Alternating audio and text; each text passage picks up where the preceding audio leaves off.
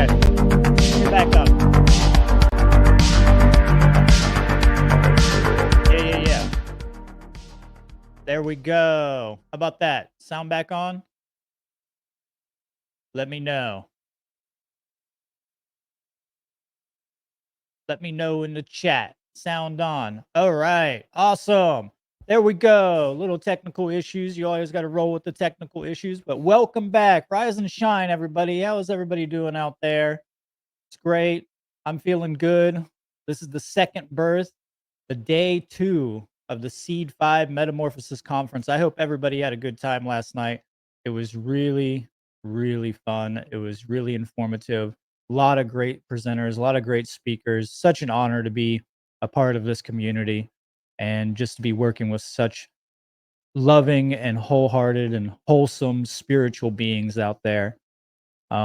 Today we have a lot of great presentations coming for you. And we also have some live performances by Grant again, who brought some amazing, esoteric, and very knowledgeable music to the table yesterday. And as always, we're here to end slavery one heart and mind at a time. That is the goal. That's the ultimate purpose for the S.E.E.D. Metamorphosis Conference, is to plant seeds of truth into the subconscious minds of individuals all around. So make sure to smash the like button, share this presentation with everybody that you can, or share this event with everybody you can. I know that some people were asking about day 1. Unfortunately, YouTube does not archive, live streams over 12 hours. So we will have that back up ASAP. I'm downloading it right now and should have it back up tonight for anybody who missed out on anything. So yeah, today we have a wonderful and good friend of mine, Leslie Powers, who's going to be speaking on some great topics. It's going to be amazing. She is a nature-loving, truth seeker, clinical social worker, and mental health counselor with a passion for holistic health and natural law principles. With a lifelong dedication to learning and inspiring others, she aims to help people lead healthier, happier, and freer lives by integrating her expertise in social work, psychology, and personal growth. She is a co-host of Dissolving the Divide podcast, which is an amazing podcast. And you can find her work at alivethrive.life. That's alivethrive.life. Her presentation today is Reviving Sophia, the feminine journey of reclaiming ourselves and the world. It's going to be amazing. I cannot wait to watch this with you guys. Make sure to get your questions ready for the Q&A afterwards. Seems like people were a little lackluster with questions yesterday. Get your thinking caps on. Come on, challenge these speakers. I want to hear some good questions, make them work for this.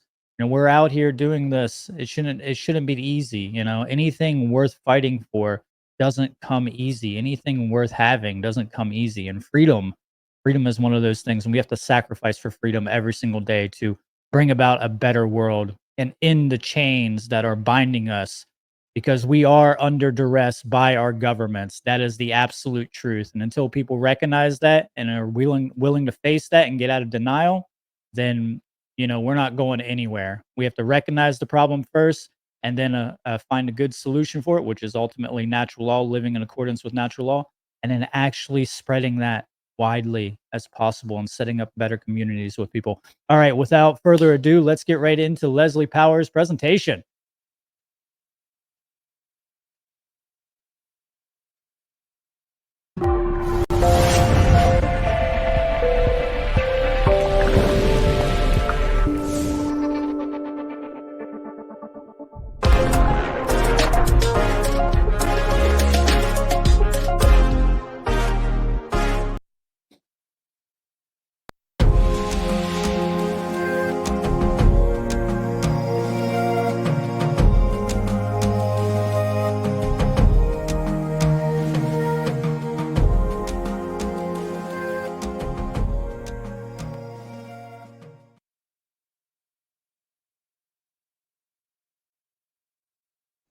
Hello, everyone. This is Leslie Powers, and I'm really happy to be here at S.E.E.D. Metamorphosis Conference.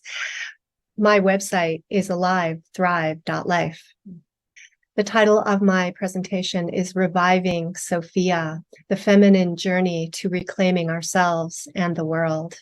Let's begin. Sophia, from the Greek Sophia, skill, knowledge of, acquaintance with, sound judgment, practical wisdom, cunning shrewdness, philosophy, also wisdom personified. Sophia in Gnosticism is a feminine figure analogous to the human soul, but also simultaneously one of the feminine aspects of God. Through her human experiences of both joy and suffering, matter and soul become united into existence. She is one of the many names of the divine feminine. Her journey is dynamic and often tumultuous. Falling into physical reality, forgetting her true origins, she often walks right into trouble. Rarely walking a straight line, she swirls and spirals like deep ocean water, sometimes like the raging rivers, and often like the peaceful pond or lake. To ascend into her true nature, she must remember that she is made of spirit.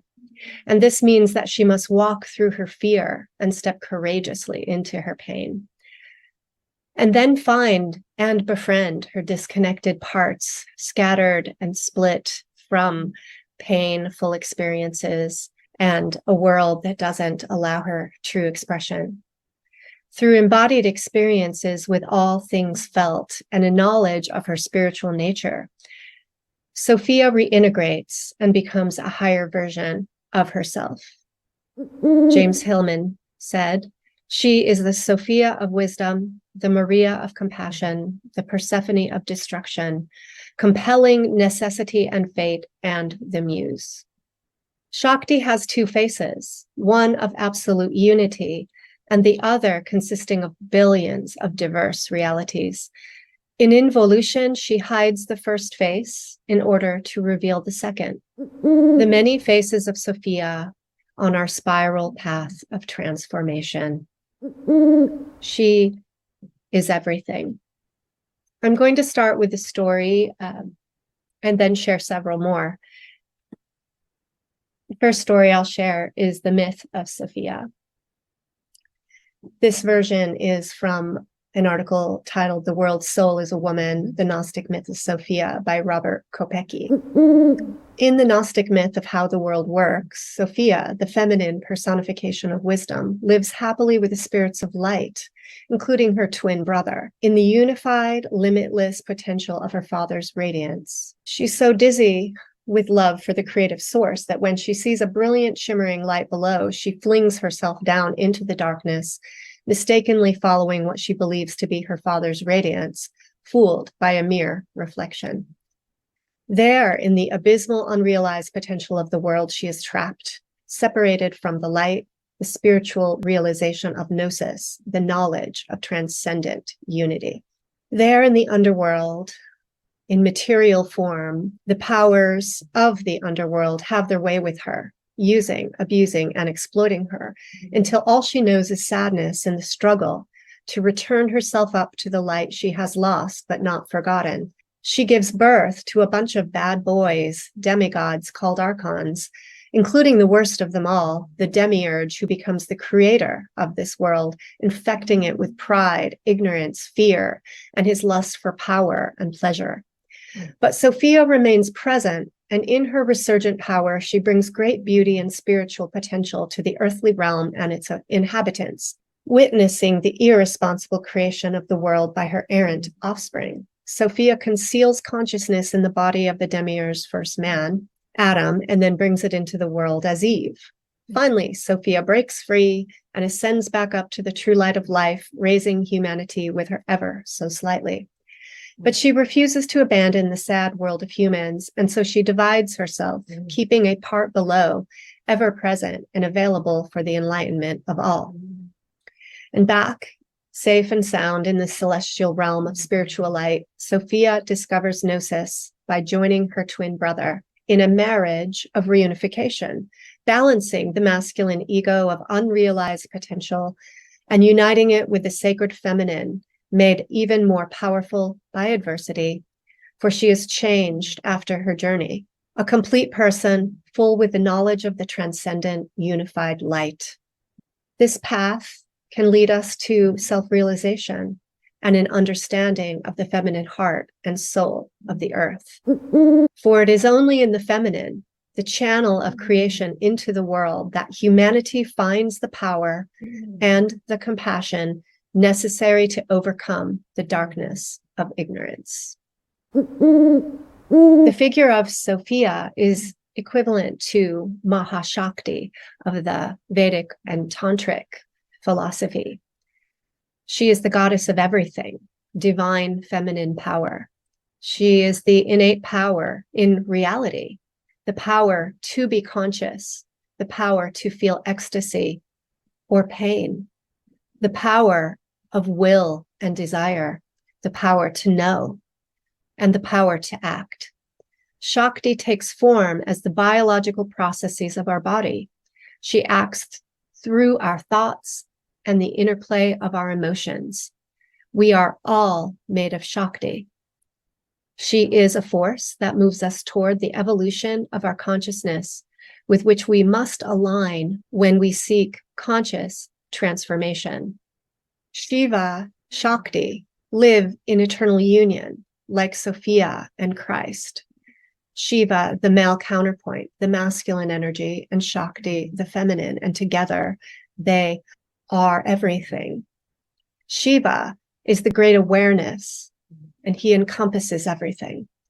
Shakti, the formless source of everything, can take form, personifications of the different energies that make up the multiple dimensions of existence and of our own consciousness. She is responsiveness. She is dynamic energy. And this information I gleaned from Awakening Shakti, a book by Sally Kempton. In Awakening Shakti, Sally quotes, "True power arises from an inner feminine source, from Shakti. Shiva is the inner masculine and is the source of consciousness or awareness. We need the stability of linear focus, the masculine quality, to merge with the feminine quality of energy. But in order to act, to stir, he must take energy from the inner feminine. He is the one that is goal-focused, while she is the energy that drives his action." There is a theme of separation versus unity that suggests that this is all about a relational dynamic. And when we talk about the feminine, very much so, it involves relationships, relationships to ourself, relationship to each other, relationship to the world, relationship to information, relationship to nature. From Awakening Shakti. The Tantric sages often say that Shakti has two faces, one of absolute unity and the other consisting of billions of diverse realities.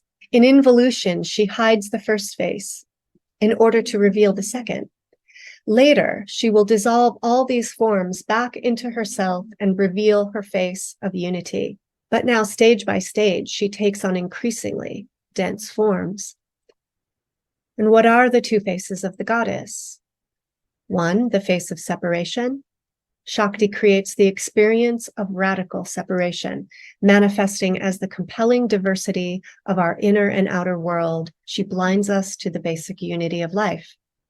Her second face is that of grace. Because it is Shakti that has created the illusion of separation, Shakti has to free us from it. We need the grace of the one from whose energy it was made. And Shiva remains outside and beyond all this, the unchanging knower, the witness, awareness that both observes and contains the dance. At every level of consciousness, the masculine and the feminine, Shiva and Shakti, steadiness and dynamism, awareness and bliss, stability and transformation, being and becoming, complete and complement each other. Here we recognize the goddess is in everything, and this will help us to pop out of our trap of polarity. We are not just matter, and we are not just spirit.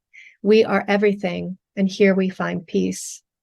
Healing ultimately comes from the integration of all our parts, the integration of the masculine and feminine, the integration of the steady and the dynamic. To integrate it requires an attitude of curious acceptance and calm understanding. From this place where unconditional love presides, those wounded expressions will settle down and transform. There are uncountable goddesses in the mythologies from around the world that echo universal themes, including the story of falling from grace and descending into the underworld before rising back up into wholeness or embodied wisdom. The bigger-than-life goddess personas are beacons of knowledge about aspects and potentials of ourselves. They demonstrate the warnings of how we can devolve and the wisdom of how to evolve, the wisdom of how to create unity or how to separate. And with every form we take, there is an impact on the world and a consequence. The vicissitudes of life and death, with its many hardships, help shape who we are. We fall into heartache, depression, anxiety, shame, isolation, loneliness, confusion, addictions, resentments, immobility, self-condemnation, cruelty, addictions, and insanity. These hardships often catch us off guard and spiral us into personal crises. These events serve as opportunities or initiations with the potential to propel us back up into wholeness, complete with our new wisdom. With courage, we can face our darkness, and the many faces of the goddess can help us along this journey. She is in you, and you are in she. So we have some themes to contemplate. In the story of Sophia, we see that she is quite innocent in her love for the divine. There's a naivete to her story where she misconstrues the light, takes a blind leap of faith, only to be fooled and to fall into darkness. Now, we all have blind spots in our life. In fact, we're all born innocent. And it is only through life experiences that innocence fades. But it doesn't happen all at once, typically. So there's a process here, and it's not a straight line or a straight path. It is a spiral path. And while experiencing life, we move forward thinking that we have learned something, and we make choices, often to be shocked about the blind spot that we didn't see. And often, we think we know something when we really don't, because our blind spot is darkening the truth just behind it. We become ignorant of what's really going on around us. And there are, as Sophia demonstrates, tricks of perception and inversions of what is true. Sometimes we look at a thing thinking it's one thing, but it's really another. Sophia describes her disconnection from her wholeness. And when she fell into this underworld, she was confused. There was a lot of chaos going around, and she was pulled right into it. She became disconnected. Violation of the feminine, the violation of Sophia, and the using and abusing of her innocence and her formlessness turning into form through their abusive actions. So there was a great exploitation of the feminine. And there were a lot of negative consequences. She had to deal with the fact that she was the mother of these evil dudes, and she was changed by these experiences in a variety of ways. Her story is one of triumph, one of breaking out of the wrongdoings and the irresponsibilities into a harmonious place. But she was motivated by her pain and her suffering. She was motivated by the lack of light and the darkness that she was in. She had a vague knowing that there was something more to her than this material realm of pain and suffering and joys and, the circle game that we experience from day to day. And that was a motivation for her to reunify, to become whole by finding a sacred masculine energy. And without him, her life is a struggle. So she rediscovers her spiritual nature, recognizing the transcendent unity, the spiritual union of feminine with masculine. So like Sophia, we all become lost and we drift off course.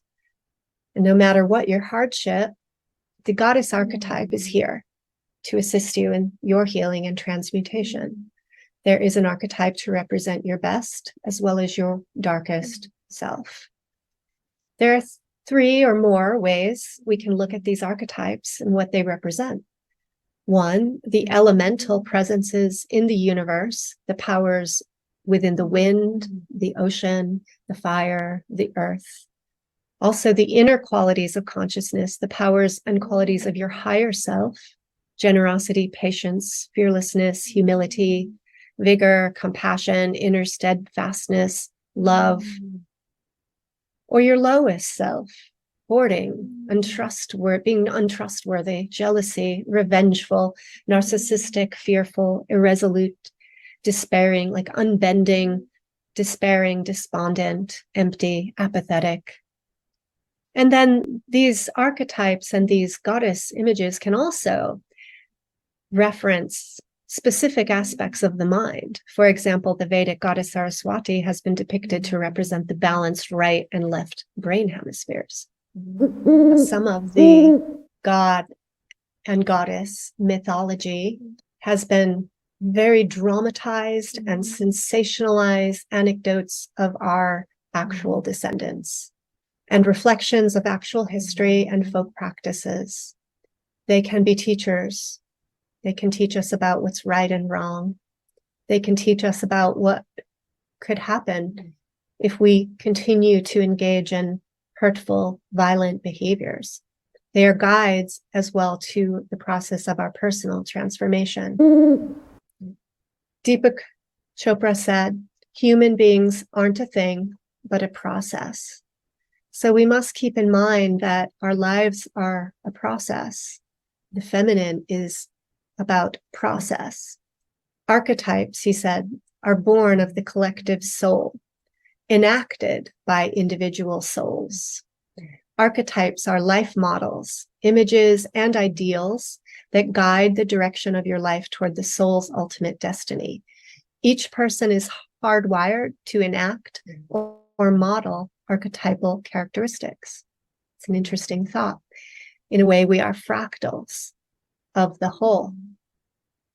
In the story of Sophia, there's a part where she also has some compassion for the earthly figures below, and she takes parts of herself and she gives them to every human on earth so that they can have this knowingness of spirit within them, so that they, on their journey and their search, find it and know their origins.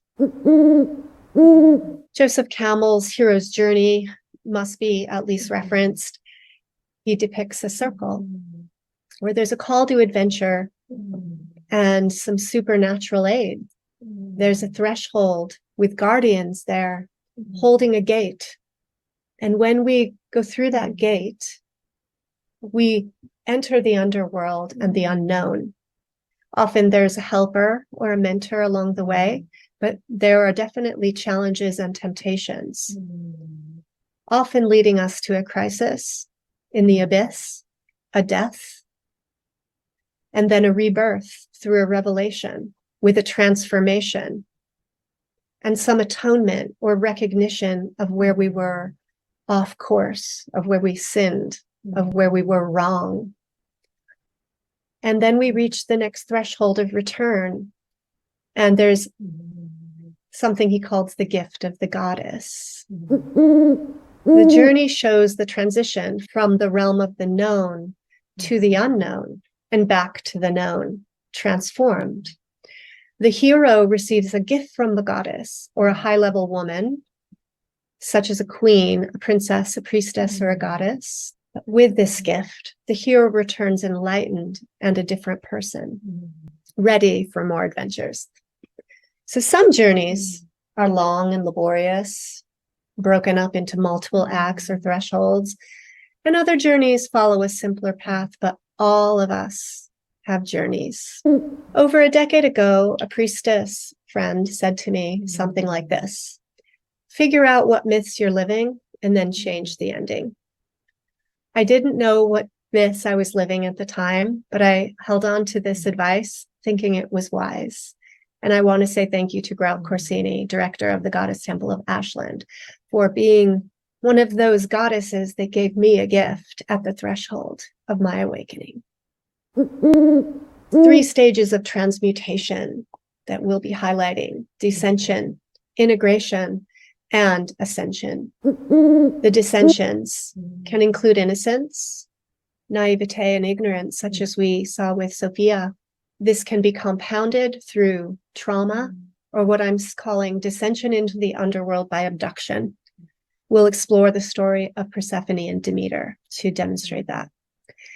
And then we see the story of Inanna in Ereshkigal, where she enters the underworld by conscious choice to do her self-work.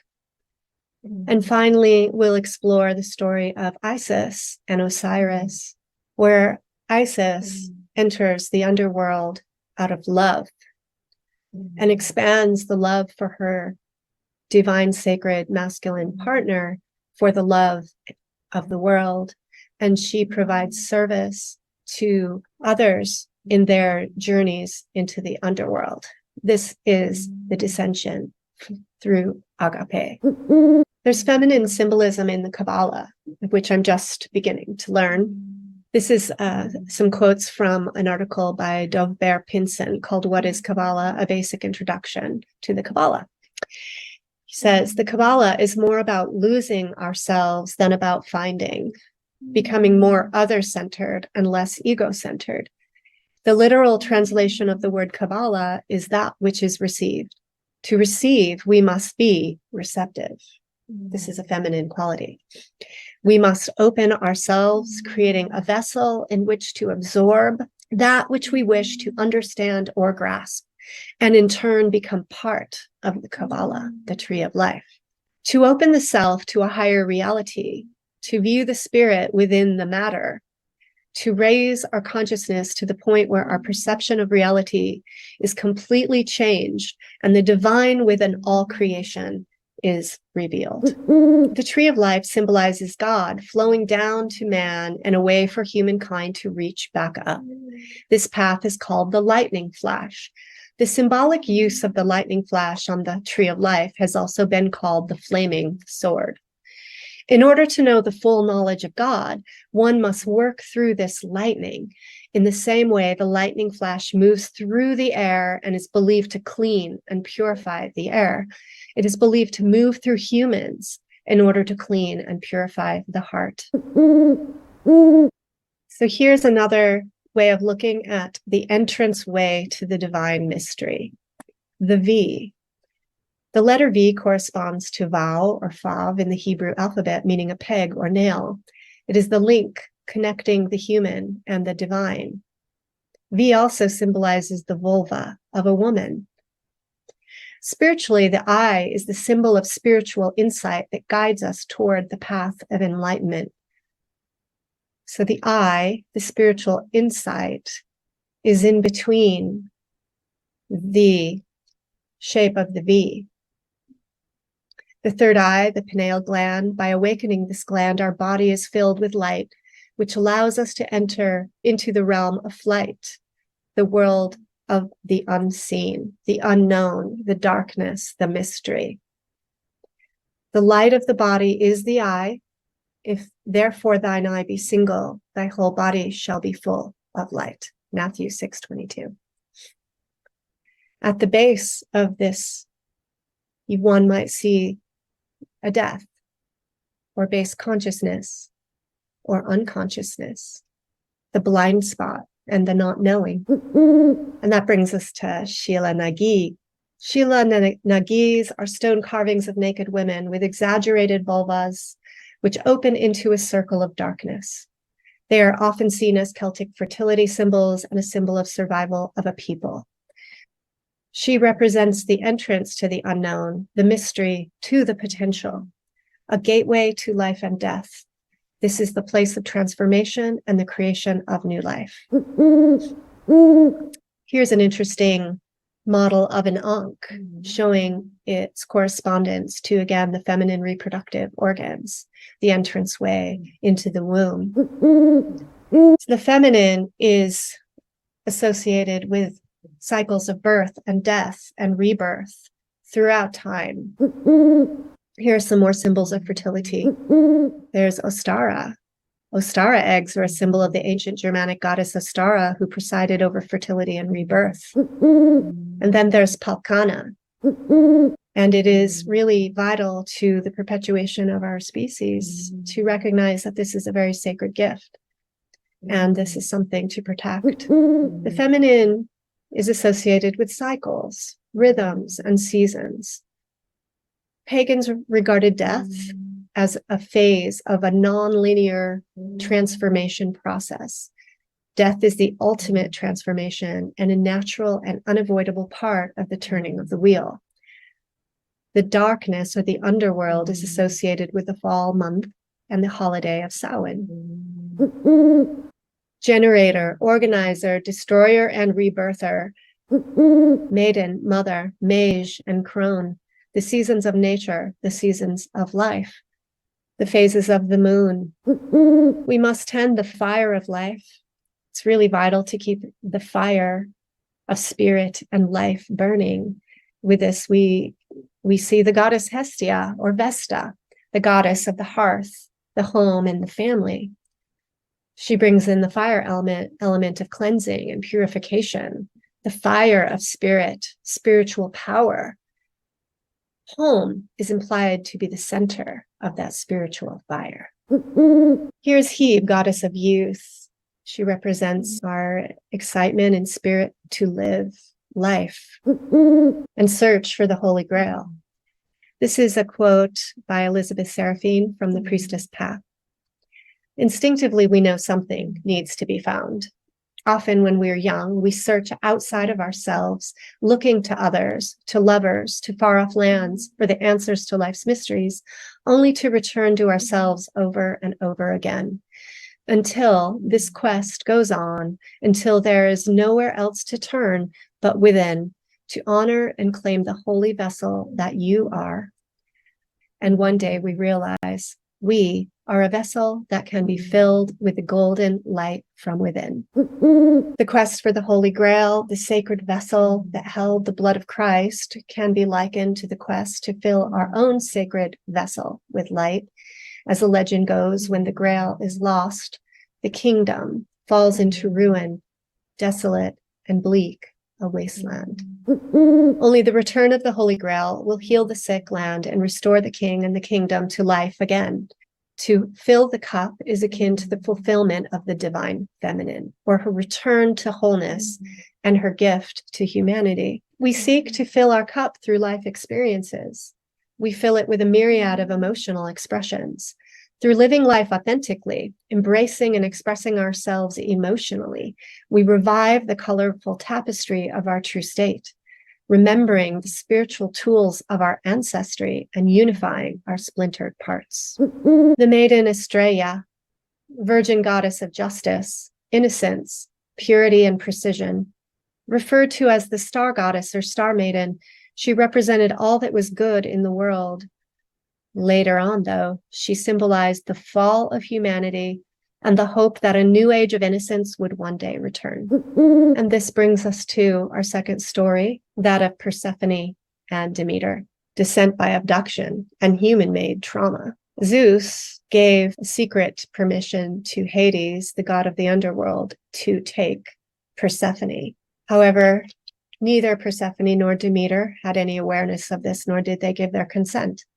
One day, Persephone is in a meadow communing with some flowers, with some nymph friends of hers, when all of a sudden, out of the ground comes a chariot of black horses driven by Hades, shocked and Afraid, she doesn't have time to run before Hades grabs her and starts dragging her down into the underworld. The girl screams loudly for help. Hecate, the goddess of witchcraft, and Helios, god of sun, hear her cries, but do nothing. Her mother, Demeter, also hears her screams, but she's too far away to do anything about it. Demeter is terrified. She asks for help, but nobody can tell her. And she's angry, and she's distressed and distraught, and she cries and wails, and she becomes angry, wandering over the earth with torches in her hand, looking for Persephone. She doesn't eat, she doesn't bathe, and so the earth begins to dry up. Demeter decides to go ask Helios, the sun god, since he's up in the sky all day and he basically sees everything. Helios ends up telling Demeter the whole situation. The sun god actually tries to let Demeter know that she should leave matters well enough alone. She should be passive, that Hades will be a good husband to her. And he's an important and powerful deity. Don't get him mad. Well, Demeter doesn't care about that. She's more sad than before, and she's furious with Zeus, and she vows that she will not set foot on Mount Olympus, and that she will not let anything grow on earth until she sets eyes on her daughter again. As a result, a terrible famine assaults the earth, and people are starving everywhere. It's spreading around the whole world, bringing misery to everyone. Seeing this, Zeus sends Hermes, the messenger god, down to the underworld to order Hades to let Persephone go. Hades slips some pomegranate seeds into Persephone's mouth and tricks her into eating them.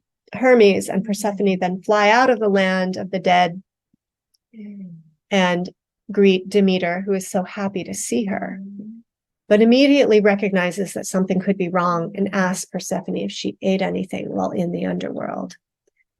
And it turns out that if you eat something while you're down there, you generally have to stay there forever.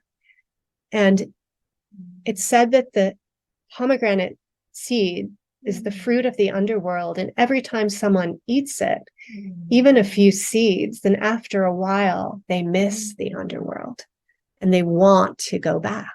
They yearn to go back. So Persephone reveals that Hades tricked her into eating these seeds, and Demeter is completely in despair and anger and rage, and she says that nothing will ever grow on earth again. And just then Hecate shows up and a deal is brokered, and it's decided that Persephone only has to go spend part of the year in the underworld so that the people of the land do not starve. They convince Demeter to allow the plants to grow and the flowers to fruit. And she reluctantly agrees with this, but says that when Persephone is in the underworld, nothing on earth will grow.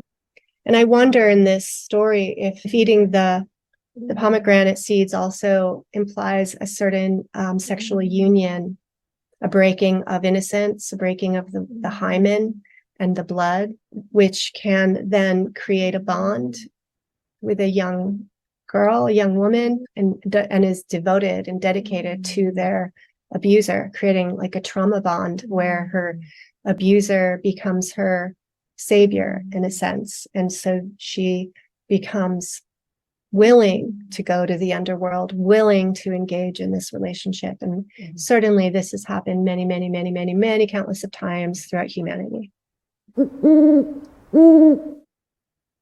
There's so many traumatic events in the mythology of the gods and goddesses. Hera was raped by her brother and later husband Zeus. Ora raped by Dionysus while she was drunk. Demeter raped by her brother Poseidon in the form of a horse when she was trying to escape from him. Europa abducted by Zeus in the form of a white bull, then raped, resulting in the birth of Minos. Medusa raped by Poseidon. Cyrene raped by Apollo in the form of a wolf. There's a poem that I want to read. It is called The Way It Is by William Stafford. There's a thread you follow, It goes among things that change, but it doesn't change. People wonder about what you are pursuing. You have to explain about the thread, but it is hard for others to see. While you hold it, you can't get lost. Tragedies happen, people get hurt or die, and you suffer and get old. Nothing you do can stop time's unfolding. You don't ever let go of the thread. And I see this as the thread of principle that will help keep us on a path of truth and right action. And the more of us that do that, the freer we become.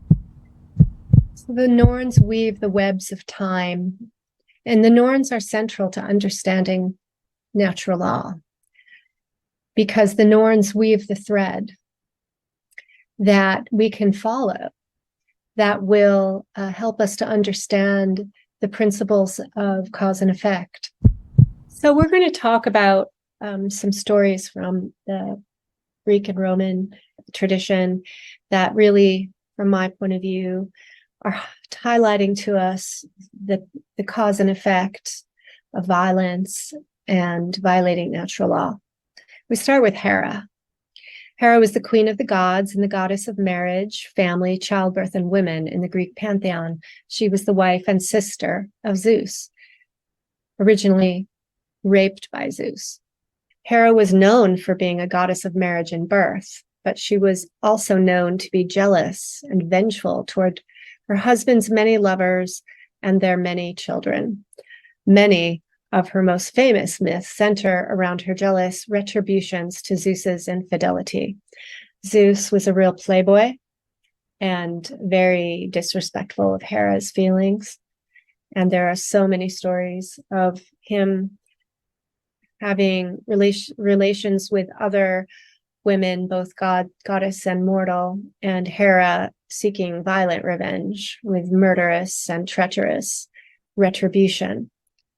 Hera had many powers, including mind control, driving people insane, altering the weather, shape-shifting, and turning people on Earth into animals or even monsters.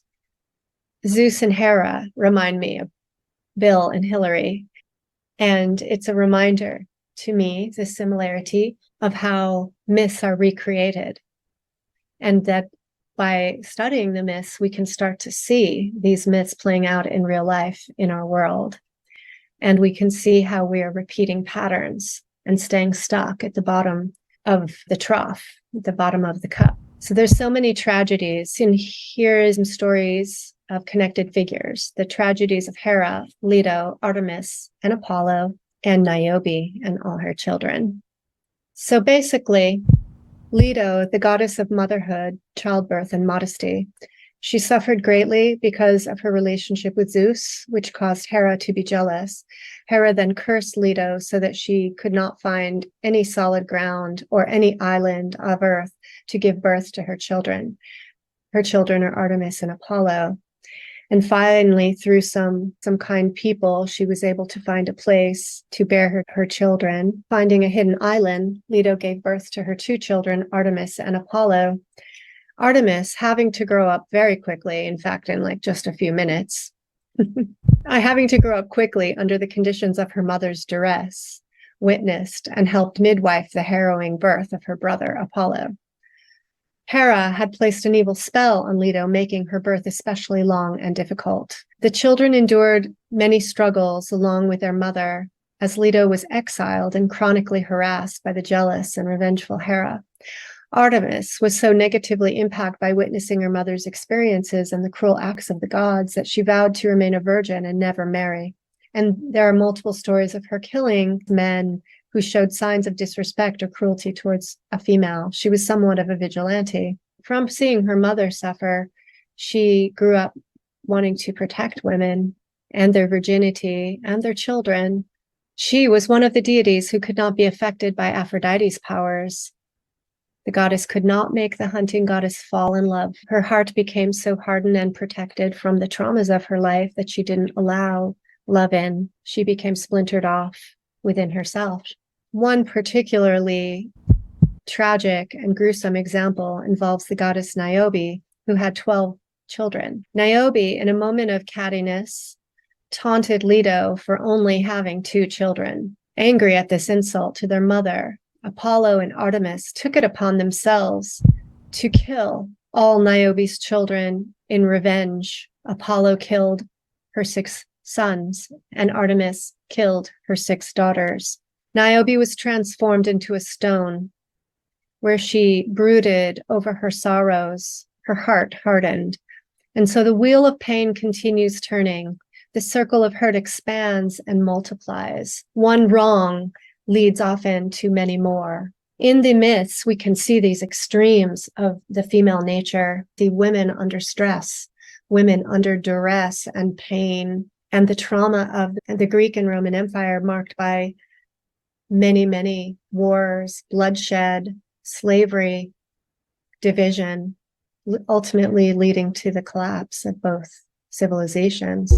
And there is a rippling effect of all of that violence when we look at these stories of women, including some very ugly ones. And I bring this up because I think it's very convenient to focus on the positive aspects of the feminine or romanticized version, and bypass the acknowledgement of women's participation in the evil.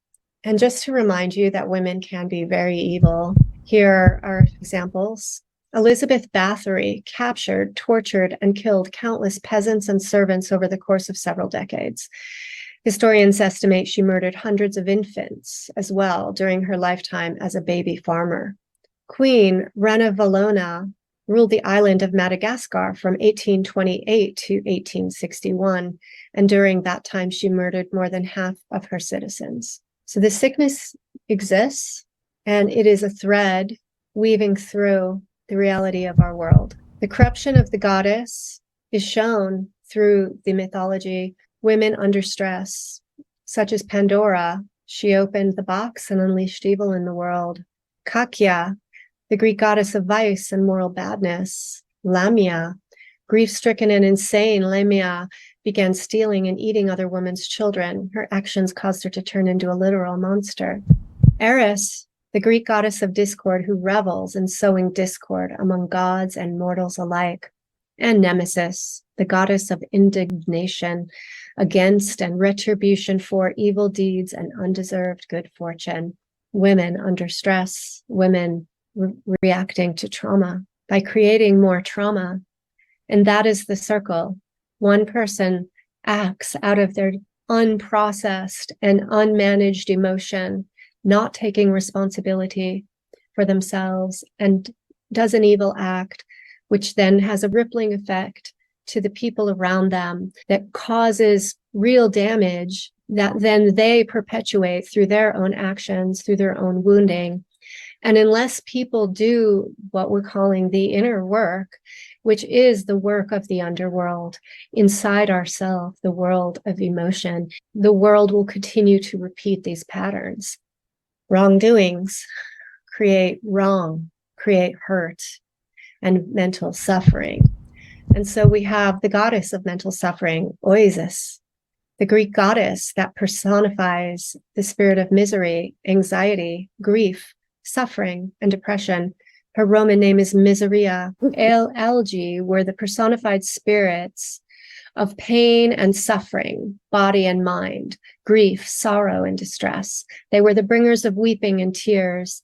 The algae were related to Oasis, the milder spirit of misery and sadness, and Penthos, the god of mourning and lamentation.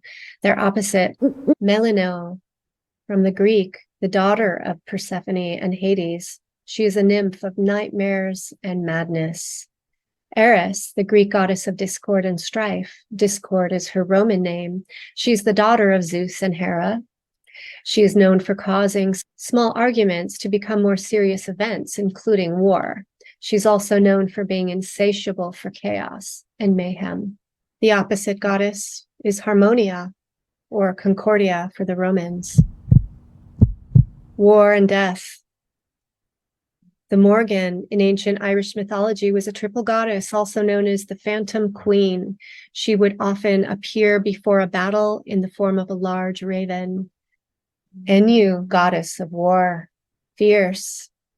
And then the Keres were female spirits or daemons of violent or cruel death, including death in battle, by accident, murder, or ravaging disease.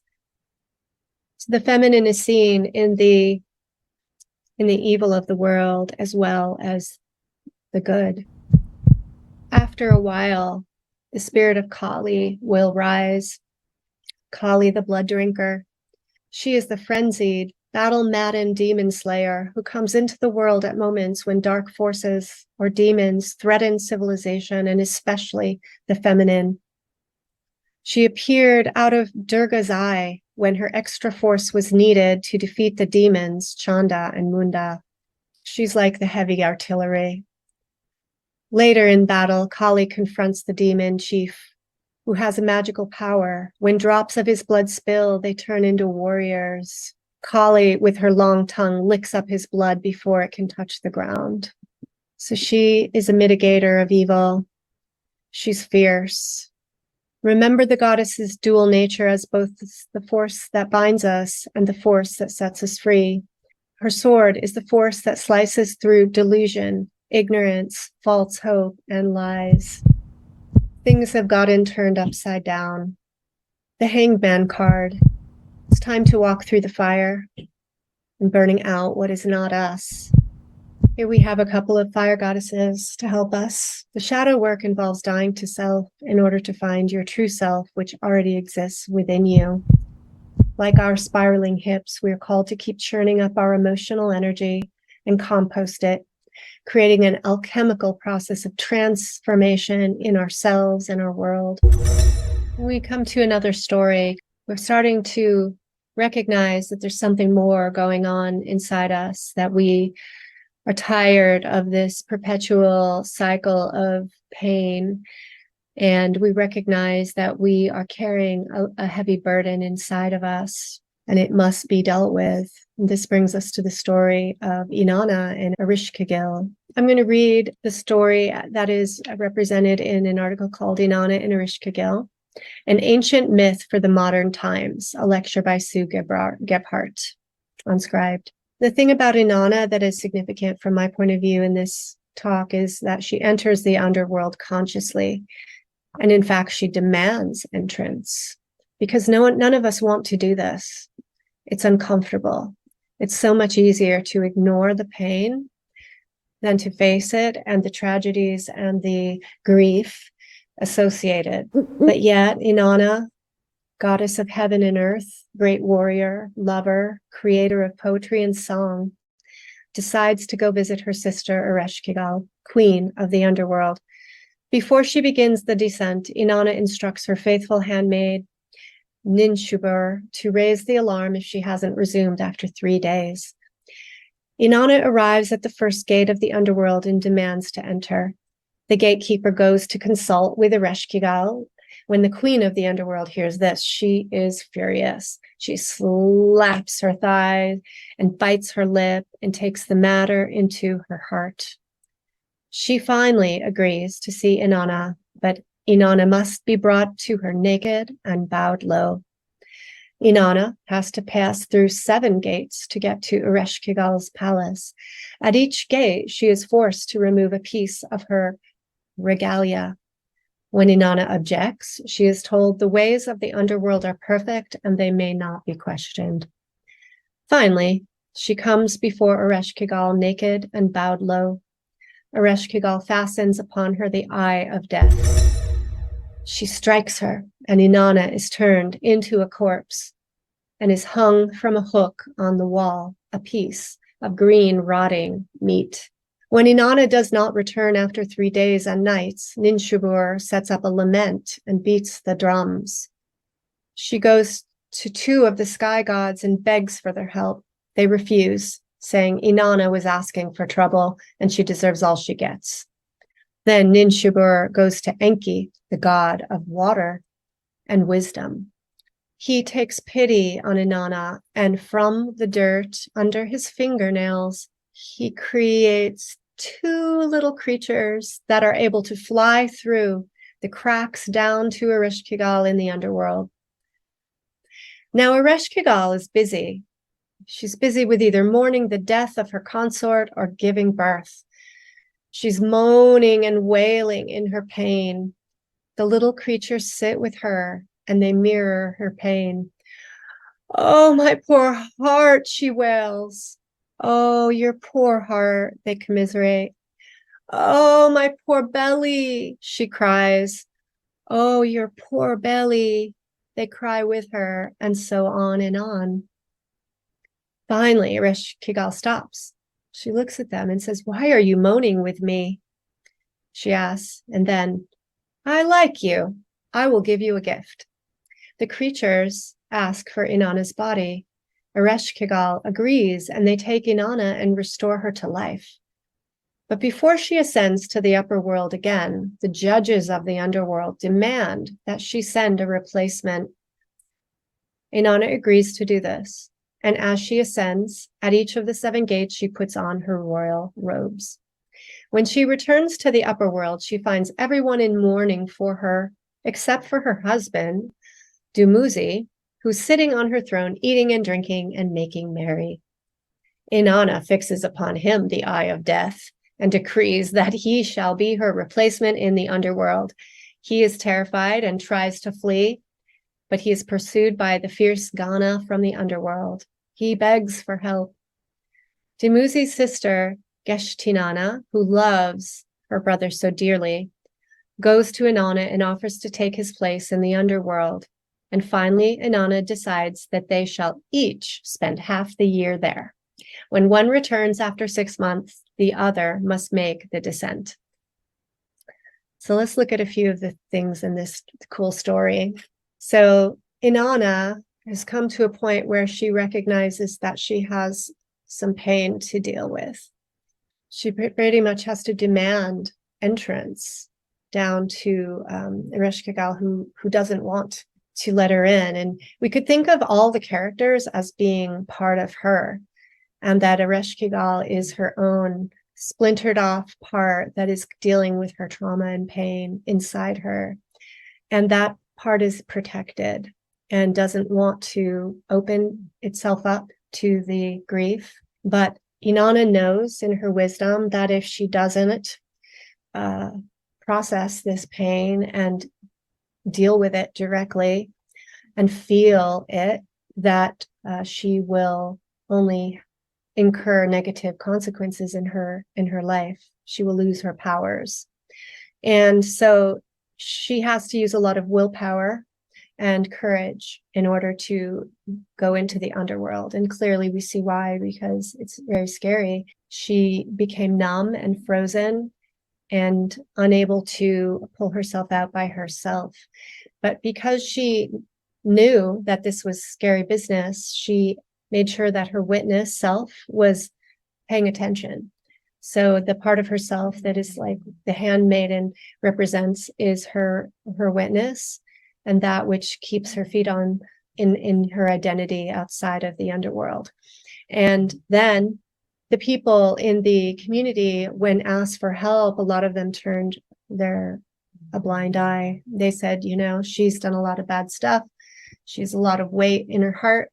It's her own deal. I'm not going to help her, which is a sad reality. And so Enki, who is a wise god in this story, the god of water, feminine symbol, and wisdom, allows her an opportunity to become free. And he takes the dirt from under his fingernails to create these 2 little creatures that basically represent the empathy. They represent the mirroring her pain, mirroring the emotional pain is very powerful for healing. And their commiseration just softened Ereshkigal just enough to let Inanna go, to release her, transformed. Now, what was it about the dirt under the fingernail? I think that it represents earth and grounding. It's the power of being grounded as a human, of being reminded about the value of life itself.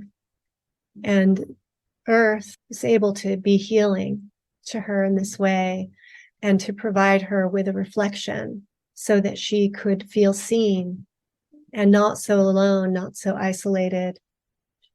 After her mourning was complete, she was able to go up transformed. And so when she got up, she saw her husband differently.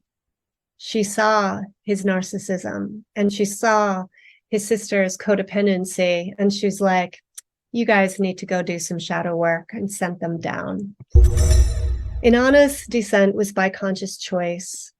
She was prepared and had forethought. She kept a guard or witness. She willingly stripped off her clothes and power symbols. She stepped away from her earthly identity to enter the halls of the underworld to face the unpredictable and raging emotions of her sister, the queen of the underworld. Removing her garments is taking off our roles and identities in our earthly life.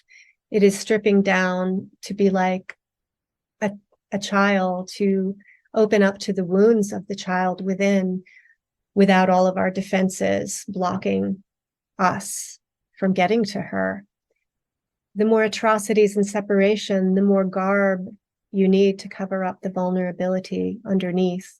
The more intentional and demanding you must be to go into the underworld of yourself. Your layers of protection will resist. They will numb you from feeling the enormity of your accumulated pain. And your veils will trick you that everything is fine as you are, but don't be fooled. There's work to be done inside, and there's consequences if you don't do it. And being a queen is heavy work, and we are all ultimately our own queen or king, and this is our work. Being your own witness, it's very essential so that you don't drown in the pain of the emotional water. There are helpers along the way, such as Kali, the great destroyer, the goddess of revolution. For the really serious shit, she's the one that pops out of Durga's eye to help you out, to slay the demons, because it comes from love. And then Hel, or Hela, she presides over the underworld realm where she receives a portion of the dead. She's also a loving, nurturing mother who shows us our darkest shadow self while holding us from falling over the edge of destruction. When we feel like we can't handle the pain a second more, she's there with her dark arms wrapped around us, showing us ourselves. She's holding us there so that we don't disintegrate while we're clearing away the suffering. Be not afraid to enter into the depths of darkness, but caution, prepare yourself. The journey is not for the unprepared. The feminine in her dark form is daunting and very powerful. It is best to do some preparation for your journey, for she holds all of your unfinished pain. And beneath the surface, like the frozen waters of a glacier, of an iceberg, there's so much that we don't see, that we stuff down below: the frustrations, the anger, the worry, the rage, the hatreds, the jealousies, the guilt, the insecurity, the powerlessness. These are the emotions that when we spiral in them without transmuting them, keep us very heavy and in suffering. And it is through the process of going into the cave of the underworld, into the womb of our transformative psychological process, that we can move this spiral, get this heavy waters of the deep ocean turning and moving in the other direction, upwards towards positive experiences and positive feelings. It is a spiral path. Nate Cap, in his funnel presentation 2023, quoted, "The spiral is the bridge from the circle to the dot." And we need a bridge to rise. And it is this spiraling motion that helps us to move the heaviness of our emotions, our heavy, dark emotions.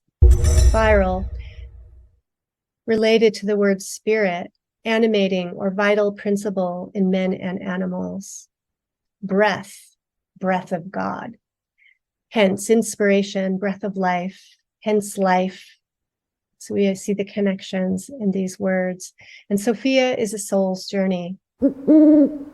Soul, a substantial entity believed to be that in each person which lives, feels, thinks, and wills.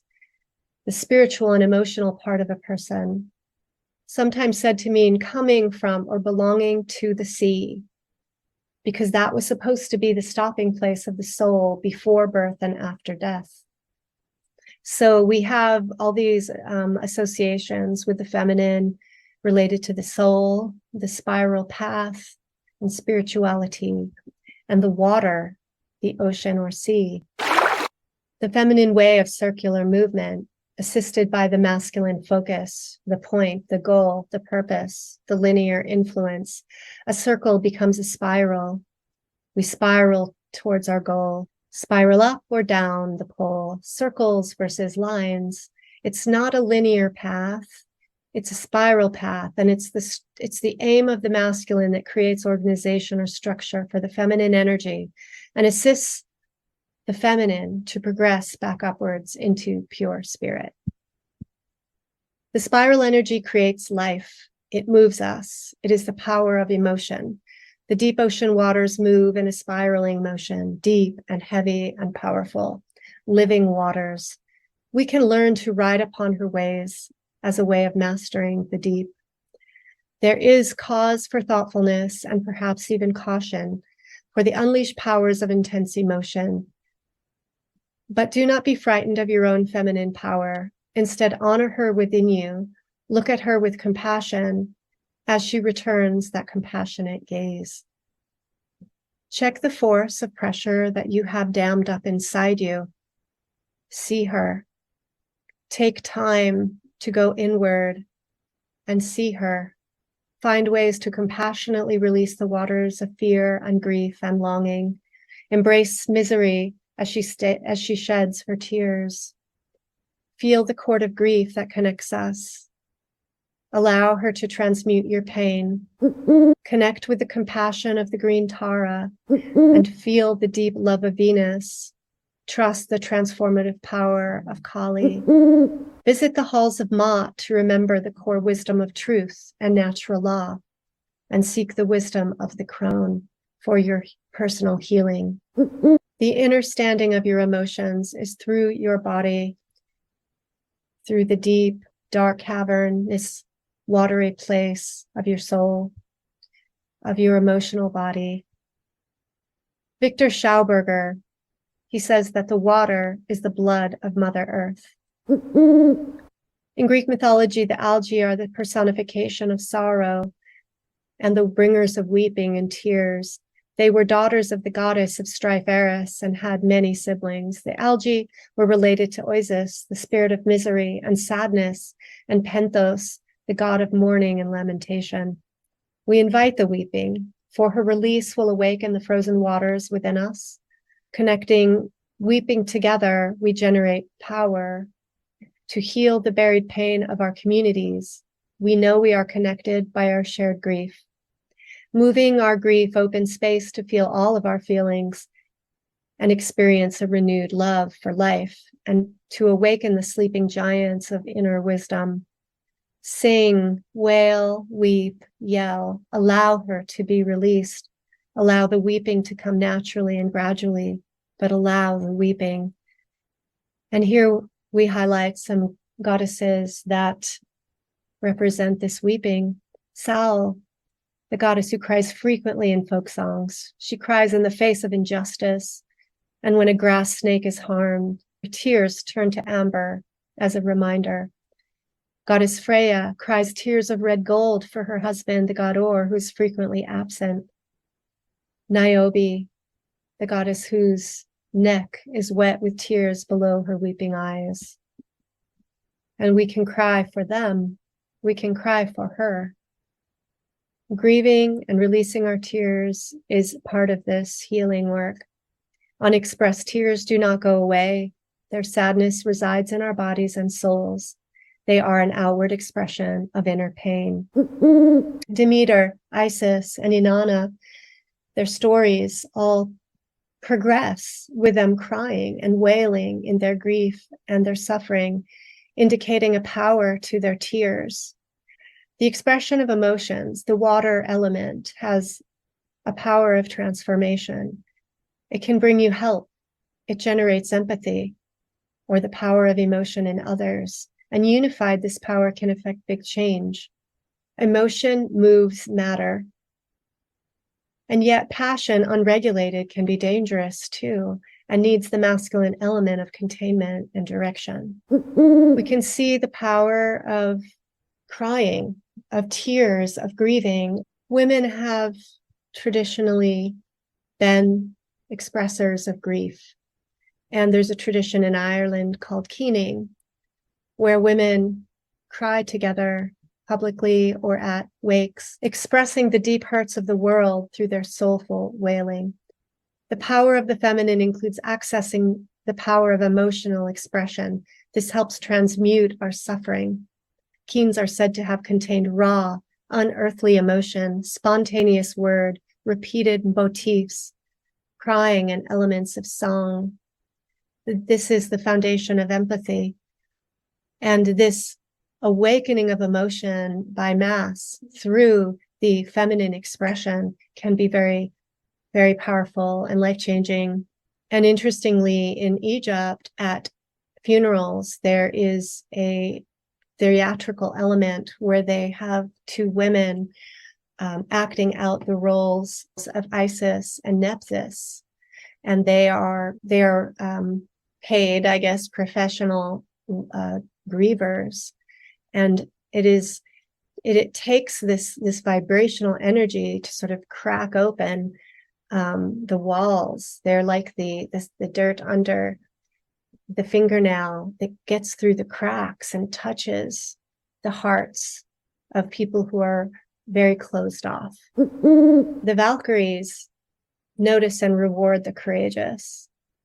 They pick up the bravest and of the wounded or dying soldiers, and they take them to Valhalla, where they recuperate and are celebrated.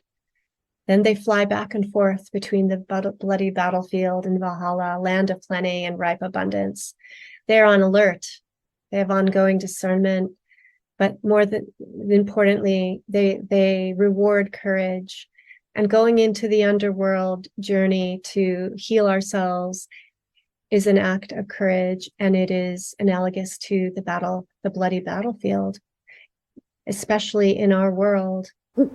So Durga, the warrior, cosmic protector, and empowering mother with 6 arms filled with sacred objects and weapons. And Parvati, the goddess of the sacred marriage, the divine yogini who embodies the power of creative will. Kali also represents the holding of strong boundaries and the use of the powerful word no. She confirms that force is sometimes necessary. For something new to be born, old structures must be destroyed, whether in nature or in society or in our personal life. She guides us to the actions and the behaviors that need changing. Because if we come up from this underworld work and we have not changed, then we have not done the work properly. But the feeling and the facing creates an integration where our splintered parts become unified. And from that place, then we can discern and decide what changes need to be made in our life. So now our final story, big story, the story of Isis, the goddess of the underworld. She represents the descent through the power of love and service. Isis, in her wholeness, helped restore the broken masculine. She recognizes women as midwives of birth and death, of healing. She's a guide for others' underworld journeys. She shows us the power of tears, the power of empathy, the power of love and service. She is the priestess and the healer. In this story, Osiris is murdered by his brother Set and cut him into 14 pieces and spread those around Egypt. With Osiris dead, Set became king of Egypt with his sister Nephthys as his wife. Isis In her anguish, she cried and wept and wailed. And Nephthys, her sister-in-law, felt sorry for her, and seeing Isis weeping endlessly over the loss of her husband, Isis, who has great magical powers, decided to find her husband and bring him back to life long enough so that they could conceive a child. And Isis, with the help of Nephthys, transformed into a bird and roamed the country, collecting the pieces of his torn apart body. She recovers 13 of the pieces, all but his penis. And this is obviously an important part to complete her mission of bearing a child. So she creates a new phallus for him. She uses her magic powers to reassemble the parts of his body and make Osiris whole again. She breathed the breath of life into his body and resurrected him. Once resurrected, they consummate their union and she conceives Horus. She hides in the papyrus thickets of Egypt's delta to hide the knowledge of her pregnancy and to give birth to him. She feared that Set would kill Horus to prevent him from ascending to the throne. Osiris becomes a mummy, bandaged and neither living nor dead. He becomes the ruler of the underworld and grants people life after death. Isis becomes queen of the underworld and dedicates her life to helping others come back out from the underworld. And Horus one day becomes king. So this is a story of love. It is a story of valuing the sacred masculine. It is about recognizing that we're in this together. And it shows that the divine feminine has a healing influence on the masculine. And she represents agape, the love of all humanity and the valuing of all people. And it's really reflects the value of family, of home, of hearth, and of children, and the Trinity that creates life. She's the high priestess, the guardian of the unconscious, and beckons the traveler to the world within. She represents the contemplative study of your inner world, as well as nature and spiritual mystery. The high priestess location between the two pillars suggests that it is her responsibility to mediate between the depths of reality. She is the third pillar, the path between. Knowledge is to be learned from both worlds. The nighttime scene suggests that the world she protects and guards is one that may seem frightening, but she has the potential to lead us safely into the underworld and back, resulting in the growth of the self. She breathes new life into those who do their shadow work, a spiritual journey into the underworld to become transformed. She can represent the friend that sits with you when you're grieving, the therapist or counselor, the mother who holds you when you cry, or father. She is the midwife of our journey of healing, and her presence can be internal as well. You can draw upon her energy, the archetype within yourself, and be your own high priestess as you go in and do your own shadow work. And here we see another figure related to the water and who helps to empower her masculine counterpart, the Lady of the Lake. And Vivian, Lady of the Lake, appears to be based on older Celtic goddesses associated with water, such as Curidwen, who possessed a magic cauldron or kettle. She made a brew with herbs and water that would grant wisdom to whoever drank it. According to legend, Vivian lived in a castle beneath a lake surrounding the mystical island of Avalon. She raised Lancelot and gave Arthur the magical sword Excalibur, which he treasured. When Arthur was near death, she saved him by taking him to Avalon. She lives underwater in a hidden realm, causing her to be a symbol of mystery and magic. So now we're looking at the forces that help us to heal, the forces that help us to ascend and to embody ourselves fully, and ultimately to recognize our value as a spirit. Brigid or Breed was a goddess who kept watch over a well or many wells from which a prospective king had to drink in order to receive his place on the throne. The well and lake are symbols of our inner world. The feminine is most present in relationships, both our relationship to ourselves and with others. Ironically, it is in loving that we experience our greatest heartache and disillusionment. It is usually something that occurs in the context of relationships that sends us spiraling into the underworld. So the real journey involves a dynamic dance between joy and pain, and the masculine and the feminine. One woman's story is an echo of every woman's story, each uniquely formed by the energies of nature and the thread of cause and effects that impact them in their lives throughout their lifetimes and encoded in our DNA.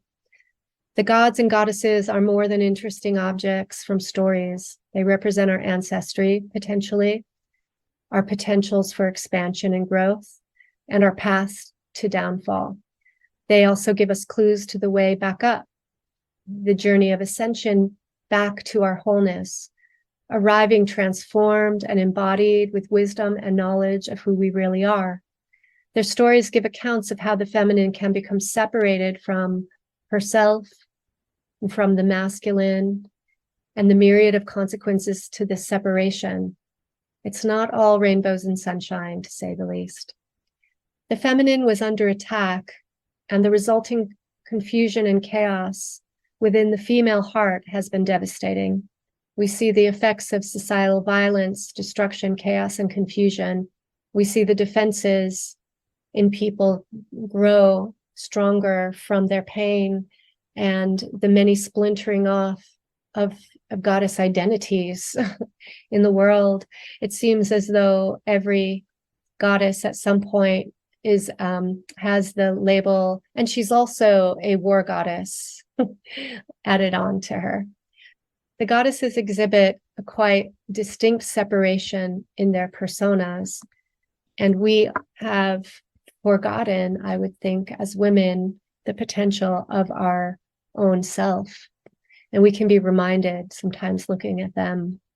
It's not just the feminine that has been attacked, but the masculine as well. When the feminine is not well, the masculine cannot be well. And when the masculine is not well, how the female responds is of great importance. We could see from Demeter that she had more power over the crops than did Helios, the sun. She was able to turn the world dark despite him. He needed her power in order for the sun to really shine upon the crops and grow the food. Worst of all, the spiral tumble into hell has turned men against men, women against men, men against women, and women against women. Who suffered the most in this hostility, chaos, and confusion? There's no human untouched by the oppression and trauma of history and the current day chaos and evil that has grown from it. And yet, who really suffers the most from this hostility? It is the children, who have been largely forgotten as the sacred beings that they are. And again, the children represent the feminine. They are innocent. Ultimately, we are to discover that we are each multifaceted beings with both the potential for great suffering, the downward fall, or great triumph, the upward journey. And that ultimately we can realize the God and goddess within each of us and return to source in wholeness. First, we are compelled to be honest with ourselves about the many ways we have, as well as our ancestors have, contributed to the destruction of good. Healing, integration, and ascension. We can turn to the crone for her wisdom, and we can look to the tools and the elements and companions of the goddess to understand even more deeply the power of the feminine, for she is the earth, she is nature. We have fire, water, earth, and air, and all sorts of animal companions: tigers, lions, snakes, birds, cows, horses, dogs, and cats, you name it. Sacred objects like cups, wells, swords, bow and arrow, books, weapons, armor, jewelry, amulets, charms, headdresses, gowns, helmets, magic cloths, veils, belts, girdles, veils, daggers, feathers, talismans, so much. We have skin markings and tattoos, sacred helpers from like fairies and spirits. We have the recognition of the feminine in the earth, for we are nature. We embody wisdom, like Mother Gaia. Like her, we are resilient and ever renewing. The goddess is in the landscape, and there are many goddesses of healing, like Ermed, also known as Ermeth, Celtic goddess of the healing arts, a member of the Tuatha De Danann, the most ancient race of deities in Ireland. And just as they did, she had a great magical powers. The herbalists, the midwives, the nurses, and all this protected by Brigid, Bridi, the Celtic goddess of spring, the dawn, and the fertility. She protected mothers and children. And of course, this story, she lost her own son and was unable to protect him. Her grief, like Isis, turned into love, where she protects the hearth. She's the goddess of agriculture, watching over the livestock, goddess of music, poetry, and knowledge. She's linked to metalworking and smithery, metalsmiths. She's connected to the sun, the fire element. And she's also connected to the water, the wells and rivers, the healing waters. And of course, she's a fighter when need be. Live in your body, dance, learn martial arts, connect with your sensuality and your sexuality, garden, study plants and herbs, sing, ritual theater. These are healing. Goddess embodied. Homage to My Hips by Lucille Clifton. These hips are big hips. They need space to move around in. They don't fit into little petty places. These hips are free hips. They don't like to be held back. These hips have never been enslaved. They go where they want to go. They do what they want to do. These hips are mighty hips. These hips are magic hips. I have known them to put a spell on a man and spin him like a top. And this is a picture of another mentor of mine, Sedona Soulfire, who I've learned a lot from. She is Shakti in all her forms, balanced and wise, as well as imbalanced and chaotic. She is like the dynamic and ever responsive and changing energy of the natural elements. She is in you and me, unified within herself and unified with her divine masculine counterpart. We can internalize the divine mother. And then there's Lakshmi, a goddess of abundance and good fortune. She represents the embodiment of wisdom, the skills of success, the goddess of sustainability, the preserver of life. She teaches about reciprocity, reciprocal relationships, mediator, and a balancer in families. And Freya, the Norse goddess of love, fertility, and also death and war. She's known for her ability to predict the future and teach others the art of prophecy. Just as Isis cared about the divine dance of creation, knowing that both masculine and feminine are required to consummate the birth of a new reality, so can we in our feminine energy. We can, with our feminine compassion and love and patience, help put him back together and invigorate masculine strength in our world. The feminine healer can be like the Valkyries, who acknowledge the bravest warriors and assist the recovery and transition from death to rebirth. We can fly together to a place of renewal and celebration. We can bring spirit back. And like Freya, we can also receive the slain warriors not chosen for Valhalla and assist in their healing through love, truth, and beauty. For without both forces of feminine and masculine, we do not have life itself. And to live well in this physical existence, we most definitely need each other. The last thing I want to emphasize are the goddesses of justice and sovereignty. And there are quite a few of them as well. I'm going to focus on Ma'at, the goddess of truth and justice and conception. She's the goddess of balance and order. Okay. She stands for that which is straight or true. She personifies cosmic order and harmony. She's a teacher of natural law, and once we align to her principles in thought, feeling, and deed, our lives will reap the benefits of her wisdom. We will live harmonious lives. She is the mother of morality, and she is the guide to what is worthy. And this brings me to the word worship, which, as I was studying some of these goddesses and their horrible deeds, I was feeling sad and kind of appalled, actually, that these deities from the Roman and Greek pantheon are worshipped. And I want to make clear that I am not talking about worshiping goddesses. And I don't believe in worshiping anyone. So the etymology of worship, I thought would be interesting to look at.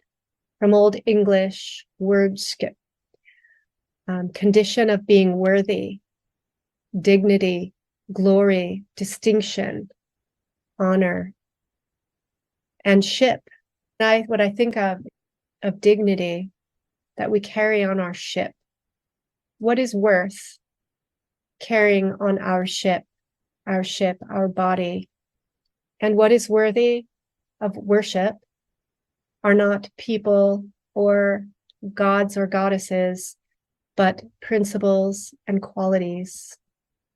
And so in our study, I think it's important to recognize the qualities and the principles which bring good, that help lighten our path, that help us to ascend and to recognize our spiritual nature, what we value, how we act, doing what's right. Is it making us light or heavy? It's hard to lift. It's hard to carry a heavy load, especially if you keep adding more weight. We need to become as light as a feather in a moral sense, in a spiritual sense, so that we can rise. Only through discipline, effort directed by wisdom and law can he rise again into the sphere of his spiritual completeness. Because of the depth of our wounds, it is sometimes hard to bear the truth of how things really are. It is easy to lose connection to the origins of our pain. These memories become occulted within us. We can look to the gods and goddesses to assist us in decoding and de-occulting our inner world through the understanding of where we came from and what we can become. They are energetic templates or portals to know thyself. Archetypes can become our mirror, our guide, our inspiration, our warnings, and our teachers. The raising of consciousness is the goal. There's a visible shift that happens when consciousness rises.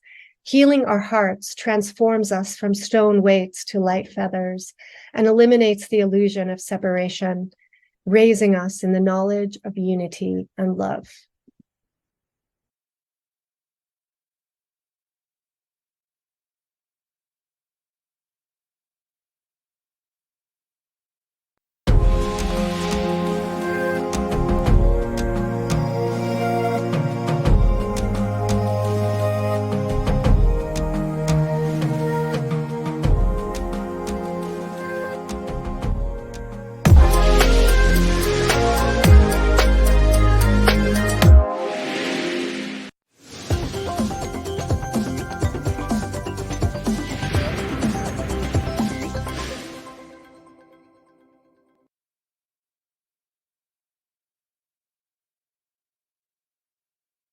Well, that was beautiful. That was just absolutely stunning. A great way to start off today. The resurrection of the goddess energy. Thank you so much, Leslie. Welcome to the table. I'm really glad to be here. Thank you, Brandon. It's exciting. I've been so nervous. Let's see why. That was I don't that was a know. home run. Oh, thank you. But stand confident in that feminine energy. You got that. That was good. There was so much work, months really of thought and ideas popping into my head, and it was really hard to integrate all of these ideas. I had like information very scattered, and this kind of, I think, unwieldy vision in my head, and there were a lot of challenges along the way, but I'm satisfied. I feel like it came together pretty well, so I'm really happy. It was a really long process of editing, and had to cut it down from a lot longer.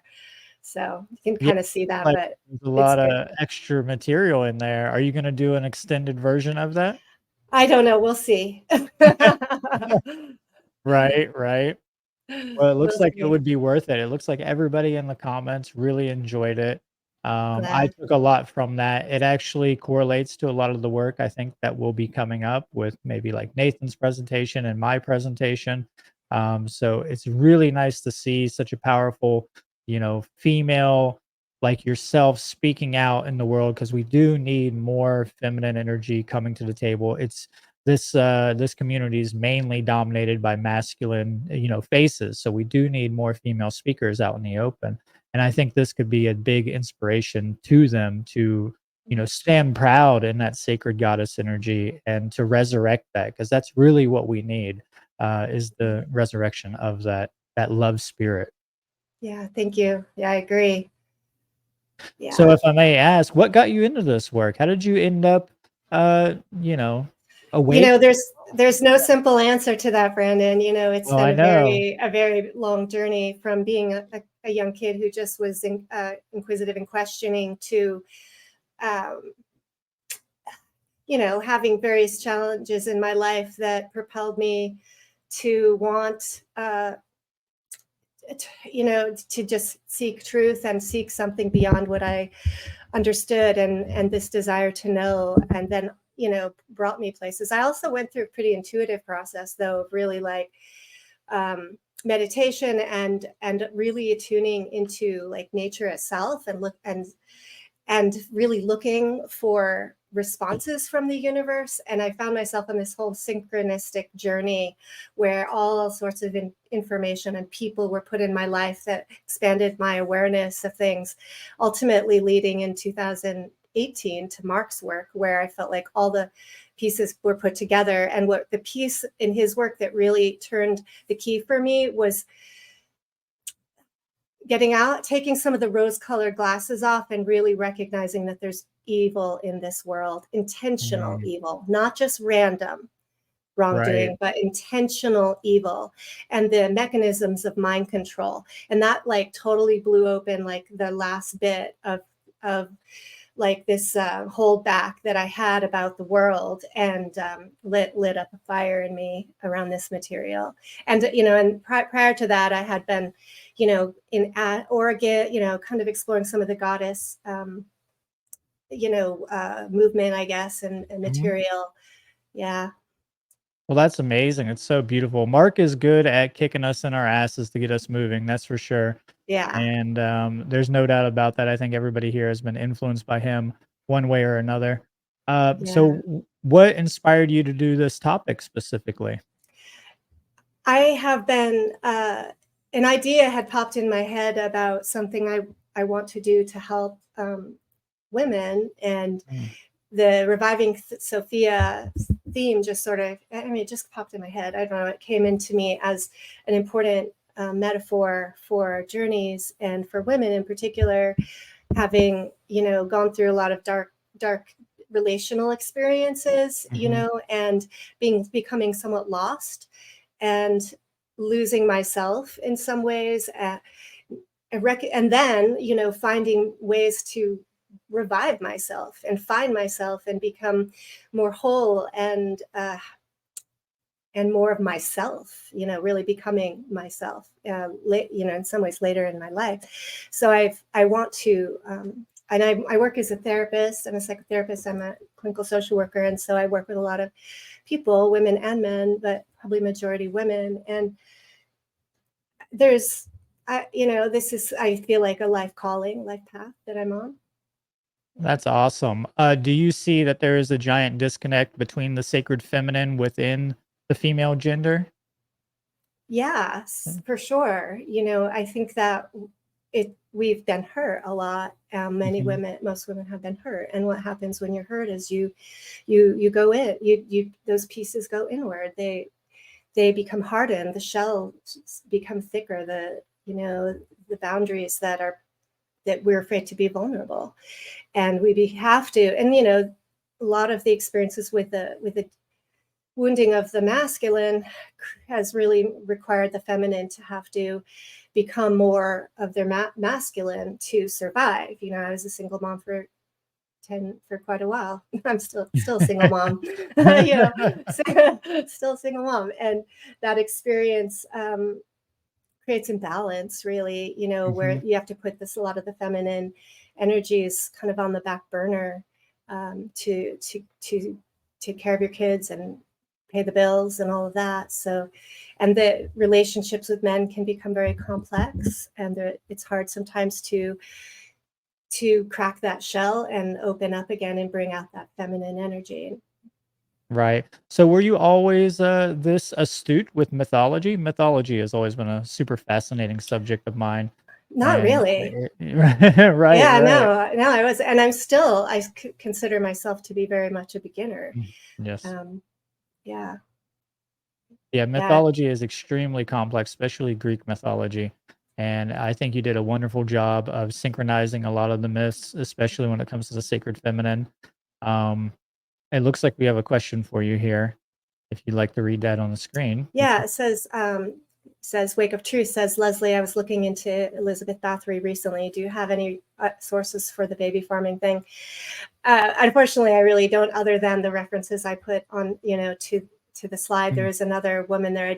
I cut out, edited that little story out, and she's another one that was part of the baby farming. But yeah, sorry, I can't help you anymore. And I don't know Heath. Yeah, the origins of Heath and Errol, I don't know. Like, again, there are millions So much. of goddesses, millions, right? And so we could spend a long time, reading and learning about them all. I think it'd be fun, for people to continue their own study in the area that they're called, and we can bring together that information. We can share it with each other.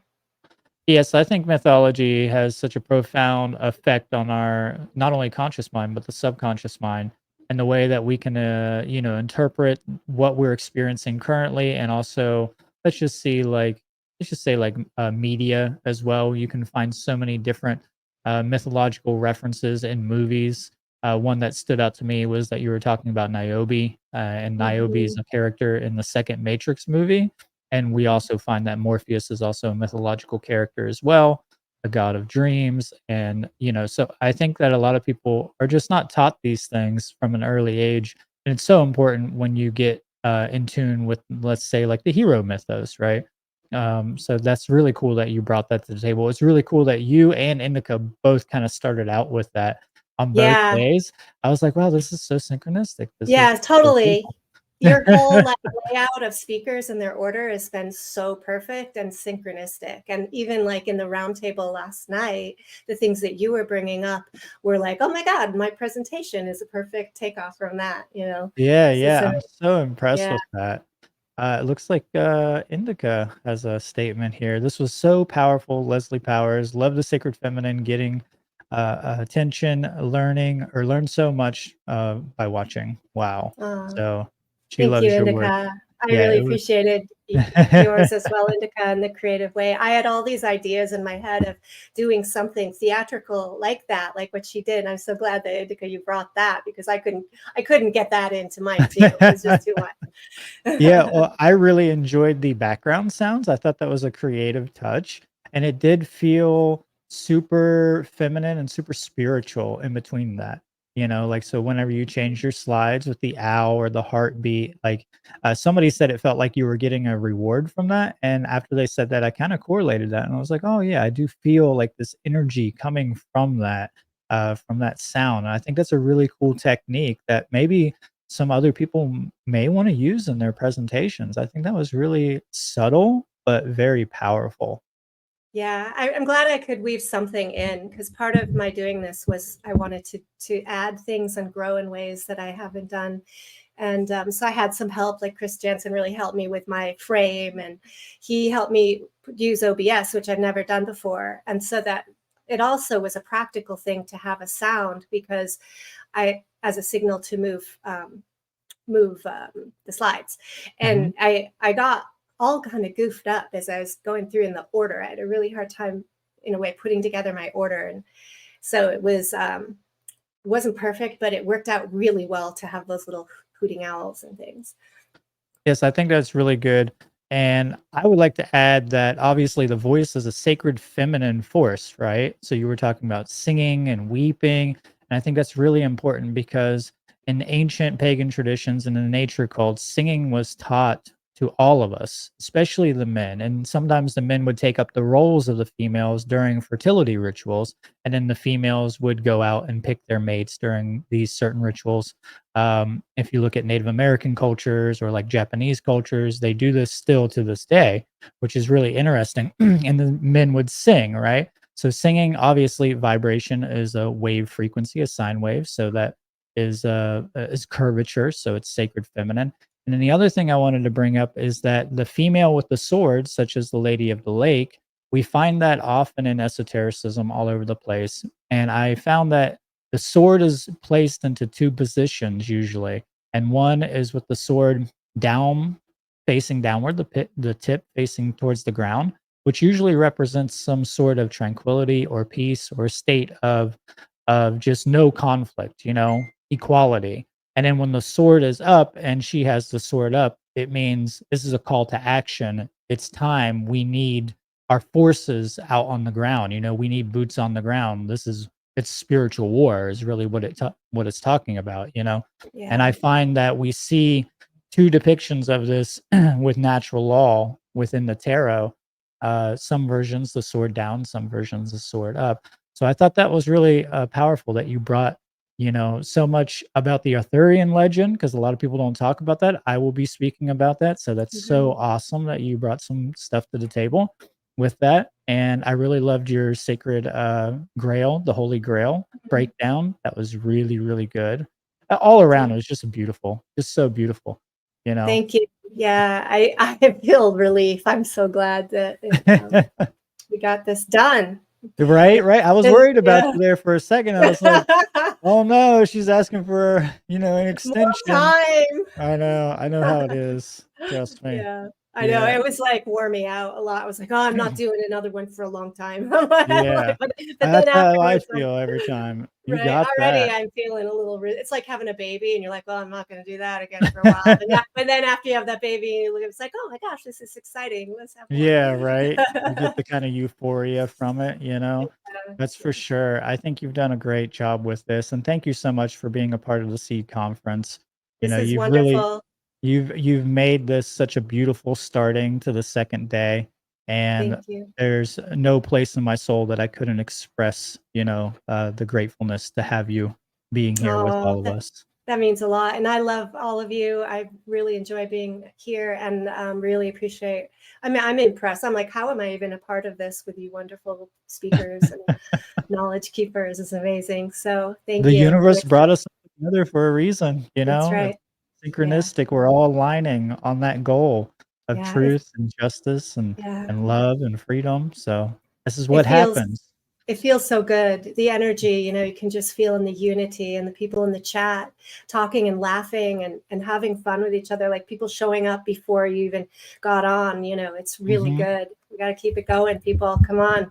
Absolutely. Keep it going. That's right. Well, thank you so much, Leslie. And hopefully we'll see some more work from you in the future. You will. Okay, awesome. Bye. Bye. So that was Leslie from AliveThrive.life. And she did such an amazing job. Such a beautiful presentation. So next, we have our musical ecstatic freaking master over here, the reggae master. I love this guy, Grant Presence, and he will be doing 2 songs for us. Super excited to have him back. Make sure you support his work. Check out his website. I'll put it down in the comments below. Let's get into it, Grant. Let's get the vibes going, man. I need this energy, Thanks, Brandon. Stoked to be here. This next song is called Reaching Humanity, featuring my soul sister, Elias Clay. It's presence and Elias Clay.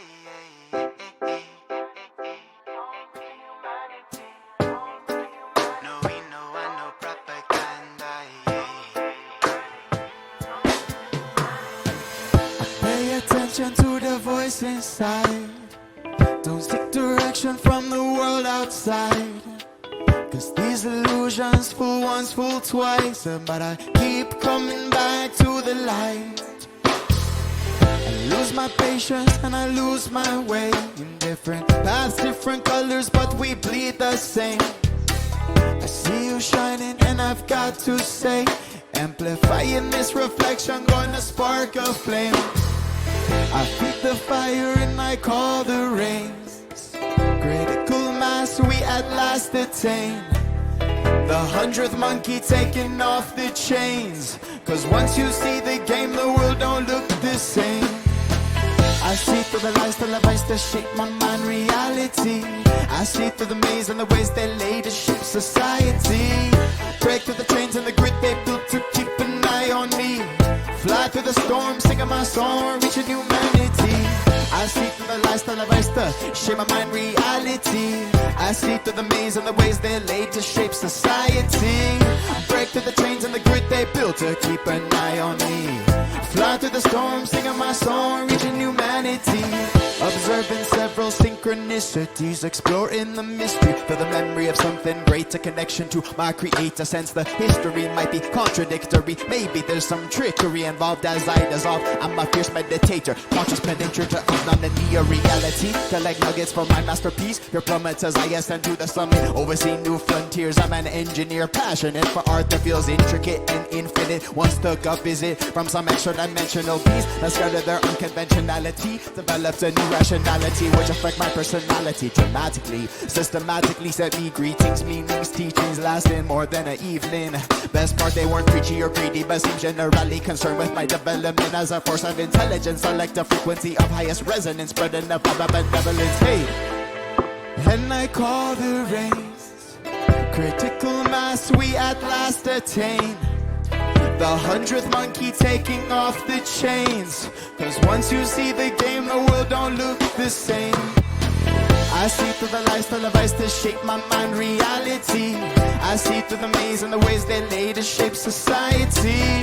Break through the chains and the grit they built to keep an eye on me. Fly through the storm, singing my song, reaching humanity. Shape my mind reality. See through the maze and the ways they lay to shape society. Break through the chains and the grit they built to keep an eye on me. I fly through the storm, singing my song, reaching humanity. It's presence and the lights play. Making music every day. I say we eat some mango and banana. No, we no want no propaganda. No propaganda at the S.E.E.D conference, you know.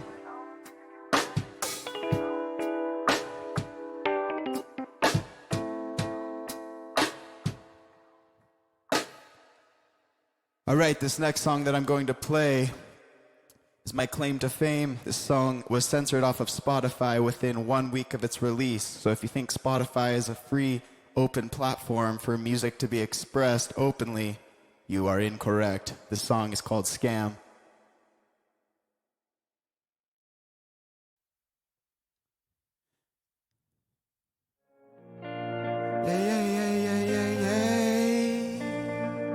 Said we're living through a scam, yeah. I said we're living through a scam, yeah. I said the COVID is a scam, yeah.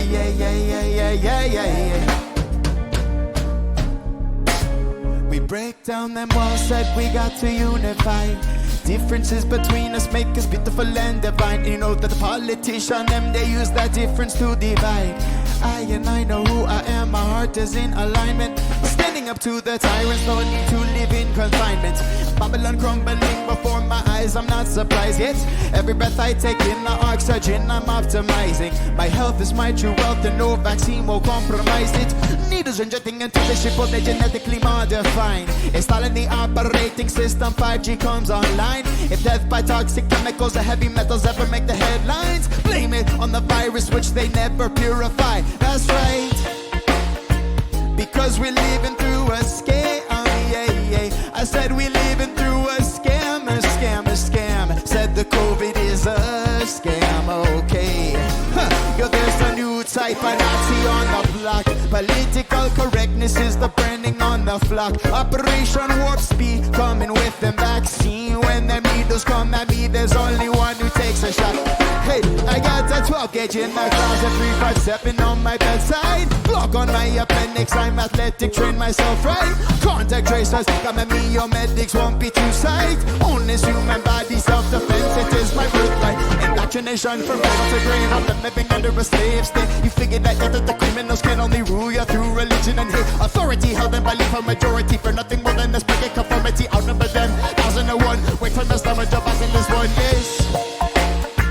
Because we're living through a scam, yeah, yeah. I said we're living through a scam, a scam, a scam. Said we're living through a scam, yo. We will reclaim, we will reclaim, we will reclaim our sovereignty. We're growing stronger, we're growing stronger each day. Hey, hey, hey. We will reclaim, we will reclaim, we will reclaim our sovereignty. We growing stronger, we growing stronger each day. Oh, yeah. Election is selection, let the fraud get your attention. Every 4 years people end up in the throne with no objection to aggression, no oppression. Violent tax collection, true democracy is each individual making their own selections. 51 thinking they own the 49, that's small rule. Dialectics to distract us, even divide, it's not cool. Time for us to each become the master of our destiny. Individual sovereignty is the way to reach society. Rise up and take the power back, yo. Rise up and take a stand for love and peace. Rise up, cause your silence is compliance. So let your word shape your future destiny. Hey, rise up, a counter-attack, yo. Rise up and take a stand for love and peace, yeah. Rise up, there's no more playing small now. The time has come to choose to be free, cause we living through a scam, yeah, yeah, yeah, yeah, yeah, yeah, yeah. And we know that no politicians control us, cause we living through a scam, yeah, yeah, yeah, yeah, yeah, yeah, yeah, yeah. We're free in our minds and in our hearts, so we living through a scam, yeah, yeah, yeah, yeah, yeah, yeah, yeah. We practice self-ownership, so we living through a scam, yeah, yeah, yeah, yeah, yeah, yeah, yeah, yeah. And you know John love always prevails in the end.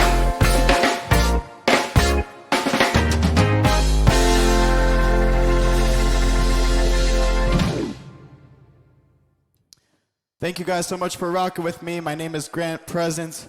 You can check out all my music for free.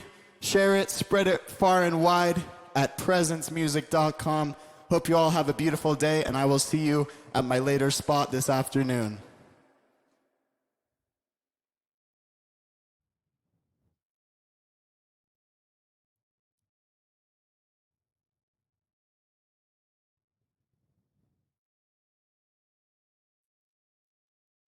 All right. Thank you so much, Grant. I don't know what was going on in the background there with those guys. I just took control. That was awesome. All right. Love that last song. You nailed it. Man, your lyrics. I love stuff where the lyrics just hit off, you know. That's the kind of music that I really, really love to listen to. Okay, so we're having a tech issue in the back. He's going to fix that. Looking forward to your next couple songs, Grant. I will make sure to share your music far and wide. I'm going to share that shit as much as I can. And you are on my website. I'll make sure to give an affiliate link on there as well for you, man, because I like to support people like yourself. We don't see enough music like that. I don't think we can hear you, but it's all right. All right, good to go. Awesome. Awesome. All right. I hope everybody's enjoying that. Hope everybody was enjoying that music. Make sure to give a shout out to Grant over here, man. He does some great work. I mean, we couldn't thank him enough for that. Very appreciative that I think it was Chris and Leia. Actually, I think Leia actually turned me on to Grant. So that's really, really awesome. So we have another great presenter coming up. His name is Brian Easterday. It's going to be epic. He presented at S.E.E.D 4. He did a really good astrotheological or astrology Vedic system breakdown at S.E.E.D 4, if I remember correctly. Oh, it's Sethicus. No, it's Sethicus. My bad. My bad. All right, I'm looking at the wrong thing here.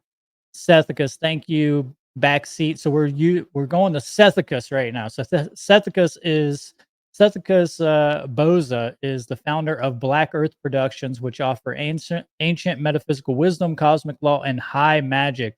This guy is an occult practitioner. There's no doubt about it. He shares so much good information. Really enjoy all of his stuff, especially the stuff on the Arthurian legend as well. You can find his work at Black Earth Productions with a Z at the end of that .com.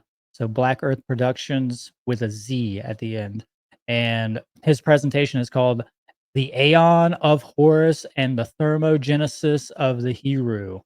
So this is going to be really intense. I really love the intensity that he brings to the table. He is all about self-empowerment, self-sovereignty, and getting in touch with the occult mysteries, which is something that I advocate for so much.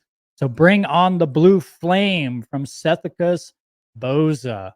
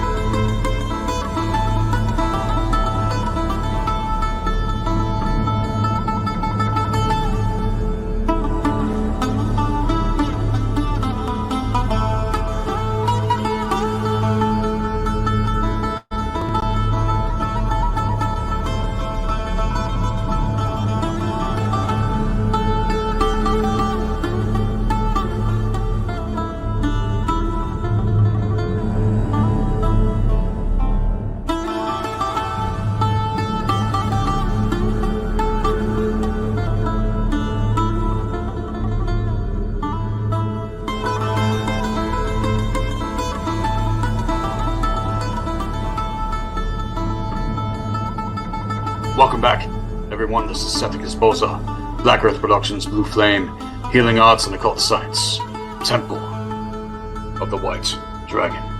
Back again on another segment.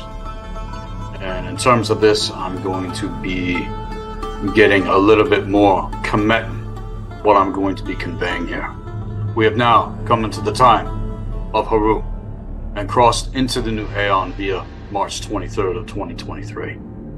It is meant to be an aeon of self-realization, and it's all about decoding the possibility of one's true character and self-actualized, manifested, as well as growing interest in all things we are here to master as humans in order to come into aeonic maturity.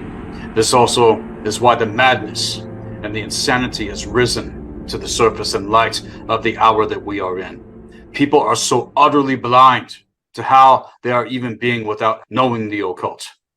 Everything that has not been dealt with, it has risen to the surface to be dealt with. And there's going to be no bypassing this. not with anyone, whether it's physical, mental, emotional, spiritual, or temporal in nature. Certain things are being amplified, and you need to pay attention to those things. Now, many of us are aware of the agendas designed to offset the trajectory of our world. Again, this is why lockdown manifested itself the way that it did, and we are still pressed up many things that have worked to prevent the transcendence from happening, despite what has been anchored in terms of the ancient future. We are quite literally at war on levels some still cannot imagine, and some would even assume that it's not going to get better from this point forward. And I could even say it's going to get even worse in context still, because to that, there are too many people that still have not a fucking clue of what is truly going on. As with others, even at the forefront, on the levels necessary in order to cross these thresholds. It's our position to stand our ground and continue to inform and keep moving forward. Into the word, Haru, unto its law and principle. It is to do what the rune ing was, which is the gateway through to the central sun of true intelligence to this. Haru is the bifrost in terms of what bridges the sun bonds recreated when the gold of consciousness is organically tapped into and integrated. As with the practical magic that is offered with the mystery school, the Nectar of Athanasia is meant to meet that process integration and greatly assists the physical body to go through this process. It is within this sigil, the fire letter rune, Ingwas, which reveals the diamond portal unto the higher force itself. Much has been discussed and even debated in terms of what the Aeon of Horus actually is. And with what has been revealed to me is that it's within the diamond heart portal that stands as the pentacle star of the four elements unto the quintessence in terms of the eternal spirit when it comes to the art and science of alchemy. This sigil in terms of the fire letter codex unlocks the tesseract, the cube within the cube, in terms of the 6-pointed star when it comes to star sequence ignitions. This, though, to the 6-pointed star, reflecting again the 1, 2, 4, 5, 7, 8, is the lockdown equation and mathematical reversal technology in terms of numerology to the checkerboard mutation that many are not getting past, let alone are they aware of it because of the high levels of ignorance that they are dealing with in context to proper knowledge and wisdom, and especially when it comes to the occult. Ultimately, this is to the point of integrating the eternal lotus in terms of star core sequence ignitions that take place within the template once the codex is activated. The goal is to reach the point of integrating the eternal lotus held to its multi-dimensional, geometric, and geomantic relevance once the lockdown is transcended. And this ultimately is what we've been cut off from, to the templating of our eternal spirits in context to the true will force of the eternal spirit to soul code, blood code essence in terms of the quintessence that permeates throughout all nature within the universe and is the substance of that which composes our cosmic and celestial bodies on a multidimensional level within our physical realm. Again, the question springs to mind. What is the true will force? How does one actually discover what the true will force is? And see, this doesn't just happen on its own in terms of an assumption. Everyone on the entire face of the earth has been programmed to the goddamn fucking hilt against this. And it takes dedication and fortitude in terms of developing the wanting to know how to discover that when it comes to the great work and initiation. Everything is available in terms of a level 1 apprentice full rights initiation into the mystery school. If you seek mentorship of the mysteries and to what that means in terms of the occult, this is not to be mistaken with some kind of inverted bullshit that people would assume that don't even know the difference. They want to assume all sorts of kinds of things about me. Well, I don't give a fuck. This is an eternal axiom to how things actually work. And given its forms and terms and all the ways that it is to make the point and action and practice. Realize that everything has its original reference. And this is to make the correction in context to being an actual magus myself in terms of teaching this for years on its own accord with me. My personal education in terms has come directly from my core intelligence and confirmed in terms of actual study and research otherwise, and also gaining access to a mente itself. And from my observations, it is the same to what revealed itself to me on its own terms. And in terms of the new Aeon, the Aeon of Horus, it's as I have been saying that I'm taking things back to the original teaching. It must also act as a principle in reference in context to fundamentals. All of this, of course, has been extremely twisted throughout the aeons. It's been case study after case study after case study I've taken on over the years. And the end result is the same with magicians that royally fucked up, let alone individuals that do not listen to right instruction when it comes to these matters. And as a rule of measure, also to the disclaimer with the mystery school that is in the Black Earth Library, we do not deal in malevolence, and we are more terrifying than you could possibly fucking imagine. They're also not so obvious. If you're fucking with that shit, then you're not a part of what has been implemented. I want to make that very, very clear before I proceed. And all of you will be seen for what you are. And everyone out there that even assumes I'm anything to do with it, you can all go fuck yourselves, or that I'm some kind of fucktarded moron. You don't even have the capacity to see it. And I don't have time to waste on willful ignorance and bullshit psychological assumptions to lies about who I am, let alone what I represent to my position. And regardless of insights to anything, few too many can even grasp to its principle unto themselves. And that's the point. And it does happen with those that do see, and it does happen with those that do hear.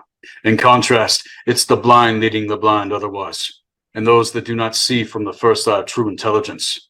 Truth reigns supreme, despite those that attempt to wield it, let alone fail in their own rites of initiation for cowardice. This has been seen countless times throughout the centuries, with far too many individuals that wanted to potentially become magicians that did not have a full spectrum perception of what it was they were even seeking. If you don't know the true history of this, then you don't even know what the fuck is really going on levels necessary in order to transcend. Because if you did know, you would hear every single word that I share on the platform. There is still not enough proper knowledge and wisdom unearthed, let alone integrated with most people to know the difference. If you know the difference and you've been doing the real work and you've been getting the fucking results, then good. We're all standing side by side onto the great quest we have all been partakers of in terms of incarnation. But we are in different times now. And you fuckers need to rise the fuck up, something fierce, and stand your ground against this shit.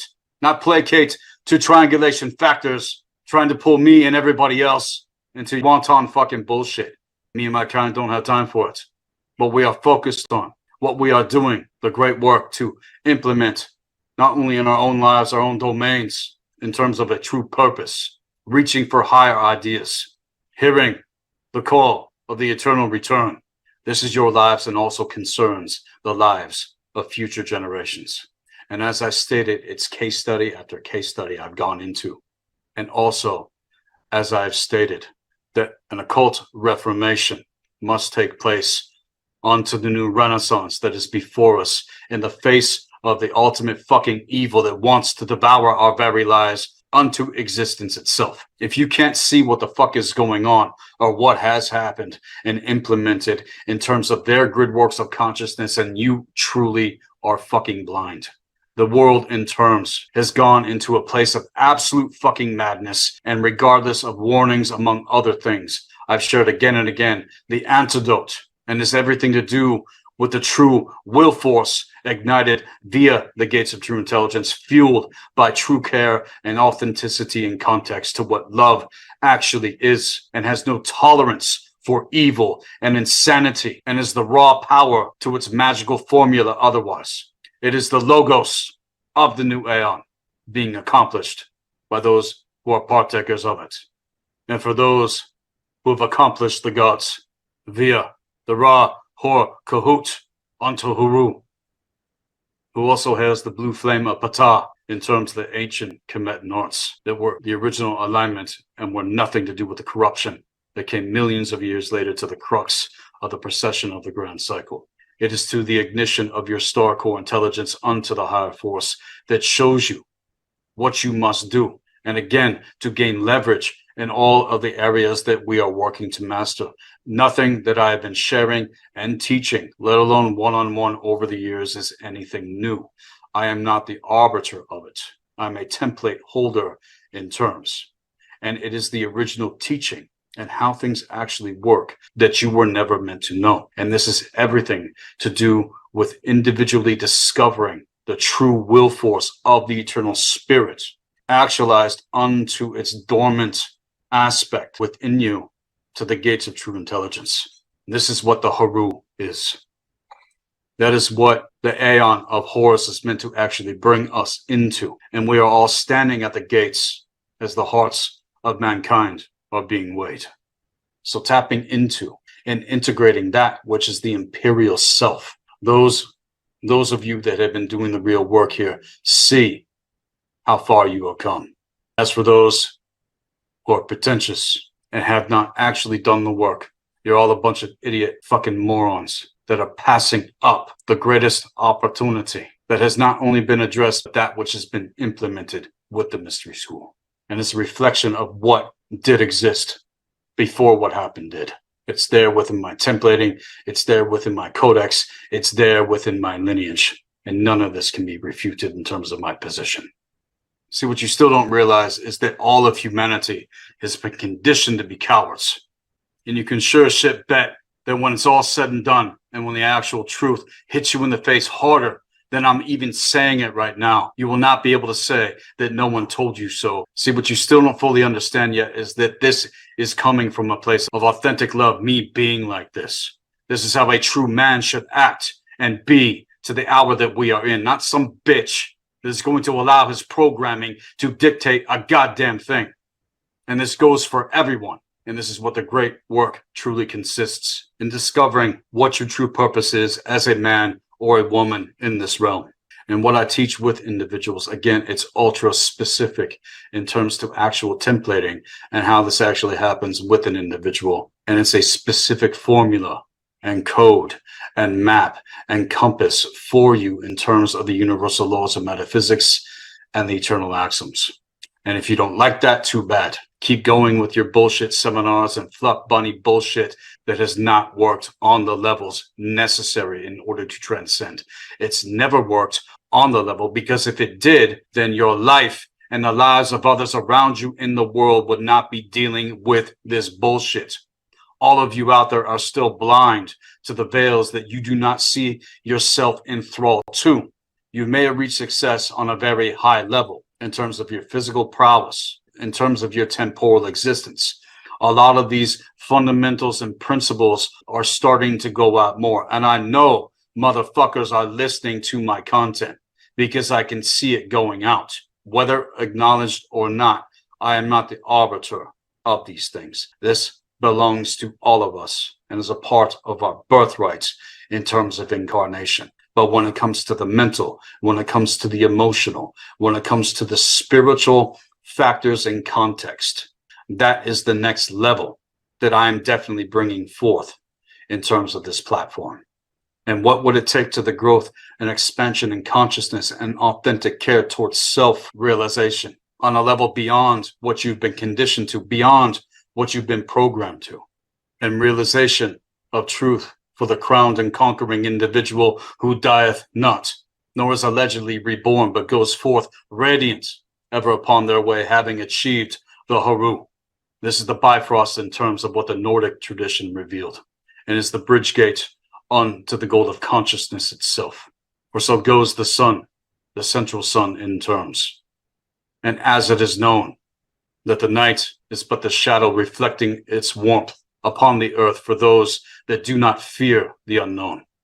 But that's all you do fucking fear, what you do not know and what you do not understand and what you cannot comprehend yet still in terms of the limitations of the gauge of your perception to process and the actions that you are taking in life, wondering why. You fear death in terms of transformation, and is what we have to experience to the shadow within our bodies, integrated on a multidimensional level, traded out into a condition of an assumed identity and twisted will that operates from a false identity. That in terms of the soul spark being eclipsed, like I have explained for those that have been initiated into the mystery school, and how that applies to you as an individual. Because again, it's different. It's different with everybody in the world. And in terms of its contrast, veils actual wisdom from its bearer, let alone the ignitions of the heart of a potential master to an extremely high intelligence, pulling the intellect into alignment that cannot be fucked with and is sharper than Excalibur itself. We are in the time of Haru. The past is gone. We are living in the new saga in terms of the ancient future. And the time of the Ragnaroker is upon us. This has never happened since what happened did. And you don't have to like me. You can hate me and despise me all you want at the cost of not giving a fuck what you think. I go into myself for others. That is how this works. It is here now, and we have crossed the threshold into the new Aeon in terms of Haru, the age of Horus. It is here in terms of the procession of the grand cycle and will continue forward in the face of the AI timeline trajectory. We as individuals are the ones who anchor the higher here on Earth, and its first flower may well be like this, that which is freed, the obsession of the ultimate doom, in denial of the true will force ignited the birthright of mankind. And as it lays in stasis, there within its eclipsed form, all of this dormant potential in stasis. Religion isn't going to get you there. Your beliefs are not going to get you there. Your opinions and assumptions about any of this, otherwise, to talk shit and slander and mock and fear, are not going to fucking get you there. And this is what the dark ones fear the most, that you will get it in terms of that being revealed and truly integrated on the level. You people have no idea what I have faced. And there is no creature on the face of the entire fucking earth I fear whatsoever. I know who my true enemy is, and that fucker was slain years ago on the quest that I was required to take to even be in the position that I am. No one is going to tell me otherwise into the limitations of the mind programmed by skewed reasoning, let alone limited capacity. It is only the best men and women out there that set out with the eager eye upon the path of proper knowledge and wisdom. That is who we are, and takes us onto the mountain track of the goat. This is the pathwork of wolves and dragons in terms, and is the untrodden ridge that leads to the icy gleaming pentacles of self-mastery to our existence as humans here on earth. And until this happens, to the all-father and all-mother and all child on all levels of alignment across the world with all of us, you can kiss everything you even thought you knew goodbye otherwise to the hour that we are in. It's already been happening with those that didn't catch it. And you still have no idea what is actually upon all of us here right now, and is far worse than you can even imagine still. These are actual facts. And this has nothing to do with belief systems or my biased assumptions. I have very, very powerful evidence, again, laced within the Black Earth Library. This goes into actual occult history to our present hour and a lot of other things that are happening now.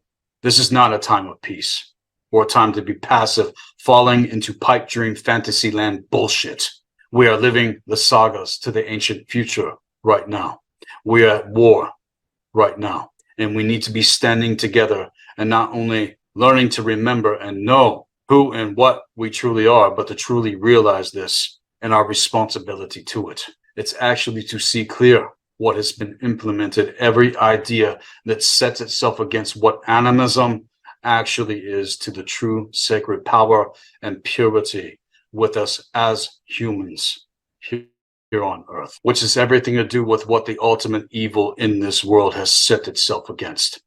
This is to every mythos that was ever in alignment. And if you don't think the ultimate evil exists, then you are less than a half-wit, fucktarded idiot, and you are owned.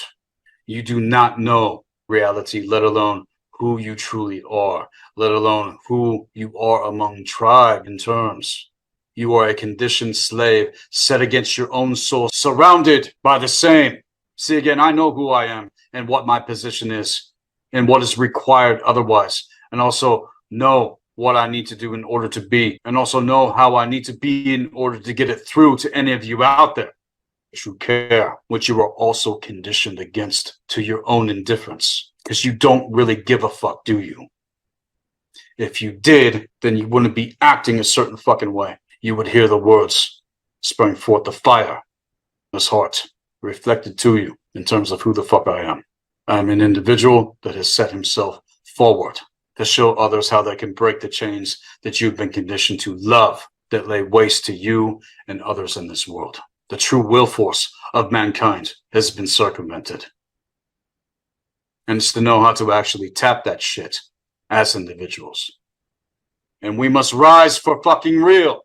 This can't become a slogan. This can't be something that we just say. It has to be fucking proven how to do this in terms of an actual formula and recipe that is tailored to the individual. This is not a one-size-fits-all thing, but in terms of basic fundamentals and principles when it comes to the universal laws of metaphysics and the eternal axioms, you're not even going to get to where I've taken things with individuals without that to begin with. And that's the point. And those that have done the real work to access this, taking on all of the challenges that come with it, get the actual results. There's a lot that I got going on over here, and I very much appreciate everyone's backup and support and communication and flow and network. You can't imagine how much I appreciate it. And I can authentically call all of you friends in terms at the very least.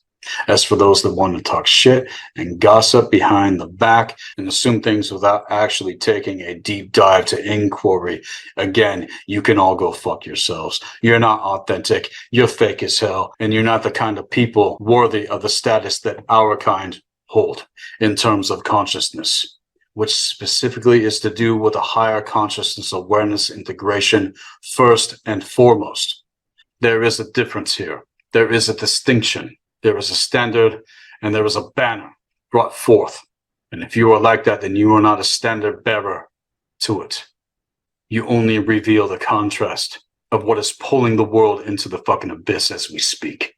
Your petty material shit means nothing in the grand scheme of things except to be used the right way and should be used as leverage, making this world a better place. Not to compete for the fear of loss and not surviving, but to collaborate. Not to compete, but to fucking collaborate. You want to go into competition? Fine. You'll stay in the fucking thrall. The only person you're ever in competition with anyway is yourself. It's not to compare or contrast. It's really a question of what your values are. And if you do not value higher consciousness and awareness integration first and foremost, then no matter what your status is in context to the petty material shit means nothing in the grand scheme of things because you're not using it the right way. That's your obsession. And if anything, you use it to enslave other motherfuckers just as ignorant as your dumbasses are. I no longer have time or any fucking patience for low levels of willful ignorance. Nor do I care what you think of me otherwise because of what is backing me up on higher levels, let alone others who are in my networks. I'm a Magi Grail shaman, and we hold blood right jurisdiction over these things. I have my council, I have my crew, and if you want to inquire, then do so. That's the point. Anyone that messages me directly, I always get back to them unless they've been cut the fuck off. Because again, I don't have time for bullshit. I only have time for that which is real and moving things forward in terms of collaboration and reaching for higher ways of being, higher ways of living, and higher principles that we are applying to our lives. This is the age that we are coming into now in terms of the Haru. And if you want to study the contrast, all you got to do is look at the histories and what it's led to right on up to the present fucking moment. You need to stop acting like cowards and ask me directly instead of assuming some bullshit otherwise to your eclipse calcified egos. I'll correspond with anyone that gets a hold of me directly, like I said, if it's conducive to these things. Those that are ignited get it. And this is happening worldwide in the face of all of the insanity with my people. Yes, white people who hailed forth the Carpathian Mountains after the most recent cataclysms via the Great North to Udenmar. We are nothing to do with the Caucasoid in terms, and nothing is going to stop us as it has. The ancestors are awakening still, and this is what they are trying to prevent. That's why they did what they did in 2020. Realize it. See it for what it is. What can you actually say about your own culture and your own people who are ass over end deep, programmed to bullshit to the fucking hilt and blind to the hour that we are actually in? This is to all races and cultures in the world. You are at the very least 80 years late in the aggregate to the actual game played against your mind. And it's time to get your fucking skins in terms. I am he who holds the fire tablet. I am he who knows. I am he who cannot be contended with. I am he that will not relent for the sake of the birthright and for my kindred along with others. I have purpose. I am a man of meaning and inspiration. I made a vow and oath to the eternal return before I ever incarnated into this lifetime. And I know it more now than I ever have. If you think for a single second that you've seen something from me yet, even as it's been, as patient as I have been with the whole process of everything, you still have not seen anything on the levels to where things are going next, and will systematically continue to. Mark my words and mark them well. Many will not see it coming, and this cannot be stopped. And no matter what happens next, no matter how bleak it seems to the circumstance, no matter what challenges you face, always remember that you have the right to choose otherwise.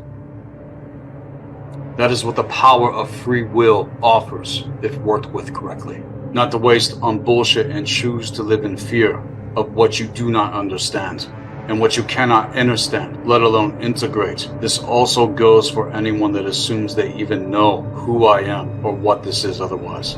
It is a question in reflection to who you actually are, projecting itself in total fucking denial. If you want to know, then you can. But you must really want to know. With that, we pull the segment into a break. This is Seth Esposa, Black Earth Productions, Blue Flame, Healing Arts and Occult Science, Temple of the White Dragon. I'll be back right after this.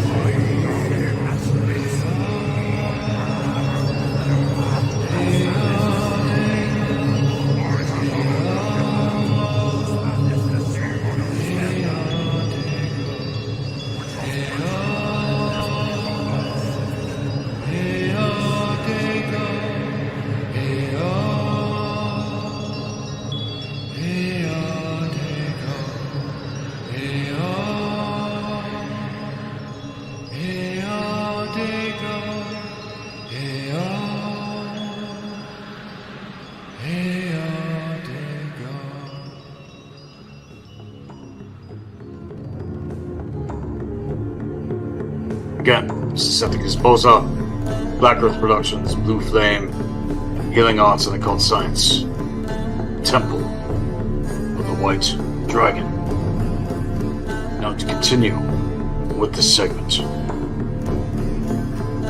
Manipulations don't work on a man like me. If you didn't incarnate to be a slave here, then leave a comment staking your claim otherwise, along with me and others that know. Declare it and mean it and live it, being the cause point. And to take it further now in terms of the segment, Lon Milo Duquette commented on the connection the Aeon of Horus had to the Age of Aquarius when he stated, quote, "The Aeon of Horus is coincidental to what astrologers and what songwriters call the Age of Aquarius and what millions of others refer to simply as the coming age. It would be a mistake to view this new Aeon simply as another tick on the great cosmic clock. The Age of Aquarius, profoundly significant as it is only one aspect of a far greater Aeon. And as far as I'm concerned to that quote, it's going to be decided what takes place coming into the new Aeon as we have in terms of the timeline trajectories that we are choosing. Knowing the difference in terms of what has been revealed to be an overlap with the Aeon of Osiris and Isis. As far as I'm concerned, these things are distinct unto themselves. The Aeon of Osiris and Isis reflected what humanity has been called in the last 26,000 years at the very least, to the most recent cataclysms, to all the bullshit that has risen to the surface to be dealt with. Haru, in terms of archetypal consciousness, has been working to get our attention. And throughout the centuries, many have risen in terms of its meaning. But it's never been seen on the levels necessary in order to override that which has eclipsed what the Haru represents, which is the true will force, ignited, the alignment of the gates of true intelligence. There are many alleged magical teachers out there, but in actual recorded occult history, we have only scarcely had nearly a few dozen actual magi in the technical sense of the word.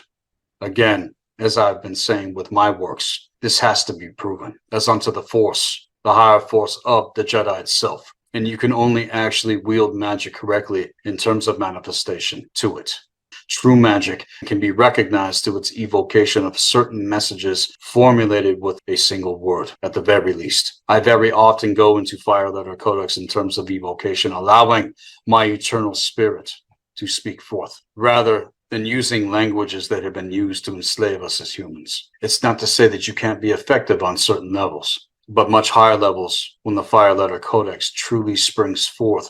Another technique, as I've mentioned before, is how to do sigil magic in context, knowing the power of words in context to actual spell casting. This is why it's also called a spell or spelling of words, and quite literally the true sense of what it means here. And if you cannot master your declarations and you allow whatever spew to come flying out of your mouths with no discretion or discernment or awareness of the condition of your heart in context, it's all too clear in terms of my observations. Everything I say here on the platform is on purpose, to purpose, and I am fully aware of how I am being at any given time, let alone why.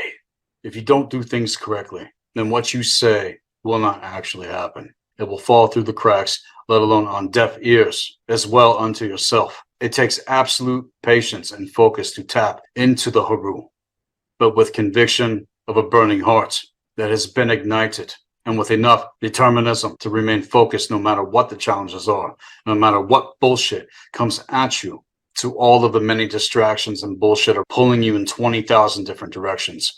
Major issues come into play because most only want quick results. It takes patience and it takes focus. And as with alchemy, on both a practical and spiritual level, it takes a long time to distill and extract some of the smallest amount of a plant's true essence, which is also exactly what we are doing here unto ourselves when it comes to the alchemical rites of initiation and its integration processes that we experience. This is why fortitude is required of the practitioner, and our words and deeds must align to such integrity so that it literally overturns all existing belief systems and conditioning and reversal codes set against that which is in alignment.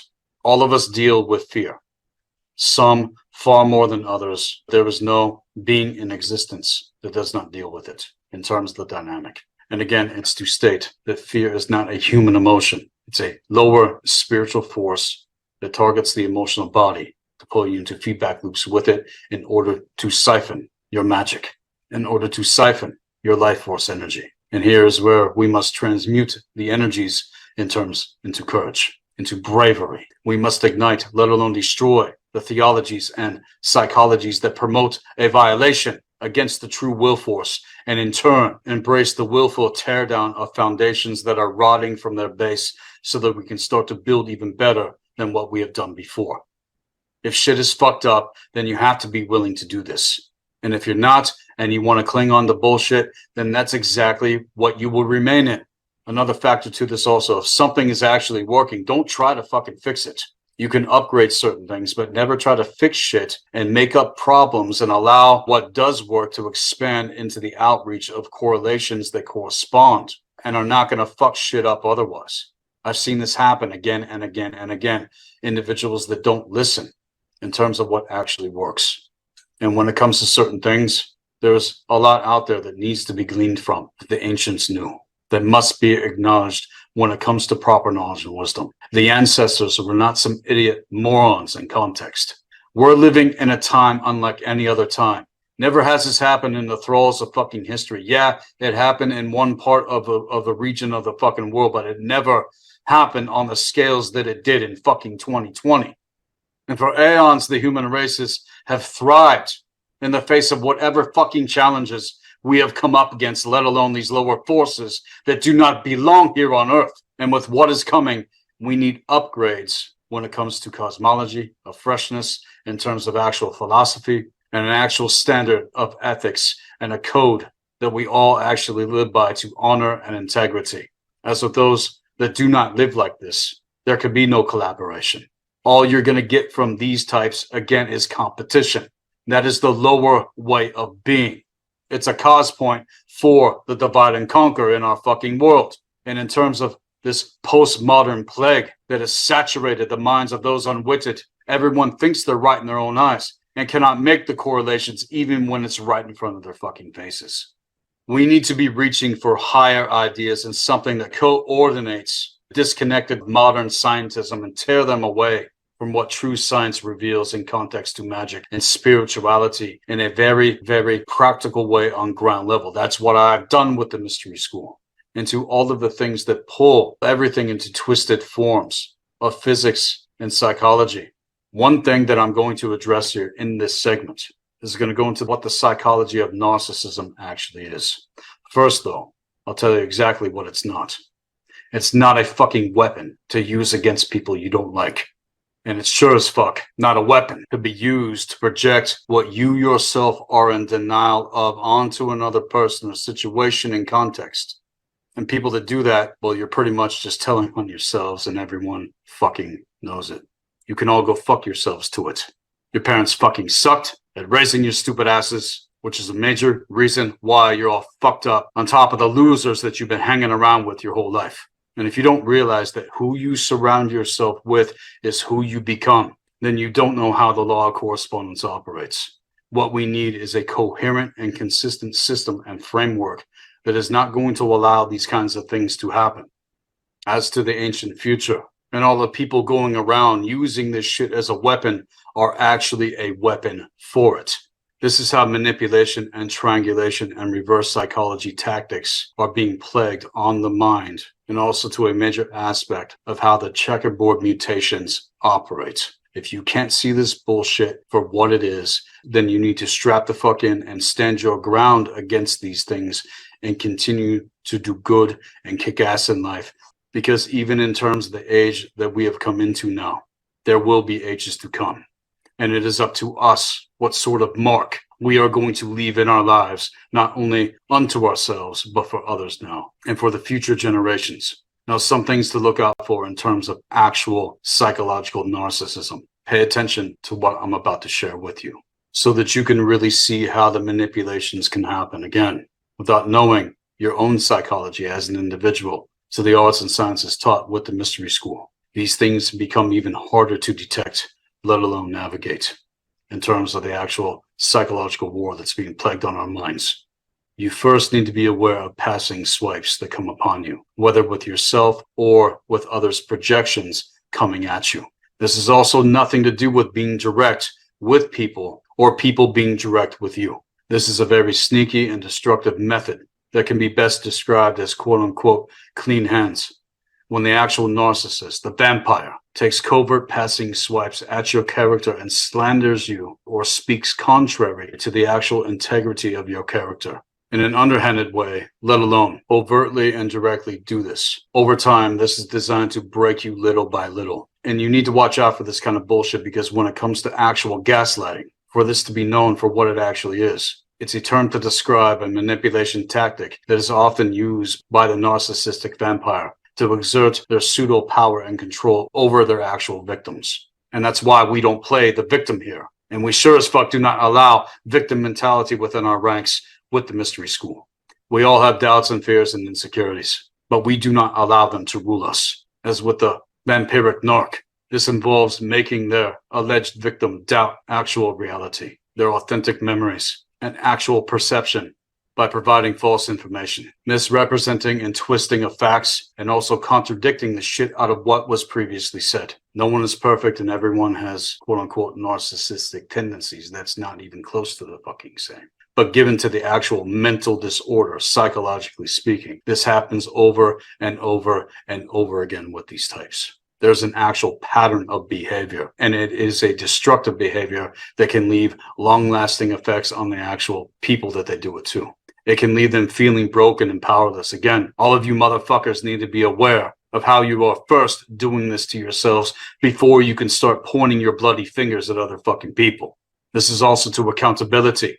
And it's important to recognize the signs of gaslighting and how you have been conditioned to gaslight yourselves in terms of mind control. And if you need to, then reach out, get some assistance in terms of counsel with myself and others that actually get it if you must. All of us are in this together here on Earth. Another thing that you need to look out for is passive aggression. See, an actual narcissistic vampire is quite literally known to use passive aggression as a subtle yet incredibly damaging way to break you down mentally and emotionally. This manipulative tactic can leave their victims feeling confused, frustrated, and even unsupported. Passive aggression can take many forms as backhanded comments, making subtle digs at the individual's self-confidence, especially when you start to rise as an individual. They do everything they can to tear you the fuck down. This is what being passive aggressive is. And it's important to recognize and confront people like this early on and cut them the fuck off to prevent any further damage to your mental health. We do not take this kind of shit here in terms of the mystery school. We need to be speaking life and encouragement to ourselves and one another quite literally on a daily basis in terms of the actual code that we live by. And if you ever get the silent treatment, which a narcissistic vampire often is known for, this is toxic behavior and can be incredibly damaging to those on the receiving end with an extreme lack of communication and not being real about a goddamn fucking thing. Communication, it's important, and is the glue that holds a connection in place in terms of the law of correspondence. And if the narcissistic vampire intentionally withholds communication and attention, it can cause individuals to have a sense of being neglected, isolated, and rejected. And the silence can last for hours, days, and even weeks at a time, even years, leaving people feeling helpless and uncertain about certain situations and wondering what they have done or what they have not done to deserve such treatment. Realize this, that when you're dealing with an actual narcissist that has been diagnosed by a professional psychologist that knows the difference, it is essential to remember that the silent treatment is a deliberate tactic used to destabilize and control others. Granted, it's crucial to set healthy boundaries to have healthy relationships, but this is a whole other level of bullshit to ensure that you fall prey to their manipulation tactics. And I am not one that goes into silence. Silence is betrayal. And then come all of the actual attacks and also how they come flying out, playing the fucking victim. The narcissist will belittle, criticize, and blame you for everything that goes wrong in their lives as well, going out of their way to do whatever they can to damage the fuck out of your actual confidence and sense of self-worth if you allow that shit. See, people that are real, like me, yeah, we can be quite harsh in terms of what is actually fucking somebody up. That's different than what's being explained to actual narcissism, psychologically speaking. And when you do inevitably respond in terms of your rational capacity, the narcissist will deny any wrongdoing and claim that you are overreacting. And then you end up blaming yourself for the conflict, even though reconciliation is the action being taken. This is how I operate in terms of any sort of conflict I've ever experienced in my life. No matter what the indiscretion has been, no matter what the misunderstanding or misinterpretation or misrepresentation or miscommunication has been. It's where everything gets flipped on your ass by the narcissistic vampire. They get fixed into it on an obsession and use the cycle to keep you off balance in a constant state of self-doubt, ensuring that their pseudo power and control over you are kept. The thing is, though, they have no actual fucking power whatsoever. And you got to be able to spot this shit from the get with people, let alone false guilt trips that are being projected upon you. This is not the same as holding yourself accountable to a standard of being that is going to bring actual success in life. And to that, you're going to go through a brutal process of being forged out of fire and iron and steel.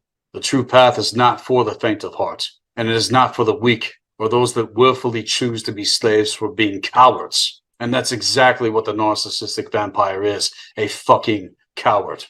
Again, they use false guilt trips as a tool to manipulate you. And know that that's not the same as if you're actually guilty of something and being held the fuck accountable to your bullshit actions and behavior unjustified. And it's these types that like to prey on your emotion and make you feel guilty for not meeting their demands right when they want them. And if you agreed to something, then you need to fucking meet that demand in terms. That's different. But the actual narcissism in terms of its psychological diagnosis, when a certain demand is made that is unreasonable and not good for your well-being as an individual, this is where you fuck up. This can leave you feeling drained, physically, mentally, emotionally, spiritually, and everything of the sort. It's a helplessness that has taken these individuals over. The victim mentality plays so fucking deep, trapped in a cycle, projected in denial. Don't have a standard for shit. And if you can't meet certain standards, then admit that you have no one else to blame for your condition. You can change it at any given time if you make the decision to. All of us are responsible for that. And it's important to think for yourself and not allow yourself to be manipulated by bullshit. Another major thing that you need to realize, another person's behavior has nothing to do with you whatsoever. And you deserve to be treated with respect and dignity. Even when you're getting your ass handed to you in terms of the hot seat, so that the course correct in terms of a situation that has arisen to be addressed takes place. You're going to want to respect those that are putting you in your fucking place when necessary. This is what it means to be accountable. And I have my accountability and I have my counsel in terms. If you want respect, then you're going to have to fucking earn it in life. It's not just freely given. People that freely give it without any sort of code of conduct that they live by are fucking idiots. They're just wide the fuck open to the narcissist in context. And people won't respect you if you're some piece of fucking shit. And those that have no self-respect can even give it to others that actually deserve it. The way that we treat ourselves will always reflect the way that we treat other people. That way you're not going to be taking the way others are being too personally, being the cause point for your own life. And if the Aeon of Ma'at to the Haru arrived, then you can bet your ass that the hearts of mankind are being weighed at the scales of the procession.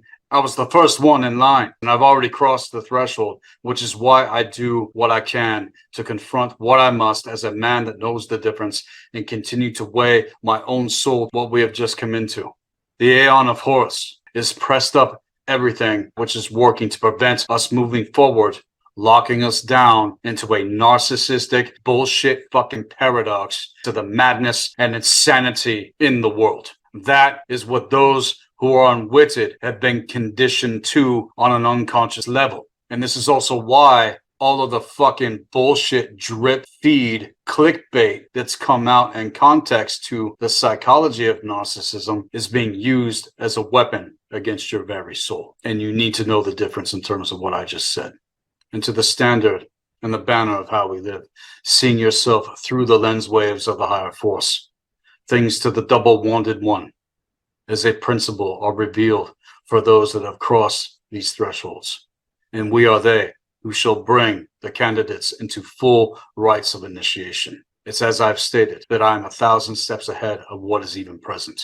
And to that, I must continue to exercise extreme patience and fortitude to the hour that we are currently experiencing, meeting things where they are, along with all of you out there. And it's justice, which is the reward of the Ra, Hor, Kahut. And see, there's a division hither, homeward, and there's a word not yet known still. Our language and even spelling is defunct in terms of declarations. And to this, we need to hold our ground and raise the spell of Ra, Hor, Kahut onto the Haru.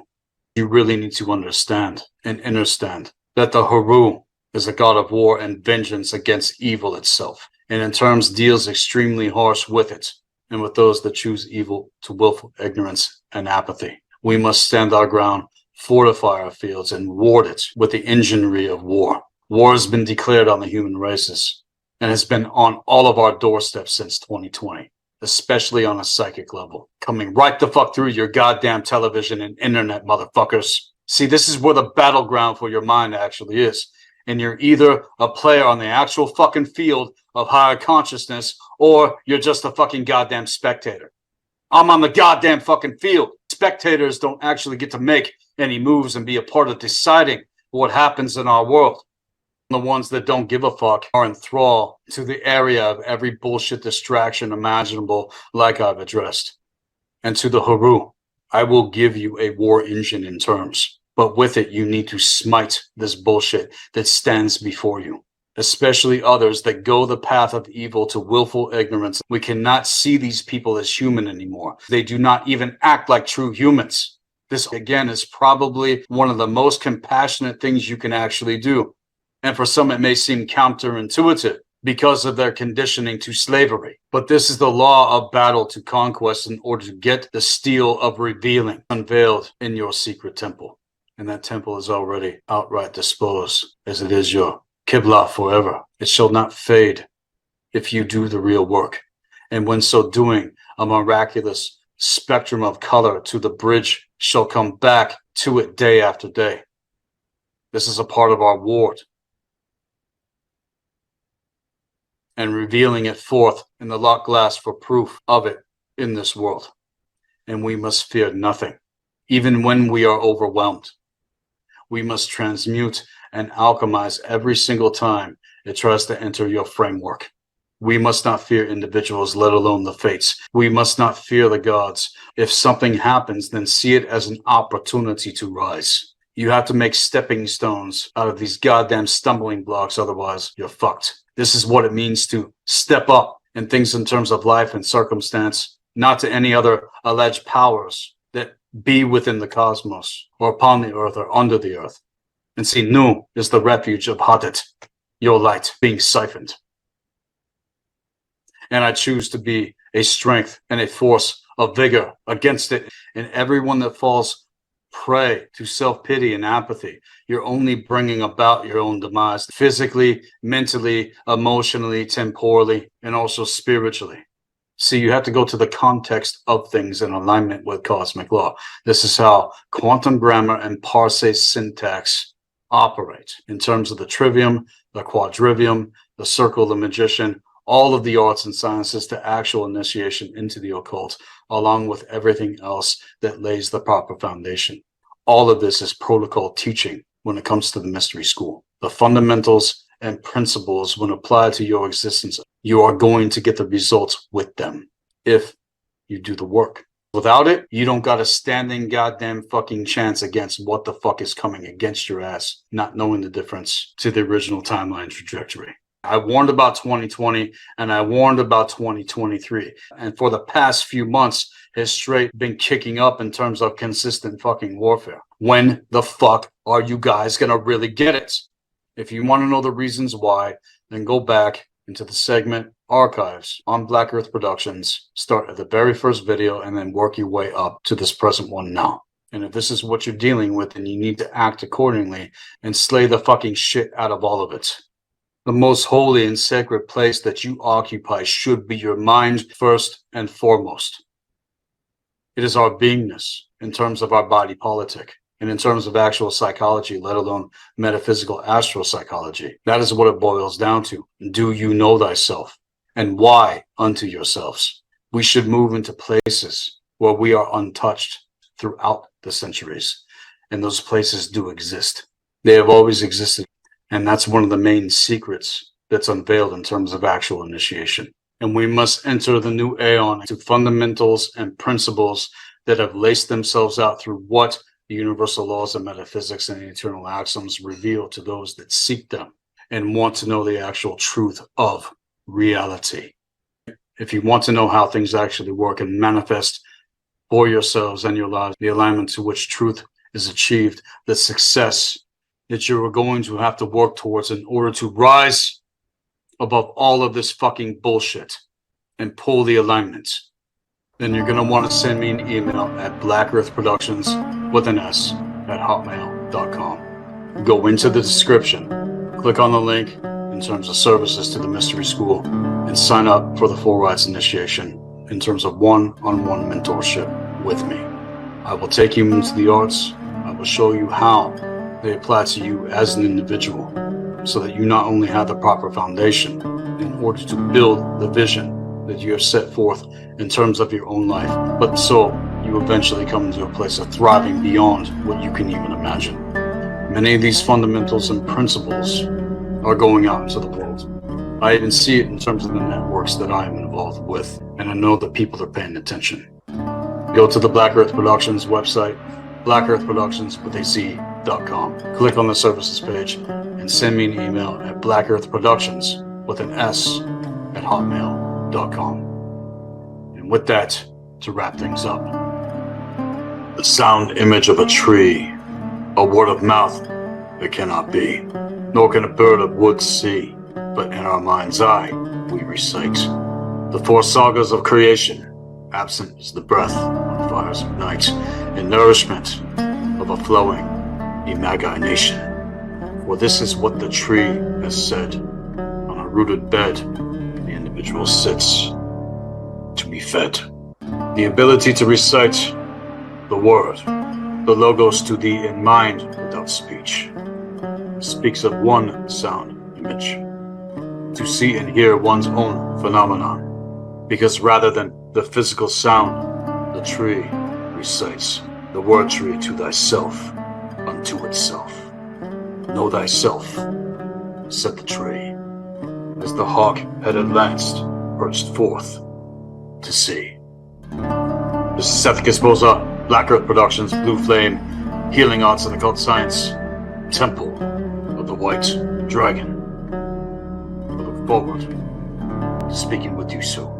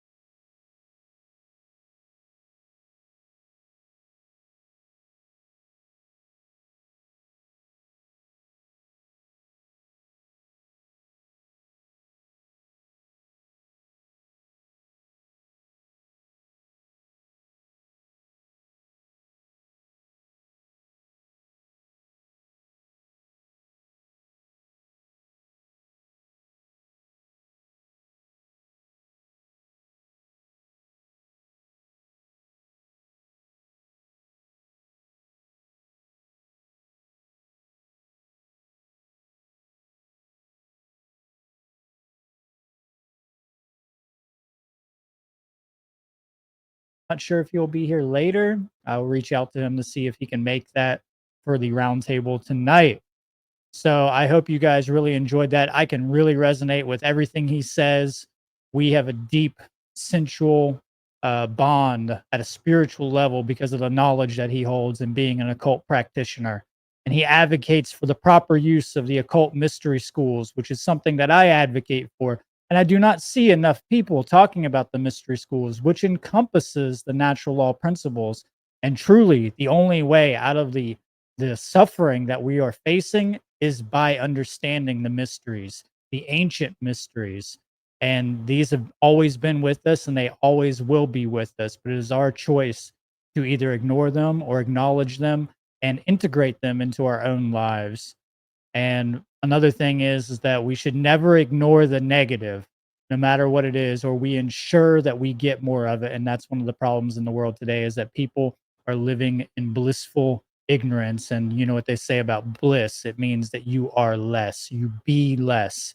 Break down the word in etymology, or in green language, I mean occult green language.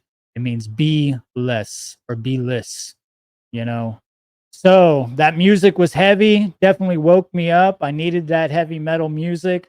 I'm a fan of a lot of progressive metal, black metal. I think metal music really has an integral part in the occult. I think I find more occult knowledge in metal music than any other type of music, actually, especially when it comes to the allegory. And there's a reason why they've attacked metal music so much and they demonize it so much. And it's because it does activate that divine masculine energy. You know, there is a place where you need to have that aggression, that aggressive energy, and manifest that into the world. That is what we truly need. But it has to be tempered. It has to be in the right direction. It cannot just be out of control chaos, you know, seeking self-pleasuring hedonistic ways, or moral relativity, or solipsistic ideologies, or just egotistical attachments and desires. So we have another great presentation coming up. It looks like we had a couple comments here. I don't know if I can take a couple of them right now before we have time. We could probably pull something up before we switch over. Also, just so everybody knows, we are streaming on multiple platforms. I've seen a couple people asking where people are. Most of the viewers are actually over at my YouTube page. That's Seed Truth Academy YouTube. And there will be a link being shared. So if you are watching it on the funnel, or on Chris's page, Into Evil, or anything like that, and you want to engage with the majority of the people watching, then come over to the main channel. That's where most of the chats are coming in.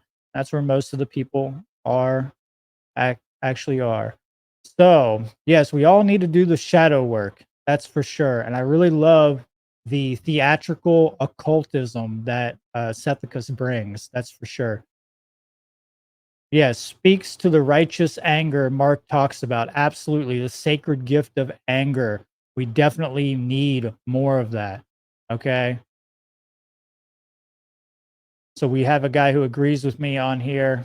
Absolutely. You know, there's no doubt that metal music invokes the occult mysteries.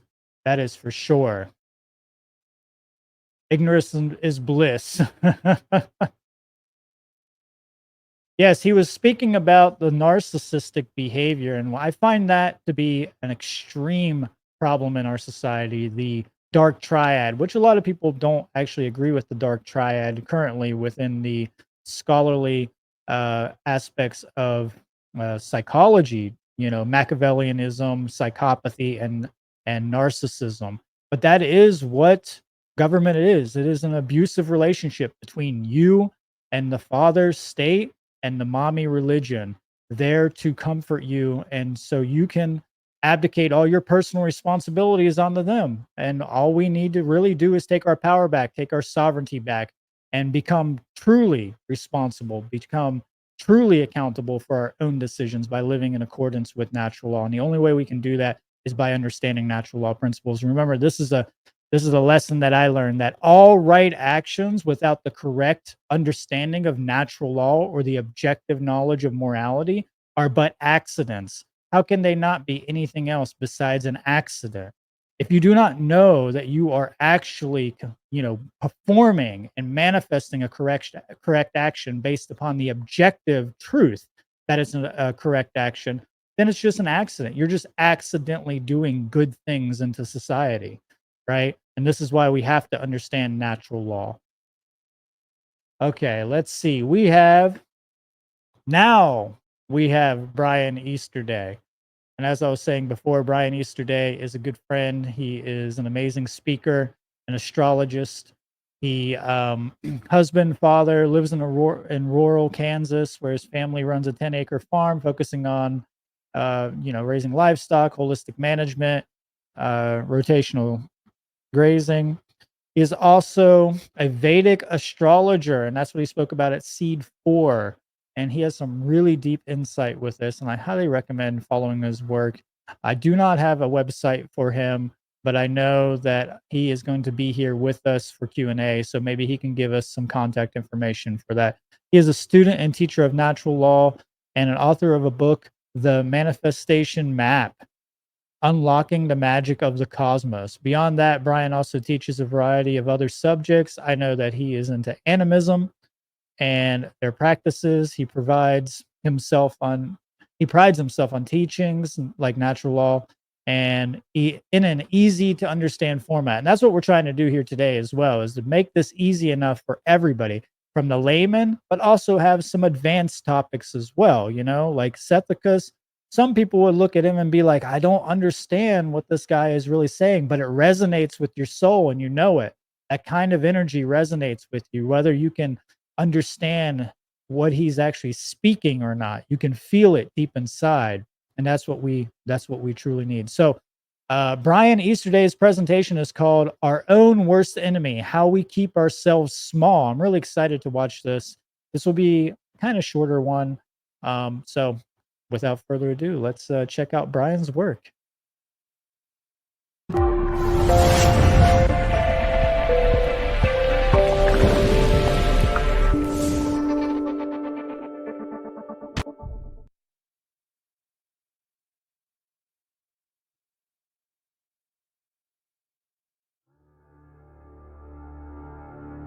If you're looking to improve your understanding of natural law, morality, symbolism, the trivium and quadrivium, hermeticism, mind control, the occult, the language of the birds, green language, the ancient Egyptian mythos, and or the mystery traditions, then make sure to visit and listen to the Cubbyhole podcast, where these Hested all can be found at cubbyhole.com, which is also where you can find news of major event gatherings and the great works of Douglas and Brandon Martin and myself, Nate Cap.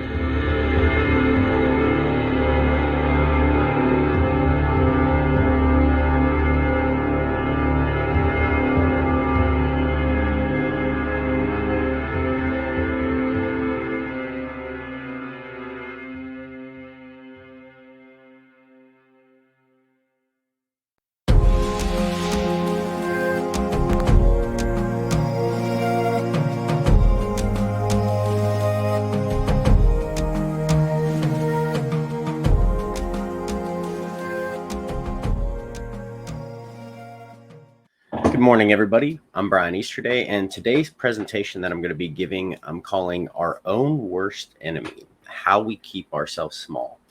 Now, before I get into this, I want to thank Brandon Martin and all the other people who put together this conference, including all the other speakers who are bringing all their knowledge to the table as well to share.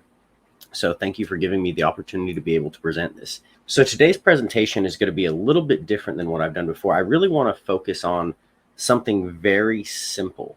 Keep everything very simple here and really turn the focus inward with this presentation. You know, we focus a lot about a lot of the external problems we see in the world, but many times we don't really see where we can look inward to where how can we actually respond properly to those. So that's what I'm going to be getting into here. And really the goal of this presentation is to take the responsibility back upon ourselves for the results that we're seeing in our world. So let's go ahead and dive right into this. So this presentation, it's all about mindset. This really comes down to the first cosmic law, which is the principle of mentalism. So whether we're in a place of experiencing victory or defeat, success or failure, or we're coming from a place of being a warrior or a victim, all of these come down to our mindset. And this is ultimately what determines our results that we're going to experience in our world. So this whole presentation is going to be about reviewing our mindset, our fundamental assumptions and beliefs, and how those impact our reality. So what are some common limiting beliefs? Because something I think many times we forget is that, like the presentation, I'm saying we're our own worst enemy. A lot of times we like to blame the government or religion or whatever outside source it may be. But many times we're forgetting to point that finger inward, to take that responsibility ourselves. And the results of our lives, or the lack of results that we're seeing, many times, or most of the time really, comes down to some limiting belief or idea or assumption that we have. So what are some common ones that we can see? What are some common areas where there's limiting beliefs? So I just listed some bigger general areas that we see some limiting beliefs, and I'm going to list off a few examples for each of these so how we can see. But what you'll notice is a common theme here is on either side of these tend to be extreme polarities. So if you ever find yourself where you have some opinion or some stance or assumption or belief that you find that is very polarized, it might be worth taking the time to review that and see, well, maybe you might be in a place of imbalance. So some big areas that we see limiting beliefs are in religion. One example would be a person who only values their own religion. On the other extreme of that, we could find someone that finds no value in them at all. Someone who's an atheist. They don't find any value in religion. To me, those are just opposite sides of the same scale. They're just equally imbalanced extremes. Another thing with religion that we can see that can limit us is looking down on someone of a different belief system, just looking down on them because they believe differently. Whether you're thinking they're not as intelligent as you, or, they're a bad person for believing that, they're going to be punished for eternity, whatever that is. If you're judging them just because they're believing differently, that's actually a belief that is limiting you, because the actions that you take based off of that are going to limit your opportunities. Like, you might not go into business with someone because they have a different belief system than you. Well, that could be limiting your opportunities. These type of situations, we always want to have more of an open mind. Another really big one, and I think people in this conference will be familiar with, is, government. On one hand, we have, the people who are naive and they believe that government will fix all of their problems, right? That's obviously going to be a belief that's going to limit you, because you're going to then put your responsibility in someone else's hands. You're putting your power outside of yourself. But on the flip side of that, what if we look at the other extreme? The belief that, they have total control, or everything's the government's fault. How many times, I know at some point I've held that belief, but I think that's also equally unbalanced, because again, you're putting the responsibility, you're putting the power outside of yourself. If government is around, if there are problems that are being caused, that's simply a result of us as society allowing that to happen and tolerating it. So ultimately, we have to point that finger back and see that, no, the results that we see in the world are the results of all of our collective actions. It's not just government. It's everybody together, and all our combined actions. That's what's giving us the result that we're seeing. So we can't just use government as the scapegoat, and I think a lot of times we see that as something that happens. Diet is another area where I find people could potentially limit themselves. So if people become dogmatic with their diet, the idea that only their diet is right, or only their diet is immoral. I know this is one I had fallen into at a previous point, and then luckily kind of worked myself out of that. When an example would be the vegan versus the carnivore extremes. Those are just different polarities of the same argument. They're just two extremes. And I think either one of those personally just happens to be in balance. But what it really comes down to is if you are demonizing other people or speaking down to them or making it seem like they're less moral or they're not as spiritually evolved because their diet doesn't match yours, that is a belief that is limiting you. And it's only limiting you because ultimately your belief isn't going to stop anybody else from enjoying the diet that they want or that works best for them. So that's something, you know, an area that I think a lot of people can become very dogmatic on. And anywhere where we're becoming dogmatic, we're becoming stuck in a specific belief. That's an area that we're going to be limiting ourselves. Beliefs about the opposite sex, you know, and this goes both ways here. You know, the statement that, oh, there's no good men out there, or you can't find a good woman. Both of those are the same untrue statement. That's just a person who has their own false assumptions and their projections that they're putting out there. And the results that they see in the world are because of those false assumptions, because of those blinders that they put on themselves. You know, other example would be, you know, the statements, all men are dogs or all women are gold diggers. You know, these type of statements that are painted with a broad brush obviously are not things that are true. They're statements that come from people who tend to be wounded, who obviously, if they're making these statements, are wounded individuals. But these beliefs that we have about the other sex, whether it's about, you know, whatever beliefs women have about men or beliefs that men have about women, if these are not factual, if these are not based in truth, these are actually going to limit your ability to interact with the other sex, to actually be able to form healthy relationships. So we really have to make sure that we're not putting false assumptions out there. Or if you've been through a bad relationship, say maybe you had the experience of someone cheating on you or something like that, or someone abusing you, is that then fair to then go project that experience onto anybody else who you might have a relationship with?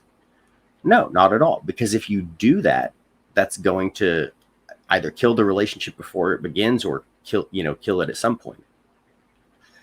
So we really have to take things on an individual basis. We can't just be making very broad assumptions that aren't based in truth, because that, and holding those as like foundational beliefs, because those are going to limit us. Another area is beliefs about the world. You know, the statement like the world is a prison or the world sucks. The idea, oh, I can't wait to leave. This place is terrible. How many of you have maybe felt that way before? Or have you've seen that sentiment expressed by others? That's one I see a lot. I think if that's the way you view the world, obviously, if that's what you're expecting to see, that is the result you're going to get.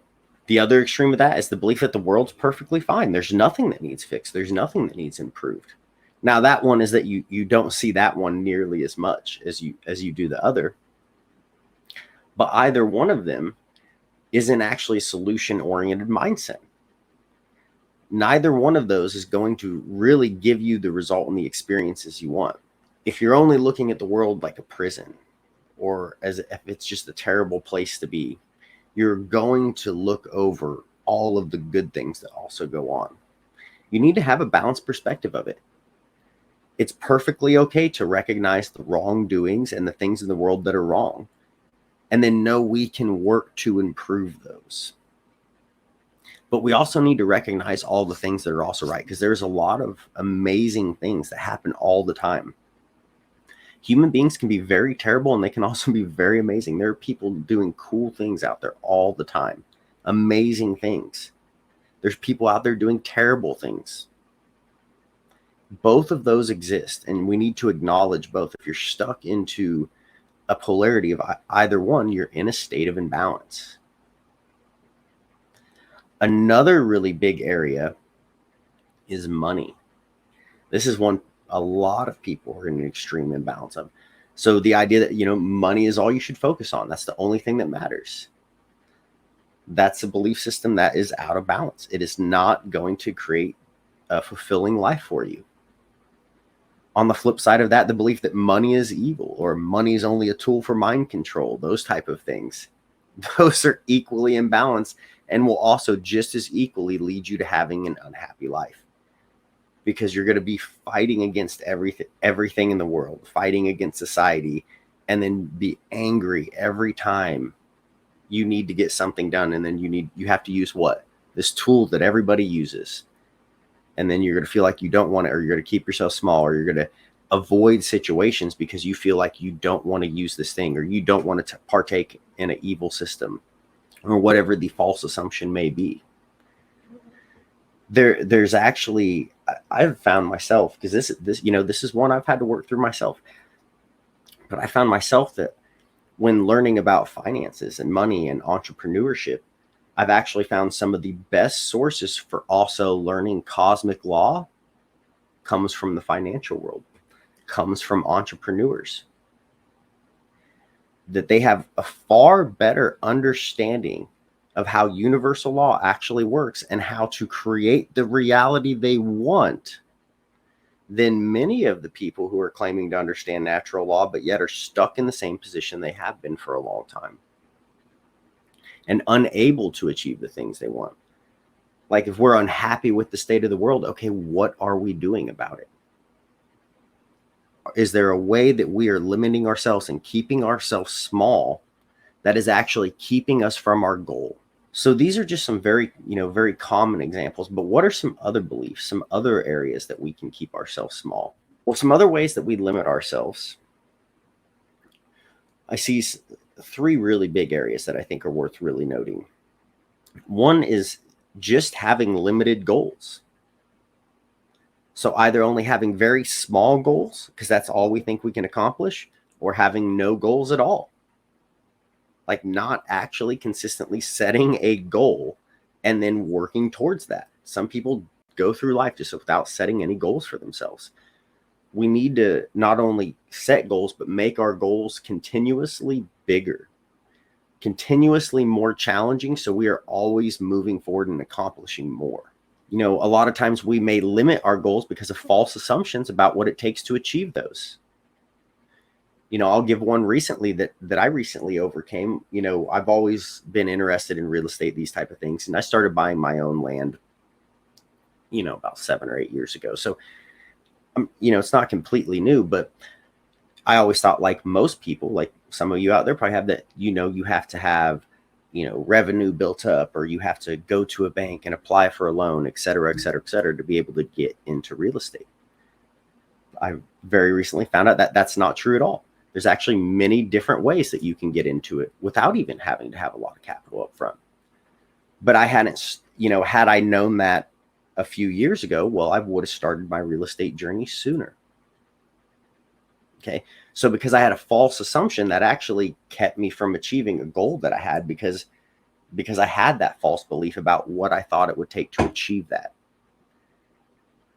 And in a lot of times we don't actually uncover these false assumptions until we actually start going after the goal. Like, we may think something is very difficult or really hard to accomplish, and it actually turns out it's not as hard as what we think. And because we, until we actually get past that false assumption, or we're willing to just start taking action, we don't really uncover that. So that's one way we can kind of keep ourselves small, is through having false assumptions or beliefs about what it may actually take to accomplish our goal. We might think it may take us 10 years when really we could accomplish that in a lot less time, or whatever it may be. Another area of where we may limit ourselves, like not having enough discipline to achieve our goals. So maybe, the standard example of someone who sets a New Year's resolution and then doesn't follow through with it, right? It's a lack of discipline. All of us in some area of our life have a lack of discipline, or an area where we can improve upon our discipline and get better and better. And being able to not only set our goals, but have the discipline to stay with them and to achieve them is a very important thing. Another area that we may limit ourselves is not having the organization to achieve our goals. Not actually bringing things into fruition. Not being able to connect with the people that you need to connect with in order to accomplish that goal. That's something that can keep us small. A really big area here too, and I've mentioned this one previously, is pointing outward at all the problems instead of within. So I have a few little examples here. The example of, I'm being shadow banned, or the algorithms are pushing me down. Well, is that happening? Or maybe does your content just suck? That was something I picked up listening to Alex Hermosian. He was talking about your ads and testing out your ads, seeing how they do in the marketplace. Is it the marketplace that's wrong if your ad doesn't perform, or does your advertisement just suck? You have to honestly ask yourself that.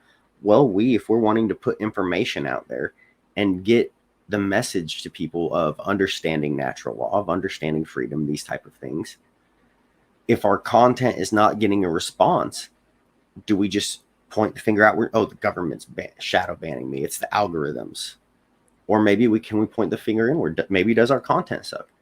Can we improve it? What knowledge are we lacking that maybe we're doing something wrong that is actually getting us suppressed, or not getting as much of a response to the algorithm? How many of us have taken the time to figure out how the algorithm actually works, and then to work with that? Where can we take the responsibility for our lack of results that we're seeing? The same thing with the state of the world, right? Is that the government's fault, or is that our lack of ability to organize effectively as people? So there's no need for government. Instead of pointing the finger outward, where can we take responsibility? Is money the problem, or have we not just learned to create enough value in the world? Are we angry at the world because we can't do what we want because we feel like we can't earn enough money? Or have you just not learned whatever knowledge it is you need to, so you can create enough value in the world that money is no longer an issue for you? Where is your responsibility? The other big area where I see where we can limit ourselves is by not knowing how to use proper leverage. And I have the simple example here is, like, if you want to dig a hole, you could use a shovel or a backhoe. The tool that you are leveraging is going to greatly determine not only the amount of effort you have to put into it, but the results that you see from that effort. So yes, if you want to dig a hole, you could totally go take a shovel, and you could leverage your own energy of your body, your own effort, your own strength, your own time, and dig that entire hole out shovelful by shovelful. Or you could use a piece of equipment like a backhoe, where you don't have as much strain on your body. It's not going to take you nearly as much time. So you're going to get done a whole lot faster. You're going to get that job done more effectively. So that's leverage. So where is it in your life that you're not using leverage? Are you not leveraging your time properly? Are you, what are you doing for a living? Are you the person that's just holding a shovel, and that's the only thing you're leveraging is a very simple tool, and then your body?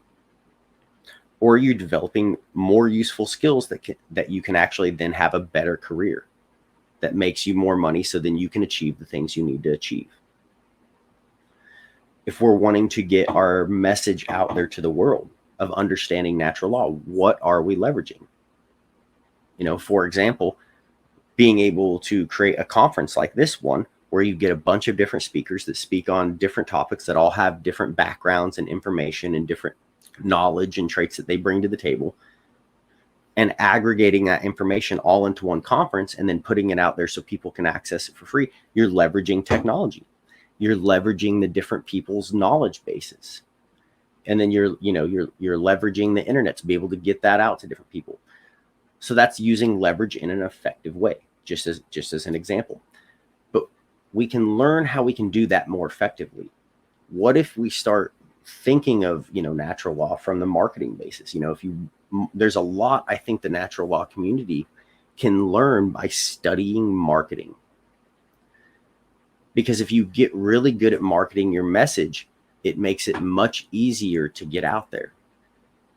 So I think those are some things that we can maybe look at and observe and see, how can we more effectively use leverage to get our message out there? And both on a personal basis as well as a community, we need to learn to use leverage in every area of our lives in order to be as effective as possible. If we find that we feel like we're struggling to accomplish our goals, ultimately it comes down to a lack of knowledge of how to use leverage to accomplish that goal. There, you know, if you have a goal that you're wanting to accomplish and it's just taking forever, it takes months or it takes years or whatever it may be, and it's just very slow going for you, there's a lack of knowledge and a lack of leverage involved in there.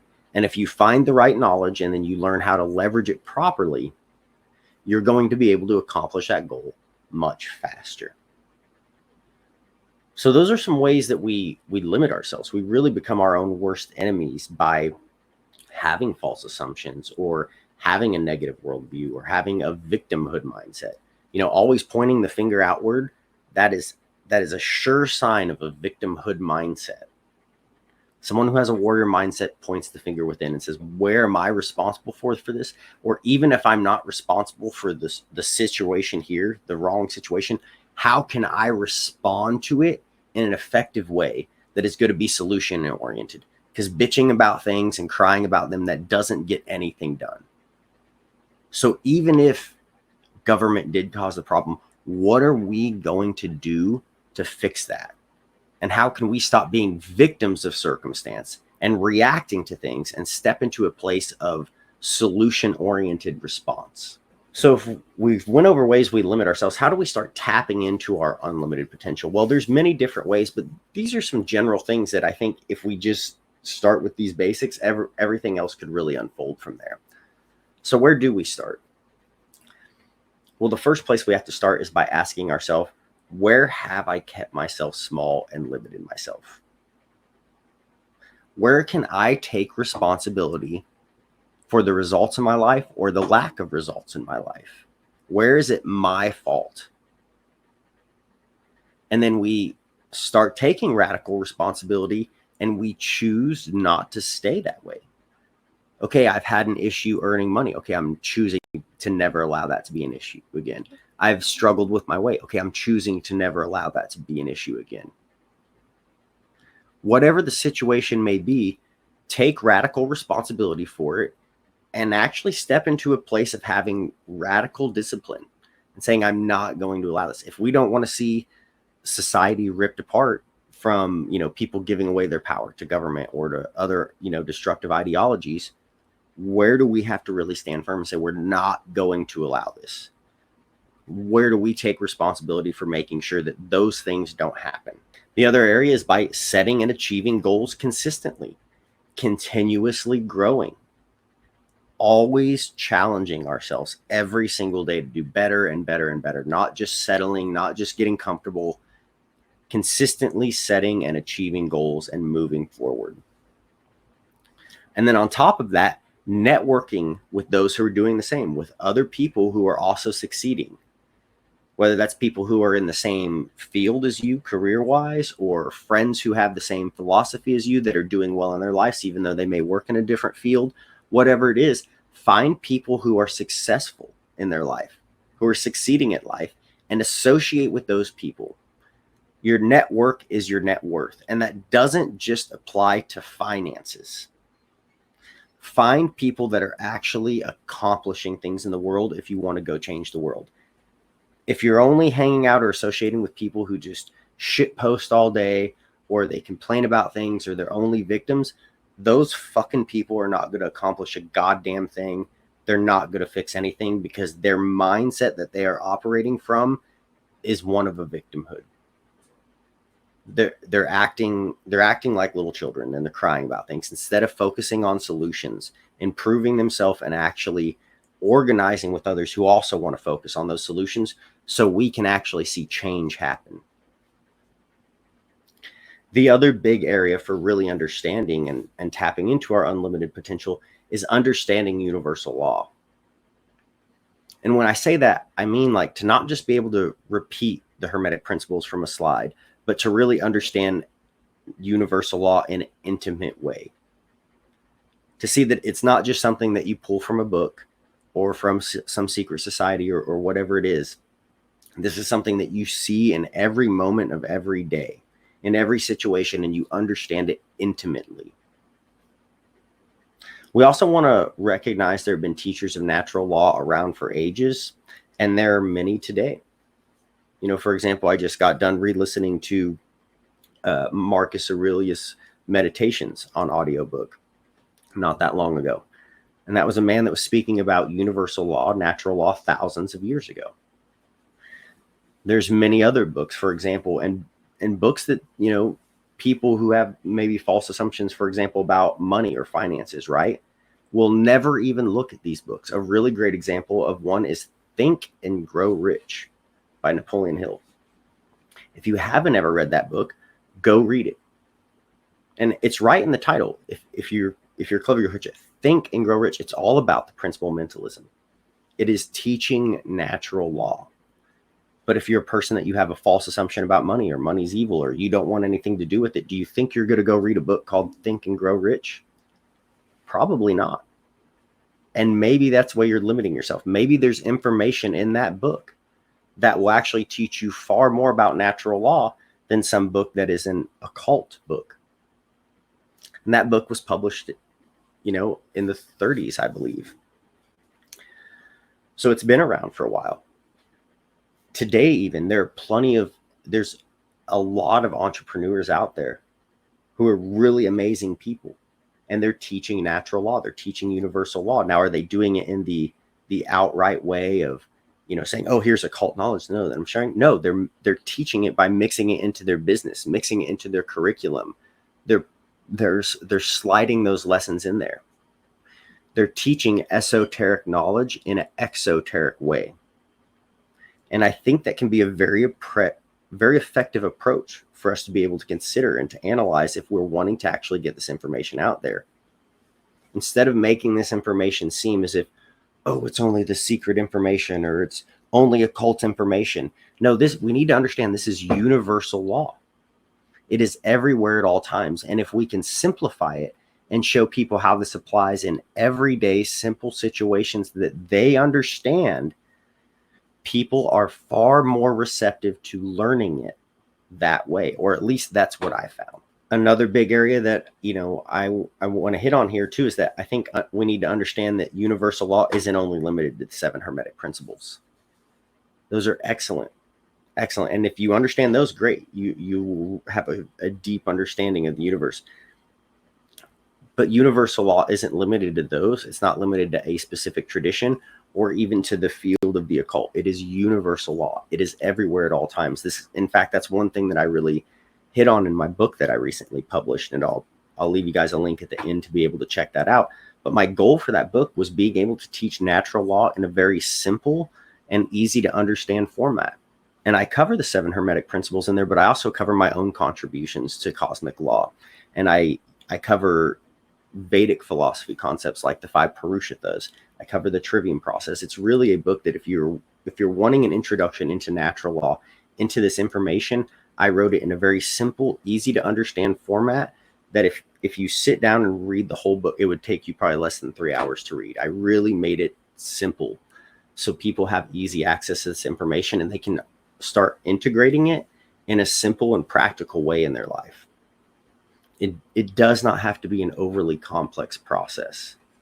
And I think by trying to frame it that way or teach it in that way, we can actually be doing ourselves and those that we're trying to teach a disservice.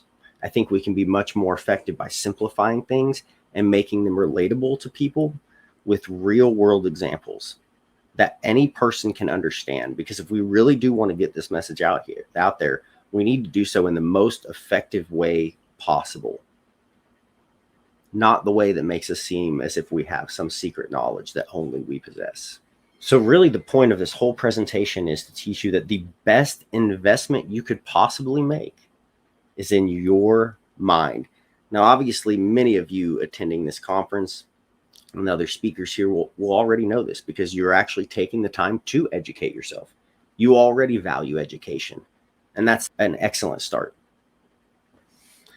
But I really like to think about the mind kind of like a bank account. And I was thinking about this one day, and it really dawned on me on how valuable it is, because it's an account which you can use and it doesn't depreciate, right? You can have the knowledge in there, you can have the balance in there, and you can spin that balance. You can apply that knowledge. And does the balance go down? Like, do you lose that knowledge when you apply it once? No, not at all. In fact, you gain more experience, you gain more knowledge. So that knowledge, that information appreciates in value so long as you're using it. You know, and this is an account that we're all born with. We all have a mind. And beyond just our mind, there's the mind of the all, the cosmic consciousness that we can tap into, that higher intelligence. That's what we should be investing in. And if you invest in your mind, making money in the physical reality is just going to be a result of being able to use your mind more effectively. So the best thing that you can do is to continually educate yourself and understand that it's all about the principle mentalism. That if we're feeling small or we're feeling limited, it is because we have some limited assumption or belief in our mind that is keeping us that way. So now that we know to invest in our mind, what do we do with it when we're having this knowledge as we're growing our mind? Well, there's some things to keep in mind. We want to start applying solutions. And if it isn't leading to a solution, don't waste your time on it. So what I'm talking about here, if you're just focusing on the latest conspiracy or the latest problem or this little thing that's going on in the world, whatever it is, if that is not actually leading you to a solution that is going to fix a problem, stop wasting your fucking time on it. Focus on solutions. Knowledge that is not applied is a complete waste. So invest in your mind and then apply that knowledge. You know, and you know what I'm saying here, you know, is a theme that I'm talking about is the next little thing here is what I'm calling, you know, plant seeds and reap a harvest. So you act, you observe, and you refine. In other words, go take actions and then see what results you get from that. This is studying cosmic law, right? Cause and effect. Plant seeds and then see what results you get back from those. So act, observe, and then refine your process and continually improve. Oh, I did this action and this didn't work. Okay, stop doing that. I did this and it did create a good result. Okay, keep doing that. It's very simple. But when you can break it down to where all of your actions you start looking at from a scientific lens of testing to see if I do this, then this happens, you really start honing in on understanding cosmic law. And then you can actually start taking actions that will give you the results that you want. You know, so if we see that, oh, we've been trying to get this message out here for many years and shit posting isn't doing it, maybe we should observe that and then refine the process. Try something different. Create solutions that, you know, the rest of society can actually take seriously. Then with your knowledge, you need to create success in your life and then teach others how to do that in theirs. So it's not just about you. You need to learn and grow and then continuously share that knowledge with others so they can do the same. And when we're all doing that together, our whole species collectively grows and learns much faster. And then when we're better informed, right? Awareness reveals choice. We can then make better choices and then experience better results because of that. The other thing we need to keep in mind is that we need to learn to organize effectively and keep consistently growing with a purpose. You know, not just saying, oh, I'm growing, I'm better than I was yesterday. No, growing with a purpose. What are you growing towards? What is your goal? Like we need to get task oriented. We need to get goal focused here. So we're not just going without a direction or going without a purpose. You know, something when I was in the Marine Corps, they always said that stuck with me was, and they spoke about it when it came to walking, but you're always supposed to walk with a purpose or move with a purpose. Well, that same thing should be when it comes to our education. You know, learn with a purpose. Why am I taking in this information? Okay, act with a purpose. Why am I taking this action? Because I want to have this result. Okay. Am I just on here sharing memes to entertain myself and have a good laugh? And there's nothing wrong with sharing some memes to give a good laugh. But if that's all you're doing in the world, no wonder you're not getting the results that you want. So we need to act with a purpose, one that actually matters. Next, we need to leave any victimhood mentality behind and start acting like warriors. So stop blaming the government, everything. Stop blaming the elites or the dark occult for everything, saying everything satanic, blaming the financial system, blaming whatever it is. Where can we start actually acting like warriors and stop sounding like victims and take responsibility? If the world is not the way we want it, what are we doing about it? Where are we taking radical action? And not just in sharing information, but applying it. Sharing information is a great start, but where are we applying this? Where are real solutions? You know, we say we want to be able to produce and people may say they want to start an eco community. Okay, where is that community at? Surely with all the people we have, you know, in the community, that, you know, if they want to organize and create more freedom, if they're really serious about it, that is something that can happen. You know, for example, my wife and I wanted to have our own farm. So we have 10 acres and we raise our own livestock and we're able to produce our own food in that way. That wouldn't have happened if we didn't take action on it. So where could we not only take action in our own lives, but as a community, if there is a result that we all collectively want to see, where can we organize together and start taking action to make sure that we're seeing those results? The other little thing is that we need to make sure that we leave the world better off than when we got here. That should ultimately be our goal in life, is that we have had enough impact on the world that we can say we feel like we left it a little better off than when we got here. Or there was some sort of problem that we helped solve. Like, what did you really accomplish with your life? And I think we need to find a dharmic purpose behind that and find a higher purpose. You know, this is one reason why, for example, with money and finances, it's really good to see that, you know, and this is something I actually, you know, it's not the only place I learned it, but a rabbi, actually, a Jewish rabbi, I saw a video on YouTube and he was explaining finances and from the Jewish perspective of why they really take such good care of their finances. And he said, because, you know, if God put you here for a purpose, it's your job to fulfill that purpose. And how can you really do that if you don't have the resources you need? So, you know, he was explaining, you know, it from, you know, if you were to translate to a Vedic perspective, from a dharmic perspective, you have a life's purpose, a goal to be able to be here, to be of service. How can you be of service if you're constantly stuck in survival mode?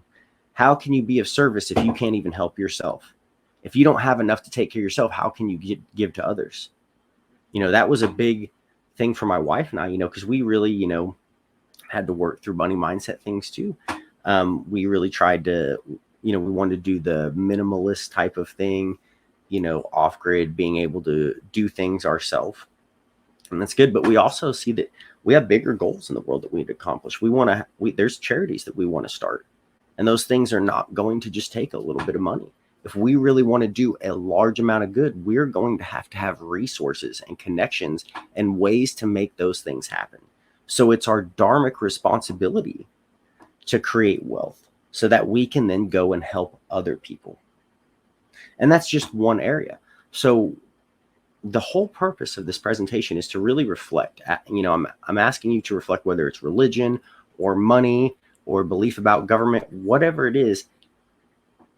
Is there an area in your life where you're acting like a victim and you're pointing the finger outwards instead of taking personal responsibility for seeing where we're falling short, where we're keeping ourselves small, and how we're being our own worst enemy? So that's going to wrap the presentation up here. If anyone is interested in checking out my book, you can go to the link here. That's a universal link, and it'll take you to all the different stores that you can find my book available. I did make a special coupon code just for the S.E.E.D conference, though. So for those of you who want to get the book 50% off, you can, when you go to that link, there it gives you a lot of different stores that you can get the book at. Only certain ones allow me to do a coupon. So if you go to the one Smashwords and then use the discount code at checkout, 46QUF, you'll be able to get the book 50% off. And like I said, this book is all about being able to manifest the life you want, to create what you want. So it's all about learning to master natural law and to apply it in order to create the reality that you want to experience. So if you guys want that, that's available there. I don't have the book on Amazon yet, although here in the very near future, I plan on getting it available on there, but it is available at a lot of different other stores there, and you can find all of them through that link. So thank you for tuning in, guys. If you have any questions, I'll be here in the Q&A, and I hope you guys found this valuable. Again, like the whole purpose of this presentation was to really ask ourselves, where can we take radical responsibility and see where we can change ourselves in order to create more effectively the results that we want to see in the world. So thank you again for tuning in, guys. Thank you again to Brandon and everybody who's worked so hard to put this conference on. I really appreciate you for inviting me to speak again, and I will see you guys in the Q&A.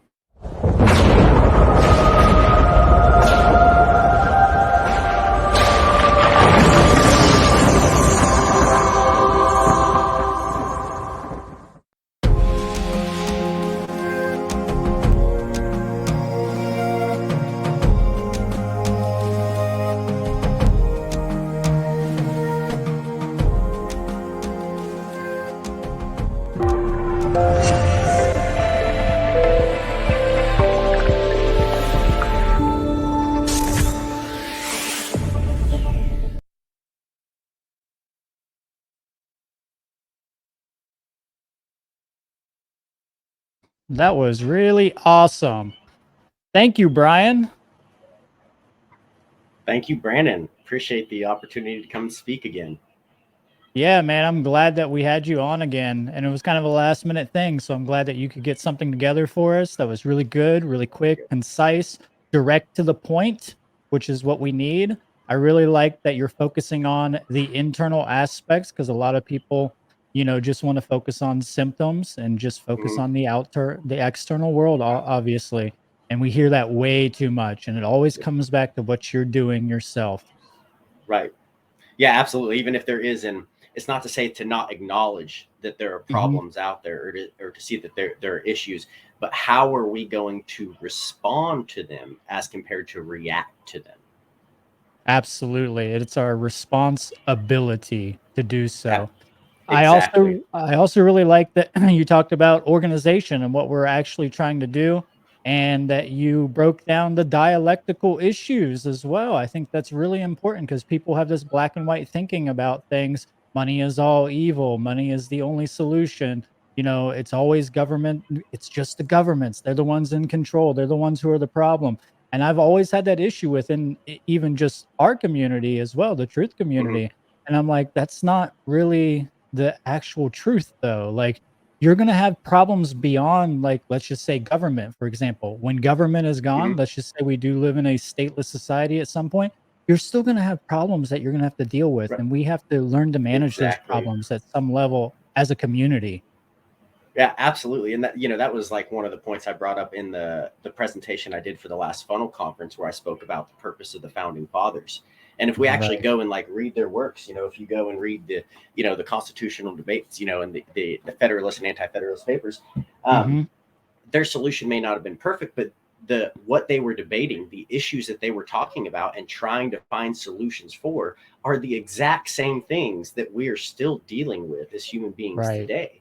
So we can look back and learn, well, what did they do correct? And then we can see where things fell short, and how can we take that and move forward?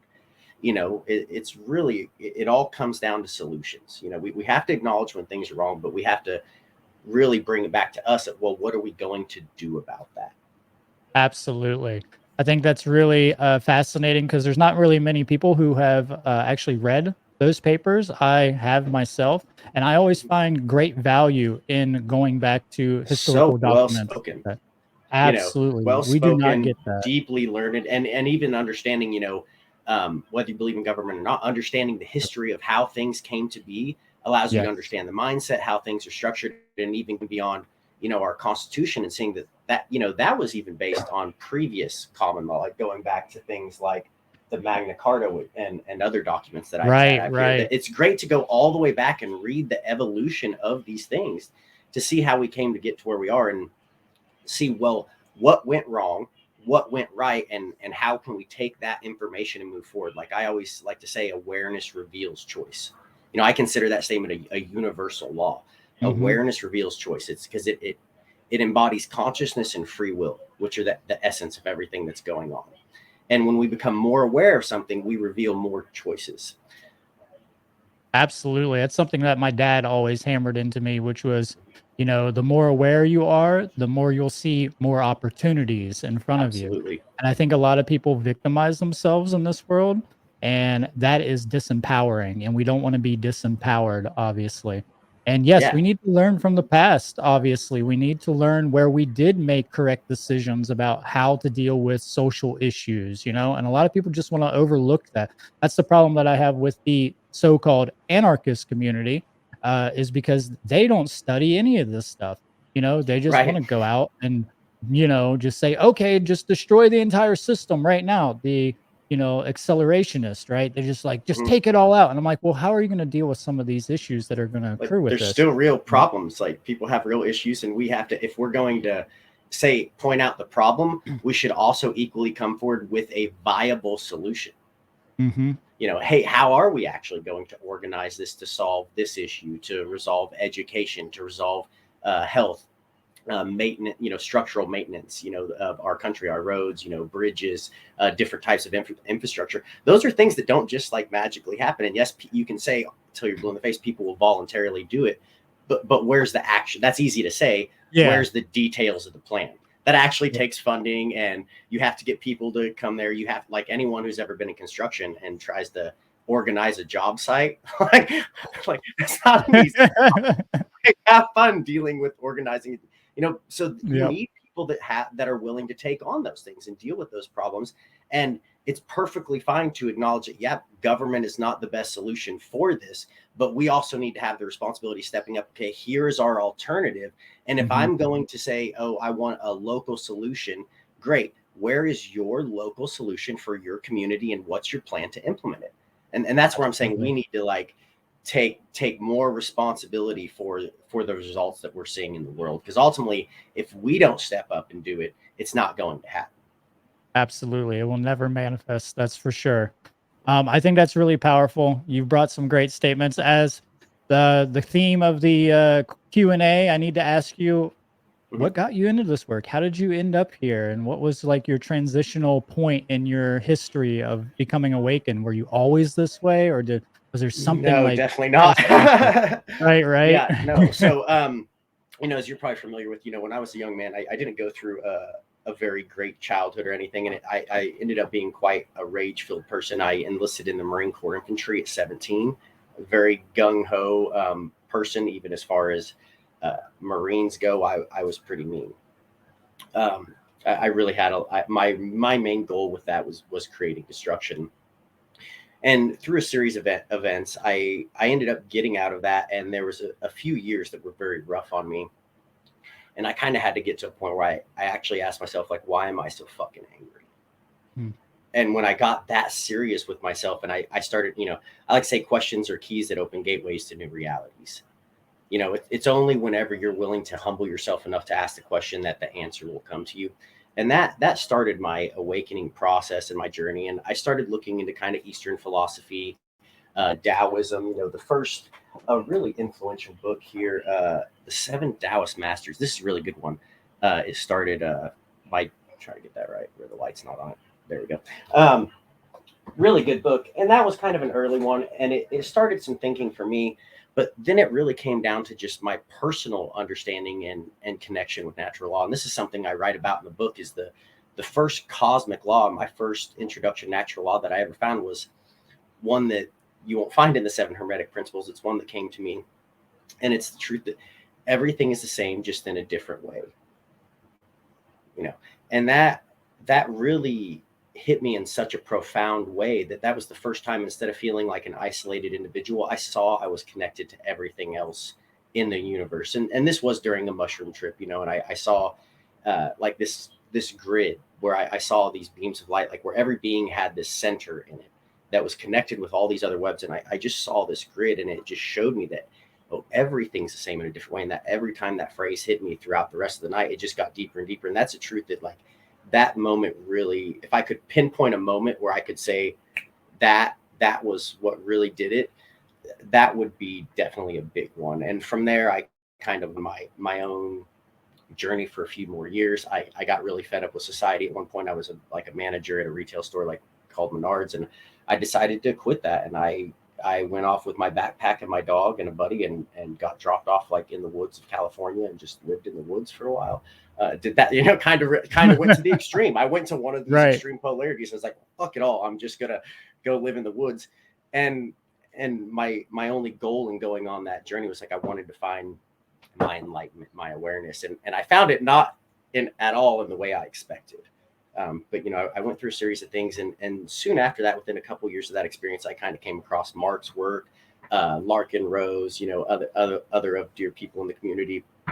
And that really started helping me see that, there's other people out here that are coming to the same conclusions that I am, that are also seeing these things. So I had never heard anyone actually speak about or talk about natural law in that way.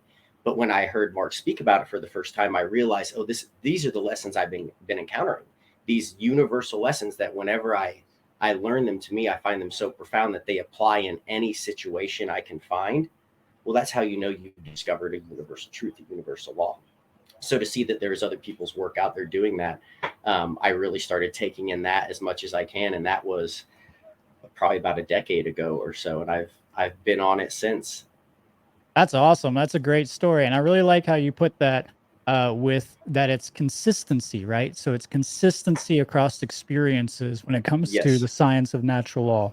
Mm-hmm. And I think that's how I see it. also came to that conclusion as well before I came into contact with Mark's work, though I was initiated pretty early on to a lot of this stuff, reading Brave New World, 1984, Animal Farm when I was like 11. So I have a different perspective. That's why I'm asking all the speakers, like, hey, how did you come to this? And we all have a unique journey. Yeah, absolutely. And I think that's another thing that a lot of people think is that there's only one path, right? That there's only a unilateral path for everybody to go down. And that's the same thing with the belief. If you don't believe in what I'm saying, then you're my enemy. And that's a cult mindset. That's dogma. That's absolutely dogma, And then I liked how you were pointing out that you're going to treat them differently because of that, and you're going to miss out on opportunities, including the opportunity to maybe positively influence them or them to positively influence you, right? So there's a lot of opportunities that we miss out by being rigidly dogmatic with our ideas. And trust me, I understand going through the righteous aggression phase and just saying fuck it all, and then going into apathy as well, and just being like, fuck everything, fuck all of you, I'm completely out of it. But it does not solve any of the issues. It does not. And I think that's why your presentation is so powerful and so welcoming. I'm so welcome to just have that here. It just solidifies everything that we're trying to bring to the table here. Thank you. I really appreciate that. I'm glad I could present something that was consistent with the theme of the conference and is a solution oriented thing. Right. We have a question here from Hexproof Anarchist. Is it possible for something that is based in truth to become a limiting belief? Ooh. Yes. So I would say so something I always teach my astrology students or clients is that our strengths can be our weaknesses and our weaknesses are strengths, right? So any position in a chart, it's neither inherently good or inherently bad. It's how it's an energy, and you're creating awareness around that energy so you can use it in the most effective way possible.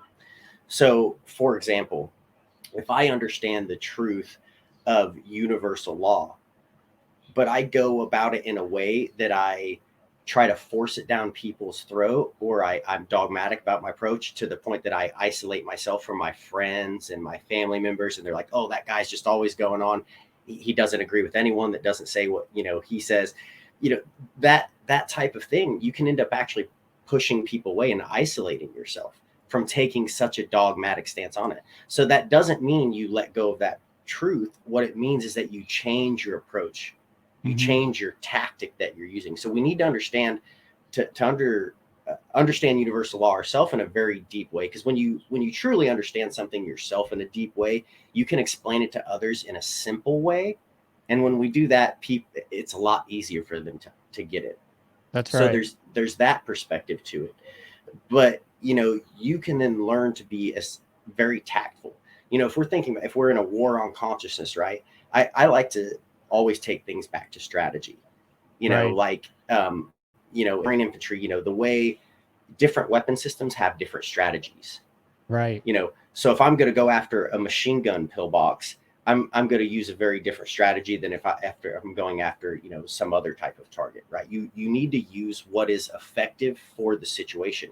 Use the correct tool. So we need to make sure we have access to many different tools and many different strategies. Sometimes it is very good to be harsh and direct and to the point. There's certain people like, you know, Brandon and myself that, you know, we, you know, obviously finding teachers and speakers like Mark, we prefer people that will be a little bit harsher and straightforward. It's not going to hurt our feelings, but that's not maybe for everybody.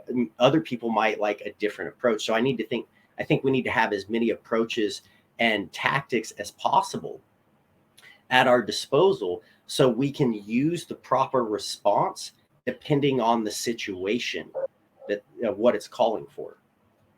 I think that's very well said. I always tell people we need more strategy on the battlefield, and it does come back to military thinking, honestly, or just organized thinking, you know. And I've always looked to that as an inspiration because I never went to the military or anything like that, but I have many friends who did, and they taught me a lot of really good strategies in life, just how I can apply just these simple ways of thinkings about problem solving or just like construction or anything like this, and it's so much more efficient. So I look at that as utility, right? So we have like deontological approaches, which is like intention.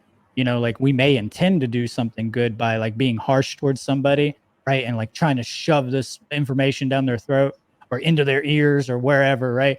But we're not actually getting the result, the consequence that we're looking for, the utility of what we're looking for. And that's what we have to be really, really aware of. And I think a lot of people in the community, at least the people that I'm working with now, are starting to see that and they're trying to adapt to that because they're like, oh, this is just not working. So we need a broader spectrum of approaches that will change and adapt to the people because everybody learns differently. That is the truth. Everybody does learn in a different way. Yes. Yeah. Well, and a big thing, you know, I kind of have seen, you know, and just as guilty of this myself, but in the community, we're kind of a fringe community of society, right? But kind of we put ourselves in that fringe, right? You know, we limit ourselves in that way. If we have to be honest with ourselves, if we really want to change society, we have to be part of that society, like an integral way, not maybe make ourselves so fringe, start integrating ourselves into all sorts of different industries. Right. You know, get yourself in as many different places as you can and start putting these messages out here instead of coming at it from the, you know, if not everybody likes the, oh, secret occult knowledge perspective, do the simple thing of cause and, you know, teach cause and effect. Nobody argues cause and effect is a thing. So, you know, if we're seeing that, oh, we do this and this isn't getting the result we want, what does that mean? We have to go back to the causal factor and try a different tactic, and then we'll get a different result. So, you know, I just think we need to broaden ourselves in our approach and our willingness to be open-minded to network with people, you know, like, for example, you know, maybe a way we could limit ourselves as anarchists is, oh, someone's a statist. They're a stupid statist, right? I'm not going to, no, they're a human being. Yep. And you probably have a lot more in common with them than you do different. And you're letting one ideological difference ruin potential relationships. And that is keeping us far more divided than what the government is doing, is our own minds. That this, if when you understand natural law, you cannot put the responsibility anywhere else besides your own mind, because that is where it all starts with. Absolutely. Very well said. Well, thank you so much, Brian, for your deep insight. And thank you for being part of the for the S.E.E.D conference, you know, and make sure to share a link for your book. I probably will grab a copy of that. It looks pretty interesting. Definitely need to add it to my library. Yeah, I'll pop it in the comments and add it in there. Yeah, that would be awesome. Yeah, and it's available in digital and paperback now. I'll get a hard book version out here before too long too. Nice, nice. Well, I'm sure everybody, I know some people were asking about it earlier, so I wanted to make sure to give that shout out for you. Again, thank you, Brian. Yeah, I'll be sure until to come next back and time. put comments. Until next time, Brian. Much love. All right, that was Brian Easterday. What a wonderful, wonderful speaker. Very wholesome guy there. I think he's doing some good stuff. I hope everybody got something from that. I hope that really resonated with you. I think that was really good work. And I think it's something that we need to hear a little bit more of. You know, we do need to improve our skills. We do need to get involved with things. And I always tell people that I'm not against society. I'm against the coercion within society or the coercive systems that we readily accept as normal and acceptable, right? So those are the things that I am looking to abolish, which I would just call slavery in general. It's not necessarily the, you know, the transactions of positivity and just the way that we function in a society together, right? So I'm not looking to destroy society. I'm looking to destroy coercive, you know, actions and false dogmatic belief systems. So, all right. Well, we have another great presenter coming up. Unfortunately, he also will not be here today. We're missing a couple people here. Thanks for Brian being able to show up. This is Dylan McCormick. He was at the last S.E.E.D conference, and I do not have a bio on him because he never sent it to me. He's pretty mysterious, kind of anonymous, right? He's playing the anonymous character right now, but he does great work, and he presented a wonderful presentation at the last S.E.E.D conference. And his presentation this year is called "Ourselves as Symbols." He does not have any link. He doesn't have anything else out there that I know of. So, without further ado, let's get right into this amazing presentation.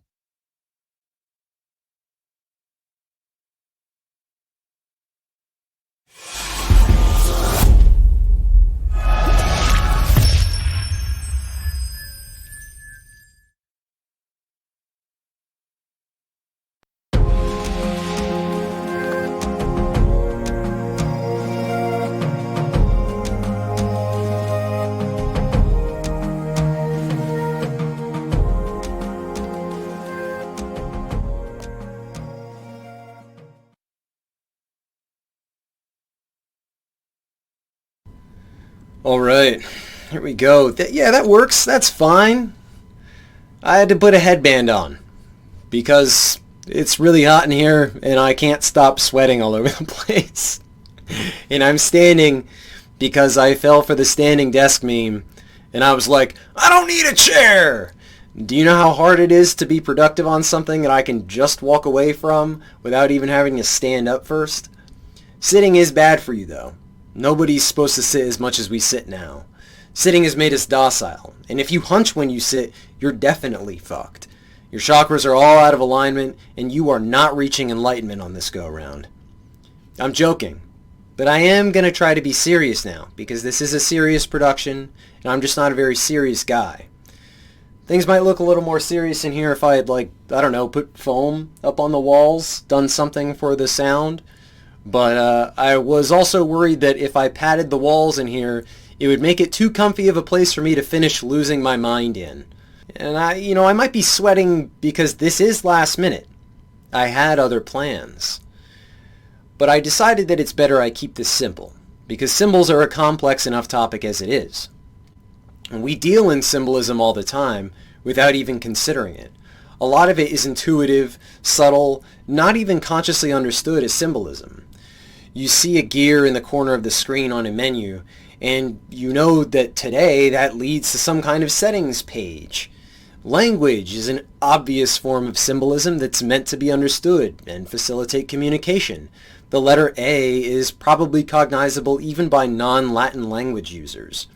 Historically, pictographs were used before letters, and in the case of something like Chinese, you can even see the shift towards more iconic characters away from more explicitly representative pictographs. But some of that is still there. Like, that looks like a chicken. Hieroglyphics are a great example of a pictographic language system. Some people will tell you that this hieroglyph, which means 1 million, depicts a man shocked at how large the number is.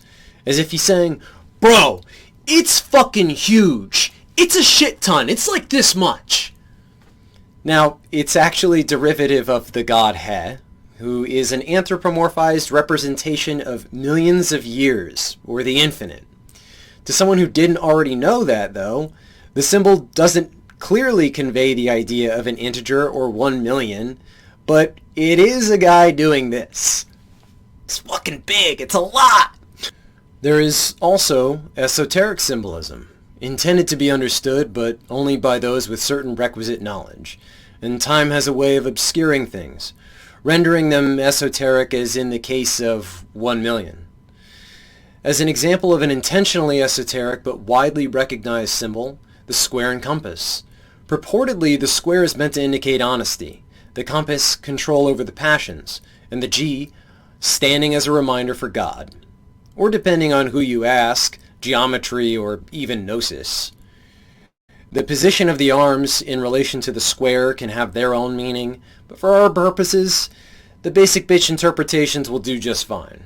And at the risk of greatly demystifying things, these guys are basically just about anglicized Hermetic and Gnostic knowledge.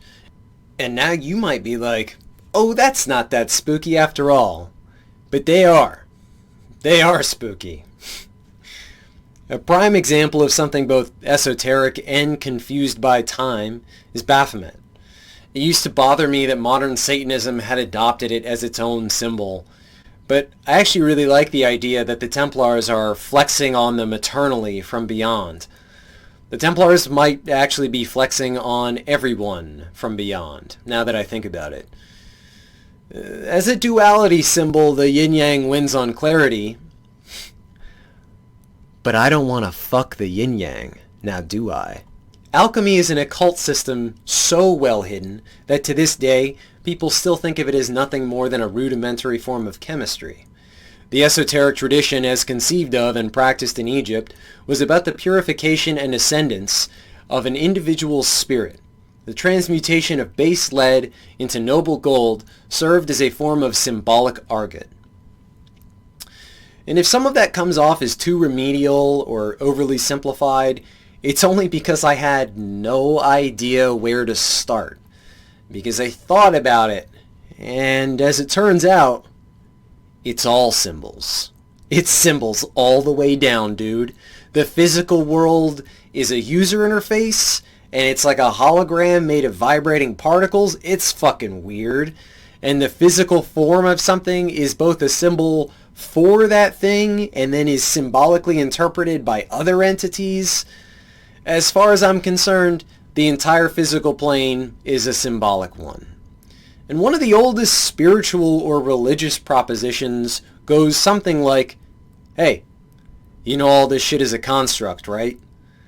Now, people are acting on that information differently. Some people really hate the construct. Some people are into it. The modern analog for this is simulation hypothesis, and like all modern secular analogs, it's not as cool as the tradition it's aping. When I refer to the material world as being a construct, don't take it to mean that it isn't real at all. It's exactly as real as it is. Just consider that physical forms are not the totality of things, but representative of them. As an example, sun worship is something of a misnomer these days. The secularized modern human might believe that people saw the sun and simply thought that that was God. Instead, the sun was often understood as a physical symbol used to represent God. The sun is God, and the sun is a symbol for God are two totally different ideas. Now, Hermeticism is almost clinical. It lacks any sort of fun mythos to grab onto, but it does accurately describe reality. And Zoroastrian metaphysics are probably correct, but they're superimposed on an epic story of good versus evil, the indomitable spirit, and the fallen realm of material. Gnosticism? Gnosticism is basically 80 plus sects of autistic schizoposting, and it has such a fucking awesome story that one of the main figures is eternally demonized and associated to another guy that has nothing to do with him because a fire-headed cloud-bound snake is retarded and or evil. I kind of stand Gnosticism a little. Rebellion against some kind of evil, retarded, schizophrenic monster wielding false authority is strangely relatable. Shinto made its son a woman, and now Japanese people won't reproduce, and they have hentai. And boy, do they have hentai. They have hentai like you wouldn't believe. It's anime porn, if for some reason you didn't know that in the modern year. Light-wielding heroes, false gods, giant serpents, the sun, eternal fire. We have these stories that we've told ourselves for so long that it's possible that we've forgotten that they aren't mere stories. What's interesting about them is what they say about the people telling them. They are symbolic in how they're told. The theme of divine spark and stolen fire may just refer to early man finding fire after lightning strikes and claiming the flame for himself, but the framing implies a belief that humans are in possession of something from beyond. And whether a belief is factually correct or not isn't what matters. What's significant is recognizing that people act on their beliefs. This is why politics are fake and gay, by the way. It is just secular religion with no metaphysics to justify the oughts that they propose. By the way, this is why politics are fake and gay.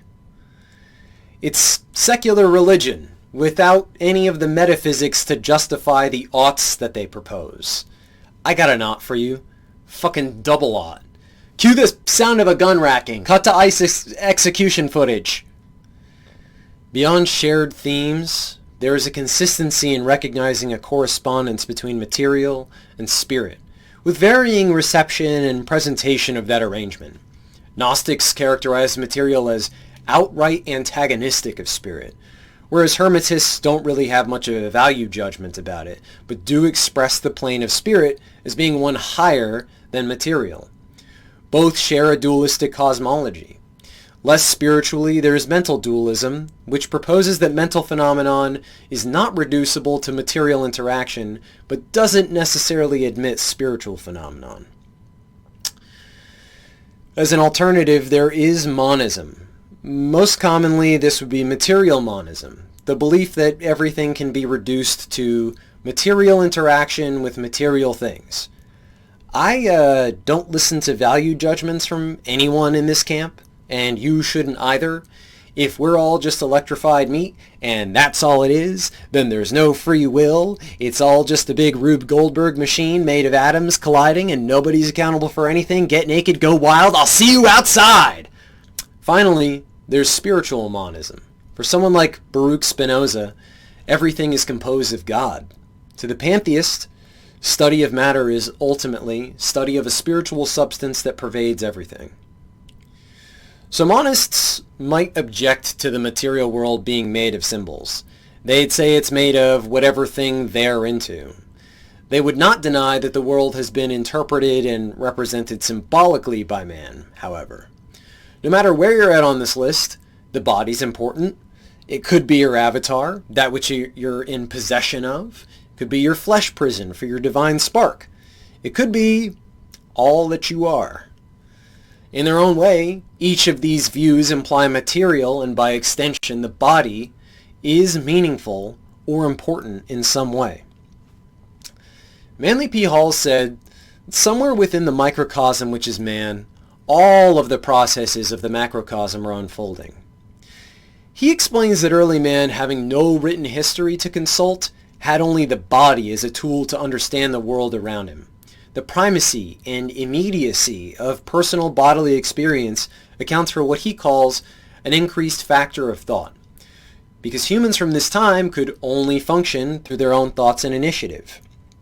For early man and the world of tradition, our anatomy rendered itself as a cipher to the mysteries of the world around us. The second principle of Hermeticism states, as above, so below. I know, edgelords and alt-girls have really paused that expression. Paused. P-O-Z-Z-E-D. Paused. Look it up. Means it's got AIDS. If we accept this correspondence between the small and the large, material and spirit, then we also accept the same relationship between the body and soul. Far from an arbitrary husk, or a slave to the mind or spirit, the body should be considered part of the same whole. As the body is responsible for housing the mind and spirit, we must appreciate the feedback loop that exists between those planes. and we ought to consider the ways in which a person's mind or spirit might be reflected in their body. Symbolism extends far beyond marks, insignias, and emblems. We have the ability to imbue things with meaning, and that goes beyond graphic symbols. Obviously, our body is a symbol for, us. But a person can come to represent more than just themselves. A person can make a symbol of themselves.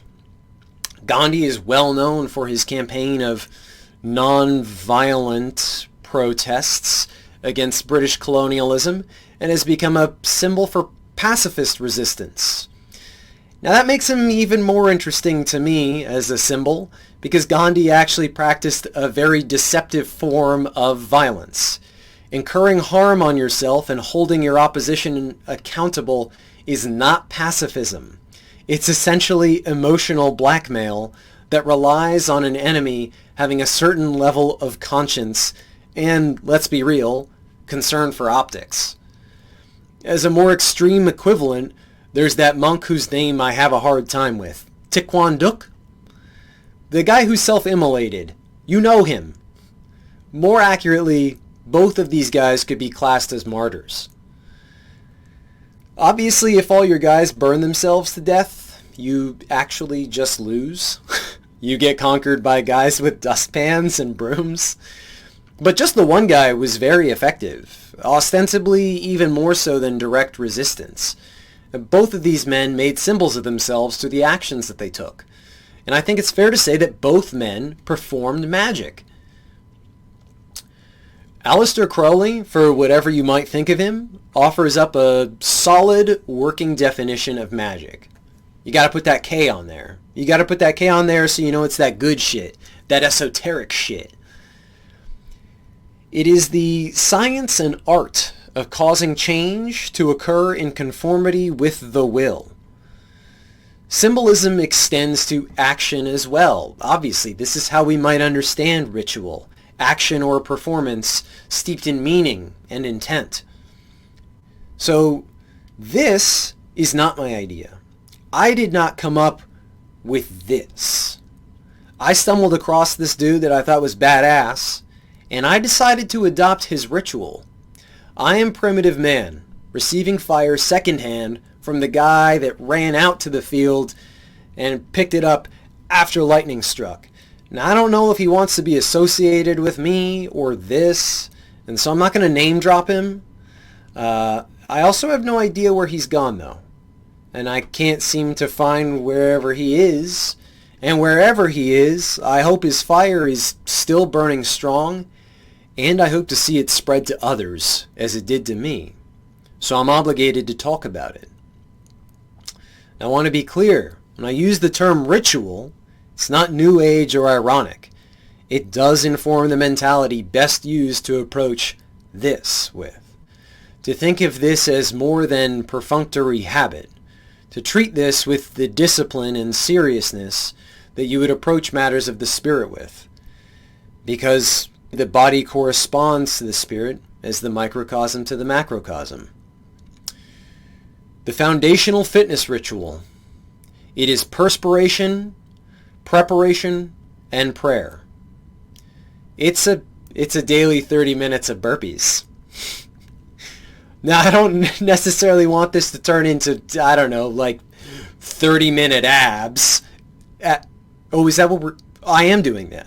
We are doing that? Okay, that's fine. Fuck it. It's 30-minute abs with me, Magnus von Sundude. I'm a totally different guy now, transformed by the power of calisthenics. I pray for a better world while I'm doing this, and so far it still sucks every time I'm done. But things are at least that much better for my improvement, and my ability to struggle in the suck world is that much greater. The expectations for the burpee are a full push-up.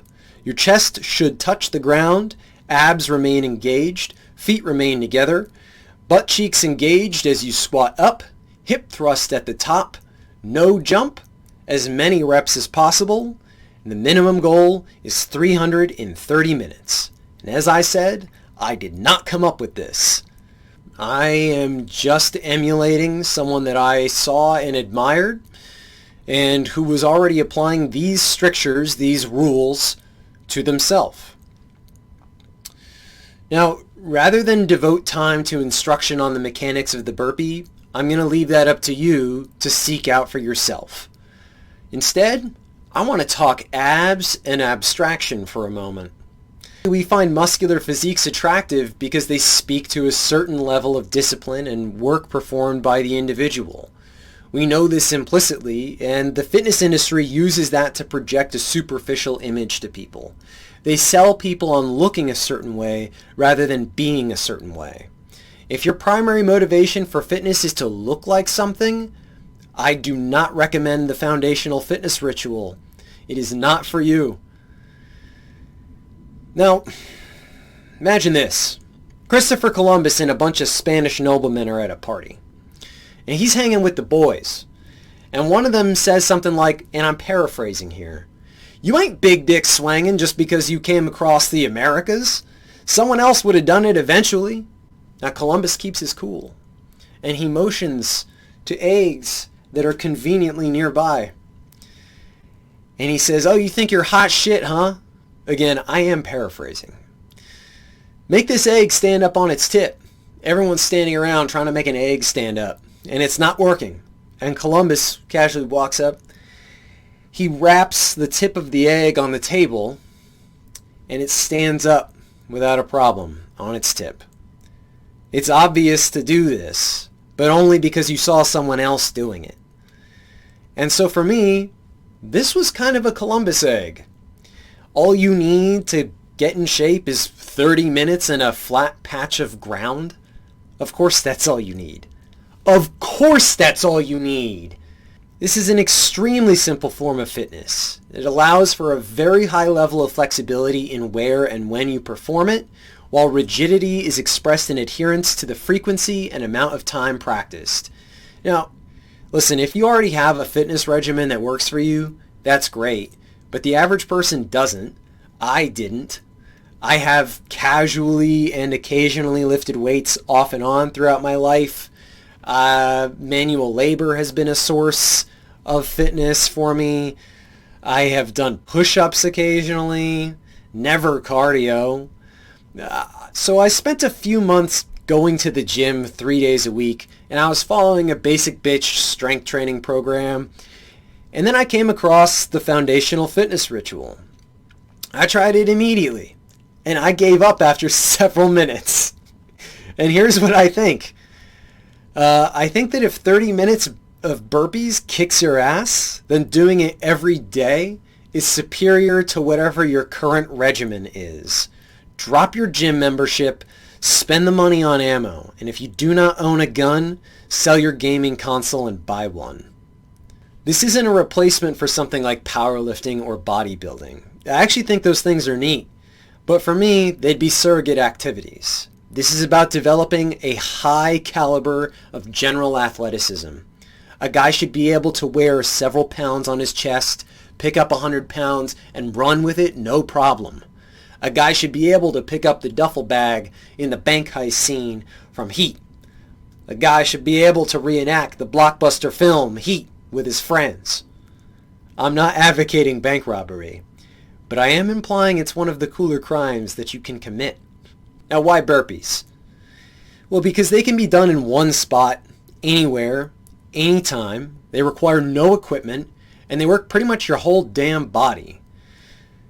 And when I say you can do them anywhere, you really can. You can do them in jail. I was in jail for a week, and I did 3,300 of them. You can do them when you roll out of a girl's bed. And they're into that at first. And then the novelty wears thin when they realize it's for a full 30 minutes, and it's every day. You can do them out in the woods. Creatures of the forest will watch you from afar, probably in fear, and they consider that territory marked, I bet. You have 30 minutes. Everyone has 30 minutes that they can spare. It completely removes any excuses not to work out. In the last year that I've done this, I've missed around 40 days total. Half of that is from genuine illness and injury, and the other half is purely lack of discipline. No excuse. And fatigue and soreness do not count as injury. Now, touching on the subject of injury, I should mention I have a slap tear.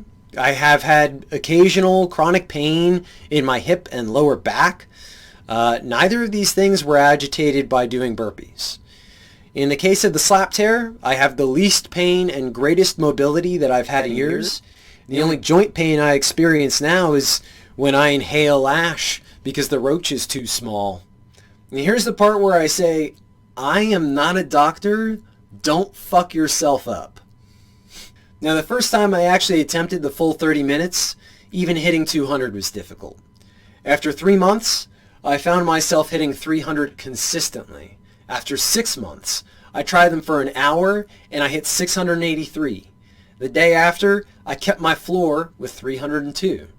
I want to be clear, I'm not bragging. I'm average. The only difference between me and any other guy is 30 minutes a day. Now, this is from the first day I started performing burpees daily. I'm like 150 pounds here. I took this immediately after doing 197 burpees. Now here's what I looked like 8 months into adopting the foundational fitness ritual. I'm about to go outside to do burpees in my cool headband that I just got. Sorry I look like a goober here, and I didn't match the first picture. I wasn't expecting for anyone but me to see this, but I'm trying to show them receipts, you know? Now, I took this before I started trying to gain weight. I'm about 160 pounds in this picture. Then, I decided to get one matching everything as closely as possible from just now, basically, when I thought to do this and edit it in. I took this immediately after eating teriyaki and drinking a soda. My weight is about 166 pounds, and I did 311 burpees that morning. Diet is obviously a factor, so I feel obligated to disclose mine. Over the course of the year that I did this, I ramped my caloric consumption up from what was probably about 2,400 on an average day to about 3,000. When I'm not being a shit pig, my diet consists of a lot of eggs, chicken, and whole milk. Vegans, please don't chew me out. Actually, I guess you're not even allowed to do that. Now, normally, I do eat a lot of bread, pasta, and rice. I enjoy grain, even though I'm pretty sure its intergenerational cultivation and consumption has made us more slavish as a species. And as an aside, while I'm here, I am calling on Big Noodle to stop tricking people into thinking that couscous isn't just pasta. I thought it was like quinoa, some kind of grain. It's just pasta particulate. Anytime I'm in the same room as a piece of fruit, I eat it. I like bananas. I'm going to miss them for a while when the lights go out. There will be a premium on fresh bananas. Actually, I think bananas stay good for a while if you don't gas them. They gas the bananas that you buy at the store so that they ripen faster. It's bananas in striped pajamas. I rarely eat green vegetables. A couple times a week, maybe. Pickles all day, though, if that makes any sense. I try to drink a gallon of water a day. Some days I do that. Some days I drink soda. My Osmosis Jones brain mayor hits the sugar craving button when I'm thirsty. Drinking soda is basically retarded. I should know. I do it. The main problem there is high fructose corn syrup. And think about it. Corn is government subsidized feed for livestock, and soda is basically fizzy livestock juice. Still, it might be better for you than tap water, unless you crave SSRIs and a sex change. So I consume junk food, I drink, I smoke weed regularly, lately even more so. I'm not advocating this stuff. These are all vices, and in some way each detract from my physical performance, which means that they detract from more than that as well. Now, having a daily performance-based number as a metric to actually see the impact that diet and drugs had on me is kind of cool. I already knew that vice is just enjoyable self-harm, but this made that very clear. And I'm disclaiming these vices to illustrate that I'm an average guy. I am far from an austere ascetic monk. Adding the foundational fitness ritual without any other lifestyle changes still greatly improved my athleticism. But obviously, better diet and less poison got me better output. Over the course of a year, my performance has been greatest on average when I was consuming little to no drugs and maintained a diet that contained very little junk food. During this time, I found my average to be roughly 330. When piling poison into my body and getting irregular sleep, 300 was occasionally difficult to maintain. I actually went out of my way to drink and consume more marijuana than usual, sleep less than usual, and eat shittier, and I paid for all of that. My bad habits tarnished my good discipline. The ritual became higher effort, and my bad habits became easier to embrace. And there was a clear line drawn between my habits and my rituals. My habits I put very little thought into. I just happened to repeat them regularly. Habit is often performed for the sake of itself, without any intent. Burpees are not a habit for me. I have to make the decision to do them every day. Some days it's harder than others. But something became very clear to me over the last year that I spent ritualizing fitness. The version of me doing 30 minutes of burpees a day is better than the one that isn't. It's actually that simple. Stronger, healthier, greater stamina, more focused, all of these measurable physical effects are simply symbols derivative of discipline. Seeing this on myself made it click for me in a way that it never had before. Ourselves as symbols, well, our bodies anyway. Would it be fair to look at the average body in the United States as a symbol of our time? Fat, bloated, somehow overfed and undernourished. These people are the microcosm to the macrocosm of the sick, bloated slave state we live in now. That body, those people, don't enjoy liberty. They enjoy comfort and permissiveness. Obesity is an obvious symbol of decadent excess. And miss me with that health at every size bullshit. And you will miss me, because you can't catch me, fatty. If I've spent time talking the talk about the will and personal discipline required for a natural law society, my commitment to ritualized fitness was a chance to walk the walk. The body of a free person should reflect the care, dedication, and will required to live free. Now, I don't want to see the best among us starve themselves or light themselves aflame. I want them prepared. I want them hardened for the struggle ahead. And when I perform the foundational fitness ritual, that's what's on my mind. It's a constructive, symbolic expression of my desire not only to be better, but see the world made better. Hard times demand a hard body. And I do believe that we're in for hard times. The symbols are there, if you know where to look. I'll just be real here. We're living in the decline phase of the current U.S. Republic. I'm not telling people shit they don't know by saying that. I will take that one step further and venture to say that at 31, I will get to witness some form of collapse in my lifetime. And that's a huge impetus for being in shape. Read into that however you want. The average person is indolent, indigent, ignorant, and unhealthy. Our political representatives are sclerotic, geriatric, and when they aren't outright evil, stupid beyond belief. This form is calcified. Our fate is set in stone. But your will is a chisel. So get out there and get chiseling. I'll see you out there. Thank you for listening.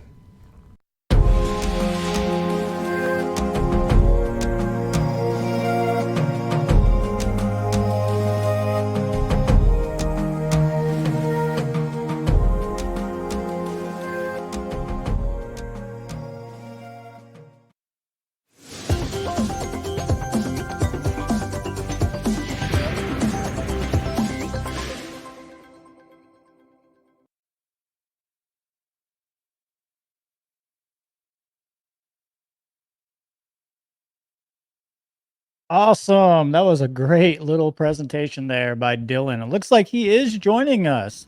Looky Howdy. there. There he is. What's up, Going. brother? How you doing? I'm pretty good. How about yourself? I'm doing good. Did you get your burpees in before you showed up? No, I waited to do them because I did see that I was slotted for an hour, and I was like, I will straight up get on camera and do them for 30 minutes as soon as it's over. But I'm probably going to do them after everything. Last night I did them while listening to the end of Doug's presentation. But yeah, they're amazing. You can do them whenever. You didn't give us an example. I think everybody wanted an example of them.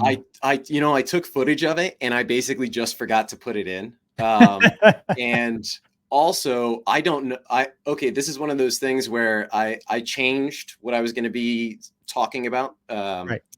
I didn't anticipate that it was going to be about doing burpees for 30 minutes as much as it was. But when I realized that I just can't find any trace of the guy that I picked this up from, I was like, well, I'm obligated to keep the fire burning. Right.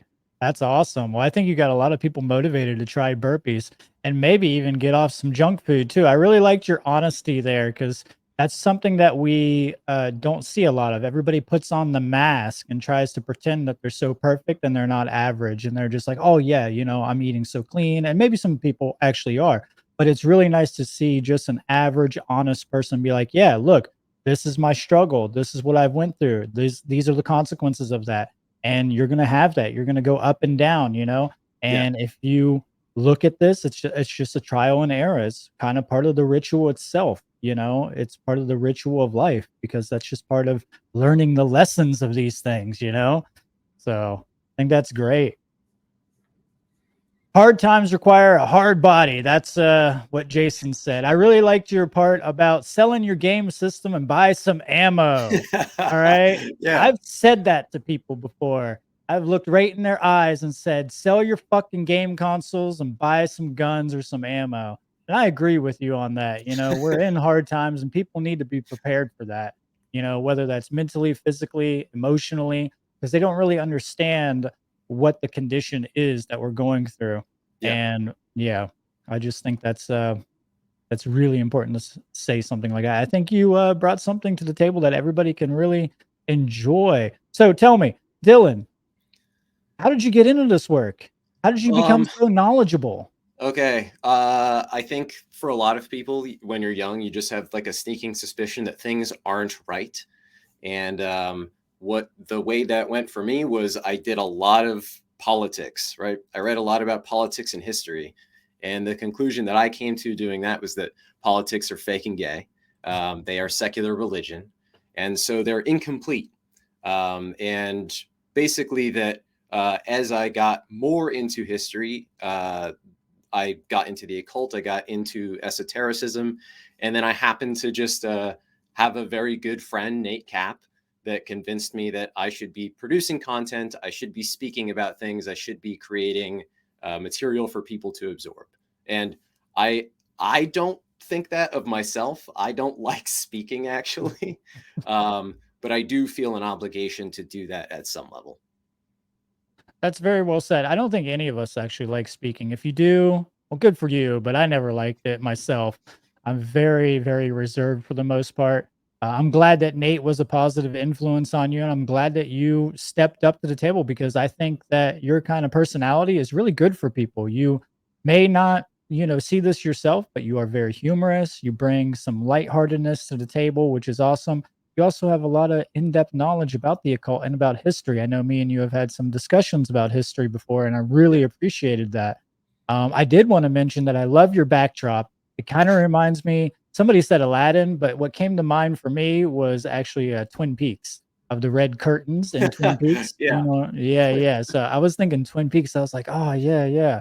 Do we have any questions for this handsome guy over here? What's going on? Look at this hair. Where's your bandana at? You're not like Rambo anymore. Oh, well, I'm not sweating like a pig right now, so I don't need it. You didn't do your burpees. That's why. Yeah. Do we have any questions? Where can we find any of your work at? I mean, I know we had you on for the S.E.E.D conference. Some people can find your previous presentation. Do you have anything else out there? Currently, no. I am mysterious. I basically exist in a void, a liminal space disconnected from reality as much as possible. I do have a plan to start consistently creating content in the next several months, but there is nothing concrete there. I was planning on leaving the US for a while, and I think I'm not doing that now, which should give me more time to work. Oh, nice. Do you have anything in the near future that you're thinking of producing? Like any ideas? So I want something that is it's accessible for people who don't know shit about shit, basically. Right? Because like that's what would have appealed to me when I was younger. Is I basically just want to, you know, if I can, hand a younger version of me all the stuff I wish someone had handed to me when I was that age. Right. So essentially producing something that is informational about the occult, but maybe kind of flies under the radar of being related to the occult whatsoever, which is unfortunate that that's the way that things need to work so often. But like, you know, people hear terms like occult, terms like esoteric, and their brain just turns off. So you have to have some way of like getting under the radar to get that information to them. And then once they see that information, it tends to click really quickly for them. They realize that they had this false perception about the thing, and suddenly they see the value in it. Right. So you're saying we should Trojan horse these motherfuckers? Oh yeah, absolutely. Yeah. Thousands of guys that have all been doing 30 minutes of burpees every day come out of the horse. That would be great. That would be awesome. Well, man, let's see if we got any other questions here. I don't think anybody had any questions for you. I mean, come on, challenge this guy. He's very wise. He definitely has some good knowledge. I really like what you had to say about symbolism and the body being a symbol. And I have studied symbolism a lot, and I'm sure you're familiar with a lot of that. And I also like what you brought to the table about pantheism and about Gnosticism. You brought some really good stuff to the table about that. Are you on social media, and do you want to be my friend? From Logan Hart? I think technically I do have social media somewhere that I should be using. But yeah, of course I want to be your friend. You're fucking awesome. I saw people saying Aquarius. I'm not Aquarius. I'm a Libra. Libra. Oh, that makes sense, actually.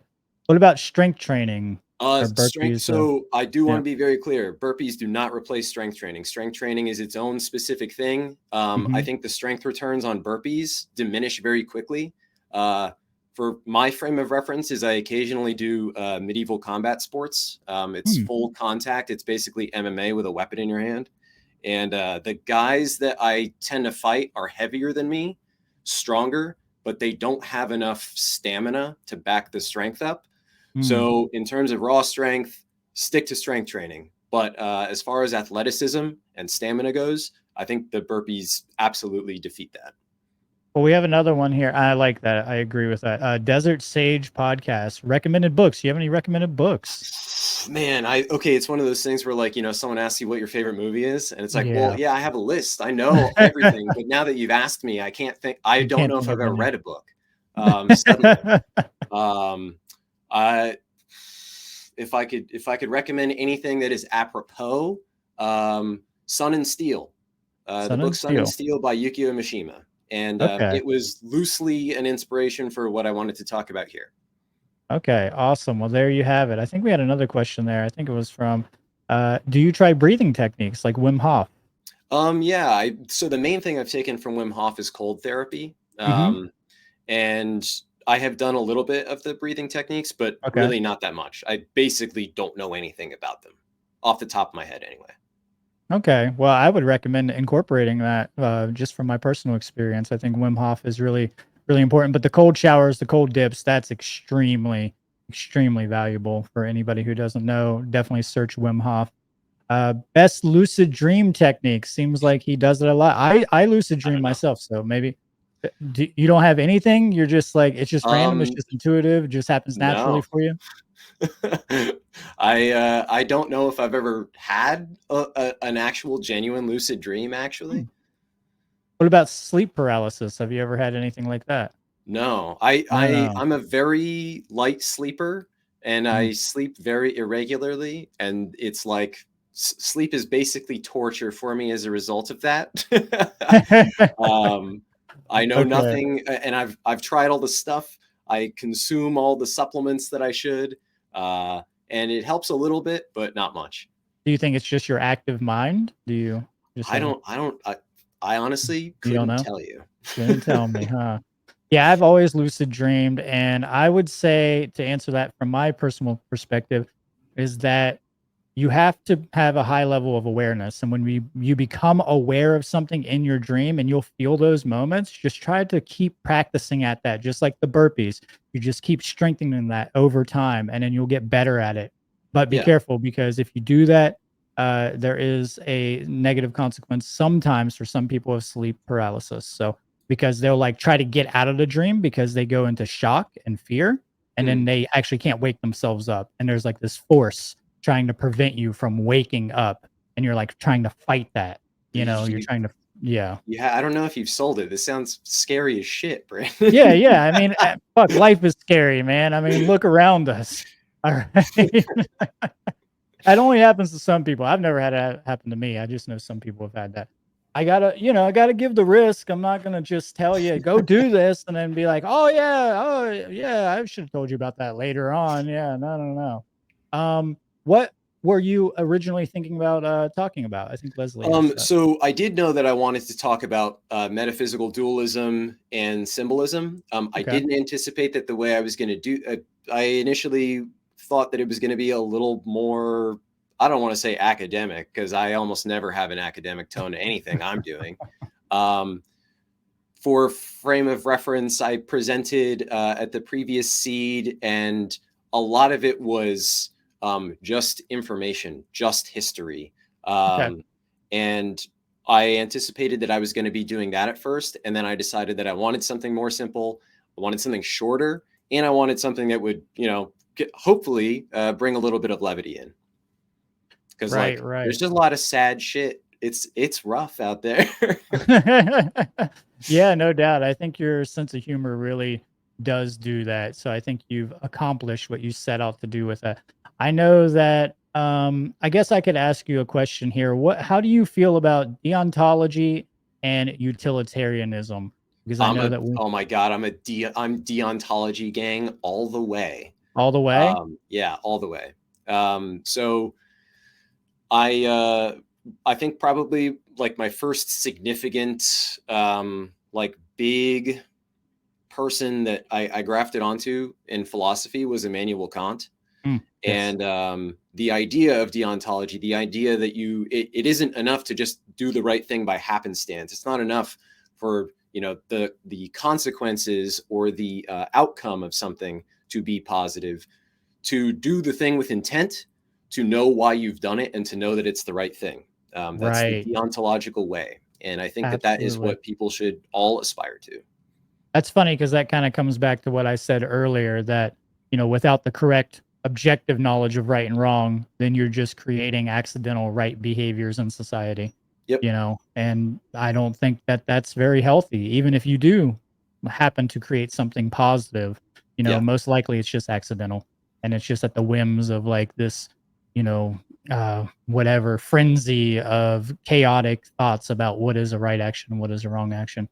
Well, I think the take on Gnosticism was hilarious by Patty. That's what she said there. Was there any other questions we have for this guy? Any energy work practices? We have this one. No, not really. Actually, No. I meditate, but I don't necessarily know that it constitutes energy work. Okay. So how do you feel about energy work? That it is a worthwhile thing to do, but that it's also a thing that's dense enough that I don't do it, and I don't pretend to know anything about it in any kind of meaningful way. Right. We have another one here. Do you practice sun gazing? Okay, I don't technically. I do. I have tried to make a habit over the last year.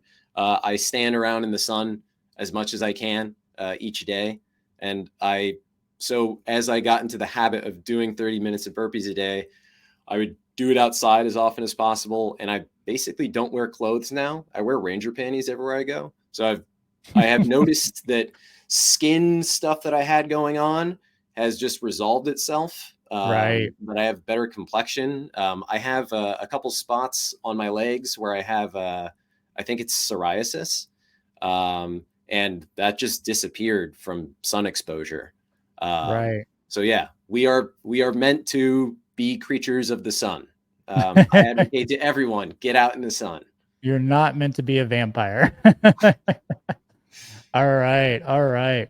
Well, I think that's all we have time for with you. I wish we could keep you on here longer, and hopefully we'll see some more work from you. Yeah, I think people want to get in contact with you. So you are totally welcome at any point. If you end up creating a site or putting out any more videos or anything like that, you can totally jump on my platform and share your work with the Appreciate audience, it. because I know a lot of people really liked what you brought last year, and I really appreciate your work as well. Maybe we'll get back together and do a good conversation about philosophy and history Yeah, again. I think that let's would do be it. awesome. You know, maybe we can actually bring it to the table this time though, so people can listen to it. You know, we can't talk about that. That's secret though. You know, that's that other project's too secret. People can't handle that right now. But thank you so much, Dylan. Thank Yeah, you so thank you. much. Of course. Anytime, man. Come back. All right, guys. I hope you really enjoyed that. I thought that was great. I really like Dylan's work. He does amazing, amazing work. All right, I'm gonna make sure I get this right this time. So, oh yeah, we got a legend coming up next. Oh man, he's actually been presenting at the S.E.E.D conference since day one. And it's one of the reasons I actually got the S.E.E.D conference together. So I spoke about why I got the S.E.E.D conference together, or what inspired that. But another reason why I got it together was to kick some of my family members in the ass so they start producing some content. That was one of the things, because I was really, really deep in the rabbit hole, just trying to do as much as possible. And I knew that my uncle and my cousin and my aunt, they all had great knowledge, and I knew other people around me had great knowledge, and nobody was doing anything with it. So I was like, okay, I'll just do this event, and then maybe these guys will actually start producing some content. And now they are making amazing content. So Nate Cap is the next presenter. He is an independent researcher, symbolist, public speaker, founder of the Cubbyhole website, which I used to co-host, and there's great information there. He's been doing a lot of really good information there. Host and editor of the Cubbyhole website, specialized skilled in graphics and esoteric art. He is the designer of the S.E.E.D art, a lot of it, like most of it. He's done the flyers. He did the Metamorphosis logo with the butterfly and the caterpillar. Really beautiful work. So I recommend checking out his work at cubbyhole.com. That's CUBBYWHOLE.com. And his presentation today will be on the Earth Brain 2. So this is a sequel to one of his earlier presentations at S.E.E.D. The Sacred Trace is the subtitle for that. And I'm sure he's going to be getting into the occult, morality, consciousness, esoteric Freemasonry, something like this. He always brings something great to the table, especially when it comes to symbolism. So without further ado, let's watch this amazing presentation.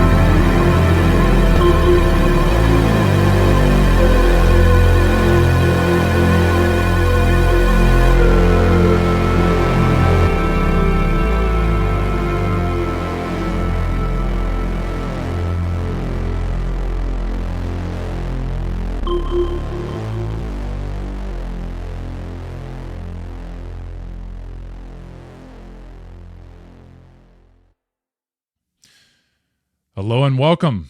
My name is Nate Cap, and thank you for your time and your attention. This presentation is a follow-up demonstration to my Earth Brain and the corresponding symbolism presentation that I gave back in 2018 at the S.E.E.D 3 event. So hopefully you've had a chance to do some review on the topics that I covered in that presentation, so that way you'll be better equipped for this presentation that I'm giving today. Okay, so it's a very necessary prerequisite, and really so is the whole Cubbyhole podcast. So if you haven't got a chance to listen or study either one of those, I definitely recommend that you do so once you've seen this demonstration here today. Okay, so before I go any further, I want to give a big thank you to Brandon Martin and the whole S.E.E.D team for getting this amazing event all together and giving me and everybody else such a wonderful opportunity to get together in this web conference for such a very powerful, high frequency gathering. And it really, truly is an honor to be part of this. And this is my 5th conference that I have been part of so far, and it just keeps getting better and better. And I really deeply appreciate it. And I really deeply appreciate all the speakers as well. You know, I know how hard it is to not only learn this information and understand it, but then be able to have the courage to put it out into, you know, the web for other people to hear. And, you know, it's very difficult to learn all the tech, and just, you know, having the energy and the time, it takes a lot, but, you know, it really shows how much people truly care. Now, one thing to keep in mind is that there really is no way that I can cover the whole entirety of the overarching topic that I'm going to be covering today because of the time schedule. And, you know, I'm just happy to have the time that I do have in this conference. But just please understand that this presentation is in a very, very condensed form. And I'm just hoping to whet people's appetite and inspire the student in you to continue your own deeper research on these topics that I'm going to be sharing today. Okay, so I will be further extrapolating a lot of these topics in the Cubbyhole podcast as well. Okay, so in this presentation, I'm not going to be sharing anything truly new, but it probably will be new to your experience. Okay, it's about becoming conscious of what already is. Okay, what already is in nature or reality or the universe, but, you know, with more clarity and more of an understanding. Now, what I really want to get to the heart of in this presentation is, you know, how to truly symbolically trace out and orient the mind and the heart and the soul and the connection to Earth, and why it must be done. Okay, so it's a huge spiritual bridge that helps us learn who we are and also fills in the gap between our minds and our hearts. Okay, because it's about dissolving the divide in the world. It's about learning that we're in a dualistic mindset. We're having a war in our mind, and if we can dissolve the divide within, we can project that through manifestation into the world. We can, you know, inspire others. And that's what this whole presentation really is all about. Okay, it is an unfolding science of natural law as well. Okay, and, you know, learning natural law, that is part of, you know, bridging that divide and bridging the gap in that divide within.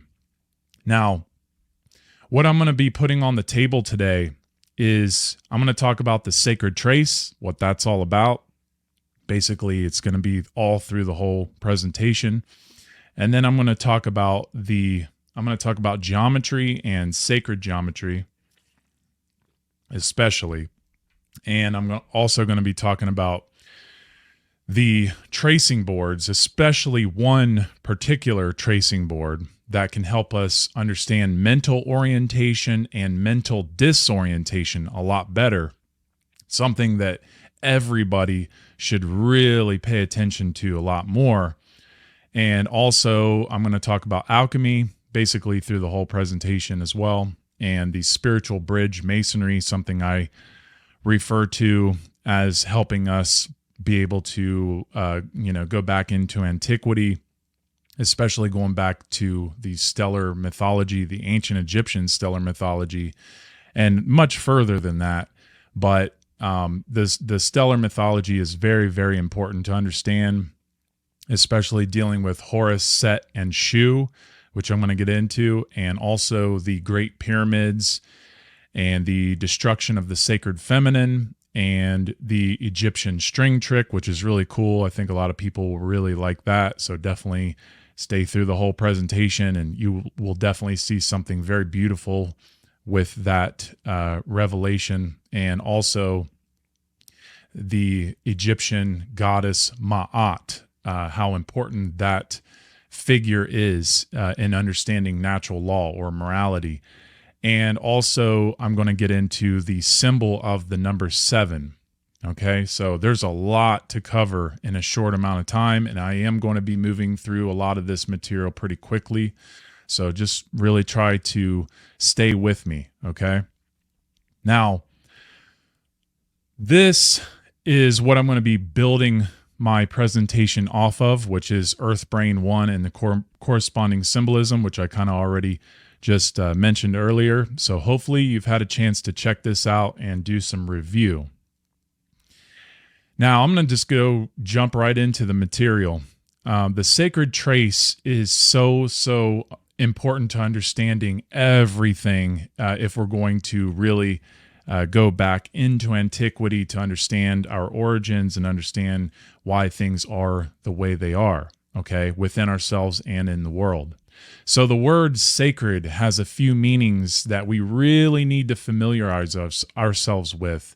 And the first meaning says regarded with respect. So this is about something that deserves attention and deep observation. That's what people really need to remember about sacred, okay? So it also means holy, which is, this is about something being pure or whole, something grand, something that can't be corrupted or hasn't been corrupted. And then, think about the circle, just the perfect, circle. The circle can be holy, pun intended. Sacred can also mean connected with or to the creator or, connection with intelligence of the universe. It's about something being connected to all of us or all that is or all life.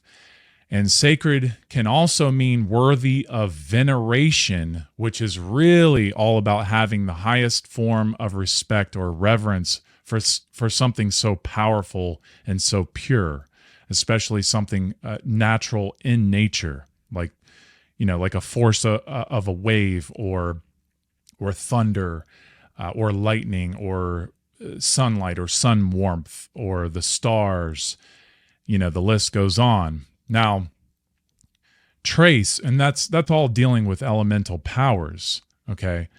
Now, trace means to follow in the sense of a course. So to follow or pursue through a process or sequence. It also means a track or search, which means to observe or investigate or trace the footsteps of something, to track something out. Trace also means to make an outline of something, indicating that something can be discovered through enough evidence or gathering eclectic data or information. And trace figuratively means to ponder or investigate. So in other words, this means to contemplate or think about on, what has been researched or collected. So the sacred trace means to investigate and outline that which is holy. Okay? So to search and observe and follow back to something pure and whole. Basically, to distill information into a big picture of connection and understanding. It's about getting back to pure forms, which helps us arrive closer to source and be able to connect the dots. Now, when I was a child, I used to sometimes get a picture of an animal or a cartoon character, and I would take a thin sheet of paper and I would begin to trace the image out.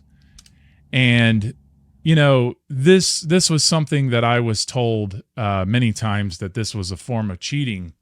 And it is to some degree, if, that's what you rely on in order to, learn how to draw or express. But the way that I looked at it when I got older was I realized that it was an action of tracing something out in order to understand the form and the idea behind it. And it would expedite the process, because then once I traced it out, I realized that later, after I had traced it out, my memory helped me be able to draw the same thing and, not have to even look at the image, so I could do the whole image without even looking at it.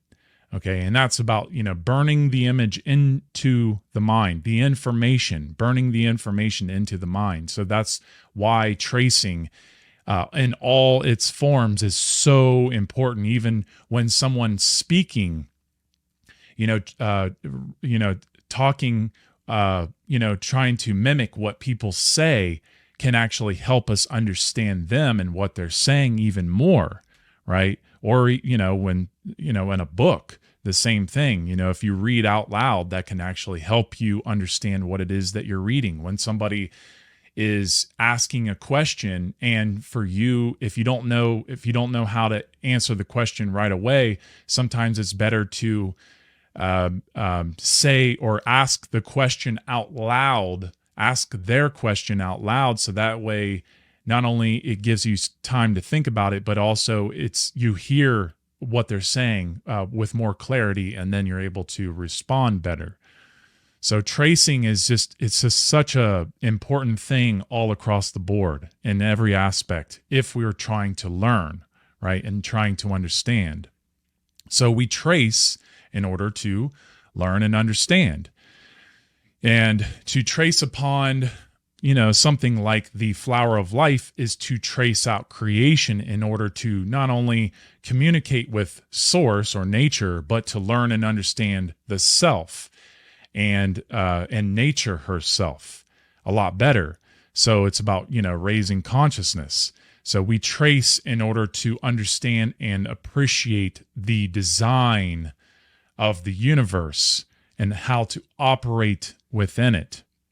And in the mystery tradition of Freemasonry, especially esoteric Freemasonry, this is called tracing upon the trestle.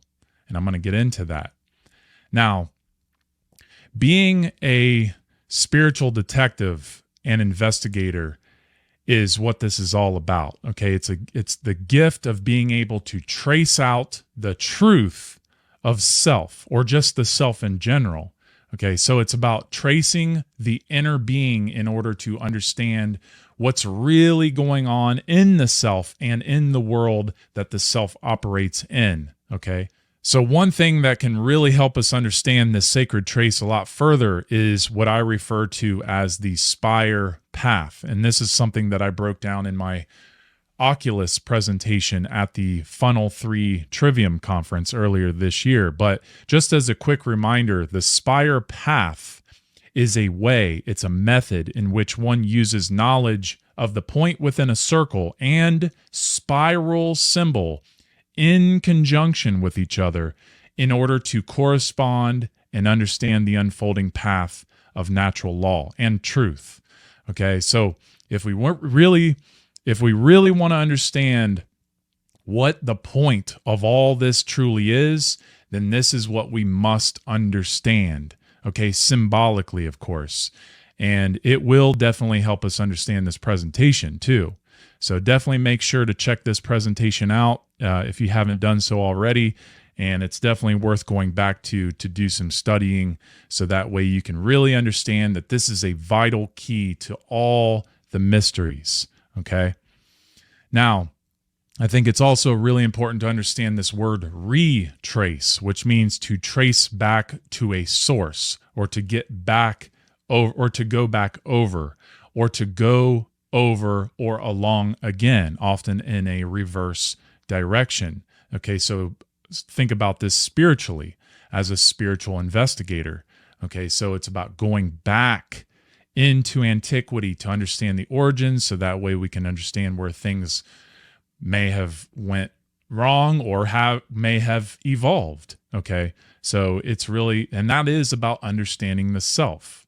Okay, so for hundreds of thousands of years, the irrepressible moral man of antiquity has preserved knowledge of self in symbol for progeny and posterity, for future generations to have a chance, to have a fighting chance in evolution. And this was done as the greatest form, the greatest act of agape, the highest form of love. And through many corrupt, passed down rituals, rites, stories, sciences, arts, and traditions, modern man has struggled to find his way back to balance and harmony due to an overwhelming and alarming amount of ignorance, negligence, and apathy. So let's not do that anymore.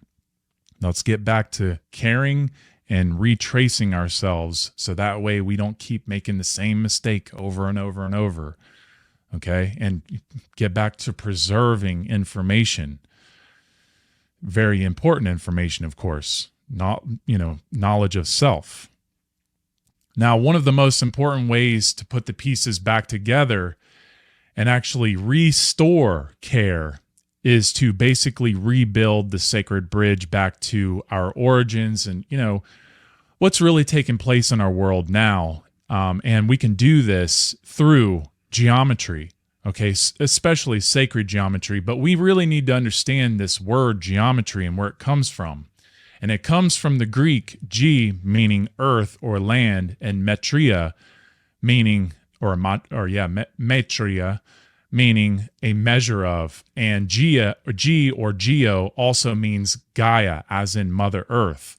So geometry means earthly measurement. Okay, that is very, very important to understand. And this may seem a little overwhelming in our mind at first, but it's a very, very important correspondence to the human brain, especially. And this is something that we're going to understand as we move forward in this presentation. Now, Plato, from way back in the ancient Greasy days, he said that let no one ignorant of geometry enter right outside the doorstep of the lodge that he was part of at his time. And this quote is really just an allegory, okay? Because if we really truly read between the lines, this message is really just saying that anyone who willfully chooses to ignore the geometry or sacred geometry or symbols, they can't truly enter within the self without understanding the esoteric or the occult, okay? The inner and the hidden, okay? They can't truly begin to see for themselves what is really taking place within themselves and the world that they operate without understanding this. So these people are actually referred to as the unbegun or the uninitiated, and that's who he is actually talking to. Okay, in nature, that's true. So geometry, and especially sacred geometry, is very, very important and necessary to understanding the esoteric or occult sciences. Okay, so that's very, very important to understand. So what is sacred geometry? Well, sacred geometry is essentially the holy blueprint of creation, and it's the genesis and the origin of all form. Sacred geometry is considered an ancient science that explores and explains the energy patterns that create and unify all things, and it reveals the precise way that the energy of creation organizes itself. And this is something that we can see in cymatics. But it is said that every natural pattern of growth or movement comes back to one or more geometric shapes, because this is about helping us. It's about teaching us that we must get back to pure forms, and we can understand this through symbols and even numbers as symbols. Okay, and this is what's going to help us get closer to source, back to the one. So think about that. Now, geometry is the universal language, and it is discovered and used by man to connect and communicate with the intelligent fabric of the universe. It is a non-man-made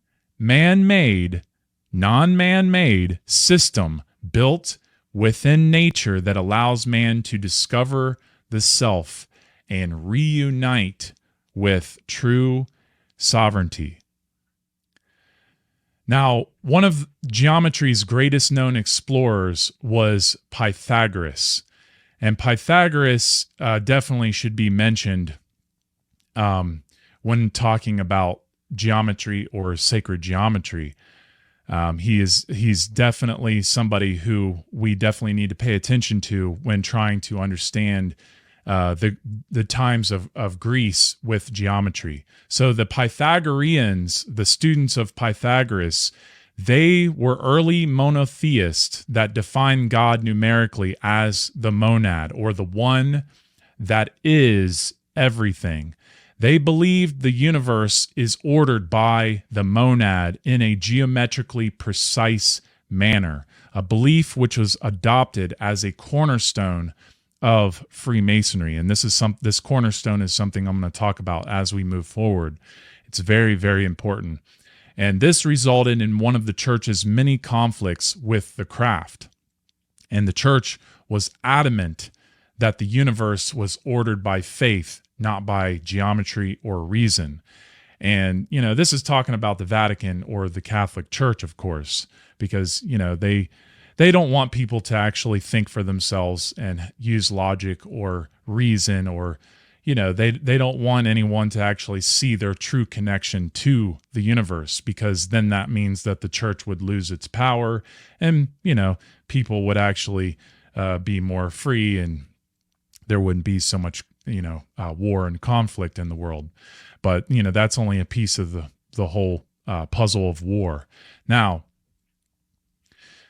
sacred geometry is interlaced in the mystery traditions, and the mystery traditions are evidence. They are a trace of sacred geometry left behind as a preserved landmark in symbolic form, which is used for recovering the science of the mysteries.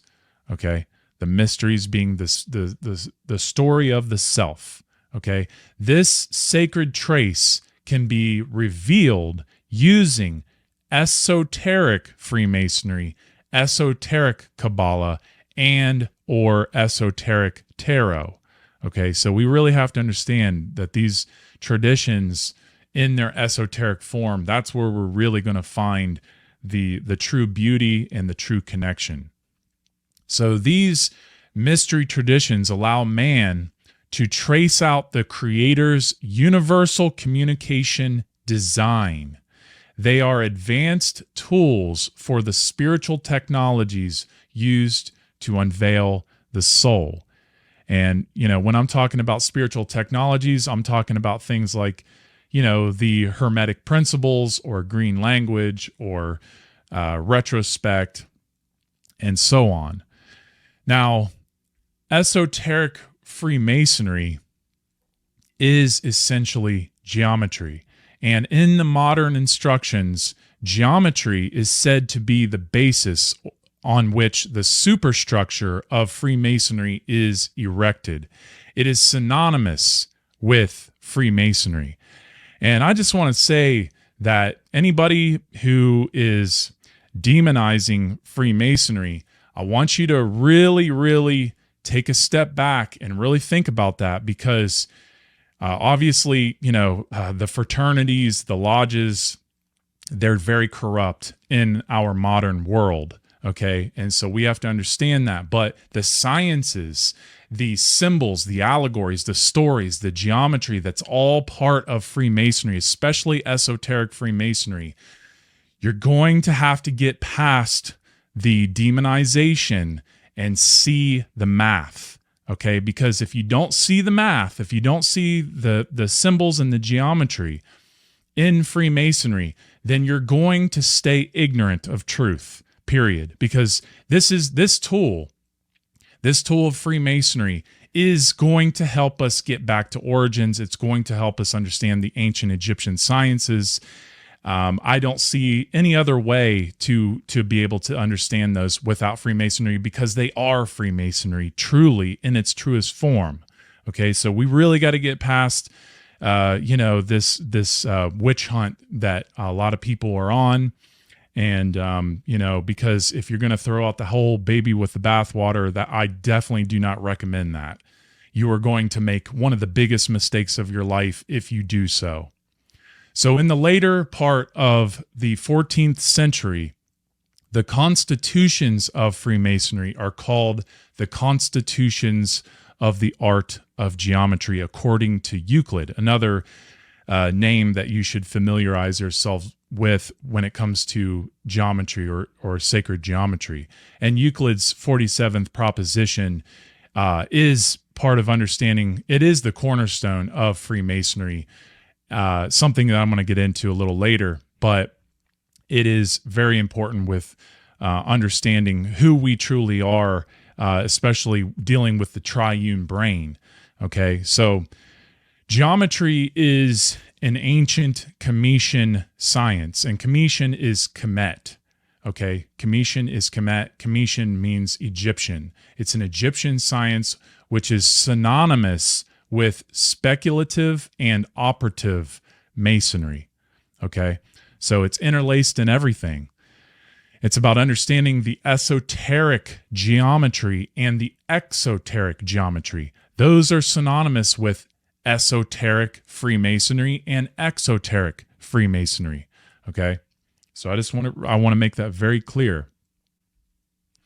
And these are what's called tracing boards, or you can also call them trestle boards. The trestle is more of the archetype, and then the tracing is about the action of tracing out your soul. Okay, but they're also called lodge boards too, the spiritual lodge, of course. But starting on the left, you see the entered apprentice tracing board, the first degree, and then in the middle, this is the past fellowcraft degree, and this is the middle degree. So everything dealing with the middle in the soul, that's where you're going to find that information. And then, the raised Master Mason degree, the third degree.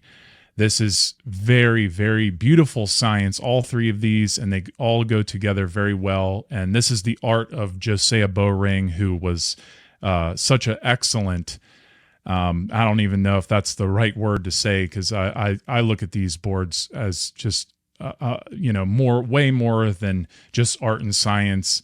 They are one of the most beautiful correspondence pieces of art that I have ever used to understanding who I am, and understanding who we truly are, and what's really going on in this world. And yeah, Josiah Bowring is a master Masonic artist, and I definitely recommend studying these boards because they are going to help us trace ourselves out. That's what they're meant for.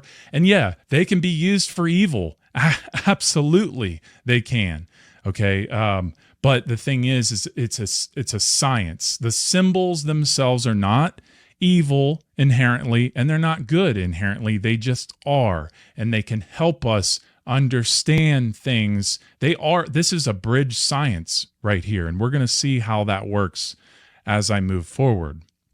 Now, this is the mystery tradition that I'm going to be using mostly, especially this board, okay? And this is what's going to help us understand the sacred science of the earth brain in correspondence to our human brain, okay? It is a very helpful, useful tool to recovering much of what has been lost since the early stellar mythologies, okay, or the stellar mythos. So this is the first degree tracing board of esoteric Freemasonry. And this is the initiation degree. To be an initiation just means to start, okay? To start your journey. That's all it means. And it is Solomon's temple, the temple of the soul of man, the sun and moon, okay? And this is about a raised spirit, okay? To help find our soul and raise our spirit. So internally, this is an allegory of the self, okay? So this is the art and science of tracing out natural law and the soul.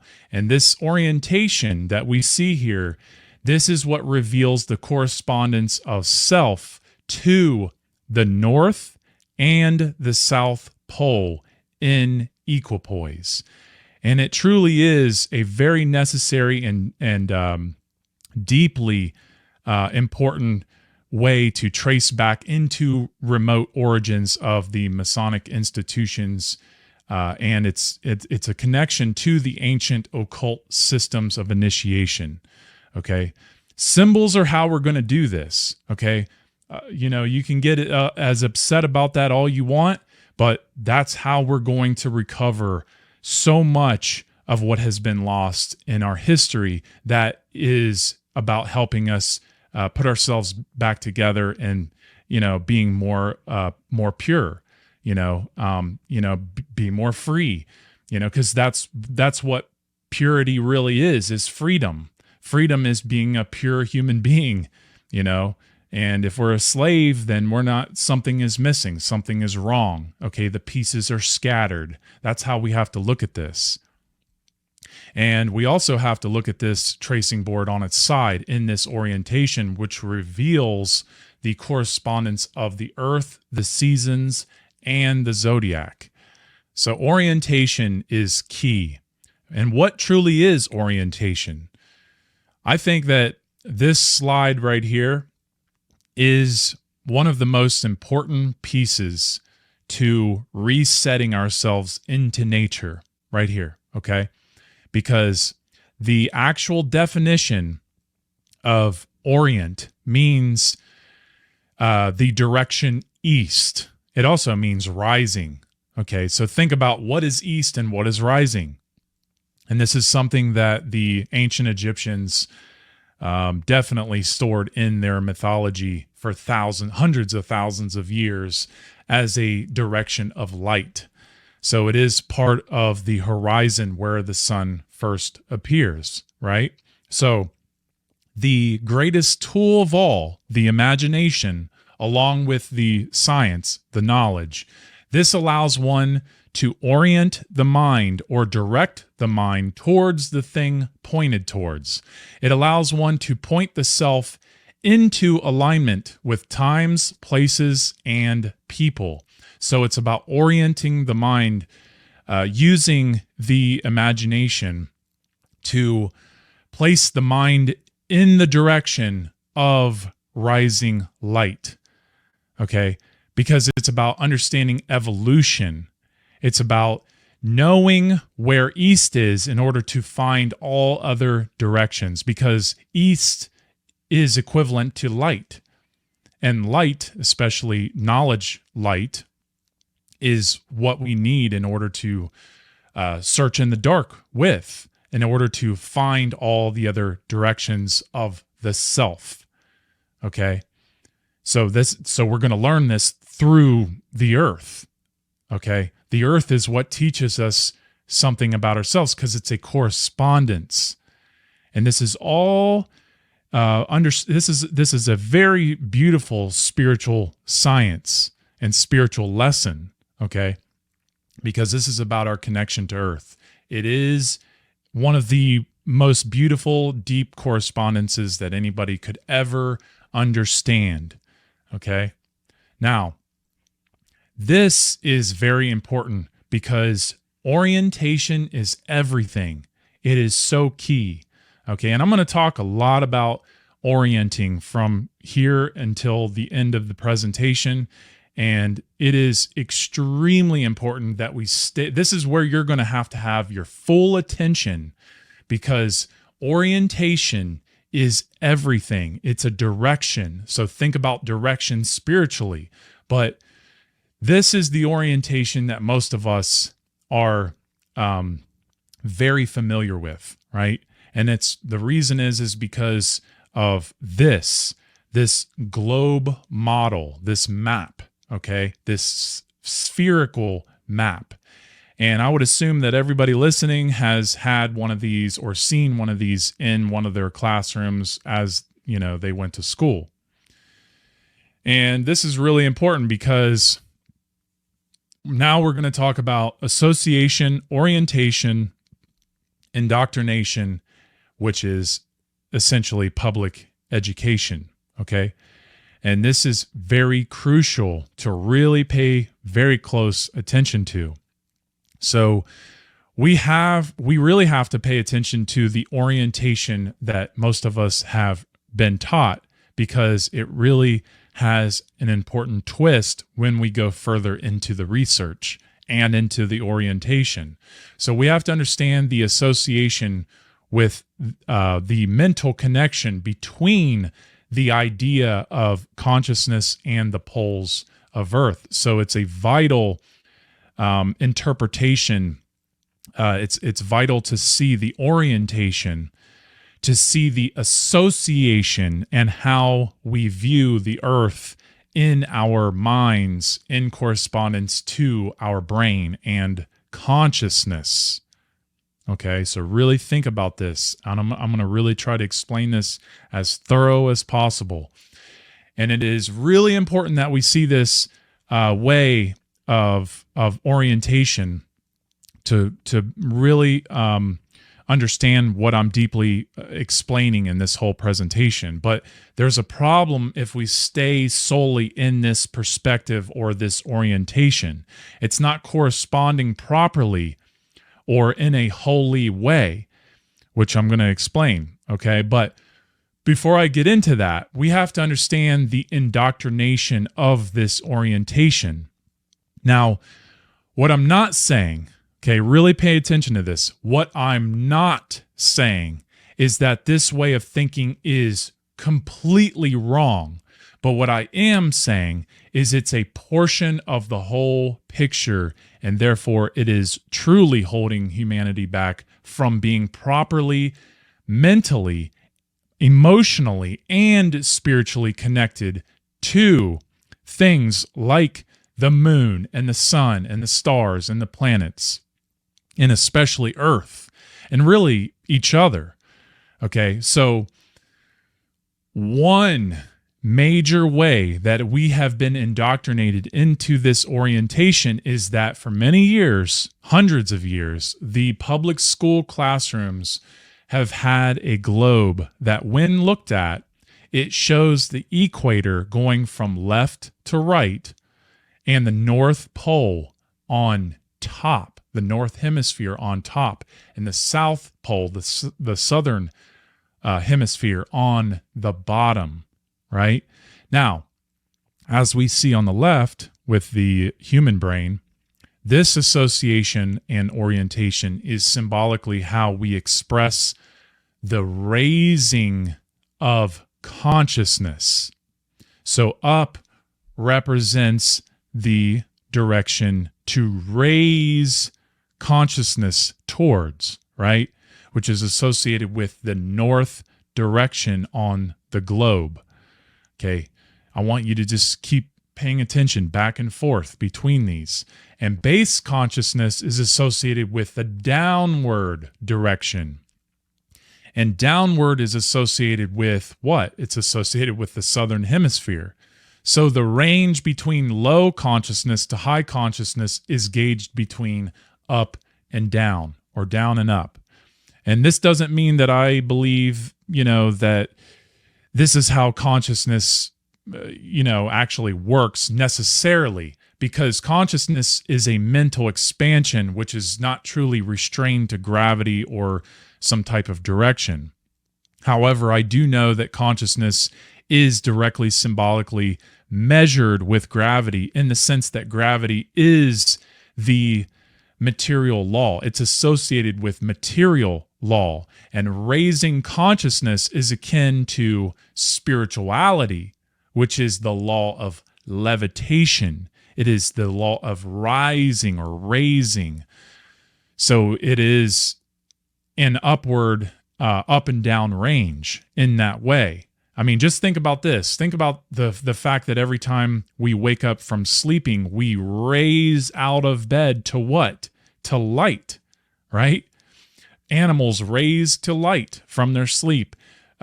Trees and leaves and flowers, they raise up to the sun, okay?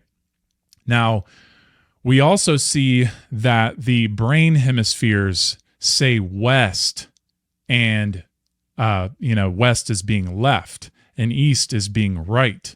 And this is really important when trying to understand religion, something I've talked about quite a bit in the first presentation, dealing with the three major monotheistic religions and their centralized cities that they're in. Being, Christianity is centralized in Rome, Italy.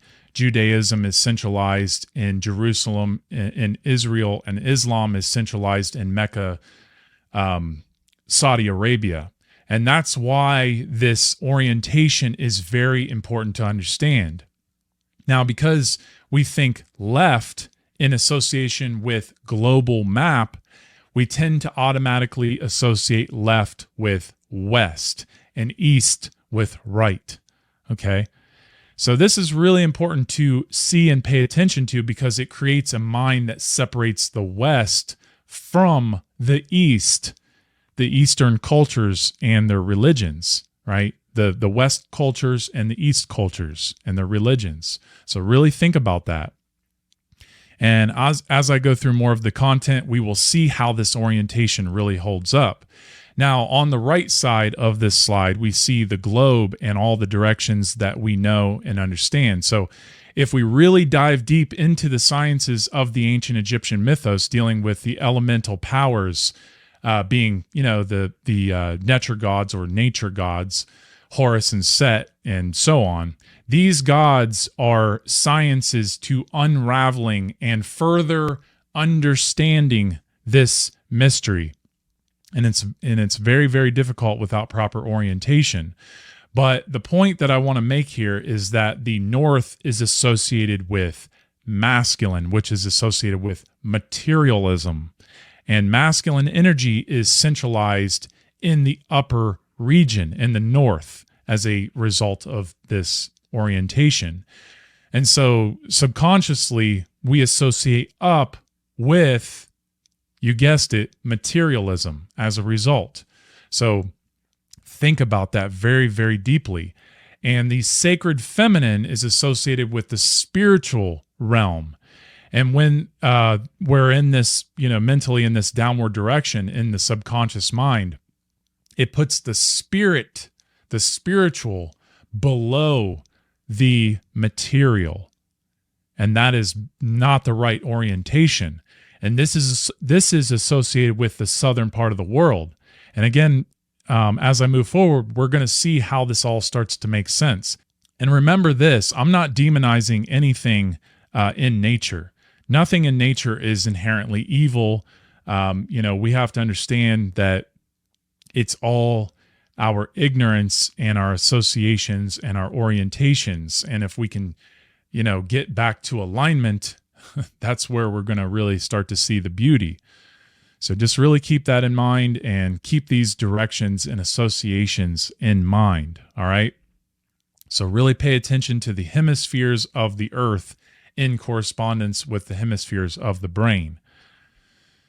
Now, looking at the globe that we have been brought up to observe in this orientation, let's pay attention to the latitude line, because this is what we're taught about the equator as the horizontal.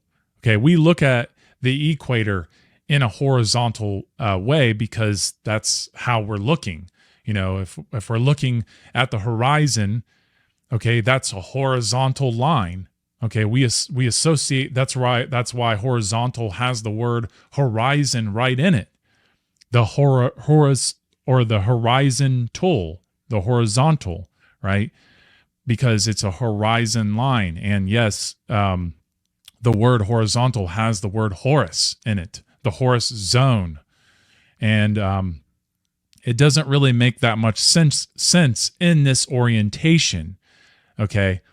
So we have to really pay very close attention to this latitude line. And as you have seen in this slide, I put quotations on up, left, down, and right. And we're going to really start to understand this, why I put those quotes on there as we move forward.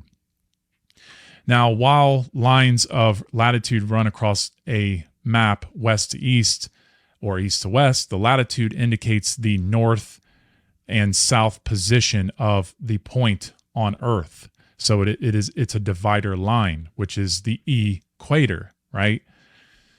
So really think about this. Think about our hemispheres in correspondence to the Earth hemispheres in this orientation. It doesn't properly align, right? The reason is because the west and east parts of the world are not hemispheres necessarily, okay? Especially in regards to the poles. There's no east or west poles, right? So we have to understand that the east and western parts of the earth with respect to the sun and moon and stars, they're always seemingly moving to the right or east direction. And this is what causes our perception of the sun to come from the eastern direction, right? So this is about becoming oriented. We're trying to orient ourselves, but this orientation is very disorienting. And it's really important that we understand this condition in our mind. And here's what this orientation can really help us understand. And this is a slide from Earthbrain 1 with the 3 major religions. And this is vital to see and contemplate.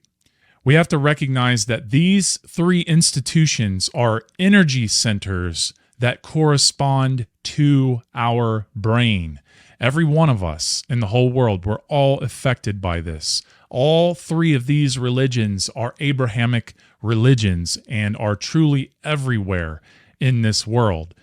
But they are each mostly spread out in the religions or in the regions we see here on the map. So Christianity is mostly a Western religion. Judaism is more of a Central or Middle East religion. And Islam is more of a Eastern religion. Okay, so these institutions are very, very powerful and very influential. Okay, because they're using a lot of beautiful knowledge in their teachings. Okay, and that's what gets people pulled in. Okay, so, but we also have to understand that these institutions that are running these religions are the people who have taken part in these institutions all through history, a lot of the people have done some extremely vile and horrific things that are just a bad reflection of these religions. Okay. And that's why a lot of people don't like these religions, because so many people have been massacred as a result of what these religions have done, or, the people who are associating with these religions have done. It's not the religions themselves that is the problem, though. Okay. And, this is something I've stated many times, is that it's not Christianity, it's not Judaism, it's not Islam that is the real problem in our world. It's religion itself in the individual that is the real problem. It's moral relativism that is the real problem. It's also the religion that most people believe in all across the world, which is that man is the lawmaker, which is a huge, huge problem. Religion means to bind or thwart from forward progress in human evolution. And the institutions driving these major religions are teaching people to join their religion based purely on faith rather than logical learning and critical thought or questioning, especially. It's all based in fear. And it's a belief or, faith system it is a religious system. That's what a belief and faith system are. They are religious systems. But the point is to notice that on this map, north is where it's up in our minds, which is a male dominator materialism world. And this is and also just keep in mind, this slide was this was symbolic of the world as a brain, especially the back of the brain. So I just want to make that clear. This is not how I believe the world actually looks. This is just a symbolic way of understanding or expressing the earth as a brain, and kind of, like the earth overlapping the brain, just to point out where these religions take place in the brain and on the earth. So it's a very sophisticated mental installment that keeps us collectively enslaved to man as the lawmaker, because it's all about maintaining the belief in authorities and residing in materialism. And it's about instilling the fear of some type of deity into the masses, into their minds, through institutionalized religions that are backed by lots of violence and coercion. And it's basically all social Darwinism, essentially. Okay. And let's not forget about the atheists too. Atheists, they don't need a supernatural belief system. They directly believe in man as the lawmaker. They believe man is, the highest. And whether anyone understands or believes me or not, atheism is a true religion. Why? Because it holds the self back from evolving consciousness. Okay, it's a stagnant, selfish prison that really just doesn't have real intelligence, especially with these atheists who stay atheists. These people who they're not really trying to find truth. Now, when I was younger, when I was a little teenager, I was raised Catholic. Then I became an atheist in my teens for a little while, but it was more so just because I was skeptical, and I realized my skepticism wasn't so healthy. And then I started to strengthen my skepticism, and I started to realize there's a lot more to the picture. And I wanted to be, I knew honesty was what was going to bring me to the truth. And it's a very dishonest approach to truth if someone resides or stays an atheist. I understand why people go into atheism, because religion is, especially these religious institutions, they're so visually destructive, and their beliefs in things are what make that happen. And it's very, very dangerous. So we really have to stay oriented and understand that these religions are designed or manipulated more so to keep us disoriented, okay, which makes for an easier slave to control, okay? So, but, also I want to make mention that, the one true religion, there is a true religion, and I personally believe that truth is the one true religion, because it is the thing, when we're honest, it is the thing that binds us to something pure, because that's what truth is. It is that which is. Okay, it's here now, and it has been. Okay, and it's not going anywhere. Now, here are some very important definitions of what being disoriented actually means. So the first definition states having lost one's sense of time, place, or identity. Okay. Well, time, place, and identity has everything to do with connection to Earth, the Earth brain intelligence. So just think about the orientation of location, your place on Earth, and cycle measurement, being time, and your identity, which is absolutely about your alignment and internal balance as a human being. It's your oneness with the universe and the Earth. Okay, so then the next definition states confused and not knowing where to go or what to do. Yeah, if you don't have direction in life and proper orientation, then of course a person in this state will be confused on what to truly do, not only with themselves, but they're not going to know where to go to truly understand their place and their connection in this world within themselves. This is why people mostly turn to religion, because they're tired and lost. They're confused. They're disoriented. Okay. And religion tends to, help people find some kind of orientation, some kind of connection. So the next definition states having lost one's sense of direction. And this is due to obfuscation of information. And this is, knowledge that has been occulted, or, let's be honest, it's most people have lost their sense of direction because they don't read, they don't research, and they don't really truly listen with their heart, their moral compass. Okay. So one of the best ways to keep the mind enslaved is to keep it disoriented. Okay. So to keep it scattered and truly ignorant to truth. And from what I have really learned in my research about the dark occult or the dark priest class, is that they will go to extreme lengths. They play things so close to the chest in order to keep people's minds in a directionless, mindless box, to keep them disoriented. And it is my humble opinion that they really don't have to even try keeping people's minds in this disorientation. Most people, they just seem to not even care at all about their master-slave relationship or what's really going on in the world or in themselves. They just don't seem to care at all. So it makes it very easy for these dominators to keep most people in a state of disorientation.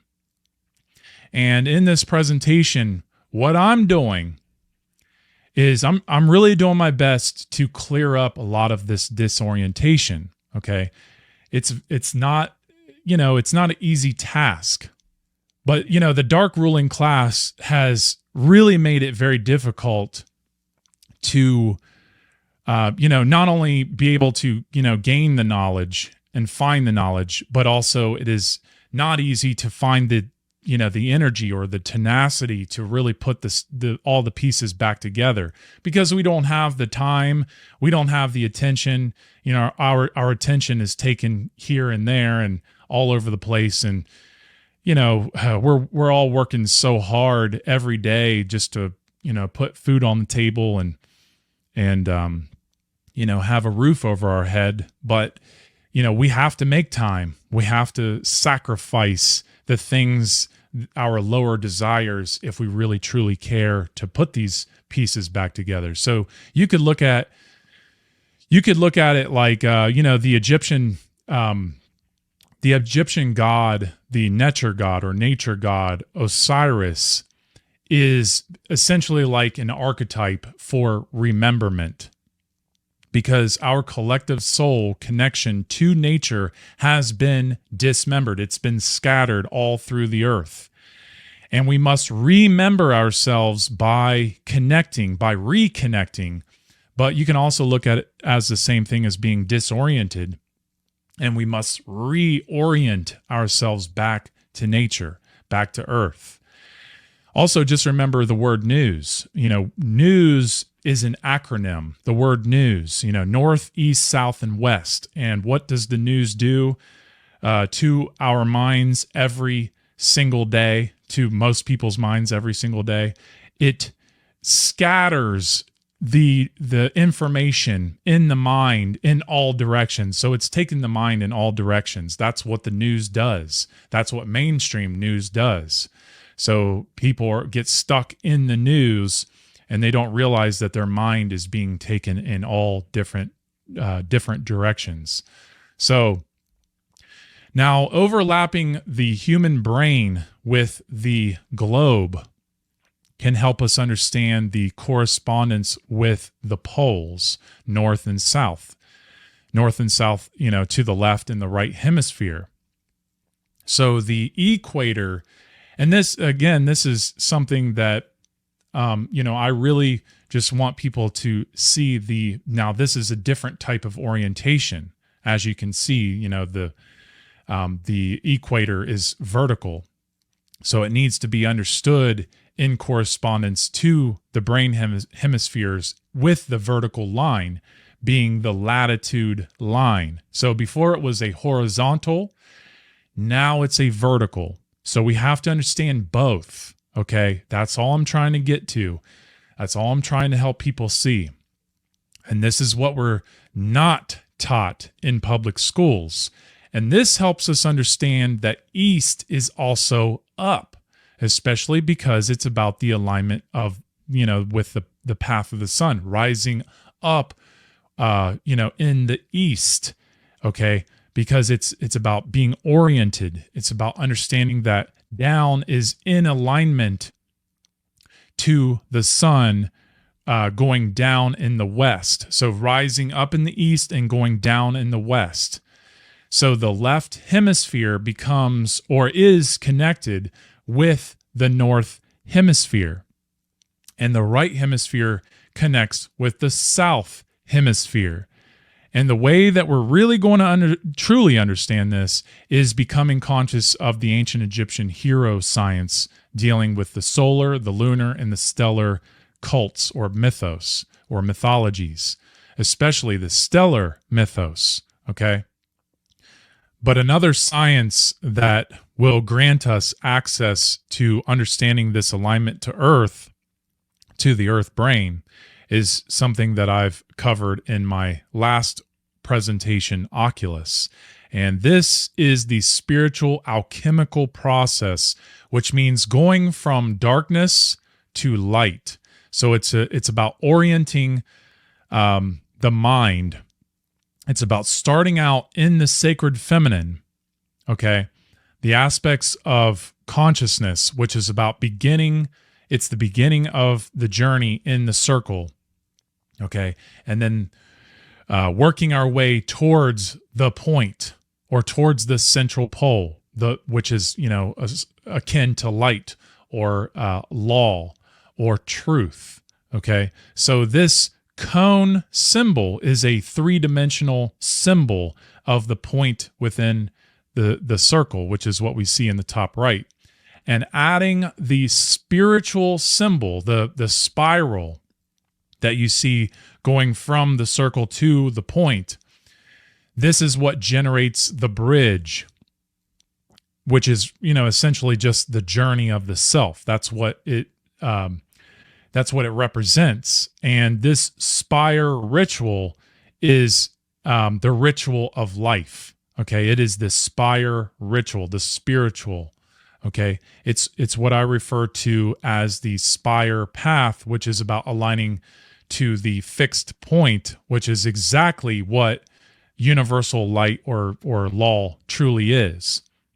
It's natural law. It is the law that helps a human being recognize their role on planet Earth. So this is why nature will always help us find the truth if we observe and stay honest and listen very deeply, very carefully, okay? Now, I'm showing this symbol because I'm going to show how it works with both of the orientations of the planet in our mind. That's why we see that up equates to east and north, and down equates to west and south. Okay, so I'm helping preserve the knowledge in this one symbol. But up is also a direction on its own as well. So is down. Okay, so we have to understand that too. This is all about staying oriented and really paying attention to direction. All right. So staying true to the orientations and, the Hermetic principles and the aspects of consciousness, I've created this image to show the orientation of what we all have programmed into our mind, which is the cone pointing left, the horizontal. Okay. So pay attention to the horizontal going, from right to left, the south to north, which is associated with the sacred masculine. The north is associated with the sacred masculine. And then the base or oval part on the right, it's really a circle. It's supposed to be a circle, but it's about understanding it's circular. And this is associated with south, which is associated with the sacred feminine. Okay. So this is what we all have been taught. And as far as I know, and as far as I understand, it's only half of the picture. So really, I'm trying to paint a full picture here. So in the middle, the vertical, the cone going west to east, down to up, or up to down. This is what we really have to try to get people to also orient themselves with. Okay. So remember what I said about the sun raising in the east, which is akin to the rising light of consciousness or enlightenment, which is up, okay, to be raised up. And of course, the sun going down in the west is akin to base consciousness and darkness. And, darkness is also associated with ignorance. That doesn't mean darkness is ultimately ignorance either. Okay, I just want to clear that up. But it's associated, it's symbolic. Because it's about being in alignment with the Earth's equator and the sun and the moon and the stars. Okay. So here, I put the globe overlapping the brain in this same orientation, with the equator being the vertical, matching the middle brain, and the middle brain is the corpus callosum. And then the point is that if we match our brain hemispheres to the Earth hemispheres, we can see our solar system much different, right? Because it's more of a balanced connection to Earth, okay? Because it's about understanding, the sun, rising through the middle and, and falling through the middle, okay? That's what we really have to use our imaginations to see, to stay oriented, okay? Now, this little animation is just to make a point with orientation of the sun, rising in the east in alignment to the equator, right up and down. And like I just said, and this orientation helps us understand a balanced rising light correspondence a lot better. Okay, so we can see that, when we align our brains or orient our minds with the hemispheres of the Earth, we can really start to see more of a symbolic way of, the rising light of consciousness within. We can see the center, okay? It's a mirror, okay? It's an occult mirror. And the ancient Egyptians, they understood this science very, very well. And I'm going to really open this up as I go further, especially dealing with the Cometian gods or elemental forces in nature, okay?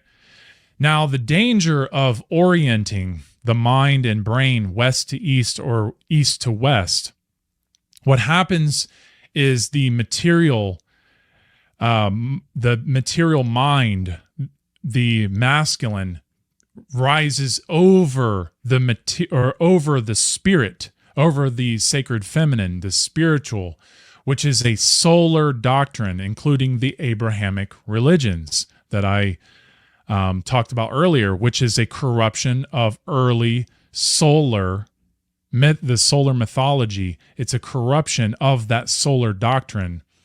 And we are taught to look at the globe model map, and think in this way, with the top hemisphere on the top, or the with the top left brain hemisphere at the top being, the left brain dominance. Okay, that's what it's associated with.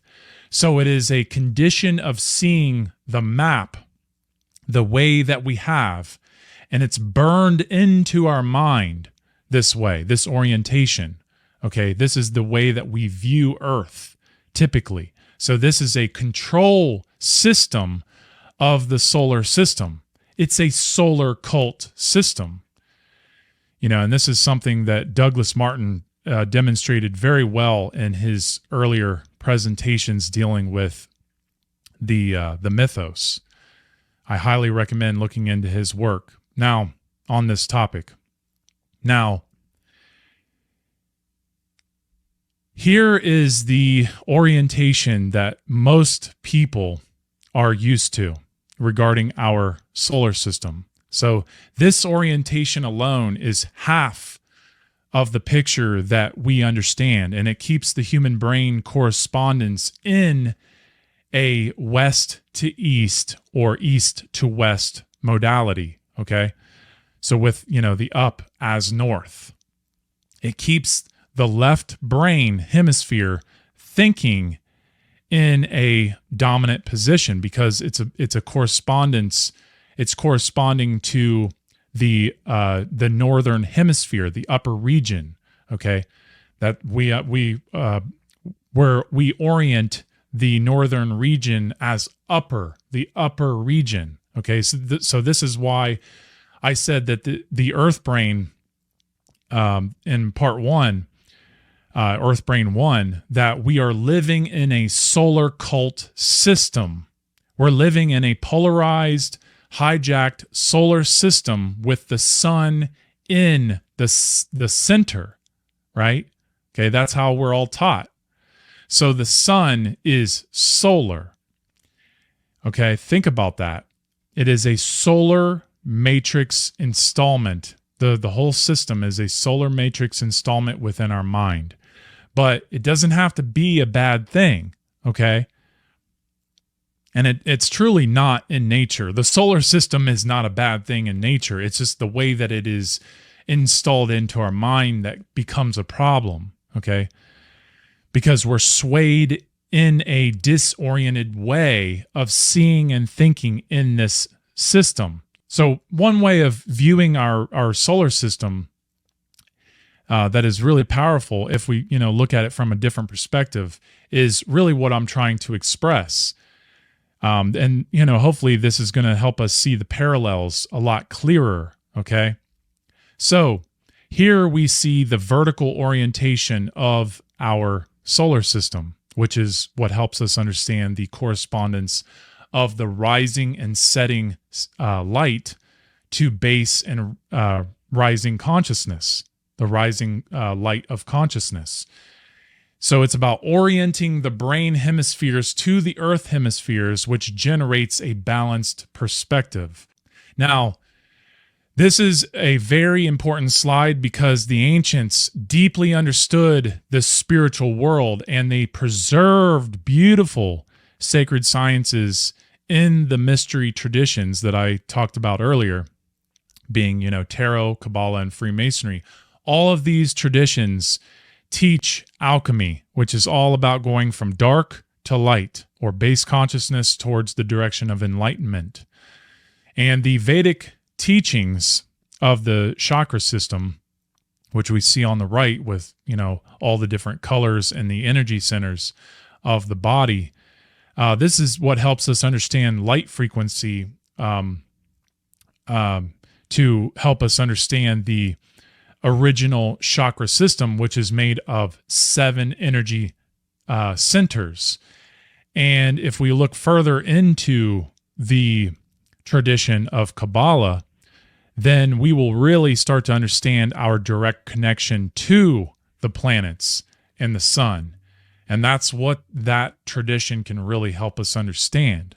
Okay, and I'm not going to get into that right now, but just understand, this is all about, and this whole model that you see on the right, this is the geocentric model, because it's about putting the green frequency right in the middle, because the middle is associated with the heart, and our heart is associated with it's green. It's the green Anahata heart chakra, and it's associated with the green of our world, the green frequency.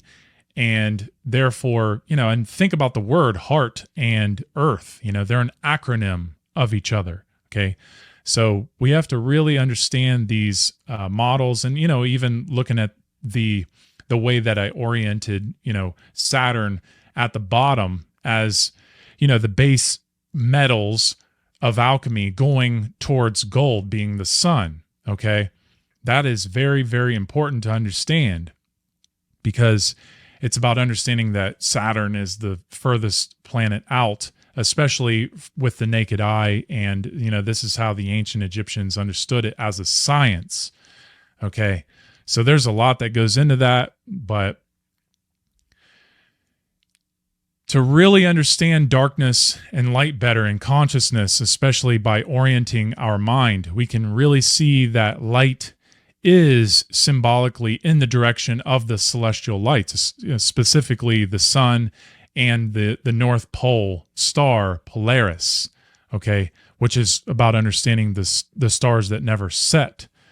Okay, so Polaris as a pole star is vital to understanding, because not only is it part of the the 7-star northern polar constellation known as Ursa Minor, or the Little Bear, but it is the star that never sets from the perspective of the northern hemisphere, which is exactly what the ancient Egyptians were venerating as the all-seeing eye, because it never went below the horizon. Okay, so it is the most northern place in the night sky that never went below the horizon. We have to really understand that, because, this is the inception of the all-seeing eye. So this star, being part of this constellation, this became what's known as the Most High in the stellar mythos some 300,000 plus years ago. So the north is associated with the left brain, which is masculine, where we, see the point of the horizontal cone pointing at the Little Bear constellation that we see on the left, the Most High. And the sacred feminine aspect is associated with the south, because it's associated with the right brain. Okay. So the north and the south together, joined by the equator and the rising sun in the east, up at the top, this represents both hemispheres in equipoise. So the rising sun symbolizes and corresponds to the raising consciousness, or, inner light, with, both hemispheres in unison. Okay. And of course, from our perspective on Earth, the sun going down in the west represents darkness and ignorance. But there's a lot more to this. And I put the bird's eye view of the pyramid to show the 4 directions, or 4 corners of the earth. And this is how we can understand the 4 corners of the earth, because the pyramids are a directional map, okay, with the 4 directions. North is always associated with darkness, because the pyramids are in the lower northern hemisphere, okay, right above the equator. Okay, they're not below the equator, they're not on the equator, they're above the equator. And they receive the least amount of light on the north face of the, on the Great Pyramid. Now,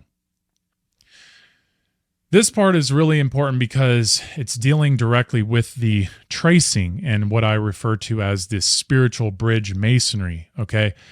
And I want to show where the letter, the symbol E, the capital letter E, where it not only truly originates from, but also what words have manifested from this word that really has a great connection to understanding this tracing board a lot further. And it's all about orientation. We have to pay attention to the directions of the board, okay? So as we can see, the capital letter E stands for east, it stands for equator, it stands for equal, it stands for equipoise, it stands for earth, it stands for education, it stands for Egypt, it stands for equilibrium, it stands for El, as in, the creator, the Hebrew word for creator. It also stands for the number 5, which is associated with Osiris especially, but the 5 goes very, very deep. And, that's dealing with the stellar mythos, which I'm going to get into a little bit later. It stands for erect. It stands for ether. It stands for I. It stands for entered, as in entered apprentice. It stands for enlightenment and equinox. And it also stands for esoteric. And there's a few other words, but I just wanted to make mention of that. I won't have time to, go through all of these and explain each one and how they all correspond, but it's very beautiful when you really see how it all connects. Okay. Now this is what I refer to as spiritual bridge masonry. A bridge is a linking pathway between two opposing sides, often separated by a void or a gap.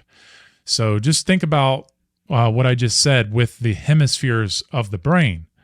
Okay, so spiritual bridge masonry is all about building or bridging the unconscious to the conscious, or earth to heaven, or material to spirit, or internal feminine to internal masculine. Okay, so esoteric Freemasonry is the geometry or bridge that helps us understand the solar, the stellar, and the lunar mythologies that hold so much of our pure connection to source and sovereignty and essentially freedom. So it's a timeline back into our prehistoric past. Okay. Now, the stellar mythology is really, really important to break it down just so we understand what it's about. Okay, so stellar means of or pertaining to the stars. Mythology comes from the Greek mythos, meaning a narrative, a story, and logos, meaning speech, which refers to a body of stories that attempt to explain the origins and fundamental values of a given culture and the nature of the universe and humanity. Okay, so it's a body of stories told and venerated in the stars.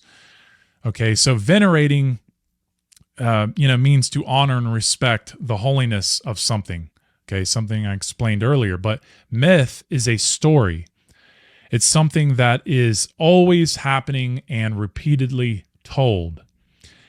And history, when we're talking about, myth, also I wanted to make mention is, when we're talking about myth and mythology, ology means the science of, or the science that is part of something. So it's a story, it's a science of the story, really. That's what a mythology really is. And it's something that is always happening and it's always repeatedly told.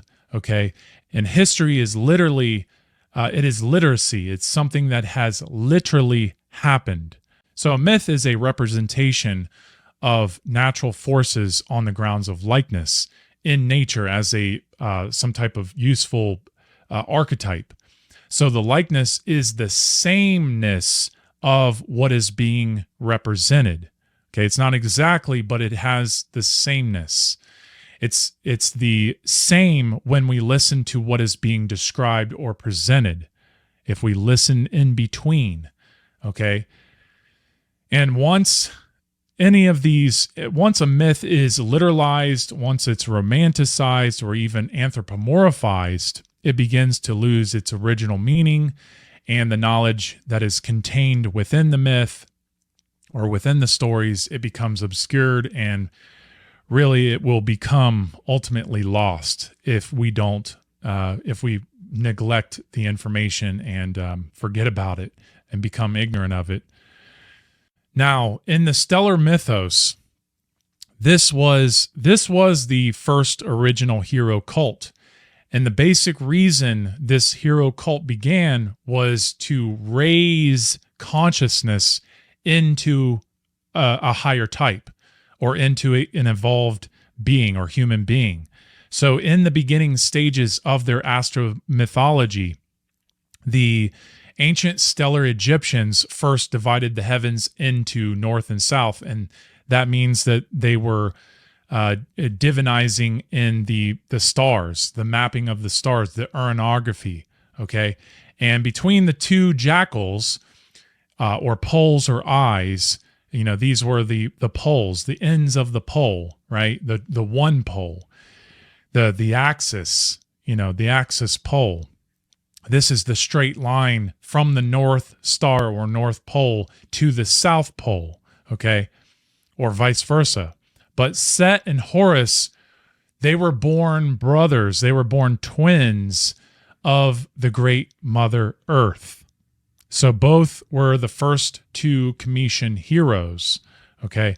But just also keep in mind that Set was the firstborn, okay? And Set was associated with black or darkness, which came first. Okay. And this is very crucial when understanding alchemy.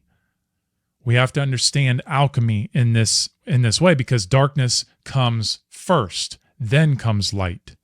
But the stellar people, they venerated in the southern hemisphere first, in the southern circumpolar constellations first. And they did this around this was a 26,000 year cycle, also known as a great year cycle, okay?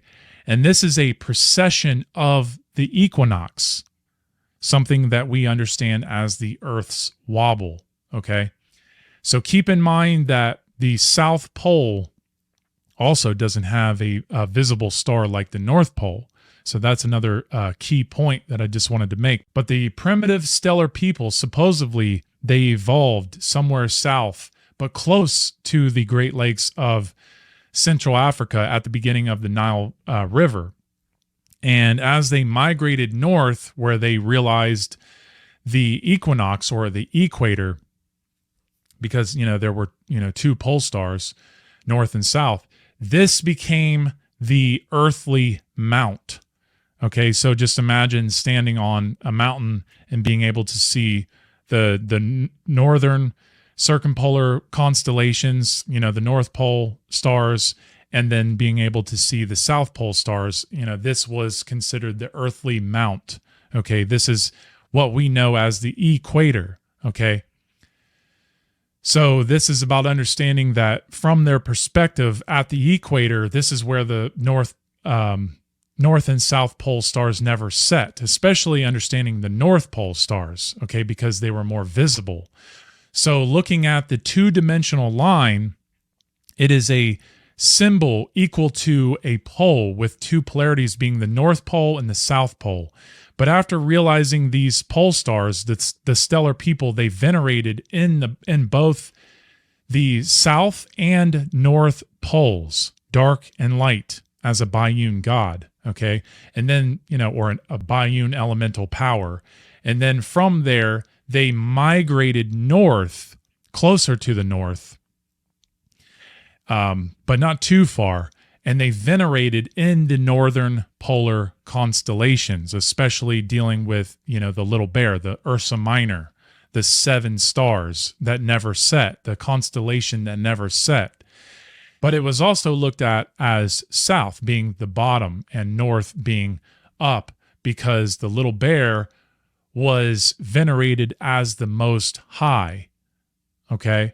So the constellation having, you know, Polaris at the center of the North Pole, and migrating in a forward direction out of the south towards the north, this indicated an upward direction. So just keep that in mind, and I'm going to really explain this a lot further as I go.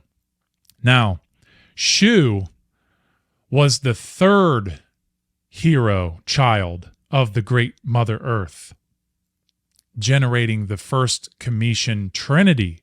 Okay, so this is where the Trinity comes from, or the Great Spirit, which is elemental. Okay, so he came into being when the hero cult people arrived to the equinox regions of Central Africa.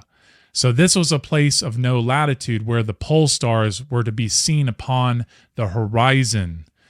This made Earth as a mount, which raised the vision of seeing the North Pole Star and the South Pole Star from the equator at the same time, which is what I just explained. Okay, so Set and Horus were elemental powers which began to have conflict with each other, being darkness and light, drought and rain, and so on. So this struggle or conflict has basically lasted all the way through all the three hero cults, solar, lunar, and stellar. Okay, so the god Shu is so important in what I explained earlier, because now we have a elemental power. We have a god, a science, part of the mythology that helps us understand what these ancient Egyptians were trying to help preserve at the equator, okay, with these poles, because Shu became the arbiter of the two brothers at the equinox, giving the northern division to Horus and the southern division to Sut or Set in the phases of, both the celestial and the terrestrial. Okay, dealing with the stars and dealing with the night sky and dealing with the earthly realm, okay? Also, a trinity wasn't really created until the elemental nature force of air or wind or breathing force, which is, the spirit. And this was divinized or expressed as a panting lion. And this panting lion was named Shu. So the lion was a zootype of Shu, okay? A zootype being an animal, okay? So an animal representation on the grounds of likeness. So this became the first trinity, which was an elemental first. Okay, it was totemic. It was expressed with the nature elements. So this third hero of the stellar mythology represented raised spirit and balance and unity between the North and the South Pole. It was considered the Great Spirit, or the Great Spirit. So just to add more clarity on this elemental force or god Shu, if anybody has seen the Milky Way at night, they know that it is an enormous, beautiful arch cluster of stars, right?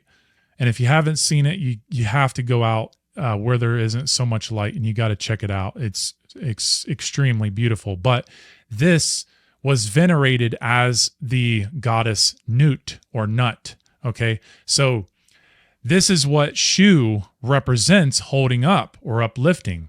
So Shu raises the north and the south in equipoise. Okay, so on the photo on the left, we see Shu in the night sky separating or lifting up Nut from Seb, and Seb is the god of earth. Okay, so we really have to understand, this the night sky with Shu. And then we see the figure of Shu raising the heavens from earth on the right side, upraising Nut from Seb in the day sky. So this is the equator or the equinox. Now, using the first degree tracing board again, I just want to show how using the knowledge of the North and the South poles with this mythology and overlapping them with the knowledge of the symbol of the first primary trinity, being Sut or Set and Horus and Shu. This is the early ancient Egyptian science of self, and the modern esoteric Freemasonry the tracing board, this is what helps us trace this science out. Okay, it truly is ancient Freemasonry. Okay, so we have to understand that these two zoo types, Horus and Set, Horus is on the left, being the white hawk of the day sky, and Set or Sut is being the black raven, the black bird of the night sky. Okay, so they associated Horus and Set with the white bird and the black bird. Okay, that's really, really important because it's about storing the information into zoo types. And they were the first two zoo types that the ancient Egyptians associated with night and day sky, okay, or black and light, or darkness and light. So the North Pole was granted to Horus, which is a masculine aspect. You know, light is masculine, okay? And the South Pole was granted to Set, which is the feminine, the South Hemisphere, which is associated with darkness. Okay, so it's all a really beautiful science when you really start to understand it and really see it for yourself. So this is about understanding the language of the birds, which is the nature language, which is synonymous with green language. Okay, so this is about understanding also totemic sociology. This is the science in its pure form, and it's not only, you know, what brings humans together internally with nature, but naturally, okay? So all this science of self is about mastering the day and night, or light and dark, in equipoise, okay? So it's about raising consciousness and finding equilibrium. And these ancient sciences help us understand our deepest connection to all the celestial bodies, including the sun, the moon, the planets, and the stars, because it's a correspondence. It's also about, you know, what helps us understand our connection to the terrestrial, being Mother Earth, or the Earth Mother. It's all very, very, very, very deep scientific sacred geometry. So I just wanted to show this symbol that I have overlapped on the tracing board, which is known as the point within a circle embordered by two perpendicular lines. And these two lines equal the north and south poles and the solstices, okay? And this symbol essentially helps us understand Shu as the balancer, being equilibrium, aka the spirit raised. And that is exactly what has happened to a human being that has done the internal work, you know, on the left and the right brain functions of consciousness. Okay, so they become balanced and therefore raised. That's what it's about. Now, what does it truly take to begin to make this happen? It takes care. It takes willpower, right? And care is a sacred feminine component to our drive to want to unite ourselves within. It's divine and internal in all of us. It's feminine in the nature because it takes openness and compassion and intuition and emotion and heart and time and attention. These are all largely aspects of the sacred feminine, okay, and consciousness. Now, I just wanted to show this orientation on its side as well, just to, you know, help us understand Set, you know, at the bottom and moving north into the light. Okay, so this is more of an alchemical way of understanding the south and moving into the north. Okay, so we have to understand the orientation in both ways. Now, why were the pyramids built? And, you know, a lot of people get stuck in who built the pyramids and how were the pyramids built, which are very great questions. But the ultimate question is why were they built? Because that's really the only thing that truly matters.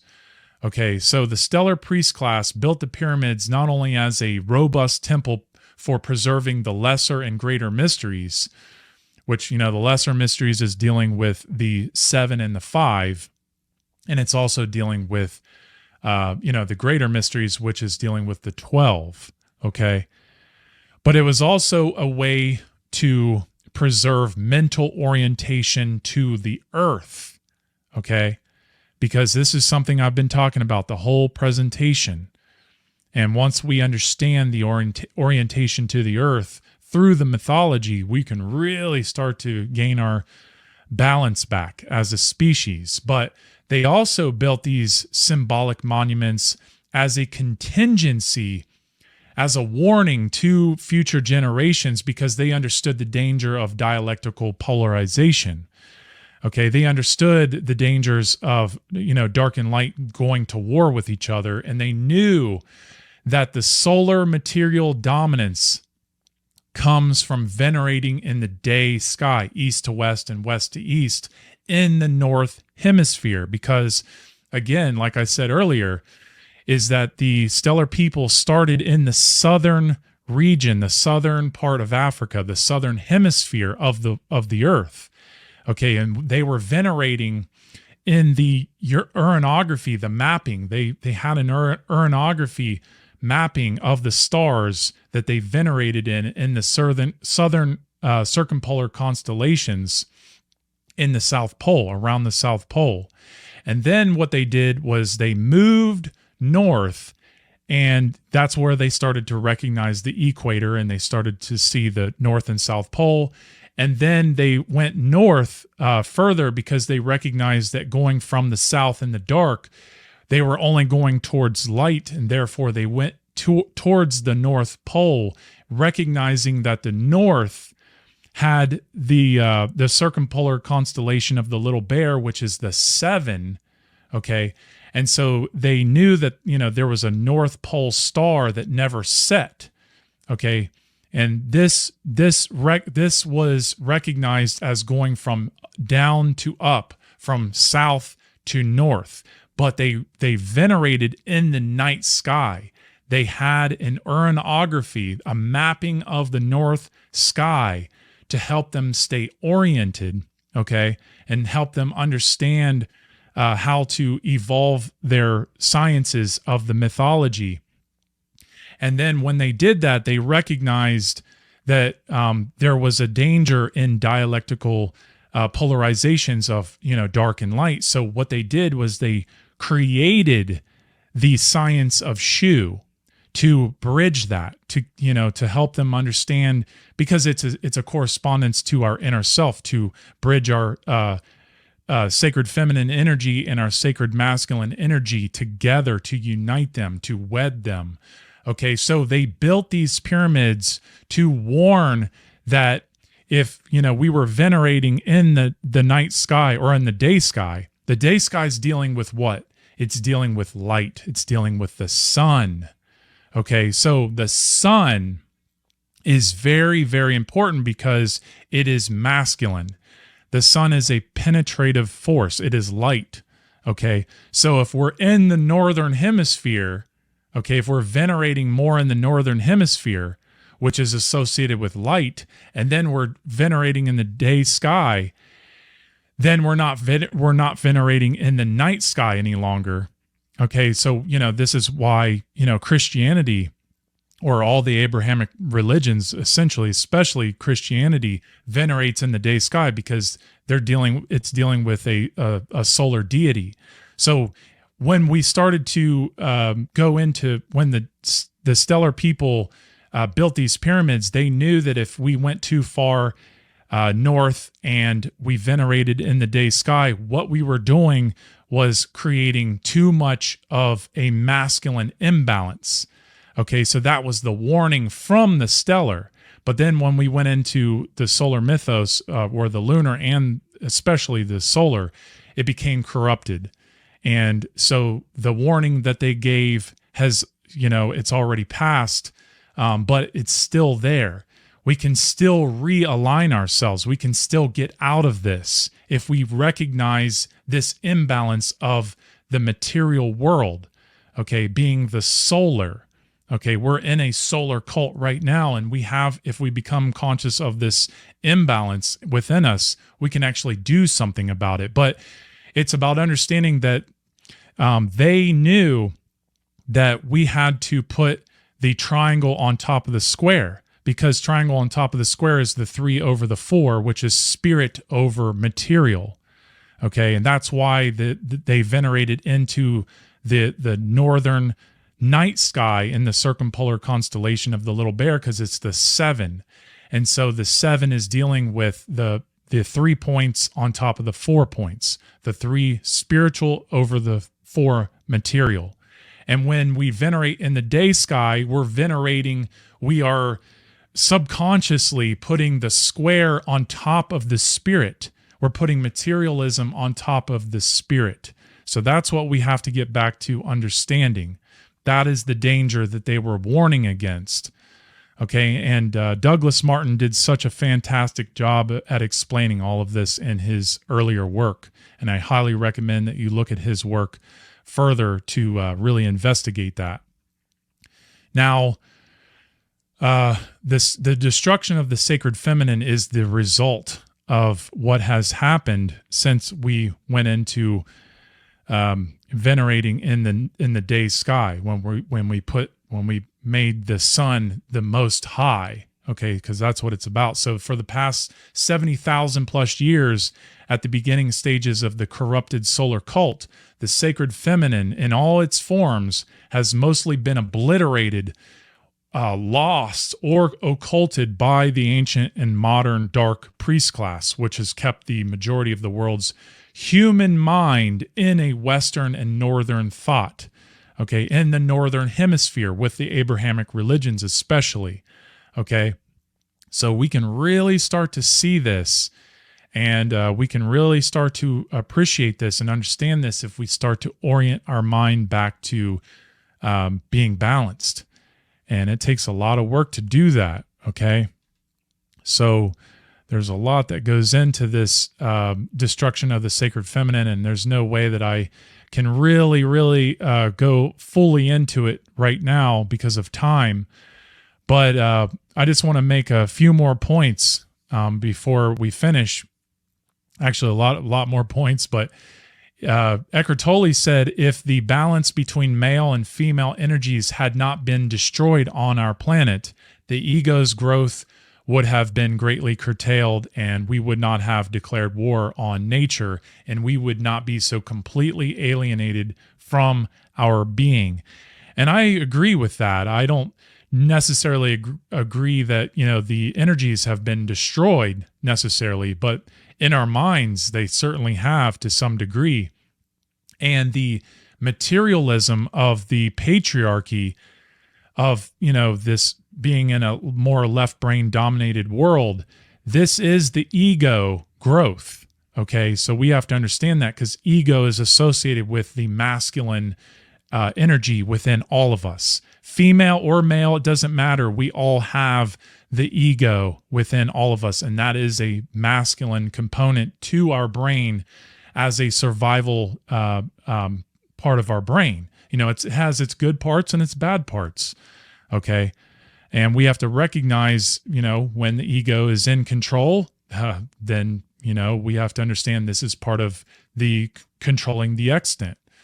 Now, I really wasn't going to waste my time with this, but because it's dealing with the earth brain, I really wanted to just share this real quick. And I really hope people understand where I'm coming from with this, because this flat earth psyop, the flat earth psychological operation, is a destruction of the sacred feminine. And it is part of understanding the solar cult prison, or the solar mental patriarchal prison within all of us. And this is just to further, the flat earth psyop is to further that prison in people who have, taken to this psyop and haven't recognized what it's actually doing psychologically. So it's about subverting the mind to subconsciously remain enthralled, enslaved in materialism and patriarchy, okay, in the mind. So this Man-made ideology negates sacred feminine aspects by excluding the southern hemisphere, ridding the curvature, and solely centralizing the North Pole. Okay, just remember, the sacred feminine is curvy, right? And if you flatten that, that's one of the aspects that, you can't get rid of in nature. And this is Mother Earth. Mother Earth is curvy. Okay, so we have to remember that.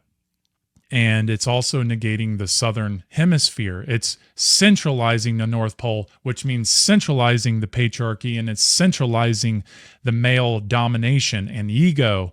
And it was a pretty sophisticated psyop. That I've been able to disprove this psyop in more than 15 or 20 different ways.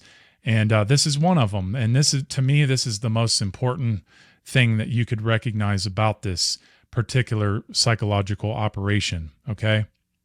We're not flat brained. Okay. But, something that is round and flat that we should be paying attention to a lot more is the zodiacal wheel, the zodiac wheel, and the astrological science stored or distilled within it. Okay, and it's very important that we understand the astronomy and the astrology associated with it as well.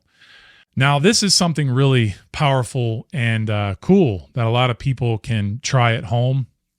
And it is called the Egyptian string trick, dealing with the 3-4-5 ratio, something you can learn from the Euclid's 47th proposition, or it's also the Pythagorean theorem, part of that. Okay, but this Egyptian string trick, if you take a string, somewhere around a yard long, and you tie 12 knots equidistant from each other, and you get 3 pegs or 3 pins, like push pins, and you once you get those knots all tied, you find the 3 in the middle.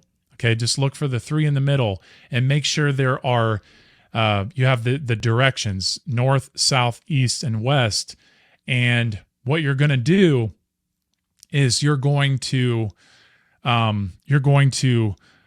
take the 5 spaces at the top and find the end, and then you're going to make sure that there's 4 spaces at the bottom, and you're going to take both ends of the string and you're going to tie them together and pin them. You're going to pull them all the way to the west direction.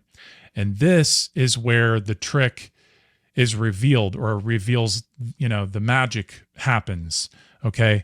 And the magic can only happen if all the knots are equidistant from each other, but you'll find a right angle triangle. And this is something that the ancient Egyptians, they knew how to do this trick in order to find perpendicular, the perpendicular being the horizontal and the vertical.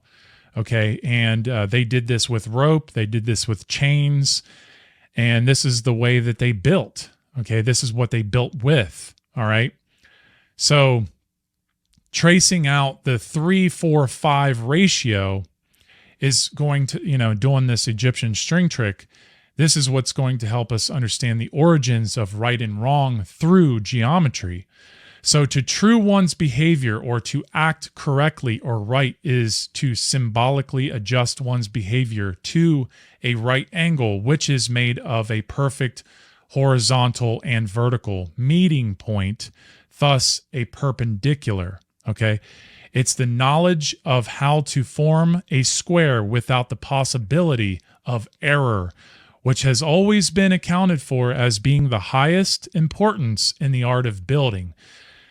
Building, even if you're building a building, like the buildings downtown in your, local city, those buildings or houses are built with this knowledge. Because if you don't build with a perfect horizontal and perpendicular, then your building is not going to have a solid foundation, and it can tip over easy or collapse or whatever, and that's not good. Now, This is very important because it is about having the knowledge of the difference between right and wrong, which is the highest importance in the art of building the life that we manifest on earth under natural law. And this is the secret of the master builder. Okay, so we have to understand that every perpendicular forms a right angle with its straight horizontal and vertical lines. We then find the primitive roots of the words right and wrong, meaning straight and crooked or oblique. So this is where we get the idea of, if someone is doing something wrong and they're stealing from someone, they're a crook or they're crooked. So it's about understanding that it's crooked or crook is associated with bad behavior, with wrong behavior. Okay. Now, this is what the emblem of truth looks like. And this is associated with Ma'at, the Egyptian goddess Ma'at, and the sacred cubit and the 24-inch gauge. And this is all dealing with ancient Masonic science or ancient Egyptian science, however you want to call it. It's all geometry too. Now, the 24-inch gauge or cubit of justice, is the hieroglyph that we see here with the straight line with the 45-degree cut at the end. And this has the phonetic value of Ma'at, which is primarily indicated that which is straight. Okay, that's what Ma'at means. And it was the name given to the instrument by which the work of every craftsman, every builder, was kept straight and governed. Therefore, was bound to the Egyptian word Ma'at. The square or right angle as an emblem is geometrical and not mechanical in its origin, and it dates back to the ancient Egyptians, in whose solemn processions the priest class carried the cubit of justice, by which perpendiculars, right angles, and squares might be laid out, and its form being that of one arm of a square, with the inner end cut to a 45-degree angle, which is half of a right angle. Okay, so this is half of a Masonic square. So the square was an emblem of moral uprightness, because being a right angle, it deviated in no respect from a true horizontal joined to a perfect perpendicular. Okay, so it's all about our behavior, and even think about Ma'at, who weighs the feather against the heart. The feather represents light. So if the heart isn't light or as light as the feather, then you can't pass through the underworld. Okay, and that means, not being moral, not being straight, because it creates an unstraight line in the scales. Okay. Now, this is really, really awesome, especially for the student who has studied these tracing boards. You will notice that the ancient Egyptian string trick, or the 3-4-5 ratio triangle, the right angle triangle, actually fits it's encrypted in Josiah Bowring's first degree tracing board in Solomon's Temple. And this is the cornerstone of Freemasonry. But you can see that the 3 initiates are part of the 5 spaces in the right angle triangle, going from darkness at the bottom to light at the top, where in the light at the top is where the 5 and the 3 meet. And then the right angle is created at the lunar side of this tracing board. And that is very crucial to understand, because This is about understanding where to find the 7 in this tracing board. Now, there's 2 7s in this tracing board. One is reverse, which I'll let you find, and the other one is what I'm trying to get at here, is to help us understand, because the G in esoteric Freemasonry, it stands for a lot of things, but you can find it in this tracing board by understanding the phonetic value, okay? Because it's about understanding that the lunar has the moon that you see, the crescent moon, is the C. It's a symbol of C. And it also has the 7 stars around it, which are the 7 stars of Pleiades, which are the 7 sisters. But this, and this is a feminine aspect, but it's about understanding that this is the corner that where the 3 and the 4 come together. Okay, so those 7 stars are the 3 and the 4 together. This is about the reflection of the 7 of the all-seeing eye, which is the circumpolar constellation of the Little Bear, which is the 7 stars. Okay, so this is the G, because it's about the C and the 7, because it's about seeing the 7. Okay, that is the G symbol. The G, the capital letter G, is the C and the 7 combined. Okay, so that is why we have to understand this with this 3-4-5 ratio. Okay, and it's a very beautiful encrypted science.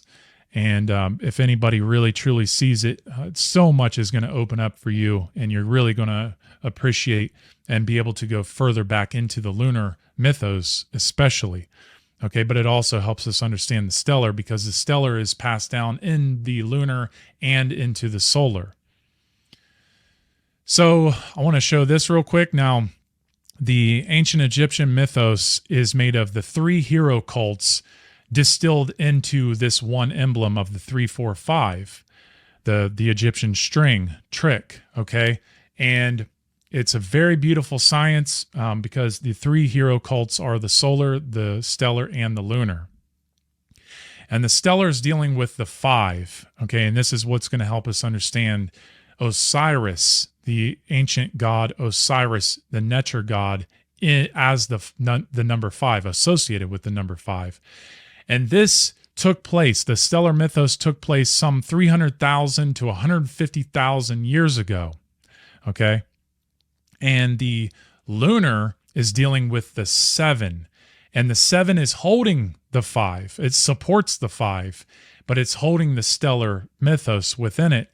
And this took place 150,000 to 100,000 years ago.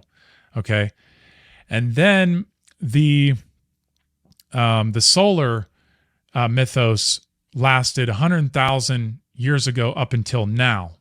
Okay, and this is the 12 knots represent the 12 greater mysteries, which encapsulates the whole emblem that we see here. Okay, and it's very, very beautiful. It's very important, and it's what's going to help us find equipoise within ourselves. Now, natural law, the L in natural law, the reason that the L is uppercase is because, and this can be, this is demonstrated, this is as simple as I'm going to make it, is that the 3, the spiritual, always goes on top of the 4, or on top of the material.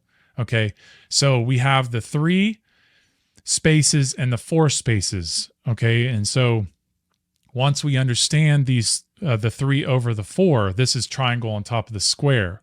Okay, this is what builds a perfect temple within. Okay, this is what builds a balanced temple within. Now, this 7 comes first before the letter L, because, you're dealing with the G. The G comes first before the capital letter L, and the numerical value of the capital letter L is 12. And 12 is the what encapsulates all of the hero cults, all 3 of the solar, lunar, and stellar cults into one emblem.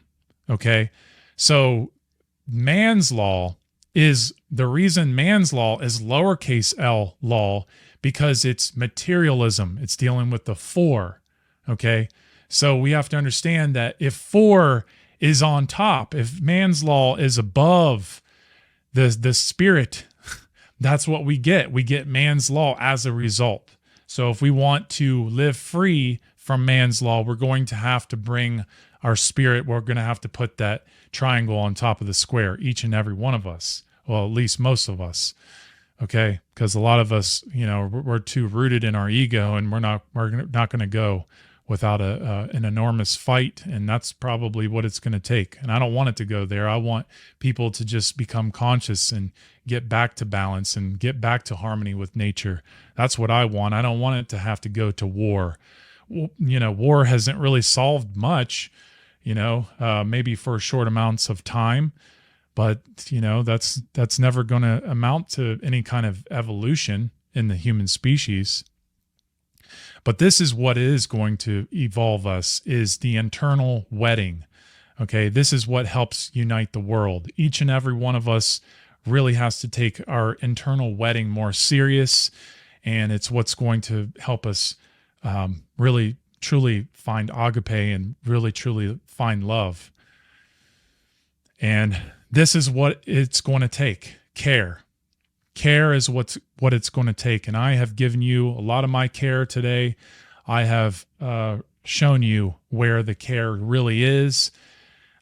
Truly, if you really want to realign yourself, this is what it's going to take. And there is the green in the middle, the heart, and the key. Okay, the key to all of this. And, this is a symbolic way that we can understand this. And symbolism is what's going to help us restore not only care, but balance and spirit in the world.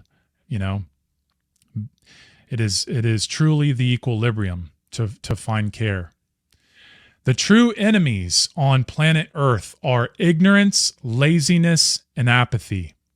Conquer them and watch the divide in you and the world dissolve. Thank you.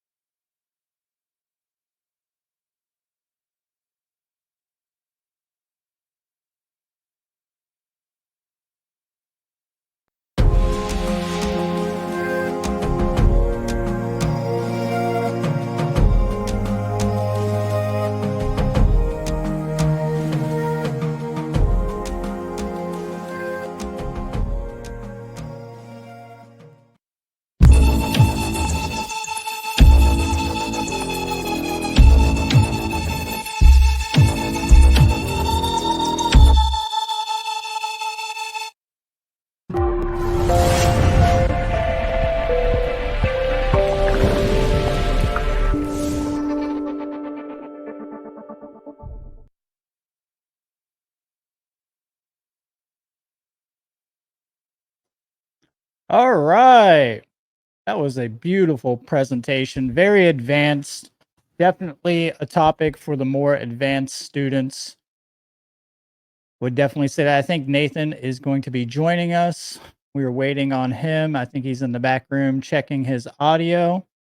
I know he was having some audio issues last night, so hopefully he can work that out. What do you guys think? What do you guys think about that presentation? I know that me, Douglas, and Nathan have been talking about the stellar mythology since we've really come onto the scene. It was really inspired by works like Albert Churchward. Mark Passio definitely led the way for that. Michael Tessarion had some good work on it. Jordan Maxwell talked about the stellar cult.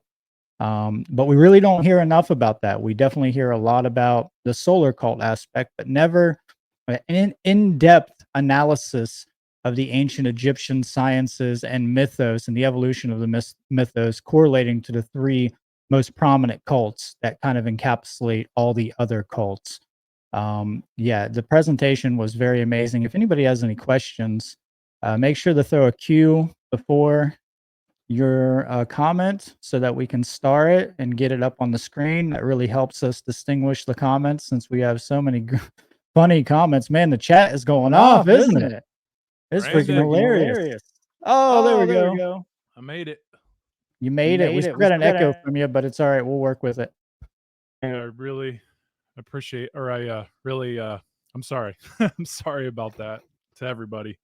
I've really been trying to take care of that technical issue for the past week, and I cannot figure it out. And the only other way that I can figure out, how to handle that is getting on my phone or um, my iPad, and it wouldn't work. So Yeah, it Yeah, it doesn't doesn't sound sound like it's coming from your end. It is coming from your end, but it's just when I'm talking that there's an echo. It's not when you're talking. There is no echo from you then.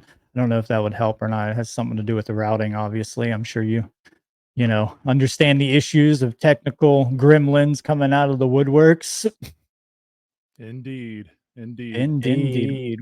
That was an amazing presentation, man. Thank you. Really appreciate it. Yeah, man, thank you for having me on and inviting me. And, this is my 5th year, and it's just very exciting to be next to so many people that are really, you know, uh, stepping it up and, recognizing what's going on in this world. And all I'm trying to do is just help people understand that there's something deeper and more. It's darker, but it's beautiful when you really see what is truly being said. And the further back we go, the more we're going to really understand what is really developing in the modern world and what has been developing for hundreds of thousands of years. And it's very difficult to understand this type of information, but we can understand it. I mean, it's there. I mean, the pieces are the purity, which I've been talking about, pure forms, has been scattered. That's the whole point of Osiris. Osiris is, the holy spirit, if you really want to look at it, like the whole nature picture, as an archetype. And obviously this symbol has been bastardized for the past, 20,000 years, but we can actually see that, the fragments of this being, symbolically and allegorically, has been scattered throughout the whole world. And our beautiful spiritual journey is about finding those pieces and putting them back together, which is what rememberment is all about. That is part of understanding the spiritual journey back to pure forms. And pure forms are a direct reflection of our pure spirit, or reuniting with the pure spirit. And that's how I understand it. And it's a very beautiful thing, but it's very difficult to understand unless we use these tools at hand. And modern Freemasonry is how we're going, well, at least one very powerful way of how we're going to do that. And it's a very big topic. And one thing I wanted to say before we go any further is I really crammed a lot into that presentation. So if anybody really wants to learn more about it, obviously you can go check out Douglas Martin's work, or read into Albert Churchward or Gerald Massey. Any of those guys. I mean, you can really start to go down that rabbit hole and, really see for yourself what's really taken place, but and find the better answers there. I mean, Massey and Churchward are scholarly, and they're going to help us. Their work is vital to helping us understand this. But obviously, if you go to the cubbyhole, I'm laying it out, Brandon's laying it out, and Douglas Martin is laying it out, as the best we can. This whole mythos the best we can. And it's a big deal. And because it's all about finding your care. It's all about finding care. And it's a very, very difficult thing, because we have so many obstacles in our way that keep us from finding that care. And I know that, and I know most people that are part of this conference, and probably people out there watching. You all know how hard it is to find care, because of we really do have to get over those obstacles of ignorance, laziness, cowardice, and apathy. And it's those are the things that are really keeping us, holding us back from really seeing this bigger picture. So I just wanted, oh yeah, and because of that, I one of the things that I forgot to mention that I noticed, and it was such a major part of the whole presentation, is I forgot to mention that the stellar people they venerated in the northern circumpolar constellation of the Little Bear, because it was the highest to them, going from the south, the southern hemisphere, to the northern hemisphere.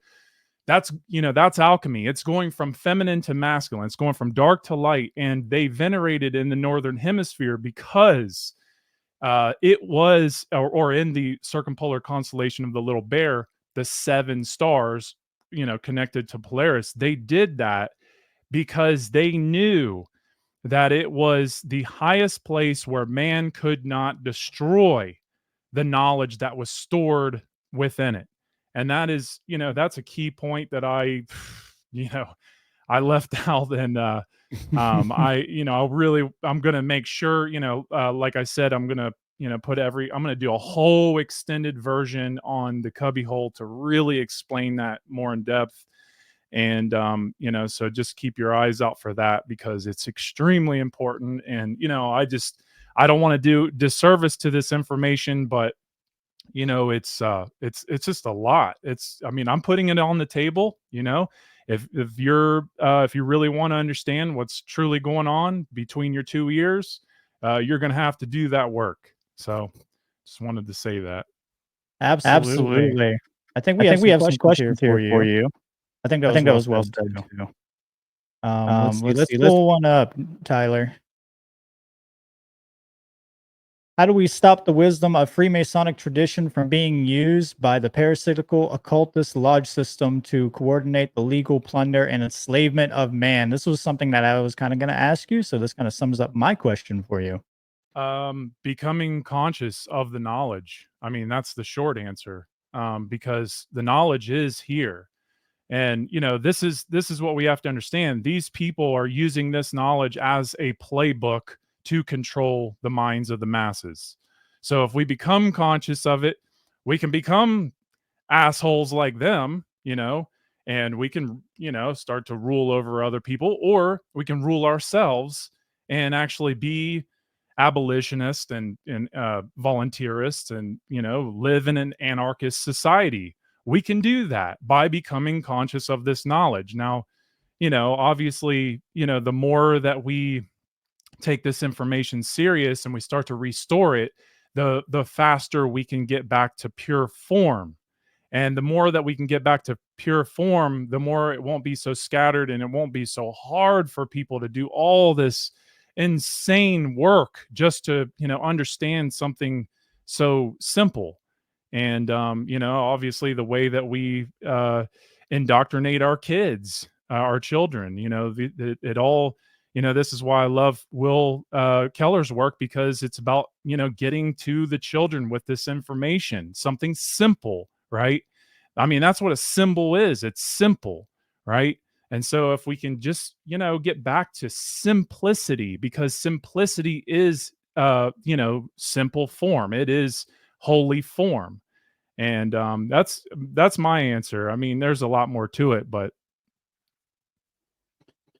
I think that connects to Wu Wei as well. The simplicity of effortlessness. I can't speak right now, but yeah, you get it. To be effortless, right? So I think that also applies to symbolism in that concept. I think we had another question pop up. Ever came across Jane 108 or Harry Lear, The True Value of Pi? Yes, I have listened. What about you? Of his work, yes. Yeah, I study his work all the time. His work is vital to understanding sacred geometry, for sure. And he does it in a way where it almost sounds like maybe his lips are sealed and he has some kind of he might be part of some kind of lodge system. because, he doesn't really, get into the occult, but, you can kind of tell he understands. But as far as the true value of pi, yeah, I've definitely seen quite a bit of his takes on pi, and it's pretty amazing. I mean, anybody who's studying sacred geometry has to get into Jane's work for sure. Right. I I agree with agree that. with that. What other questions do we got? Can we use cubbyhole content to put over video games on YouTube? Well, I'll go ahead and go first because Brandon also gets to have say in this. Yeah, do whatever you want with the content or the slides. As far as I'm concerned, if you're doing it for the right reasons, I'm cool with it. If you're really trying to end slavery and trying to help people wake up, I mean, that's pretty awesome. I've actually heard people playing some really cool podcasts over video games, and I think that's actually really beneficial. So yeah, I'm cool with it. Yeah, I'm totally cool with it. it. We actually know Beagle Eye Vision personally. This is Henry, who comes out to the farm. He's been a supporter of our work since the beginning. And yeah, he does an allegorical breakdown of games and movies. He does a Matrix movie night, allegory night in Illinois, I believe. And yeah, he does some good stuff. So I'm totally okay with that. I know you're doing the good work out there, Henry. And he is part of the One True Media class right now as well. So he's been learning how to do all the editing. So yes, of course, if anybody should be doing it, it's definitely you, Henry. Awesome. So I have I a have a question question for you.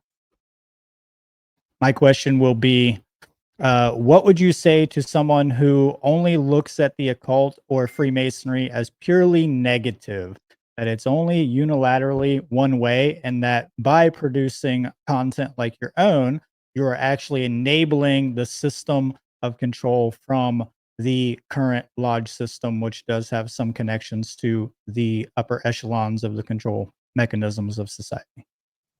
Well, I mean, the short answer would be, is a fork used for violence, or is it used for, eating your mac and cheese?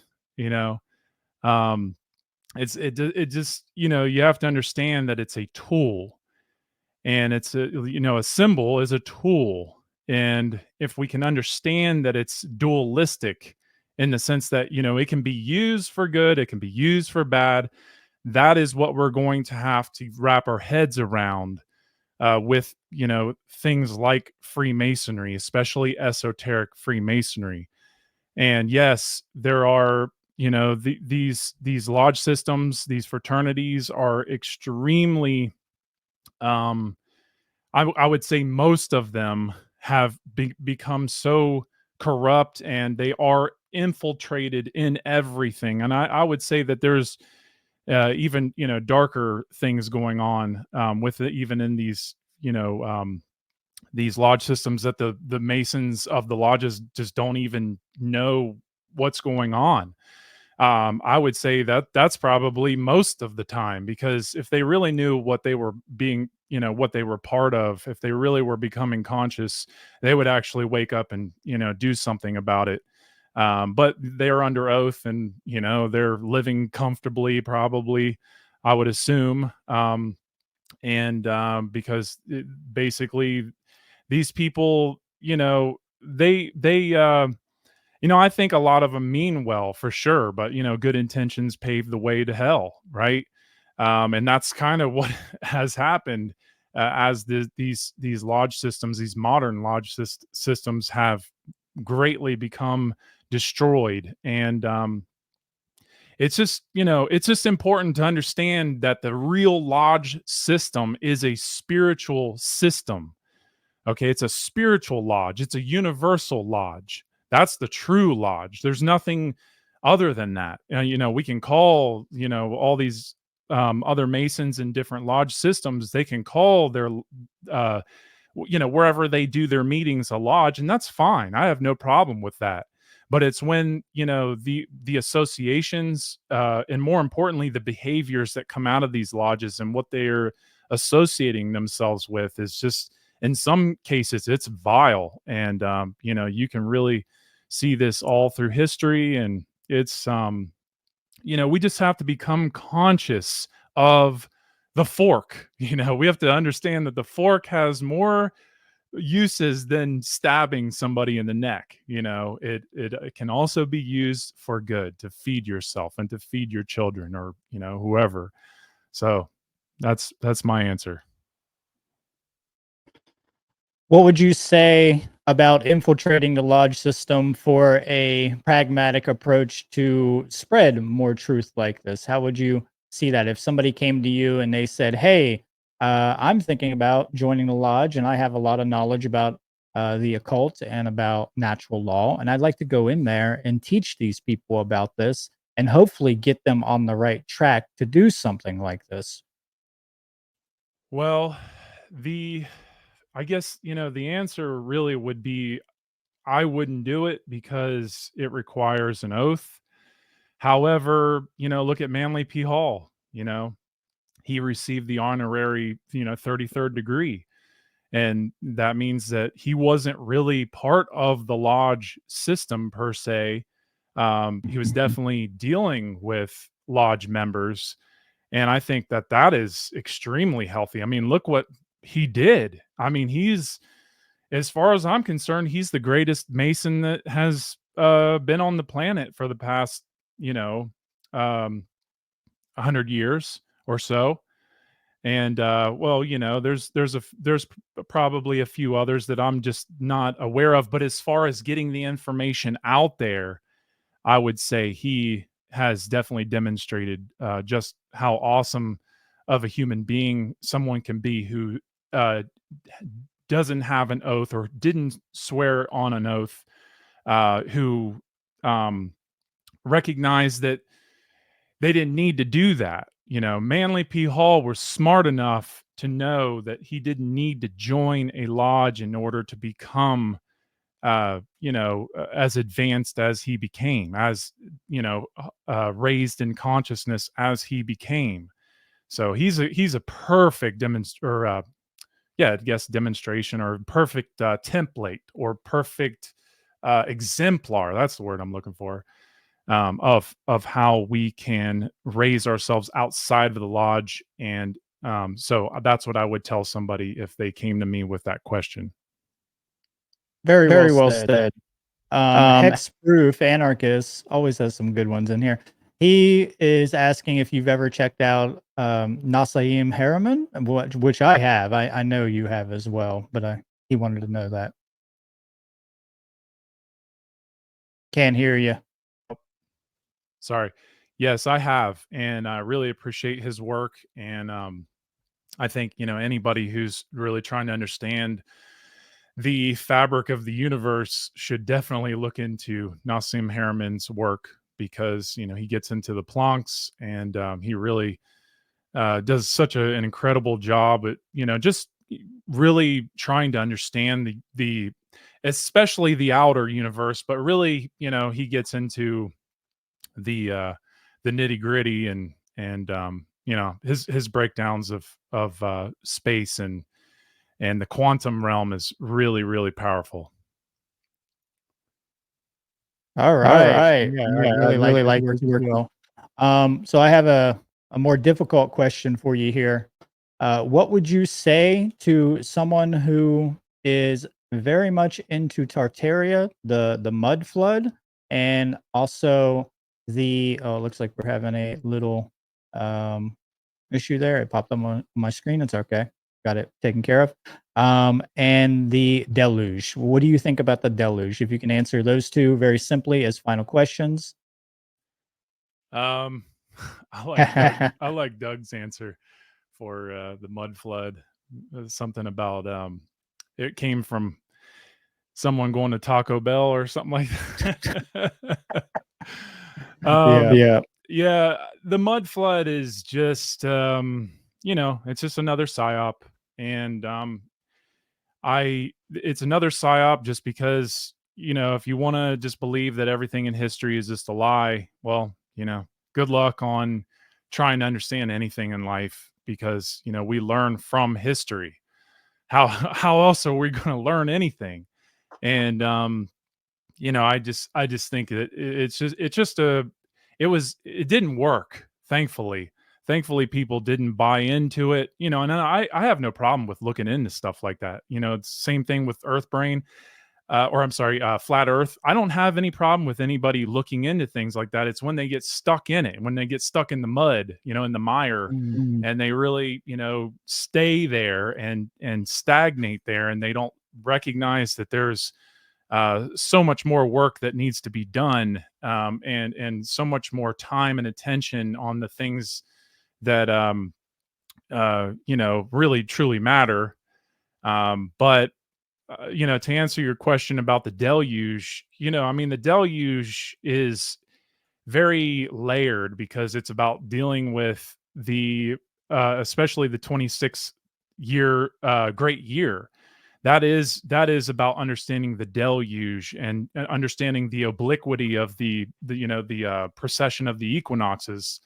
That's the real deluge that we have to truly understand. Now, is there a real deluge coming with a whole bunch of water and all that stuff? Well, I look at that allegorically, and it's really all about washing your internal self, and becoming pure, truly. And but there's so much more to it, and there's so much more science to it, and it's just I don't know how to answer it in such a short amount of time.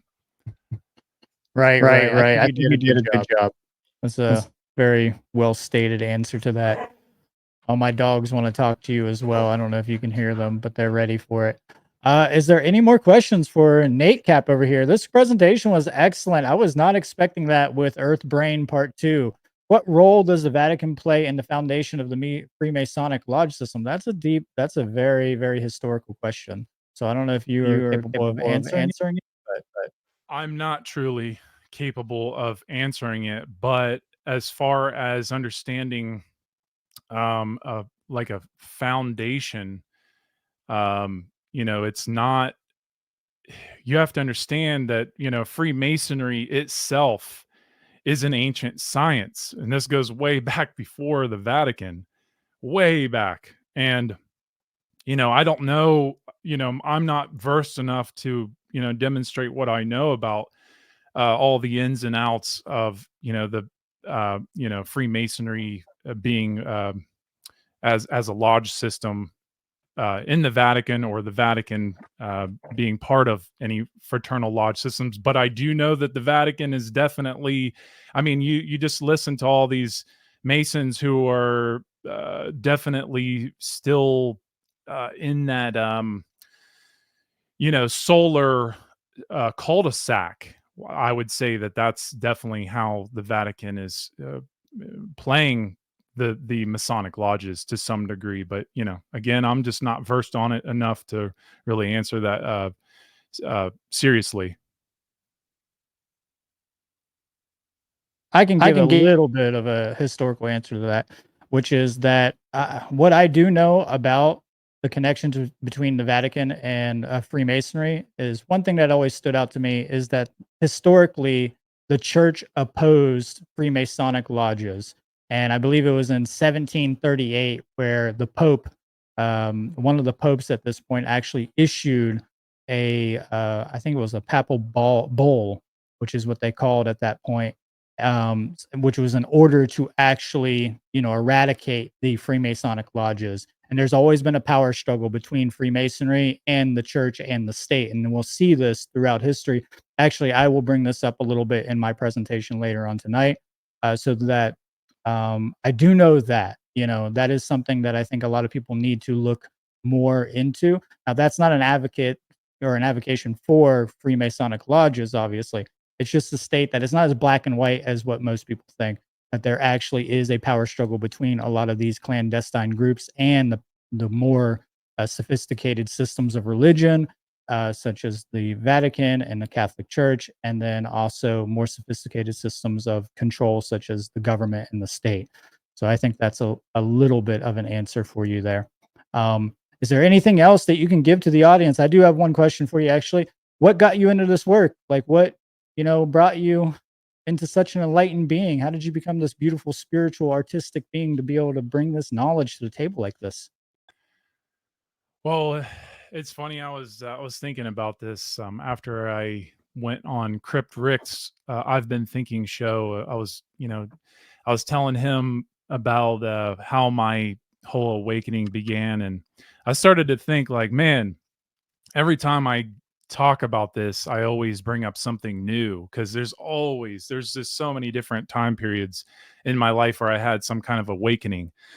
And I would say that, one of the when I really started deeply thinking about it, I realized that one of the things that really pushed me is being ostracized by certain communities that I was part of in the past for speaking out about certain things, like whether it be conspiracies or, just something, anything to do with government and, what they are truly doing to us. And when I started to be attacked for what I was doing, I think what really happened, it hurt so bad because it was just, coming from so many different angles that I really started to take a step back and realize like, okay, well, maybe I don't have a lot of this stuff figured out.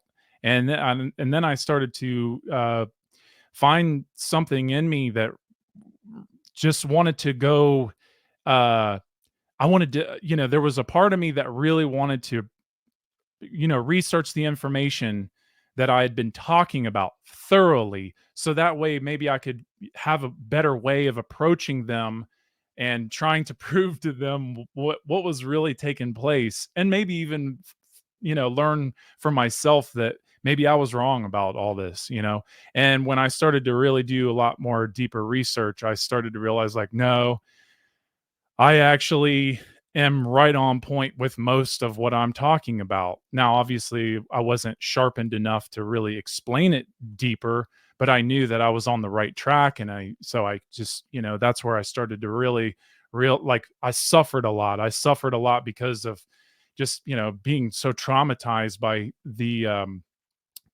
attacks and, how much people really are just, when their ignorance is so vicious and it takes over their mind, they just want to attack. And it's something I've never done myself. I've never attacked somebody just because, like I disagree with them.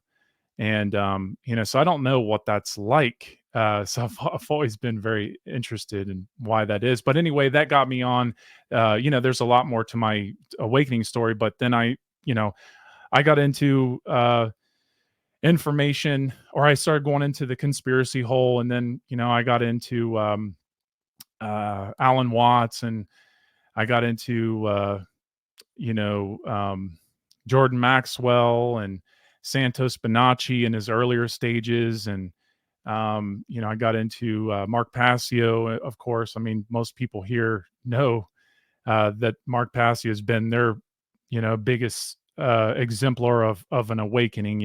He definitely lit my fire under my ass. And but then but because of that, I went and looked into like 300 more different researchers that really changed my whole life.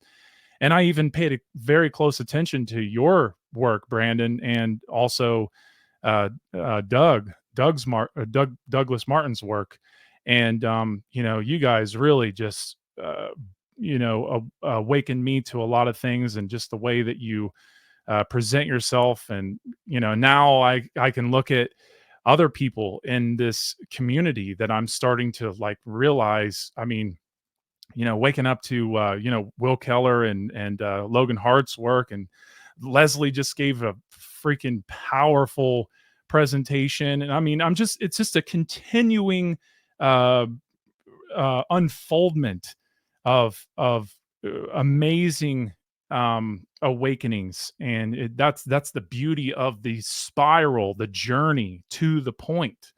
And it's just too long of a story to unwind, in a few seconds. So, but I wanted to give my angle a different You did angle. a good job with that good angle there. We have all met on the level here today at the S.E.E.D 5 Metamorphosis Conference, and I hope everybody has been having a great time. Please thank and support Nate Cap over here. Go to thecubbyhole.com and check out more of his work. He has amazing work up there. I would recommend going through the podcast chronologically, starting at episode 1, and you're working your way all the way up to the modern episodes. But if you're interested in more knowledge like this, definitely check out his most recent episodes on the Egyptian mythos. So thank you, Nate, for joining us. Thank you so much for what you presented, and thanks for being an inspiration to all of us. Also, give this guy some credit for the art that he puts out here. He puts out great esoteric art. We've seen a lot of his work. I know Logan Hart used a little bit of your work in his presentation yesterday, which was pretty awesome. And you're the main reason why we have the S.E.E.D logo. So pretty inspirational there, man. Great. Excellent. Thank you. I hope people see the correlation and can really read it. I think it's pretty simple, but obviously it's just it's a lot of work to understand what that symbol says too. But yeah, Brandon, I really appreciate you. This whole conference has just been outstanding, and you're doing such a great job, and I'm really proud of you, and I'm really excited to see your presentation later. So thank you. Thank you, Nate. We'll catch up soon, brother. Much love. Much love.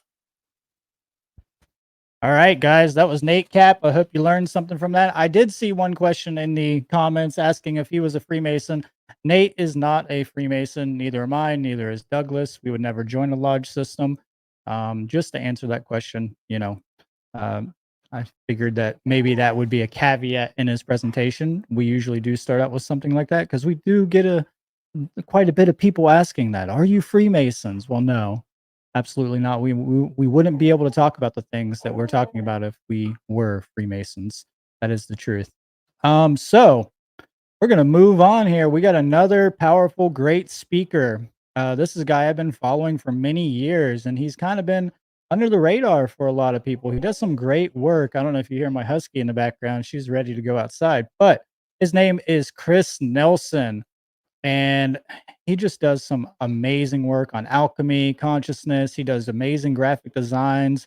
I've followed his work and used a little bit of it in a couple of my presentations, my earlier presentations, before I even knew who he was. I just found his graphics online. They were just so powerful and so good. So I believe his presentation is called Empowering Change, Understanding and Harnessing the Power of Consciousness. Yeah, his work is absolutely underrated. So please give him a like, give him a shout out, give him a share. Check out his work at the onegreatworknetwork.com. I don't have his primary website on my screen right now, but we'll throw it in the links. Absolutely. So let's get right into Chris Nelson's presentation.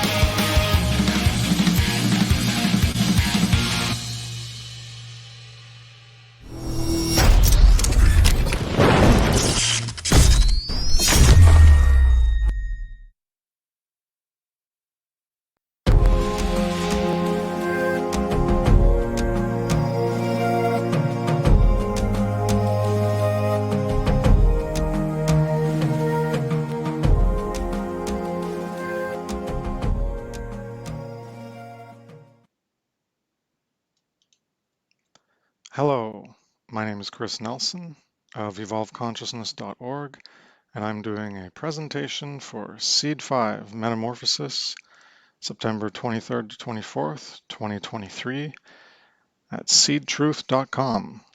My presentation is titled Empowering Change, Understanding and Harnessing the Power of Consciousness. So let's get into it.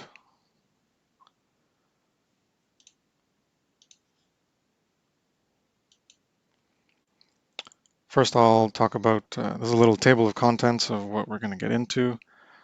We have change, learned helplessness, disempowerment, empowerment, the Phoenix alchemical symbolism, the highest alchemy, past and future actions, the eye of providence, apathy, and care for truth.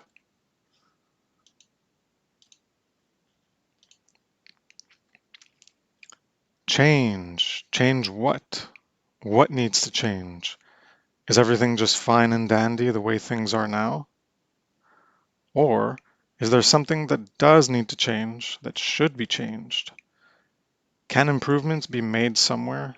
Are there mistakes to correct? Are there problems to fix? Something in the world, something in others, maybe something in you? Maybe you don't see anything that needs to change. It's understandable not to see something when you aren't looking. If you start to look and you become more aware of the condition of the world and yourself, then you will see that there are things to improve, that there are problems to fix. Can you change what you can't see or don't want to see? That's one of the major impediments to even beginning the process of change, is that if you can't see that there's anything that needs to change, and if you do see that there are things that need to change but you don't want to change, or that you don't even want to look for things that are possible to change, then obviously no change is going to happen. So this was just an introduction to get people to question themselves about whether there actually are things that need to change, and obviously there are once you become more aware of the condition of the world. But for those who haven't arrived at that impetus and drive and motivation to try to do something about it, these are questions to ask. If you're not looking, then obviously you're not going to find, so maybe you need to start to look, and then you'll see, are there things to change in the world? And then you'll try to find fault in others, that it's blaming the politicians or whatever is outside. And then eventually you realize that there's a lot of things in yourself that need to change to begin that process.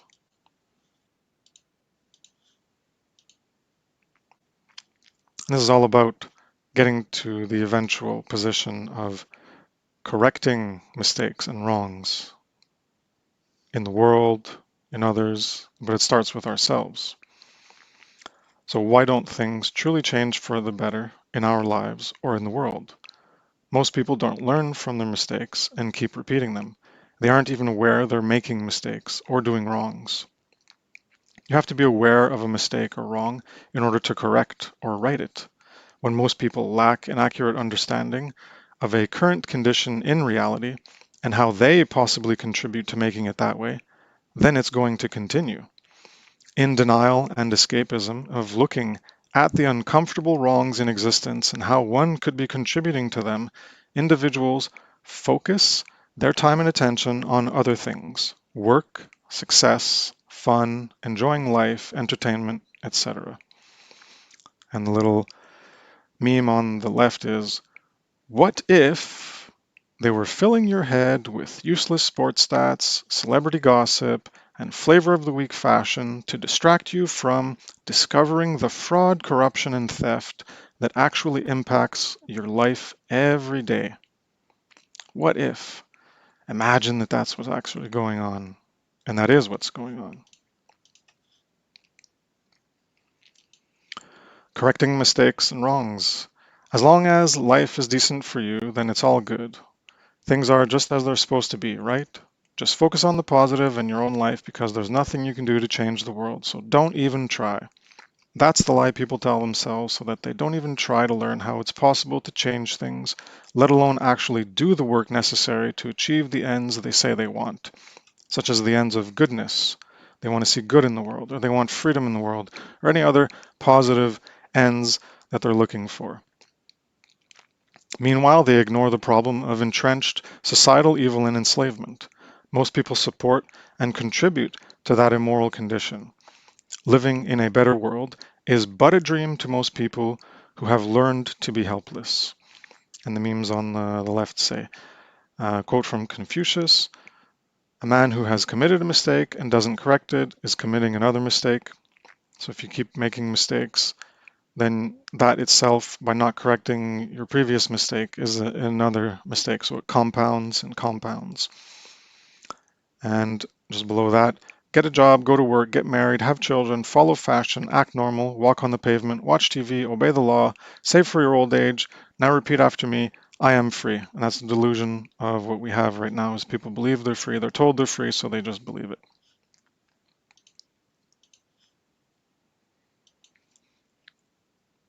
Learned helplessness. No change possible mindset. That's what learned helplessness is. Learned helplessness is learning to be helpless, learning to accept a negative outcome and not do anything to change it.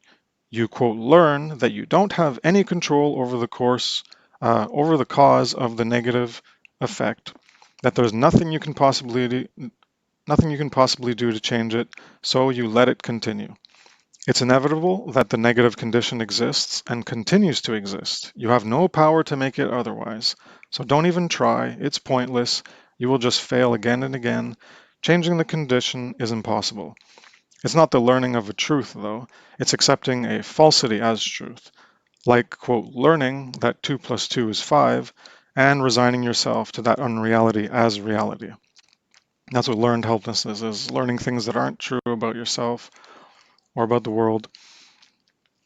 Or I guess seeing the condition of the world but thinking that you can't possibly do anything, which isn't the case. And so you put yourself in a position of not doing anything. That's what the images on the left show. Or there's a wall in front of you, but all you have to do is walk beside it. And you're like, oh my God, I can't pass. I can't get to that light at the end of the road. I'm stuck here. And this has been done in animal studies with dogs. And here's the example of an elephant who's tied to a peg, where they entrain it at a young age to be tied to something that they can't move at a young age, and they learn to associate the rope with being stuck there. So all they have to do when they're older is tie the animal to just some little peg that they could just move their leg in a decent amount of force and just uproot that peg and walk away. But they've learned to be helpless.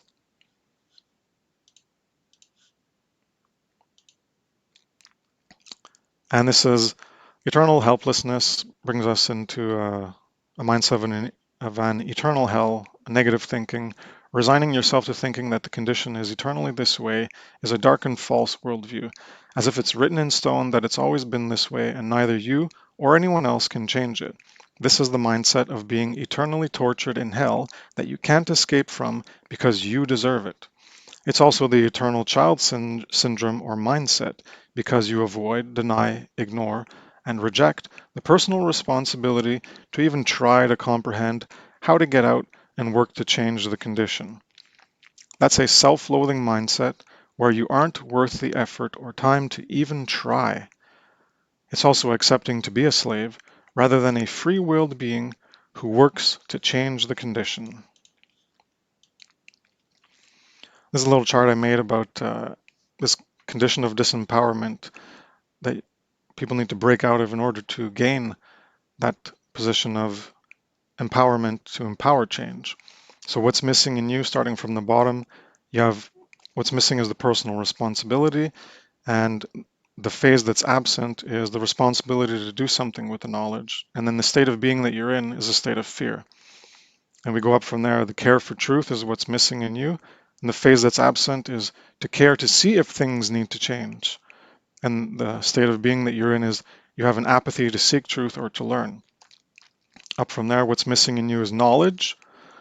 And the next step is missing, that is knowledge, since you lack the previous steps.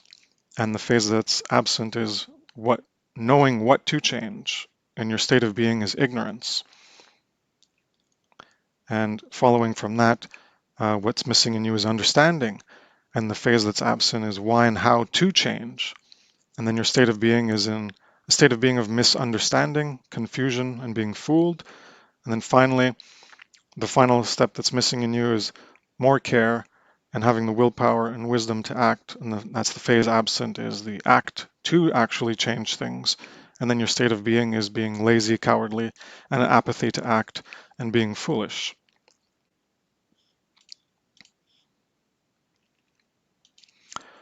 Learning to change. If we're not doing what needs to be done to correct a condition, then we're likely ignorant and need to learn more in order to develop the motivational power, the care, to engage in the change that is required. Most people aren't motivated to want to learn about the darkness or negative in the world or in themselves. They lack real care for truth, yet they hope to do what's right in a state of ignorance. How do we change to be more correct than incorrect overall? Learning is required. Then the understanding of the knowledge gained is fuel to generate more care as more fuel that can move us to change, to act. Truth fuels it all. Truth is the foundation for higher, realer, and truer living. So the empowering change is, I've made it into 8 steps that involve the trivium method for those familiar with it. First, as you face reality, you have to care to look at the current condition. Then you're empowered by looking. You're empowered by seeing the truth of the negative current condition. So you're obviously gaining some knowledge of some awareness of the current state of things. Next, you have care and will to change the condition.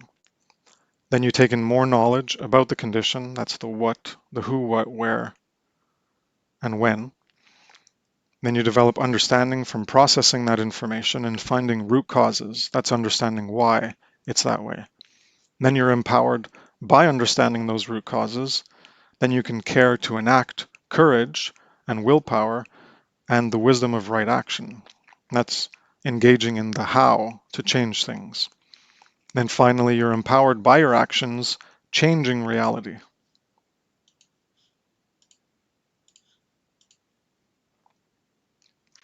So first, you face reality, you care to look at and see the condition as it is. You acknowledge reality. It's not all rose-colored glasses and all good. There is a veil of false appearances covering the darkness beneath. Much time is spent on getting by, on surviving. In the space between that grind, we want to focus on things that are comfortable, pleasurable, enjoyable, fun. So we ignore the negative. Facing the problems in the world and ourselves isn't something comfortable to do. It's easier for us to keep doing what is comfortable and remain attached to it. Facing the negative creates discomfort, insecurity, and a sense of anxiety, which takes us away from the desired comfort, security, and sense of well-being of that ignorance. So when we face reality, we need to break the false perception of reality. Have the care and courage to look and see the darkness, negative, demon, shadow, and wrongs in the world being ignored. Also look into the mirror to see the darkness ignored within that reflects outward to contribute to creating the current negative conditions in the world. See the uncomfortable, undesirable, painful truth as it is. Don't avoid, ignore, deny, reject, or deflect the current condition. Realize and recognize reality in its current condition. Face both the reality of the positive and the negative, the light and the dark, the beauty and the horror, the good and the evil, the moral and the immoral. Removing falsity pierces the veiled reality. Move from ignorance to knowledge.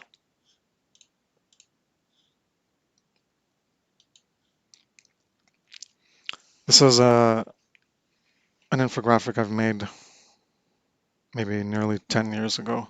At this point, 9 years ago. And I called it Alchemical Divorce, Part 1, which was based on what I just described. So you have divorce, apophysis, negation, deconstruction of the false perceptual reality. So the worldview, the self-concept, the self-image, the delusion, the false percepts, those have to be pierced through. We have to remove the falsity, and that pierces into an unveiled, into an aspect of veiled reality, the darkness beneath it. We think things are all rosy-colored glasses, things are all good, but when we start to correct our false perceptions, that's when we see what's hidden beneath, what is denied and veiled, the obfuscated reality, the hell to face. We don't just get to the light by thinking we already have it. We have to first face the darkness.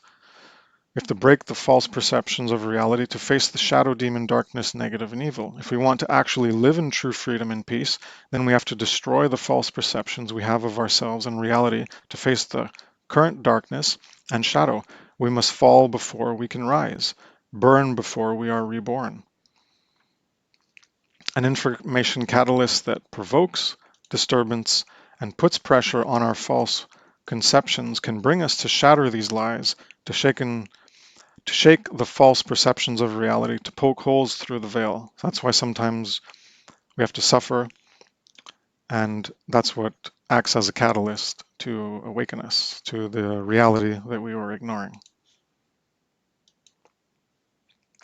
Then we can become empowered with that realization, be enlivened by truth. Truth shines a light on the negative, causing the darkness of ignorance to retract, exposing what was occulted and renders it visible. Knowing the current condition expands awareness and consciousness. Accept things and do nothing, or accept the responsibility to change it. That's ultimately the real dichotomy that we have to do. That we see things as they are and accept them and do nothing about them, or accept that they are that way and also accept the responsibility to change it. Truth has been acquired, which enlivens consciousness and awareness and the potential to act.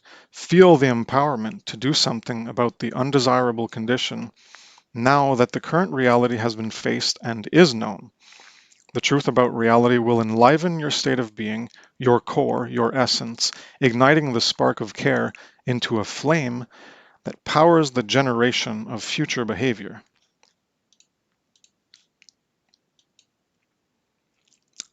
Care and will, very important to enact. There is need to learn how to effectively change the condition. More care and willpower are required to engage in deeper learning about the current condition of reality. Knowledge and understanding is needed to do the right change and not the wrong or ineffective change. Otherwise, that means more mistakes. And just as the Confucius quote was saying, if you make a mistake and you don't correct it, you're making another mistake. We have to take the time to learn properly in order to avoid making more mistakes. Caring to do that is required to get that result. At this stage, you can feel the flame burning within. It's time to collect some knowledge as fuel and ignite your potential to change the conditions in your life and possibly the world. Because that's where it starts. It always starts with ourselves. If we want to change the world, we have to change ourselves. And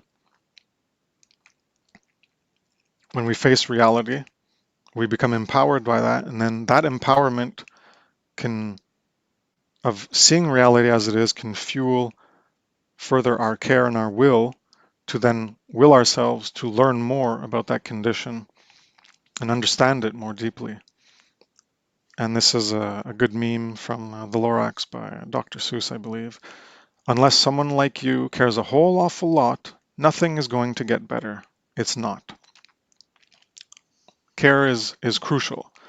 You can see the reality as it is, but if you don't care to do anything about it, to motivate you, to learn more about it, to understand it, then nothing is going to change. It all starts with the individual and progresses outward. As millions of individuals embark on this process, then things can change for the better in a true, positive, actual, lasting direction.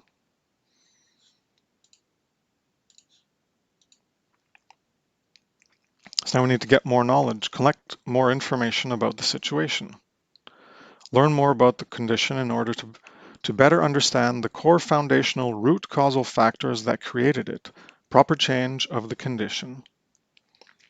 problem, or issue requires dealing with the root, with the actual cause of the effects. What is happening?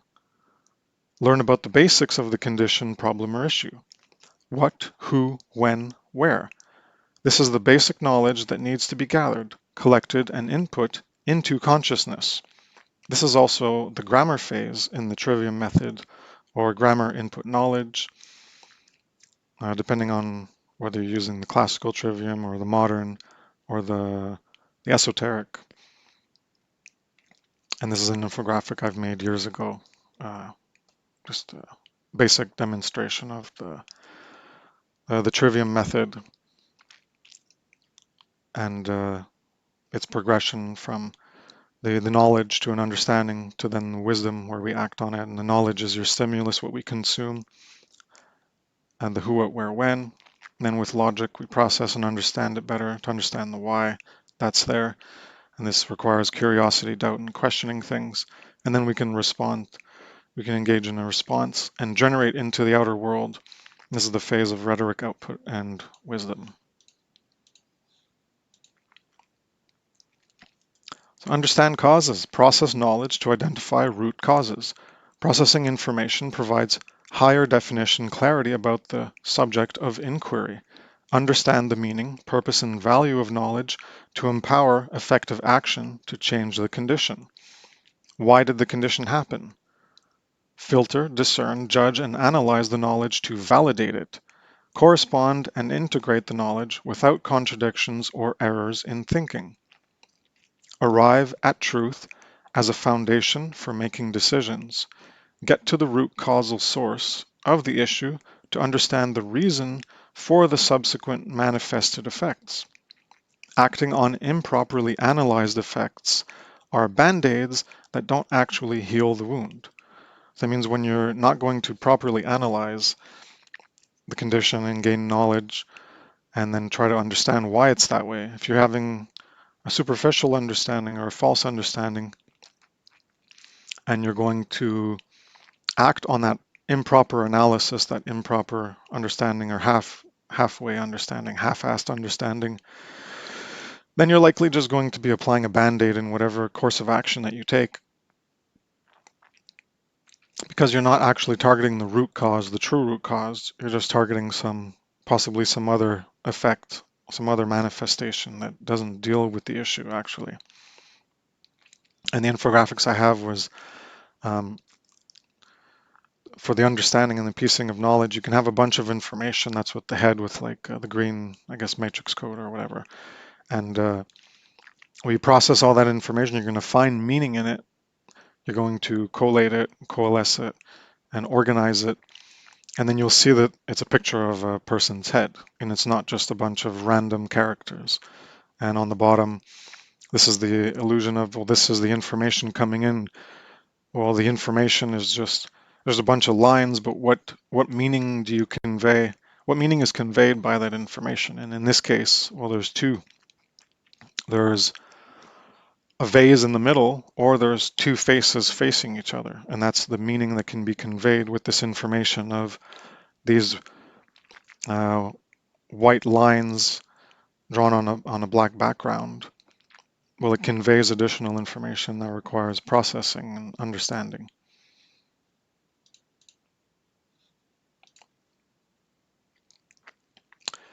So after we gain more understanding, we're empowered. Again, instead of level 1, this is level 2. We're enlivened by the root causal truth, rather than just enlivened by truth of the current condition as it is, seeing it as it is. Now we're enlivened by the root cause, a deeper truth of understanding the root cause of why that condition is there. The solution to change the root cause is understood from seeing the problem clearly, from gaining clarity. The light of truth has further optimized your vision of the condition. Now you're really empowered to do something by applying knowledge as the wisdom of right action. You learned about the problem, got down to the root causal source of it, and now you understand what you need to do to target the problem effectively. Feel that truth flowing through you and giving you the motivation and energy to change. The light of truth further feeds the flame and fire of care within and ignites you to act. So this is a crucial part of the empowerment of not only, first you face reality as it is, and you get enlivened by that, by being shaken, which was my case and many other people's cases, as a catalyst to develop further care. You're empowered by seeing reality as it is. Your blinders are removed. The veil has been uncovered. Reality is shattered, and now you see things as they are. And it is horrible, and it can be depressing. But rather than see it that way, you need to see it as an empowerment. Now you're actually seeing reality more as it is, and that can bring you to take things further in your understanding of, okay, it is this way. Well, what can be done about it? And then you learn about that. You gain more knowledge. You gain an understanding. Now you know why it's that way. So you're further empowered, and it further ignites that care to act and eventually do something about it. That's empowering you to change. This brings us to the wisdom of right action. We enact courage and will to act rightly. And obviously the care is an important factor to bring us to this position, to this state of being.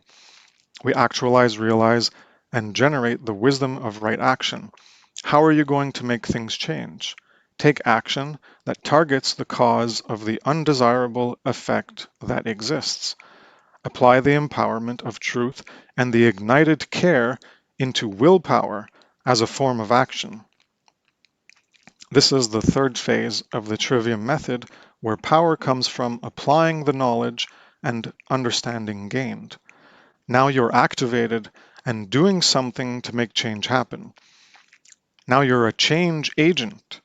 Even if the action isn't the most effective targeting of root causes, you can learn from the mistake, refine your understanding, and do better. And by this I mean you learn from the mistake of not actually targeting the proper root cause. So even if you gain a half-assed understanding and you try something, but you can see that, oh, that it's, or you can run a thought experiment, you can see, oh, well, that's not actually going to change anything. It's going to change things in a minor way, maybe like rearranging the chairs on a sinking ship like the Titanic, but you're not actually going to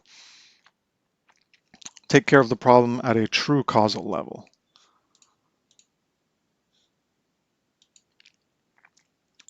And this brings us to being empowered at the final level, where you see the results manifest. Once you get to that root causal effect and you're targeting that, you might not see them right away, as is the case in complex situations that involve many people. You're not the god of reality. You can't just change things about reality on a whim. It takes a group of people. Sometimes when that's the collective condition of the world, well, it takes a collective effort.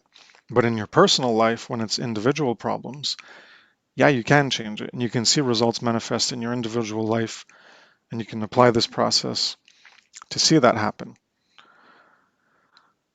So you reap what you sowed, be it positive or negative. Maybe there is more to do, as we are always learning, which can change our behavior and the future outcomes. We learn from our mistakes. That is life, to learn. If you stop learning, then you stop taking advantage of the power of consciousness, and that potential for bettering the world or yourself goes to waste. With persistence, you eventually get a positive accomplishment, and that's empowering. That is the power we have as creators. We can continually make things and even remake ourselves like a phoenix is reborn from the ashes. We are malleable, highly adaptable, and can change and evolve to greater heights. We can become more than what we are in the present.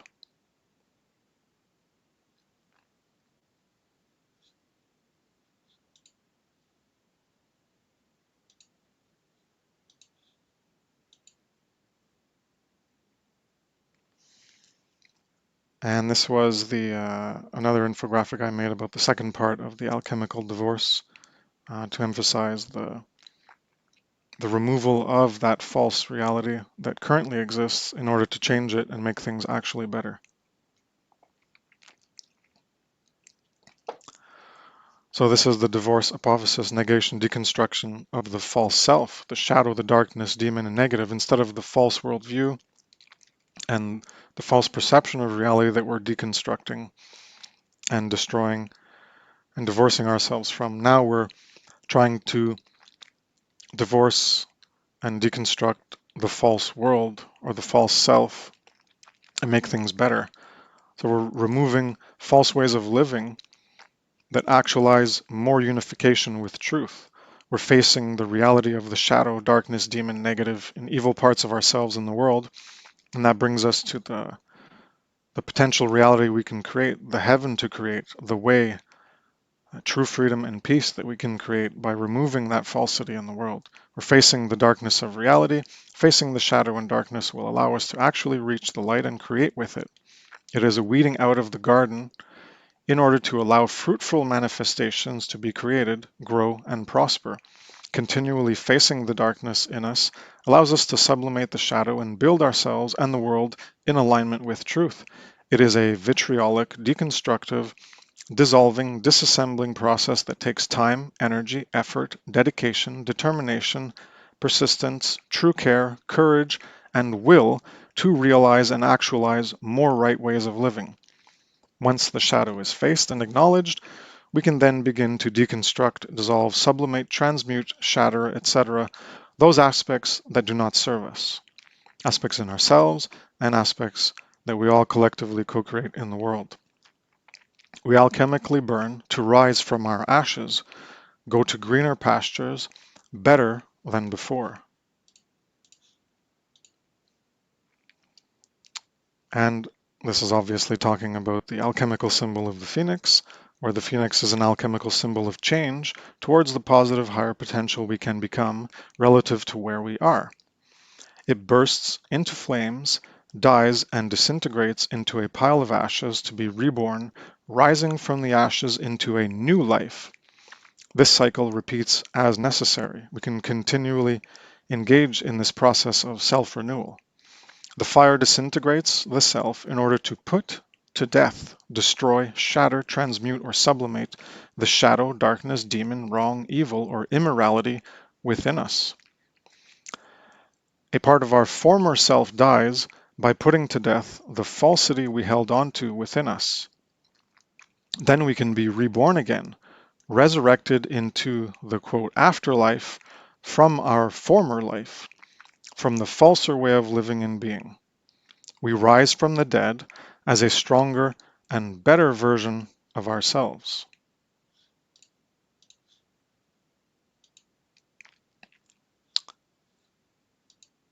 And this is from Harry Potter.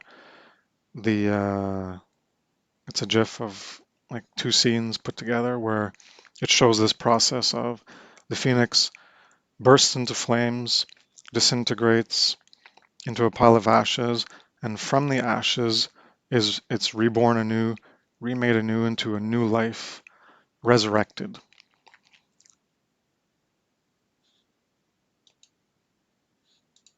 Maybe I can show that in full screen.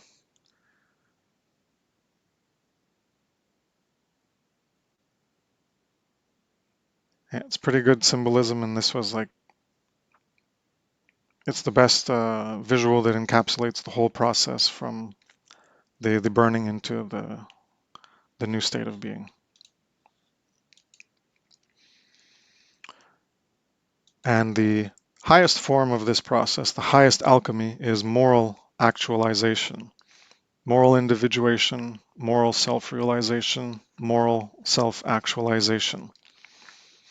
The highest form of spiritual alchemy, self-improvement, that an individual can do is to change or transform into a more moral being, evolve consciousness towards being a truer, realer, and higher version of self in greater degrees of alignment with morality, that is to say, in greater degrees of alignment with moral truth, moral law, or natural law.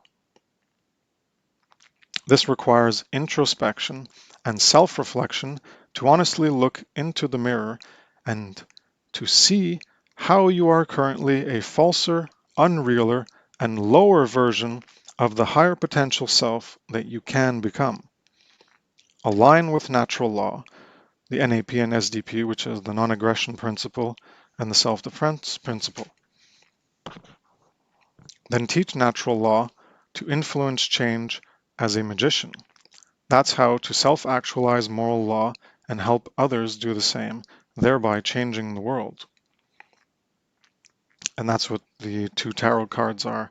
Tarot 11 for justice and 1 for the magician. The goal is to reach that top position of being a magician where you influence others to change by first yourself transforming and becoming self-actualized in alignment with justice, natural law, the goals of true freedom, of true order. And that's the symbolism of the justice card with the sword of truth and the scales of justice, of weighing things and determining what is right from what is wrong and choosing the right over the wrong.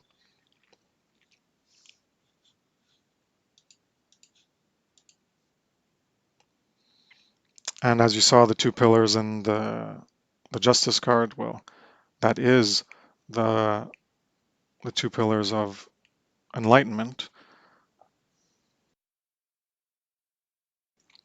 of the self-defense principle and the non-aggression principle.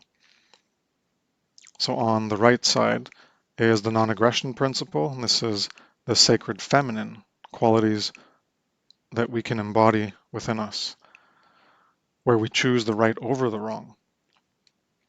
This is the path of non-violence, of not initiating harm.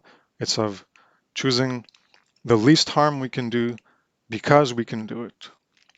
Not that some pursuit is of no harm whatsoever, if that's even possible. That's another topic to talk about, but when you pursue something of trying to do the least harm because you can do something in a different way. And people don't want to recognize this about the plant-based living, non-carnism, but that's what it's about. It's not about doing no harm and all the objections people can bring up about, oh, well, you're using gas, or you're in the farms and the monocrop, there are whatever, there's insects that are going to be milled, or there's mice, or whatever the argument is. It's about trying to do the least harm you can because you can do things differently. And maybe it's harder than doing it the other way. Maybe stopping to be an order follower is harder than not being an order follower. But by choosing to do that path, you're engaging in less harm. Not that you're doing no harm in your life whatsoever, but it's trying to improve and get towards that goal of living a better way by doing the least harm. That's the goal of aligning more and more with the non-aggression principle, the sacred feminine aspect of natural law, moral truth, morality. So the goal is to not initiate harm, and there's degrees that we can pursue that towards other sentient beings. And we don't violate rights. We don't violate the rights of others. And we don't do or support evil, such as being an order follower or helping government perpetuate its control over everyone in society. And that's saying no to evil. That's using the lost word, no. Conversely, on the left side, that's the, maybe not conversely, but in unison with the non-aggression principle. On the right side, the sacred feminine, we have the self-defense principle, the sacred masculine on the left pillar. And that's where you defend yourself and you act and stand up, where you speak the truth And that's part of self-defense, is speaking the truth, the intellectual self-defense. It doesn't have to be physical in terms of with your arms in defending a violation of rights. One of the important parts is to speak the truth about the negative condition, and especially to speak the truth about educating others about moral truth and moral law and natural law, so that they can empower themselves to empowering change in their lives, and together things can actually change for the better at a larger scale. Now, part of that obviously is speaking the truth, where we respond to harm, the harm that we can be doing. We need to stop that. That's the sacred feminine, but also the harm going on in the world. That's where we engage in that defense of speaking truth. We respond to the harm by exposing the harm that's going on and speaking about the negative. We defend rights. We speak about the violation of rights in order to promote the defense of the rights, or we can actually defend rights by engaging in the physical self-defense to stop others who are actually violating others, and that's dealing with violence, where we deal with the violence that other people are actually doing, whatever degree it may be, whether that's countering deceptions or lies, or attempting to steal someone's wallet, or to murder someone, etc. And that's where we enact justice, and we become agents of enacting justice. And that doesn't belong to any centralized authority. That's everyone's right to engage in. And this is engaging in, when you get to the point of physical defense of other people's rights, not just the speaking of truth, the physical aspect of using our mouths to speak the truth into existence, but to use our hands and our arms with physical force applied against the undue use of violent force. That's the last word. So we can avoid doing that on a large scale, as has been done many times in the past, by engaging in the lost word, by saying no to evil and doing the first part of the sacred masculine, which is to engage in that defense, to act and stand up and speak truth, to speak truth into existence in order to get people to change in their consciousness, engaging in that higher alchemy themselves, as we've done ourselves. And then we engage in that magician quality of influencing others to change as a magician, where we are the ones using our words and educating others and influencing their minds. That's magic. That's the word symbol magic, because we're not actually doing anything purely physical. We are using the physicality of our voice, but we're influencing others to change. And as more and more people do this, then we won't have to engage in the last word at a very large scale to try to combat the immorality of our current condition.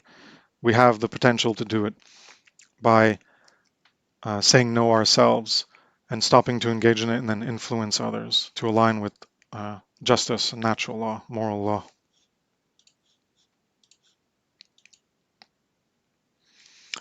And what is moral and immoral? Well, basic morality is best understood apophatically by what you don't have a right to do. Basic moral behavior, a right, is what does not initiate harm to another sentient being. Initiating harm is a theft of property, a violation of a right, which is wrong, immoral, and evil.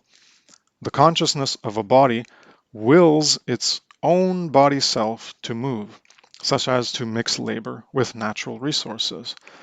Other property rights are derived from the self-ownership of having life, of having a body and a psyche, of existing as a body and a psyche, that as a body and a consciousness that has will and moves this body, that animates it into the world and can interact with it in such as using the non-consciousness, non-will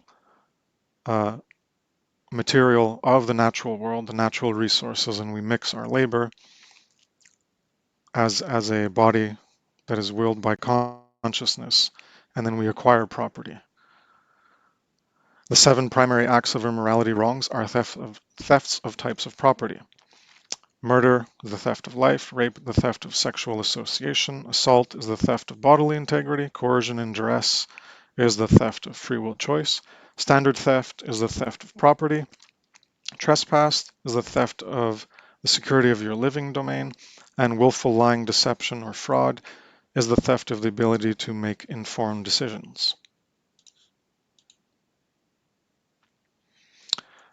And this brings us, so the point of this slide about the past and future vision is the Greek words syneidesis and synderesis, which have to do with the conscience of the past and the future. Taking knowledge from the past as a guide to watch over the future, to not repeat mistakes, to create better. Because that's what we're trying to do, right? The second, third slide was about correcting mistakes, correcting our wrongs. Well, that's where the syneidesis is. The conscience as passing judgment on past acts, either ourselves, learning from our individual mistakes, or even wiser is not having to do the mistake yourself, but learning from others who have done the mistakes, or reading about them and learning from the knowledge of others so that we don't have to engage in those wrongs in order to learn that they are wrong. And syneidesis comes from sin, with, together, and eidene, to know, so it's to know together. This is what conscience, the word for conscience in Greek. And the corollary to that is synderesis or synteresis, conscience as a guide to future actions. So we use our conscience as passing judgment on past acts in order to guide us in our future action. And that's sin, with, and terrain, to watch over or to keep guard. So we're judging knowledge, eidene, of the consequences of past actions, and that develops conscience. Exercising conscience is watching over what will come to be to guide future actions. The past knowledge guides us into the future. We live in the present with memories or history of the past and predict the future we aim to create with our actions. Learn from past mistakes to not repeat them. Create a better future. He who controls the past controls the future.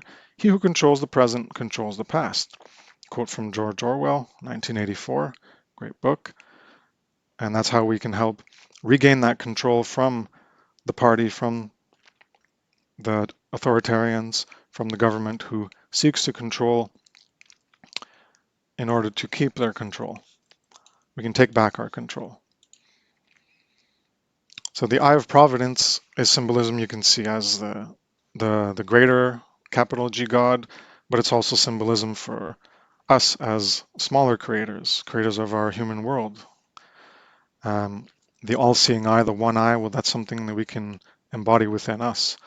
Providence means foresight, prudent anticipation, foreknowledge, precaution, to guard against beforehand.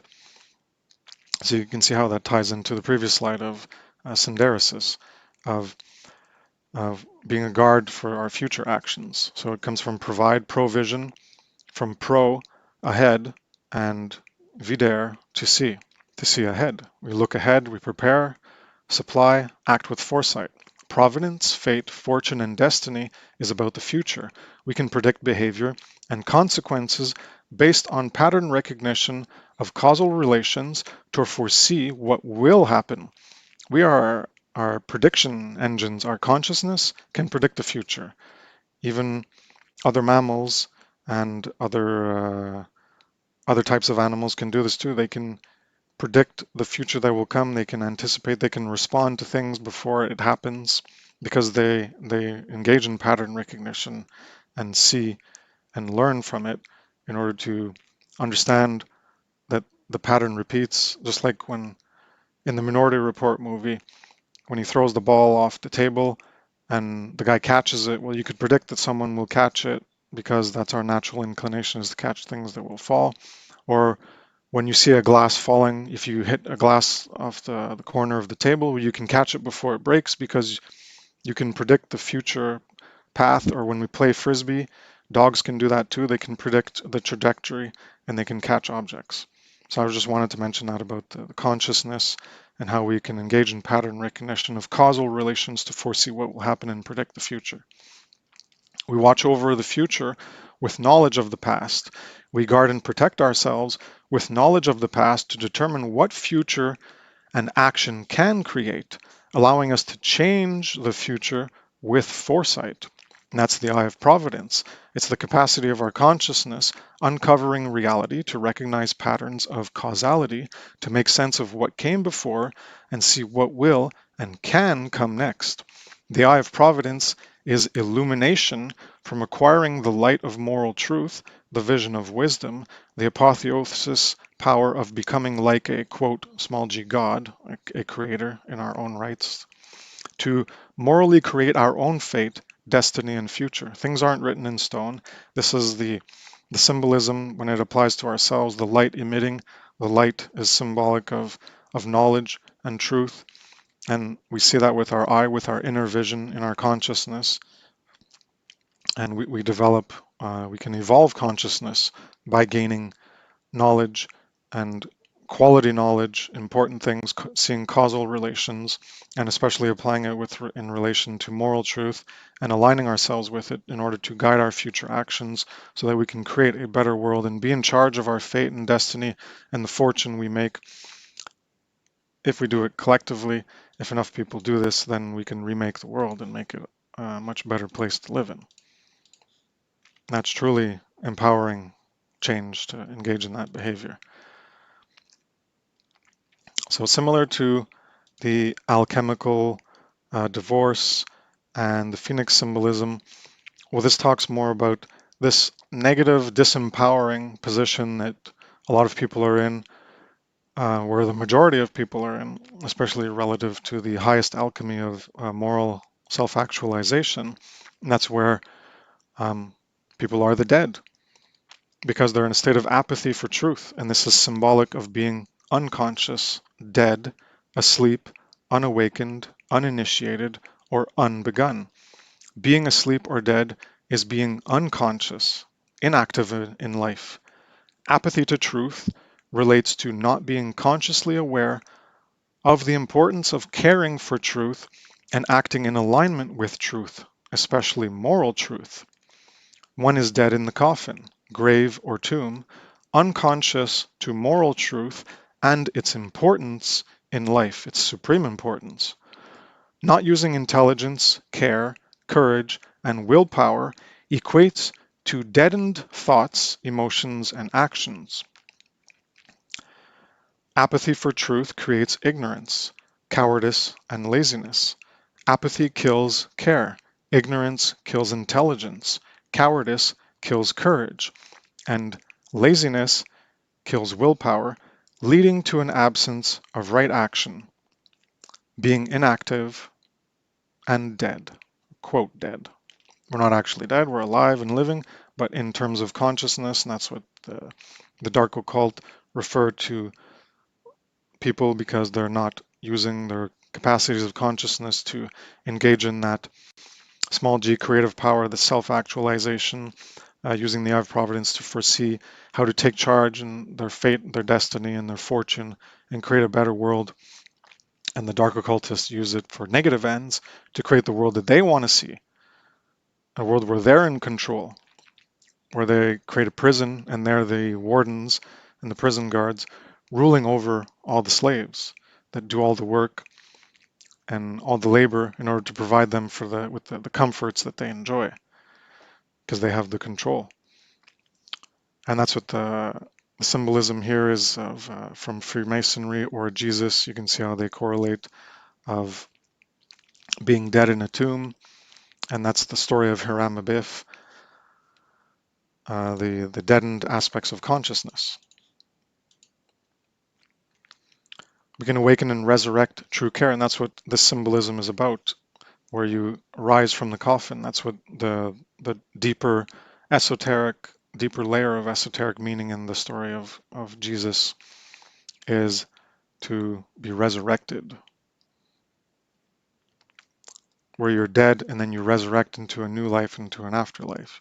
The quote dead symbolism is used to express, well, there's a typo, sorry about that, to express the understanding of unrealized and unactualized potential to care for, seek and embrace and embody and live aligned to moral truth, the way and path, as a truer, realer, higher version of ourselves. And once again, the allegory of Jesus was he was the way, he was the path, and that's the path of moral truth. That's what the story was trying to exemplify and symbolize, allegorize, analogize, and metaphor and parables. When we choose to care for truth, and specifically moral truth, we develop a higher consciousness. We become initiated, awake and aware, where we are resurrected, risen, rebirthed, reborn, and raised from a deadened, lower state of consciousness. We rise to a higher, truer, and realer consciousness or life, and are now alive, born into a new life, a new world, an afterlife, or eternal life, or immortal life, a heaven. These are the potentials we can create. And all of this, we're reborn into an afterlife, eternal life, immortal life, heaven, that is given to us by the light or life of moral truth, the divine word, the logos, the good, or the God in our lives. And that's the symbolism of Jesus. Once again, the parable, the allegory, the metaphor is Jesus was the way, the path. Jesus was the light and the life. That's why there's that reading of Matthew, I think, I forget what it was, but about him being a sword and dividing parents against their children, children against their siblings and their parents. And whoever follows Jesus will find their life, and whoever chooses their life over the moral truth will lose it, because you're not going into this new life, you're not being reborn into a greater state of being, into a higher, truer, and realer consciousness or life.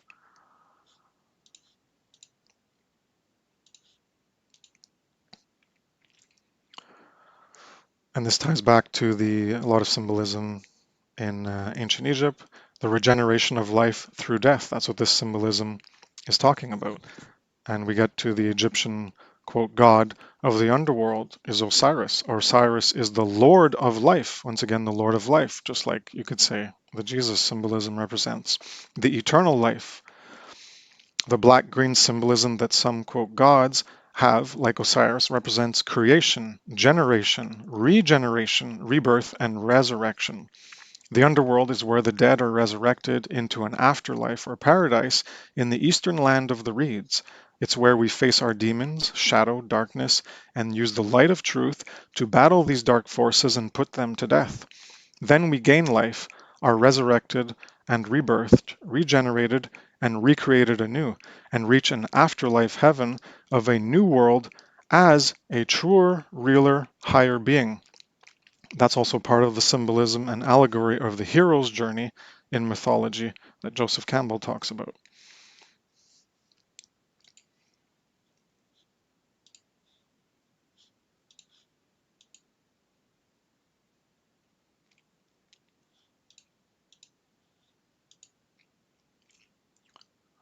Entry into the afterlife by Osiris required passing through the Hall of Judgment, the Hall of Ma'at, the Hall of Two Truths, where the dead are judged by their actions or desires, which motivates their behavior, weighed against the feather of truth, or the feather of Ma'at. And that's what the depictions here are, as in the Hall of the Duat, the Hall of Ma'at, with Osiris, which would grant them passageway into the afterlife, the eternal life, by judging their actions or their desires that motivated their actions or behavior, to see if they were in alignment with morality, because that's what Ma'at represented, was the moral truth. And if you did, well, then that's how you are reborn, is you judge yourself, your past deeds, and you are reborn as a new person, relative to your former falser, unreal, or lower self into a truer, higher, realer version of yourself. You remake yourself as a phoenix, continually remake yourself in alignment with moral truth, and that's the highest alchemy. And this is the journey to the underworld. Facing the darkness in ourselves, we develop the care, courage, and willpower to conquer, destroy, and put to death parts of ourselves in order to be reborn in an afterlife of our former life better than before. These stories are allegories symbolizing deeper esoteric, occulted knowledge about ourselves. The literal interpretations are exoteric veils of fantastical stories often used to control. And that's how I see, that's my belief, my interpretation of how these ancient traditions, which I think, in my view, came prior to them being inscribed in these monuments, in these hieroglyphics, tens of thousands of years ago, maybe from Atlantis or whatever. The knowledge got passed down after the cataclysm, and then it was retained, and some people codified it in symbolism and allegory, but then it was used by rulers, the pharaohs, who wanted to convince people that, well, they are the pathway, that you had to listen to them, that they were the law, that they were the order, and this is how you attain the afterlife. But the deeper esoteric symbolism that was encoded is about this process of moral self-actualization, of becoming a higher, truer, realer, better version of ourselves, that we can remake reality as well. And I'm just going to go through, since my time is up, I'm just going to go through, I had some extra things that I could have talked about if I still had time. This is work that you can find on my site, Apathy for Truth process in consciousness. You can go to my site, evolveconsciousness.org, to find more about that. I have one for the Care for Truth, Symbolism and Infographics. I have on the Seed of Life and more on the Trivium and Consciousness. I also have this one on the Natural Moral Law, Alchemical Distillation, the Process of Consciousness, and the Trivium. And I've explained that in presentations, in a presentation before that you can look at. And in the end, this is about moral law empowerment, the empowering change. The apathy for truth keeps one in a stagnant state of ignorance of moral law, going in circles, continuing to perpetuate self-inflicted suffering, where we're in a hamster wheel. We have the same mindset, same thoughts, same actions, same results. We're stuck, we're trapped in a problem condition that we're not getting out of, and it just keeps going around and around and around, and that's what we keep getting. Versus we care and drive for truth leads to generating in principles of moral truth, leading to true freedom eventually. We care for truth, and we can end the self-inflicted suffering that we've created for ourselves. So thank you for your time and attention. My name is Chris Nelson. My site is evolveconsciousness.org, and a special thanks to Mark Passio, without which I would likely not be here, and I'm sure many of us presenting today at the S.E.E.D 5 Metamorphosis conference would also not be in the positions we are in right now regarding our knowledge and our capacities. So special thanks to Mark Passio and, of course, the S.E.E.D team. Thank you very much for inviting me to this conference. I am deeply honored to be here. Thank you very much. And my next thanks is to all the teachers of the Great Work Network that Mark Passio started, where many of the people in this conference, especially the organizers, Brandon Martin, Nate Kapp, are part of. You can find them at Seed Truth and the Cubbyhole, the One Great Work, seedtruth.com. You can find all the One Great Work content creators at onegreatworknetwork.com, and of course Mark Passio is whatonearthishappening.com or woeih.com. So thank you very much for your time and attention. Peace.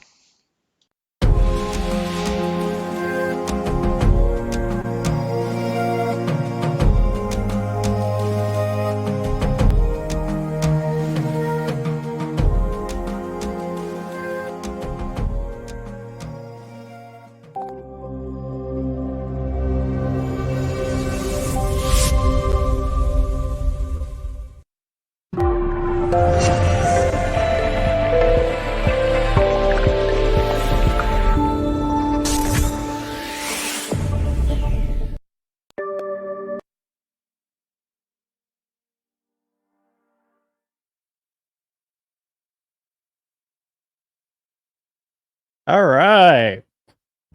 We got the we'll be right back up. I was like, what happened? Where'd we go? That was amazing. Thank you, Chris. We can pull Chris in here. We're ready to pull him in. Yeah, there we go. How you doing, Chris? Hey, doing great. How about you? I am doing wonderful, man. I really enjoyed your presentation. Very well spoken, very concise. Everything that you brought to the table was exactly what I was hoping you would bring and contribute to the conference. I knew you would bring a little bit of the fire, the alchemical fire to the table, which I really appreciate because I'm a student of alchemy myself. And yes, I mean, it's an honor to have you here, man. It's an honor to finally get to work with you a little bit. And, I've been following your work since I think like 2015 or 16. I found some of your work just randomly looking for slides about alchemy, and I found some of your graphics, and I was like, wow, this is really well done. I was like, yeah, I gotta, use this stuff. And then eventually I realized, you were a student of Mark Passio and stuff like that. And I was like, oh yeah, this kid's pretty awesome. I'm digging him. So it's awesome. So I guess the first question I have for you is what got you into this work? Like was there a turning point in your life? Were you a statist before all this? Were you um into religion? Was there some life transformation or did you grow up this way? Well, didn't grow up this way. Wasn't really a statist. Never voted before, and yeah, guess just wandering around like everybody mostly is, and clueless, and maybe think you have an idea of what's really going on. And um, sorry, I still have like a cold left over from the flu.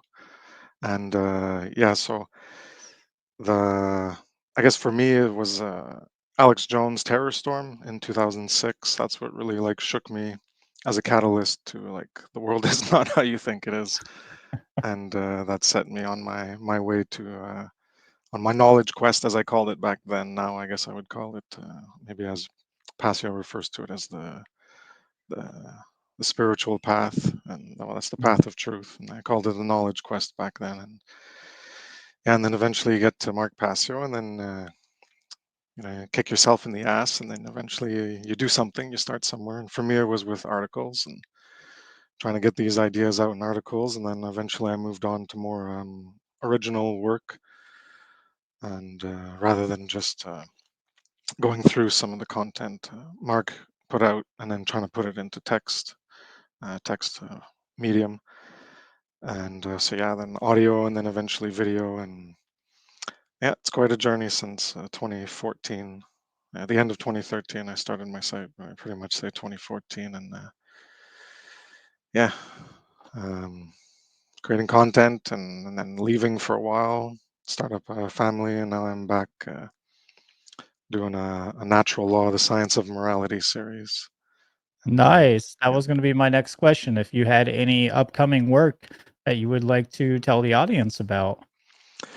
Yeah, I have part 4 of Natural Law, the Science of Morality. Part 4 will be called Morality, and it will be well, the biggest one so far.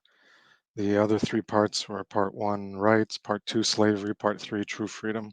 So I'm trying to break down every piece into its like constituent part. Well, to talk about morality, we need to talk about freedom.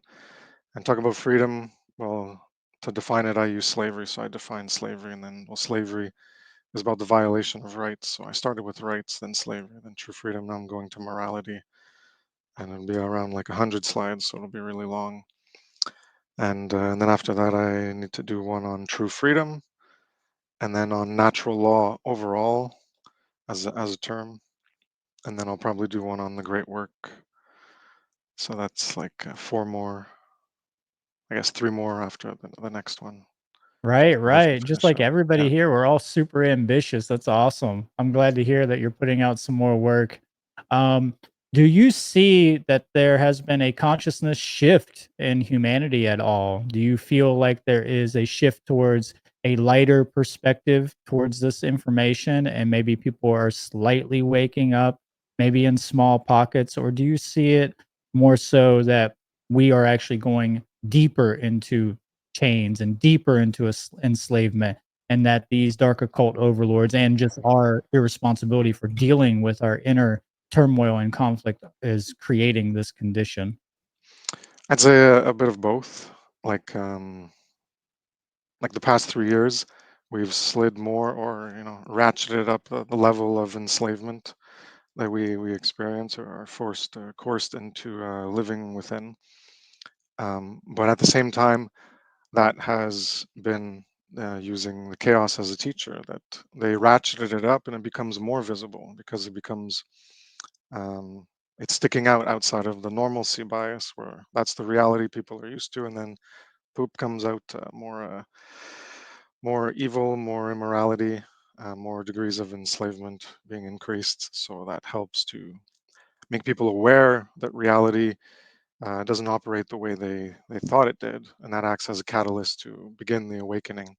How far people go is up to them. It's all a journey, but it's definitely been a blessing. I look at the past 3 years as a blessing for the chaos as a teacher, the negative as a teacher, because otherwise, so many thousands of people would still be in their somnambulistic, deadened state of consciousness. And at least now, the evil has been brought to their awareness, and they're becoming more and more aware of the true condition of our existence. And yeah, so it's increasing, but that increase is a blessing in my view for chaos as a teacher. And yeah, so it's been both. I would have to agree with you on that. I see that there's a lot of people who are awakening and questioning government. I do run into a lot more people who are just, kind of have that rebellion phoenix spirit to them, where just they're just fucking fed up with it. They're just like, all right, this is obviously a lie. The question to me always comes up, how far will they go though, right? Because I do see people like waking up in certain aspects, but it's so easy to go back to sleep sometimes, especially when you just wake up. I mean, just take when you are really tired, and you wake up out of bed and you're like, oh, I'm just going to lay here for a minute. I'm kind of awake. I'm kind of seeing things. And next thing you know, you're asleep for like the next 3 hours or something. So I always find that to be part of the dangers of things like this. And then I also would just for the viewing audience, bring up that there's always contingencies for a little bit of awakening within a political system. And one of those contingencies kind of revolves around the Overton window, right? So the Overton window in political science is the idea of anything that's outside of the window is pretty much seen as radicalism, right? So anarchism, anything like this.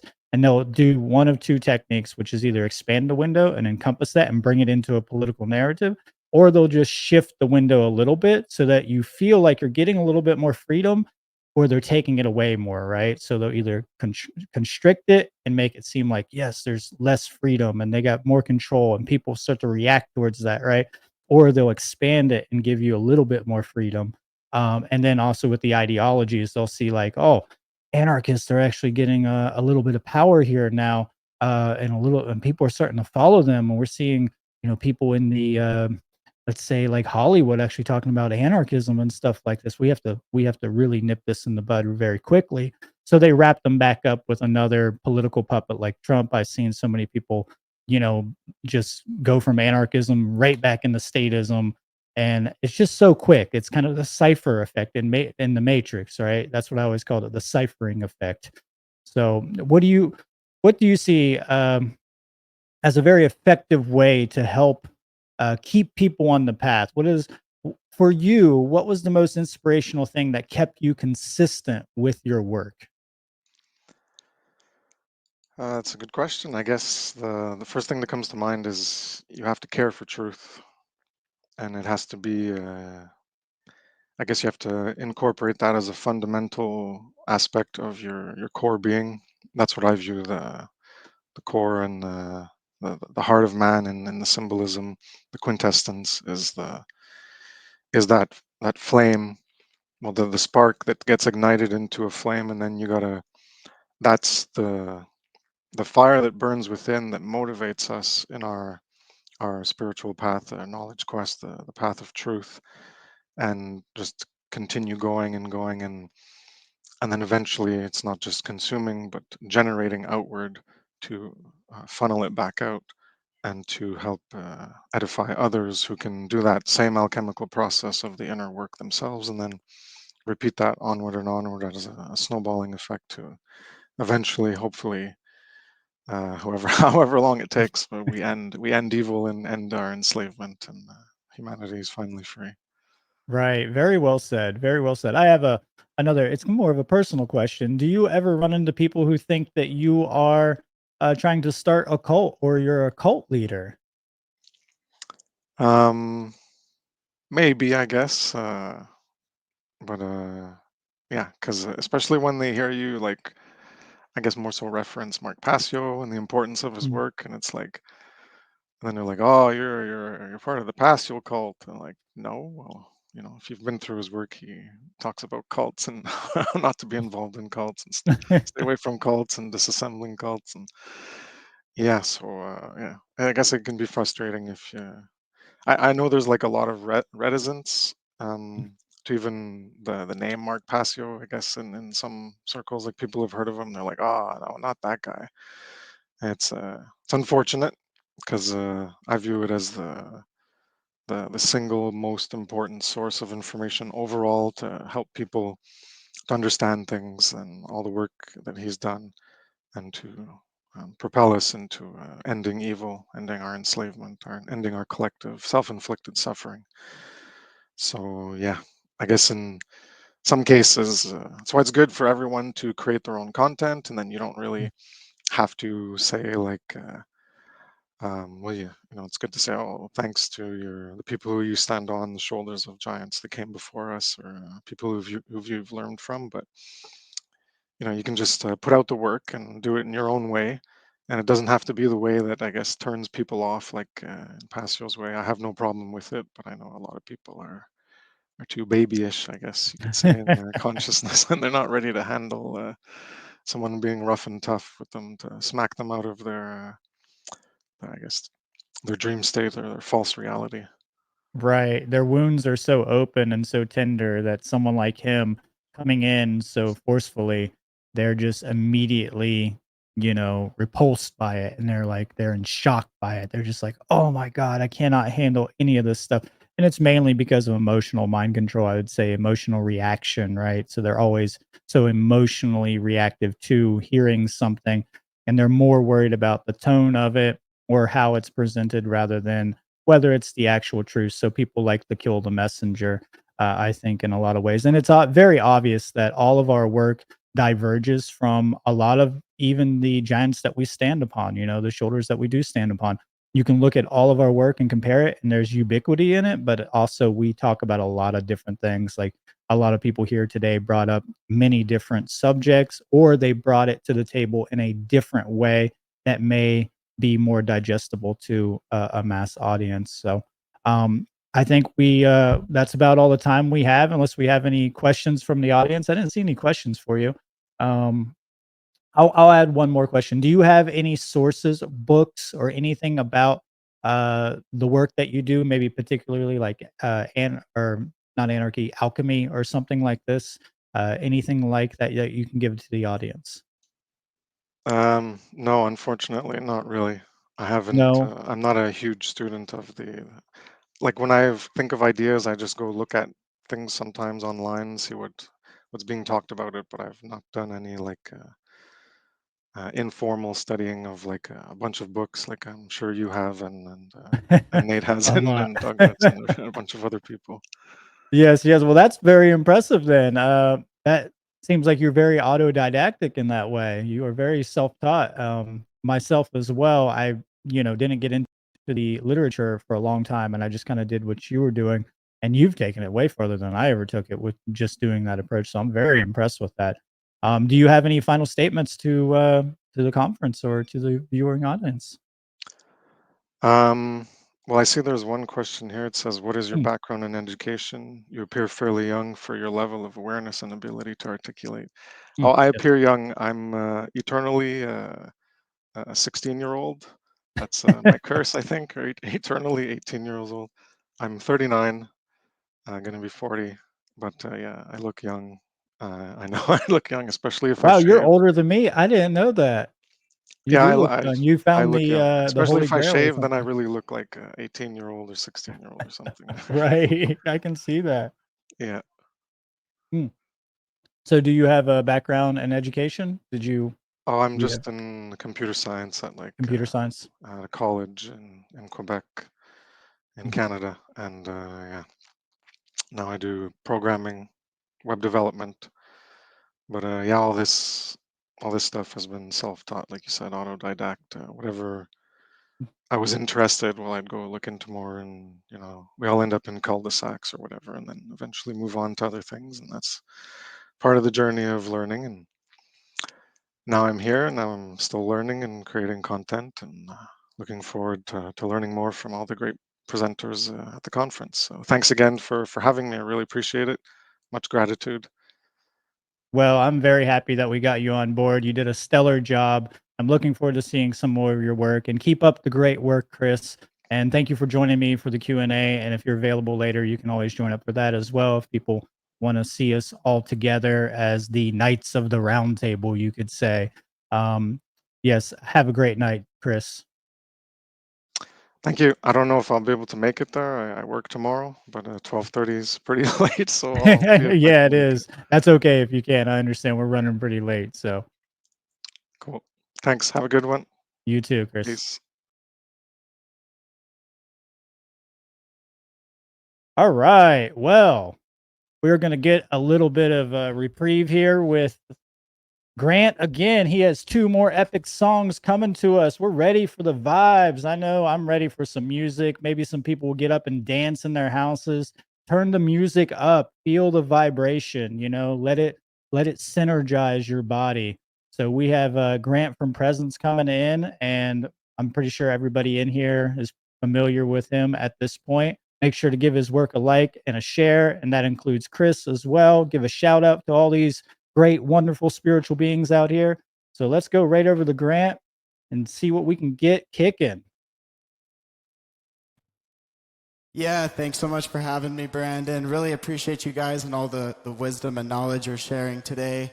And it's an honor to be here with so many like minds, spreading natural law, spreading truth and freedom. And this song I'm going to play for you is called Express Ourselves. It's brand new. I've never released this on any platforms yet, so keep an eye out. This is going to be coming out very soon at presencemusic.com. This one is called Express Ourselves.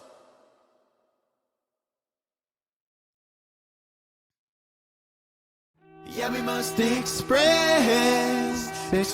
ourselves. We do the very best that we can with the cards we were dealt. Yes, we must express ourselves. We do the very best that we can, do the very best that we can. Oh,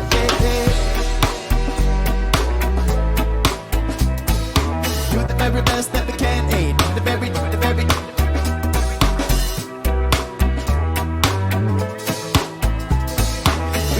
best that we can, do the very best that we can, oh yeah. Sometimes I feel like life slips through my fingers. Can't get the grip, bad mind lingers. Thoughts in winter, am I a quitter? Time feels bitter. Sometimes I'm feeling my soul sucking down in a twister. Can't get the lift, cry turns to a rift. My feet they blister. Living in light, give myself a middle finger. With the timeline right, I took another step in energetic stride. I get out of the house and feel the air outside. I get out of the head and let the heart be the guide. Searching for a way to a higher plane, where nobody to follow, nobody to blame. Where self-responsibility the name of the game. Creation is a must in the sacred plane. And we must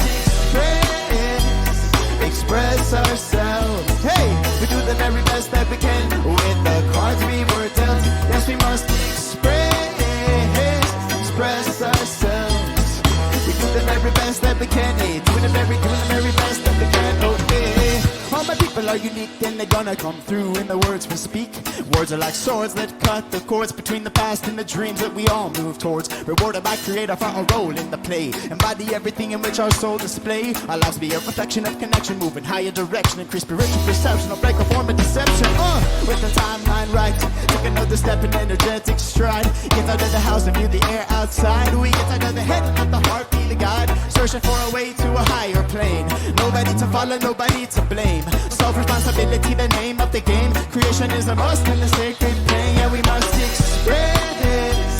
express ourselves every day, hey, the very best that we can with the cards we were dealt. Yes, we must express ourselves every day, the very best that we can, hey, doing the very best that we can. We gotta do what we gotta do, what we gotta do, what we gotta do to be free, to be free, to be free. We gotta do what we gotta do, what we gotta do, what we gotta do to be free, hey, to be free, yeah, we must express ourselves. Seed conference, doing the very best that we can with the cards we were dealt. Yes, we must express ourselves every day, doing the very best that we can, doing the very best that we can.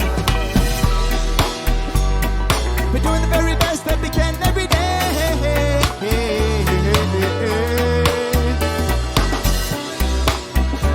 We see it in the truth in the minds of the youths, you know.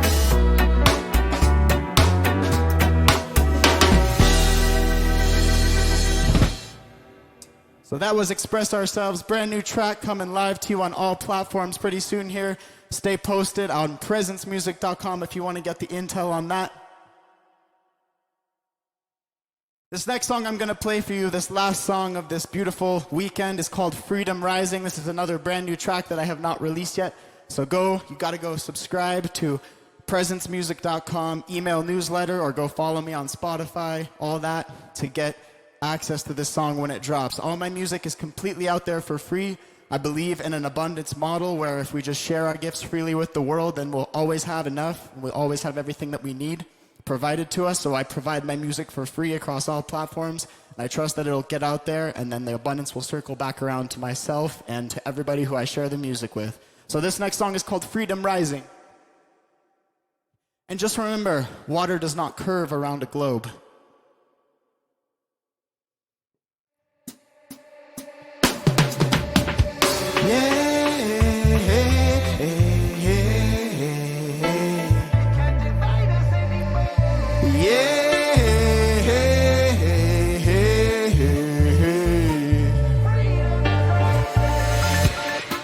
What is the purpose that we've come to this earth?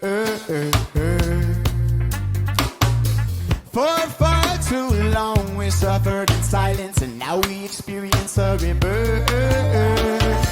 As the cosmic clock counts down, all the more blessings we learn. No more faith in authority, media, politicians, and governments, we let them burn. Stand together in the power of the magic we hold. They can't divide us anymore. When people sing the truth with the roar of a lion, they're lying, and freedom is rising. They can't divide us anymore.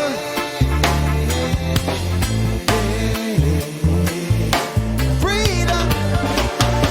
Break free from the pain, and no more living every day the same way. Caught in materialistic shame, don't treat sacred life like a video game. And I think of our future, begin to pray. Living in a peaceful, fulfillment way, with the fall of the cabal and the sunshine, a ray of a light on us all, and it's here to stay. In this vortex we dance through our heart. Let us pray our own part. Let our gifts shine like art. Light the path we depart. Let creation impart sacred wisdom and knowledge rain down from the stars. Stand together in the power of the magic we hold. They can't divide us anymore. While people sing the truth with the roar of the lion, they're lying, and freedom is rising.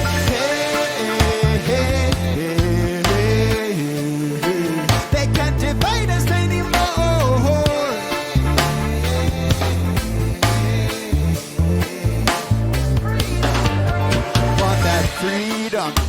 moves the mind through the body. And when you become a vessel for divine flow, then your inner peace come.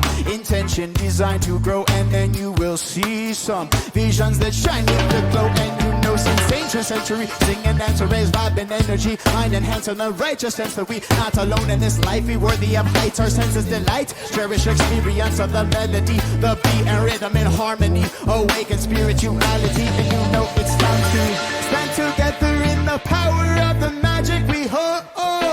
We can't divide us anymore. One people sing the truth with the roar of a lion. They're lying and freedom is rising.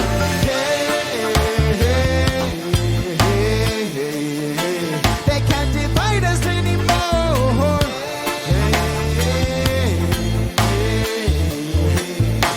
Freedom is rising.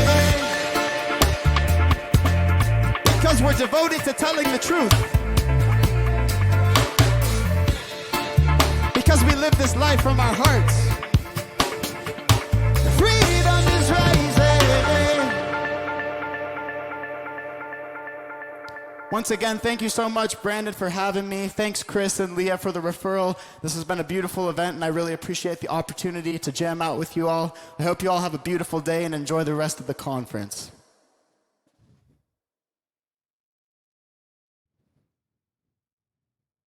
Thank you so much. That was freaking epic. I didn't know you were bringing new songs to the table, man. Brand new songs, fresh off the printing press, sir. Those are great, man. I'm loving them. I had me grooving in my seat. You know, my dogs were doing spins around me. They were like, yeah, they could feel the energy coming through it. I really like that. I shared your links in the chat. I also subscribed just now to your YouTube channel. And I'm going to do everything I can to get your music out there. I'm big in the music community myself, so I'll make sure to share as much as I can, brother. Thank you so much. It's been so awesome being with you guys this weekend. Thanks for spreading the truth in a free and fair and open way to everyone who's out there who wants to receive the truth. It's the one great work, and you guys are doing it. So thank you so much for hosting me this weekend. Absolutely, man. And keep it up, because we need more content like yours as well. The creative approach to the one great work doesn't just mean doing slides. It means getting into music, you know, doing art, doing all kinds of stuff, whatever your skills are, and you're doing it very well, man. So thank you again, and we really appreciate your contribution. Thanks so much. And I just wanted to say as well that, you know, just a few years ago before COVID happened, I wasn't sharing the truth, wasn't using my gifts to be in service to the world. And I was watching a Mark Passio video sitting on my couch one day, and I was like, wow, he was really harping on people for not getting out there and getting active and doing the great work, you know. And I all of a sudden just felt this weight on my shoulders, like, wow, like the statism is falling, the system is falling all around me, and what am I actually doing to help out and use my gifts in service of the collective? And, you know, it doesn't have to look the same for everyone. Everybody has a unique set of gifts to offer. And if I hadn't heard that podcast from Mark, I might not have had the inspiration to get out there and start using my gifts in service of the collective. And now I feel that that is inspiring others to also do the same. And the more we can all just continue to do that together, we could have a tidal wave of truth and a tidal wave of love take over this reality and this realm in a much quicker time than we think is possible. So I just wanted to encourage everyone out there, if you are maybe thinking about beginning in the one great work, as we call it in this community, if you're thinking about using your gifts in service to a greater good and spreading the truth, just go for it. Don't even think about it, because Creator will lead you in the exact places you need to go in order to make that flower and blossom into something that can truly be of service to this dimension and this reality. So thanks again for having me. I hope you guys have a beautiful rest of your day. Beautifully said, man. Thank you. Thank you so much, Grant. All right, guys. I hope you guys really enjoyed his work. Make sure to share his work with your friends, your family. I mean, come on, that guy deserves some respect for the music that he's putting out there. There's not many people who are speaking truth like that in music. And we need a lot more of that, because, you know, music is such an influential, intimate connection to our lives and how we behave in society. It programs our subconscious mind. I mean, we should be dancing all the time. We should be dancing free. Unfortunately, we can't be doing that all day long. We do have to do some work. And if it is in music, then fucking do that, you know, get it out there. Nice. People are already on it. Yeah, Grant kicked ass. All right. Well, we are running a little bit behind like normal over here at the S.E.E.D conference. I hope everybody's enjoying this. I want to run through one thing real quick. Everybody should know that I do have shirts up for sale for the S.E.E.D conference. Let me pull it up here. This should only take 1 second. Then we're going to get into the next prezzo right here. So let me pull this up. Let me share this, share screen, share my screen window right over here. Here we go. All right. So you can go to seedtruth.com. And if you go right over here to store, conference merch, get yourself a S.E.E.D Truth, conference t-shirt. There's also black ones. There's hoodies. I'm going to grab a couple of these for myself, for my family. These are Nathan Nicky's Nathan Cap art. This is his art. And all the proceeds go to directly helping to take care of the production costs, because none of this was cheap. This does take money, unfortunately. It does take resources. And pretty much all this is just coming out of my pocket, and I don't really care. Like, I'll go broke doing this work, but if anybody wants to help, I am not going to slap a hand away for a little bit of help here and there, or just, it doesn't have to be now. If you can do it in a couple weeks, that's fine. These shirts will be available for a long time. I would really appreciate that. And so would the people who are part of the conference, because it helps us to continue to do our work. It helps us to keep pushing forward.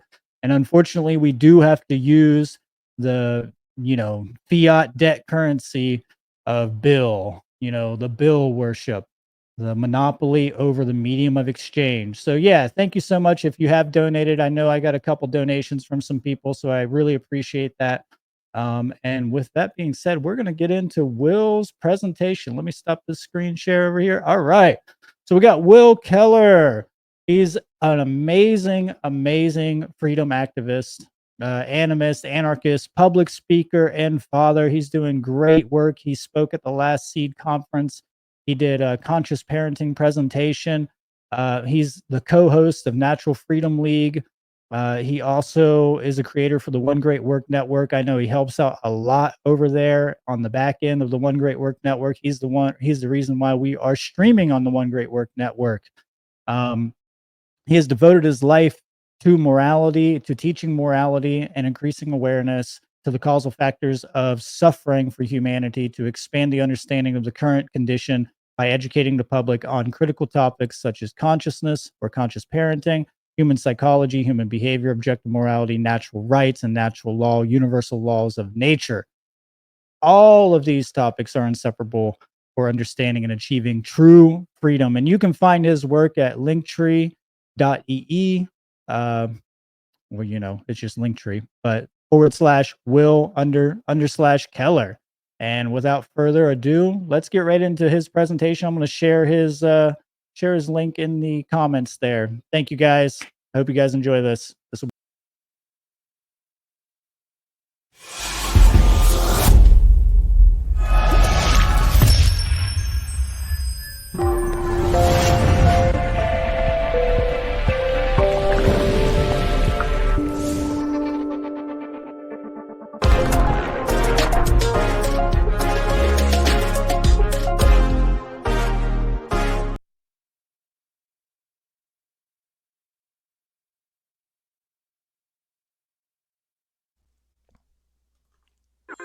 The intention of Natural Freedom League is to expand the understanding of natural law, which is based on objective morality, and to expose the illegitimacy of the belief in authority, and thus the inherent immorality of all government. We be the Natural Freedom League, cause we become no longer unvegan. We seek in the wisdom, and that's why we did come to this prison, a prism, and that's why the beat thumps, and that's why we speak up. We be the Natural Freedom League, cause we become no longer unvegan. We seek in the wisdom, and that's why we did come to this prison, a prism, and that's why the beat thumps, and that's why we speak up. We be the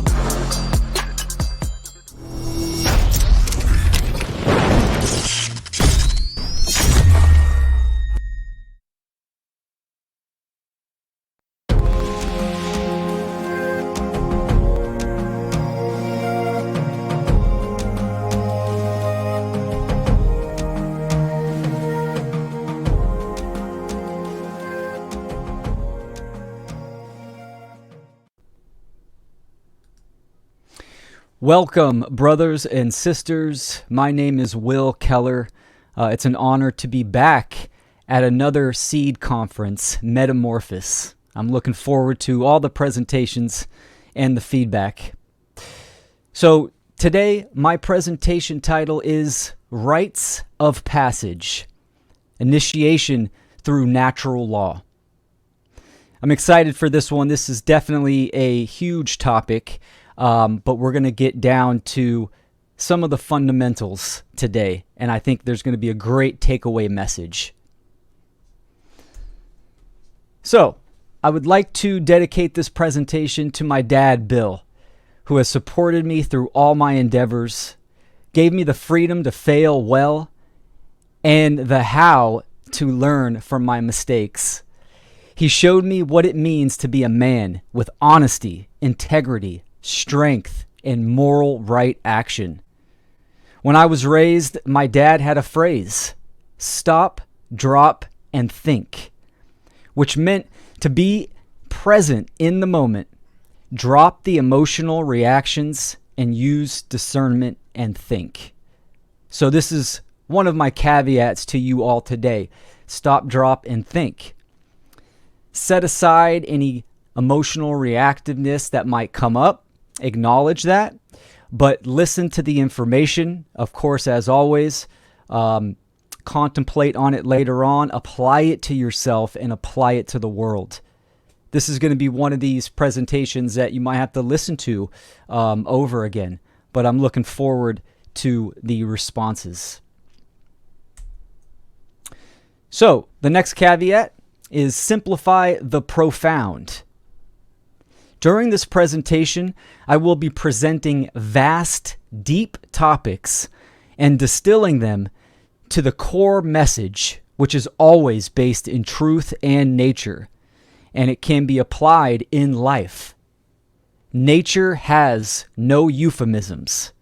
The truth is simple. It is one's own conditioning and programming that promotes complexity and feeds the unbalanced ego. Perception is not reality. It is the lens by which one views the world, and our goal is to align perception to that which is real, the truth. So set aside your preconceived ideas of assumptions and listen with care and open-mindedness, with a willingness to change. Obviously, my comprehension of the information is crucial, but how I convey that to the listener, to the viewer, and their comprehension. So I like to keep things simple and get right to the core message. So we're on a quest. Quest comes from questions. It's not about having all the answers. It's about asking the right questions, which will lead you on a quest of initiation. The ultimate question is why? Why anything? Whatever the problem, the category, the topic, why is the ultimate question. Because then you're getting down to the root of the issue or the topic, down to the causal level. And today, this is going to be a journey of self-discovery. So let's start off with the problem before we get into definitions. So the problem is the world is massively uninitiated into spiritual adulthood with a lack of wisdom, of objective morality, and natural law, which is the foundation of a healthy individual and a healthy society. Instead, the majority of humans are grown children, believing in magical beings and fictitious ideologies that support and condone coercive, violent behaviors that violate the natural rights of others. The belief in moral relativism and human authority are the pillars of societal destruction, leading to the current human condition of slavery. The disconnection to truth in nature has spawned solipsism, narcissism, whereby grown children are stomping their feet, demanding their false parental figures of government and religion to provide safety, security, and survival. Right out the gates, this is the problem. We are uninitiated as a collective. The majority of individuals don't even know what I'm talking about when I use that term, uninitiated. Maybe, a good portion of people in this conference understand what I'm talking about, but we're going to dive into it a little deeper. Pura Artunus means the eternal child. This is what the majority of human beings right now, this is what they are. It's also known as the Peter Pan syndrome. Eternally staying in this childlike mentality, not evolving, not growing up, not progressing spiritually. And when I say spiritually, that encapsulates psychological, emotional, physical. It's the whole gambit. There is no separation between physicality and the spiritual domain. It's all spiritual. It's all one. So this is the problem, and I'm going to provide my dissertation and my solution in this. This title is Rites of Passage. Here's a quote by Friedrich Nietzsche. The snake which cannot cast its skin has to die. As well, the minds which are prevented from changing their opinions, they cease to be mind. This means that stagnation is death. The force of involution, the breaking down, and the force of evolution, the building up, the moving forward, is always at play. Nothing is at rest. So, if you're not working on yourself, if humanity as a collective is not progressing, so what is a rite of passage? A rite of passage is a significant ceremony or event marking a person's transition from one stage to another, often symbolizing their growth, maturity, or change in status. Cultures around the world and throughout history performed rites of passage with some important common factors. A rite of passage includes a process called initiation. So a rite of passage is an event. It's a transformational marker. We understand cycles in nature, the law of rhythm. Everything moves in cycles. Day, night, awake, sleep, the seasons, birth, adolescence, adulthood, midlife, elderly, and then death. All of these cycles. The ancient cultures and the ancient traditions understood nature very well and the laws of nature. They understood these cycles and they embraced it. There was no opposition. They embraced these cycles. They gave reverence for these cycles as well. And of course, there was ceremony and ritual involved, a lot of symbolism. Now, throughout the cultures all over the world, the ceremonies and the rituals vary, but the common factors, the core intention, are all the same. And even today, we have rites of passage still all over the world. And let's go over some of these because, most people are going to recognize them. Here's to name a few. Graduation ceremonies, weddings, coming of age parties, getting your driver's license, college fraternities and sororities, voting participation, religious confirmations, military enlistment, becoming a parent, retirement parties. Now, these are all rites of passage. Yet all of these are artificial passages with basically no basis in truth and in morality. Sure, becoming a parent, yes, absolutely. Wedding, the unification. But the intention around that has been diluted, distorted, misguided. Take a wedding, for instance. It's literally a government contract that most people sign. You could have a ceremony without that aspect, of course, right? But getting your driver's license, right? The right to travel is a natural right, except we're in a condition of slavery, and most people suspend those rights and abdicate that responsibility and give that away. So all of these rights, the majority of them are missing core factors that we need to talk about. So before we get into that, let's still go down to our definitions, which mean clarity of meaning, right? You're taking a word or topic with infinite possibilities, infinite meaning, and you're bringing it down to finer definition, the finite.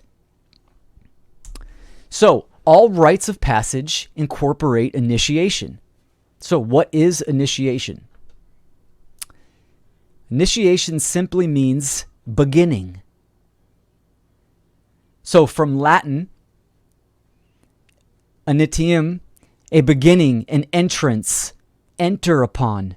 Initiation is the beginning of a transformational process in an individual. Many cultures had different ceremonies, but the intent and meaning of initiation had common factors with a sole purpose. Initiation is the oldest system of spiritual instruction and was deemed vital, necessary, and an integral process for healthy individual development, which leads to a healthy communal survival. So when I say this word initiation into what is the next question, right? What are you beginning? What are you being initiated into? There's context that's extremely important. So when we think about life and we go through these cycles, every major event in your life is an invitation of initiation. It doesn't matter if it's negative or positive. So all major life events, negative or positive, are invitations of initiation.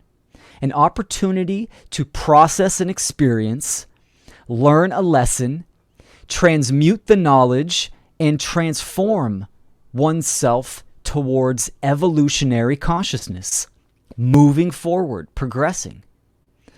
Initiation, meaning beginning, is setting foot on the spiritual path, but to walk the distance is a free will choice.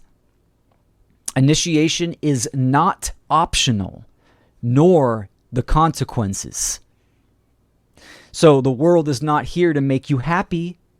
It's here to make you conscious.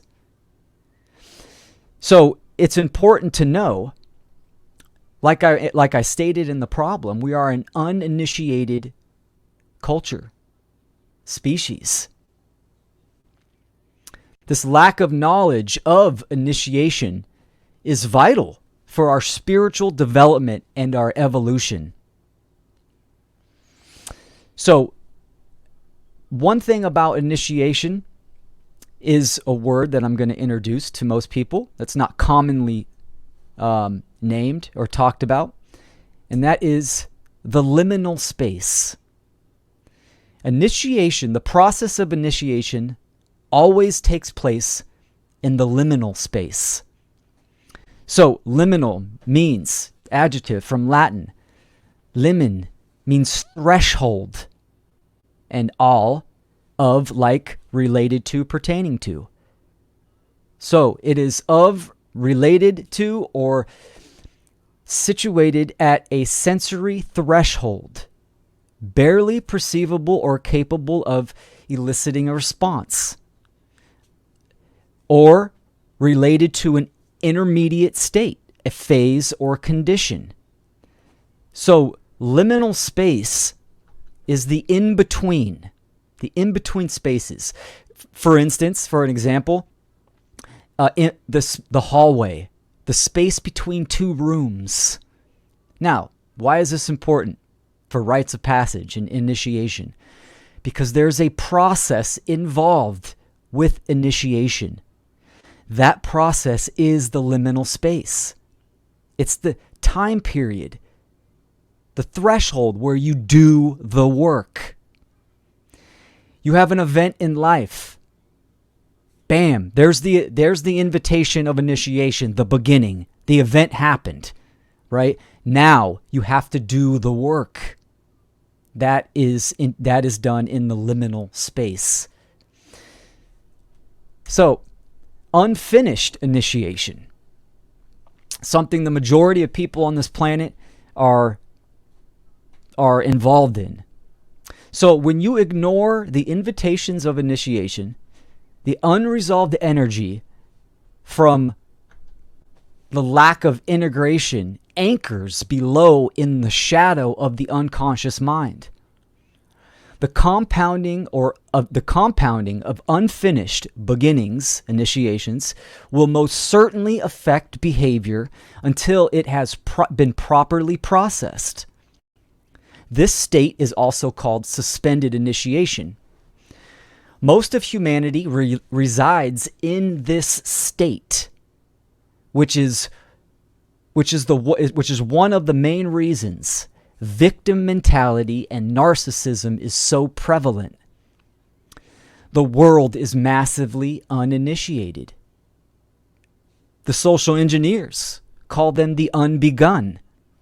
It's mocking humanity because the process has started. Just look at human life. Initiation started at birth. The event happened, and the work is to be done in liminal space of our life. And then we have death, the fruits of our work. An event that happened, a heart attack, a health crisis, right? Bam, that is the initiation, the process of healing oneself, processing that trauma and integrating it into oneself to learn and learn from that experience needs to be done. And if it is not, then obviously, it compounds, it stacks up in the subconscious. This is what the shadow is. The shadow is all the aspects of unresolved trauma, insecurities, all the issues that we have not processed and integrated within ourselves. And that definitely has an effect on our state of mind. So, the unbegun, the walking dead, this is what the majority of people are doing. They have not processed.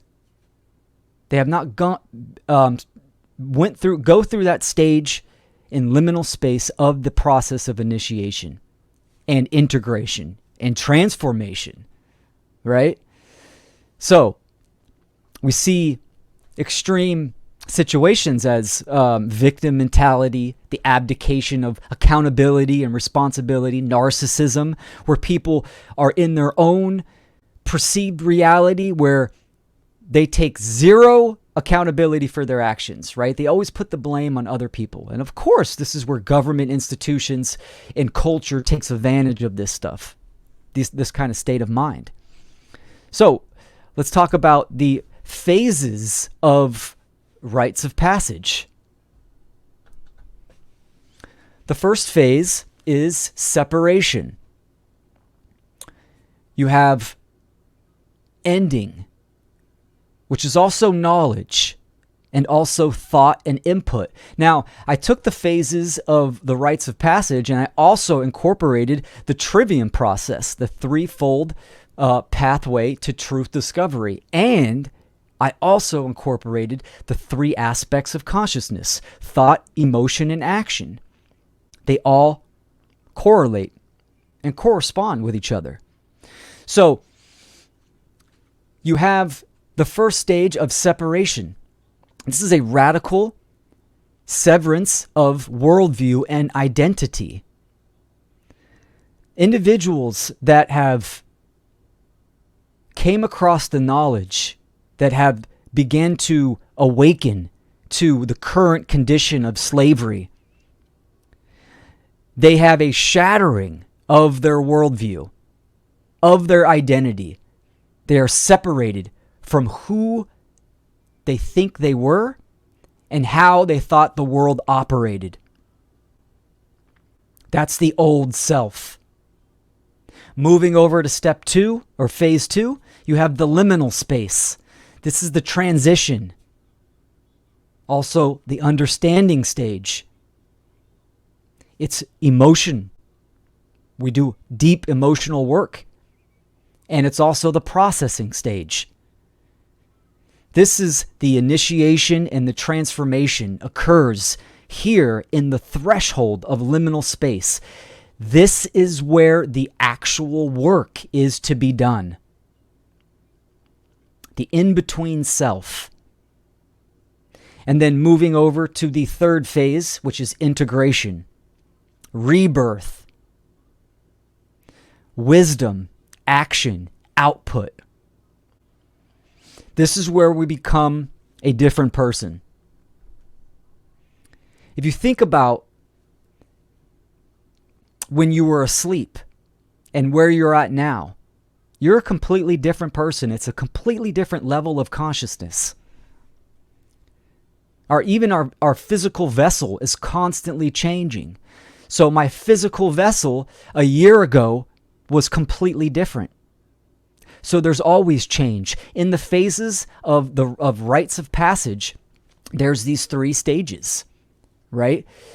Separation, the breakaway, the work, the transformation, and then the end result, the rebirth into the new. So the majority of people are stuck in the in-between self. Here's something you can think about. The truth and freedom community. They are stuck in liminal space. The majority of them. Because they are not actually doing the real initiation process, the work that needs to be done of understanding natural law, objective morality, processing that, applying it to themselves, processing that, and then outputting it. Being born as the new individual that's taking action. This is wisdom. Wisdom is knowledge applied. So as you're integrated, you're in unity consciousness, and you embody activation, because it is action.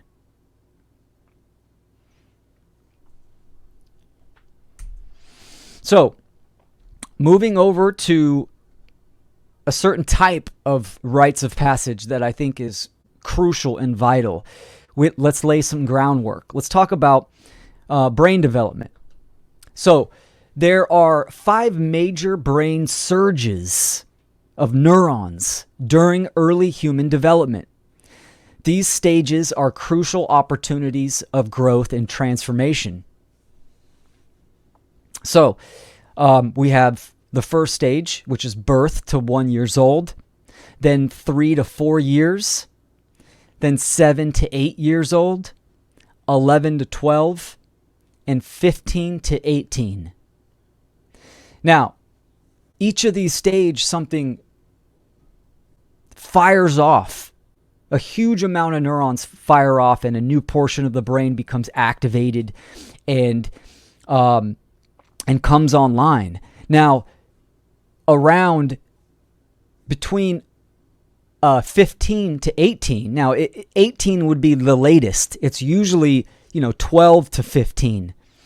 But why that is important is that is the biggest brain surge, where the brain is connecting both hemispheres, higher cognitive functions, with the heart brain and the guts.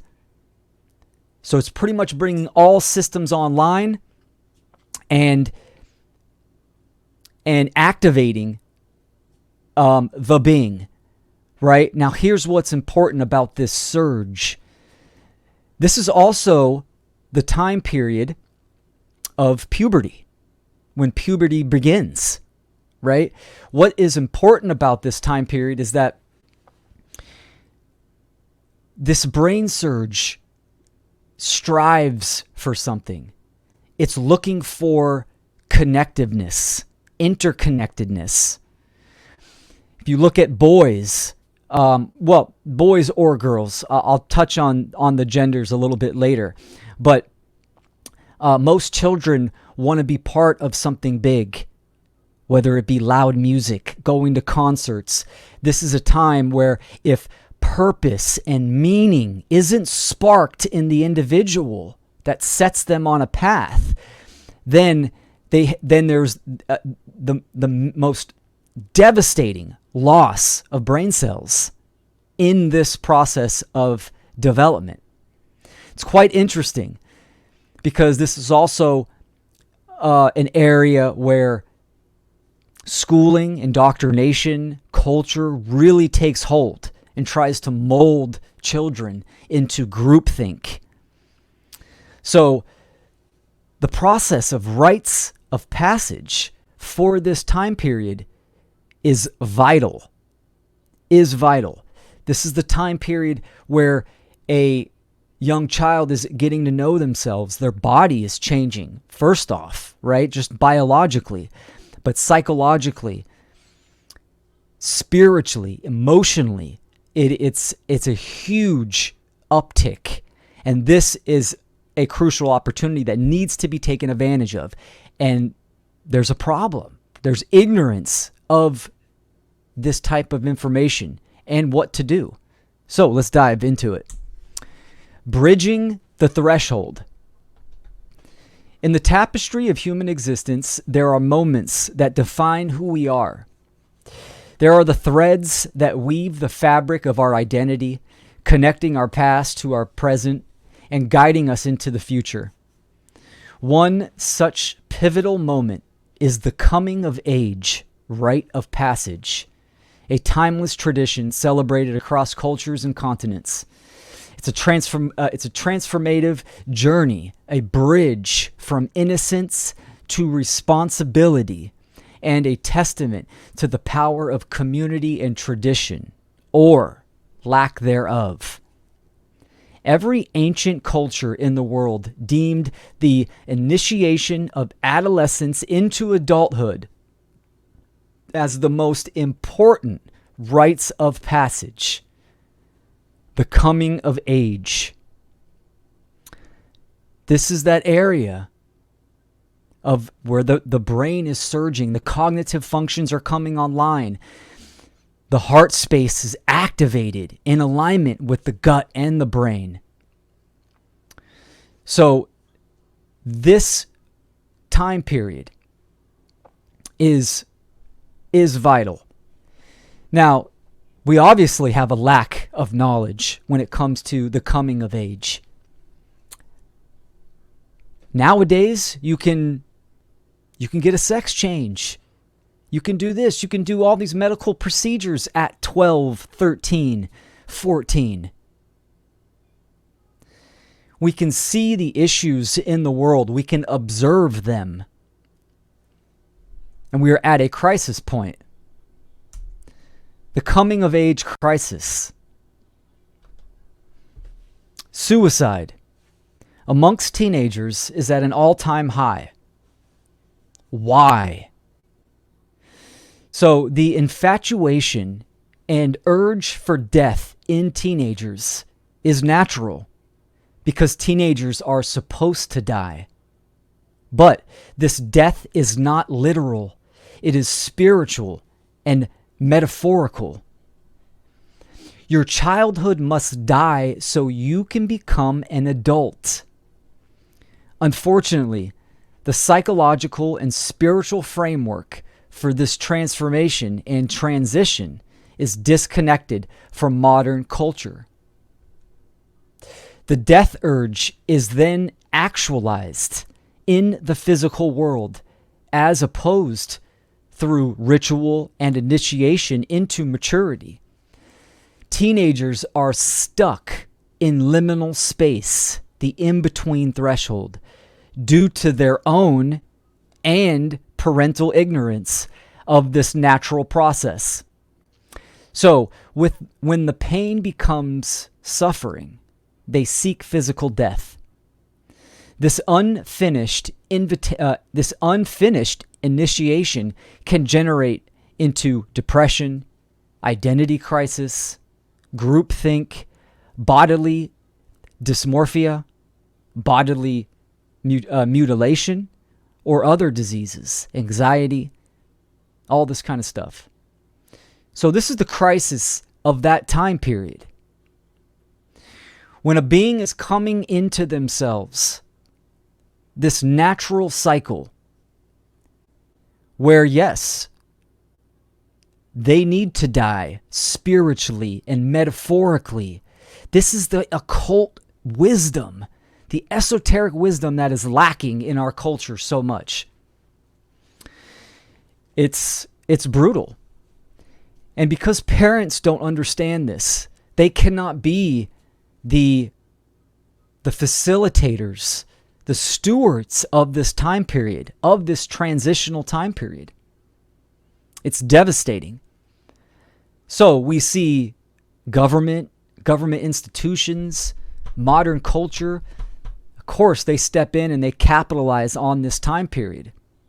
This is why pop culture is so popular. So let's talk about, focused on the coming of age time period.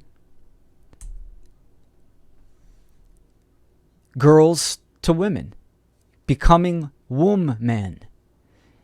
A rite of passage from girlhood to womanhood is biologically initiated automatically with first menstruation, right? First blood, first moon.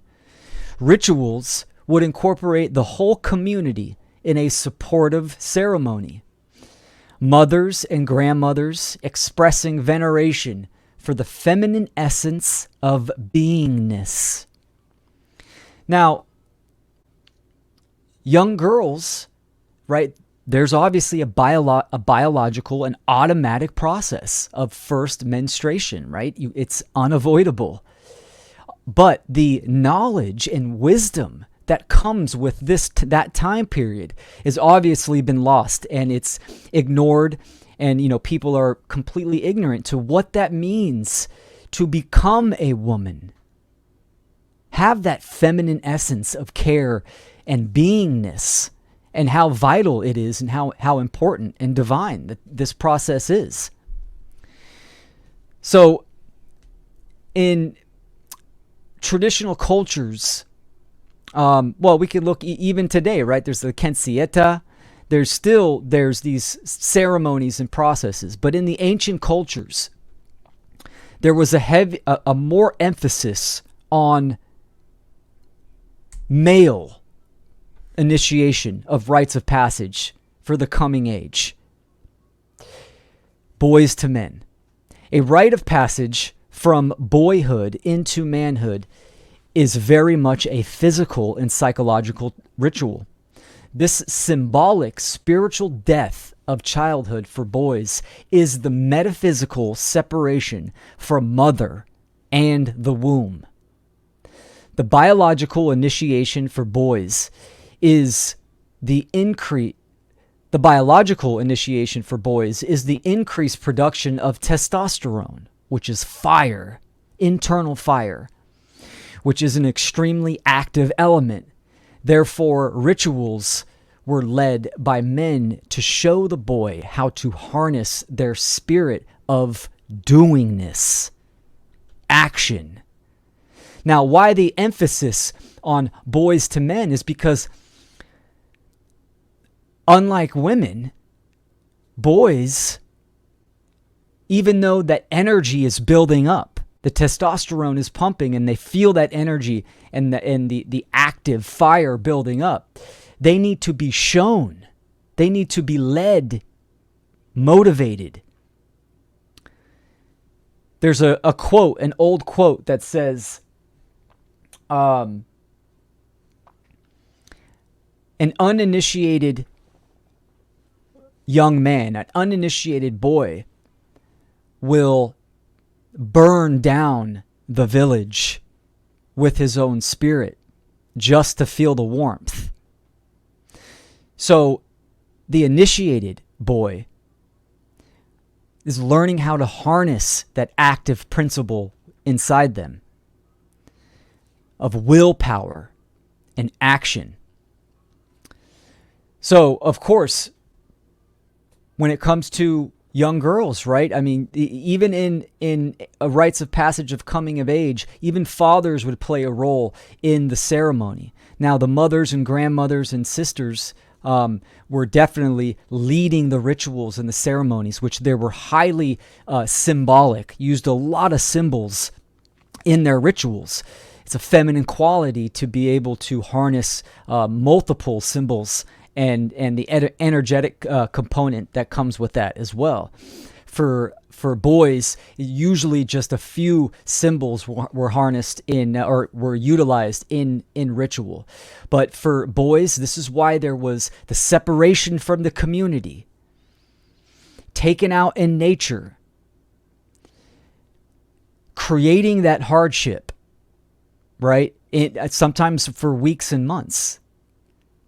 And so they can kill the childhood, the child inside them, and grow from that experience. Now, this is how it was done in the past. Again, I want to have an emphasis on this is not about reverting to the past. This is knowledge taking a core message that applies today as well. So, the solution, right? We have the problem. The masses are uninitiated. We do not, human beings do not understand what it means to be an adult, a spiritual, mature human being. So what is the solution? The hidden passage, the rite of rites. The knowledge of natural law has been occulted, which means hidden, for millennia from public awareness. Because when humanity activates this universal wisdom, the parasitical ruling class loses their grip of influence and control.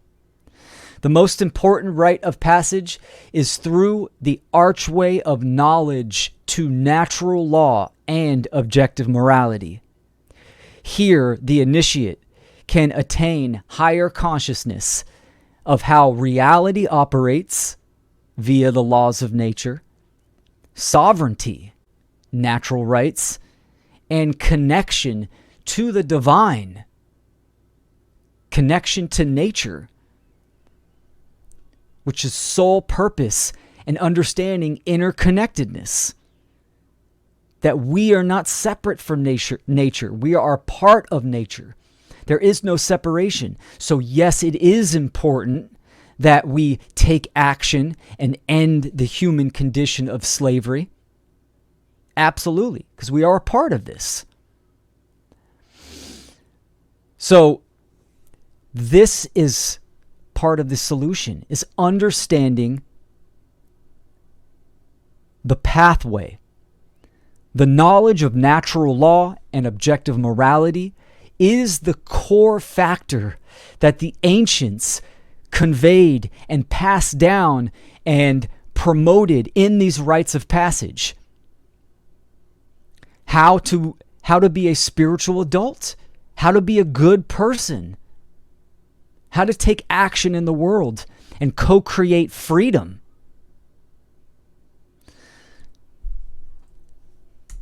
Natural law. Natural law is the governing dynamics of creation, which deliver the consequences of humanity's collective behavior. Natural law is the fundamental substrate of all phenomena. It is real natural order and the objective, absolute truth by which a spiritual, mature human strives for harmony and alignment towards evolution. The knowledge of natural law is bridging the threshold from immaturity to spiritual adulthood, whereby a human being has conscience, which is knowledge, and then willfully exercises conscience by moral right action. This is what it's about. It's about understanding natural law, the immutable, universal, non-man-made laws of nature, the governing dynamics, the boundary conditions of reality, and how that corresponds to self. Meaning that if we are ignorant to natural law, the laws of nature, if we are ignorant to what it means to be human and how to act in the world, then absolutely we are going to get the consequences of that, which will be slavery and eventually our demise. Natural law is the cosmic causality. In every category of life, natural law applies. When I say the substrate of all phenomena, because when you get down to the absolute truth and you are viewing, perceiving reality from this causal factor of natural law and its principles, you will have a deeper understanding of who you are, how you operate, and of course, how reality operates. They're one and the same. As above, so below. As within, so without. So, the wise advisor. Nature is the mentor. So let's define mentor. From Sanskrit, mantar means one who thinks. From Proto-Indo-European, men, to think, and also it's an agent noun of mentos, means intent, purpose, spirit, passion. A mentor is a guide or a wise advisor, a stepping stone to elevate higher awareness or help progress the human vessel, the ship, forward in the journey of life. Mentorship is important for humans throughout life, but especially during the coming of age stage of adolescence. The ultimate mentor in every category is, of course, nature. The laws of nature are a guiding force towards evolution, and the deeper we understand natural law, the potential to live wiser increases. Mentorship is crucial all through life. I've had many mentors. I dedicated this presentation to my father. He's been my greatest mentor. Many others. Mark Passio is a great mentor of mine, not only in the philosophical area, but obviously in the technological arena as well, right? A teacher of how to take action and get the message of truth and natural law out there. He's a mentor for a lot of people, and amongst all types of people.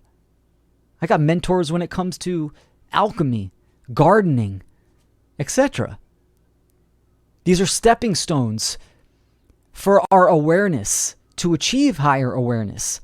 Now, during the coming of age phase, it's important that parents facilitate this process. One, by understanding the actual knowledge of natural law and objective morality themselves, to be that example, to be that inspiration, to embody the wisdom, right, by taking action within their own lives, but also to influence their children. Educate, to lead them out of the ignorance, the darkness of ignorance, into the light of knowledge.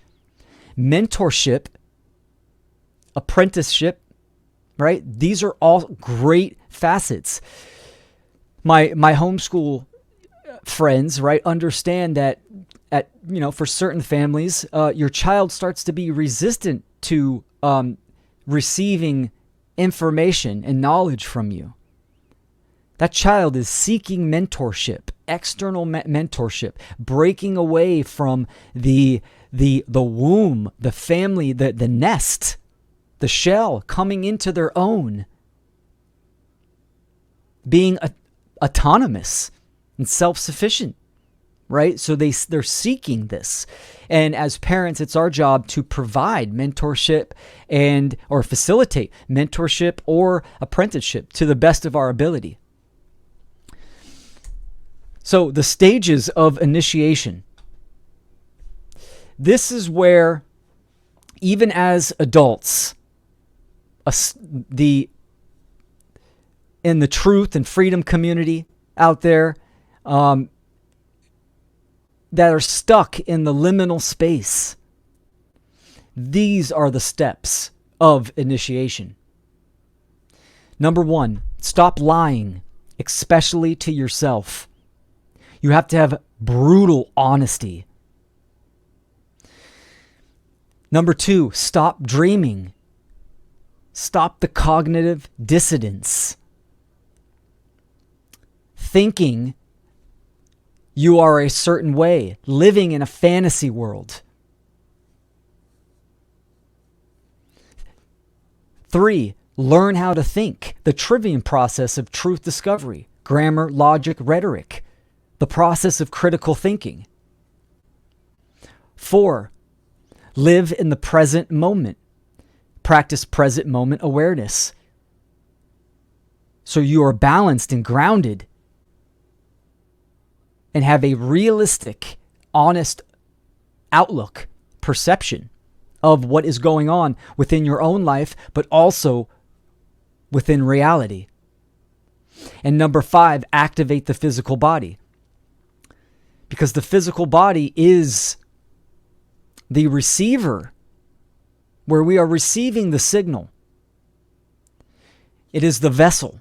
And of course, if that deteriorates, then the mind and the heart go as well. And we're going to need activation in this time period for sure. So beginning the liminal work, the in-between space, this is the steps of initiation. This is what needs to be focused upon.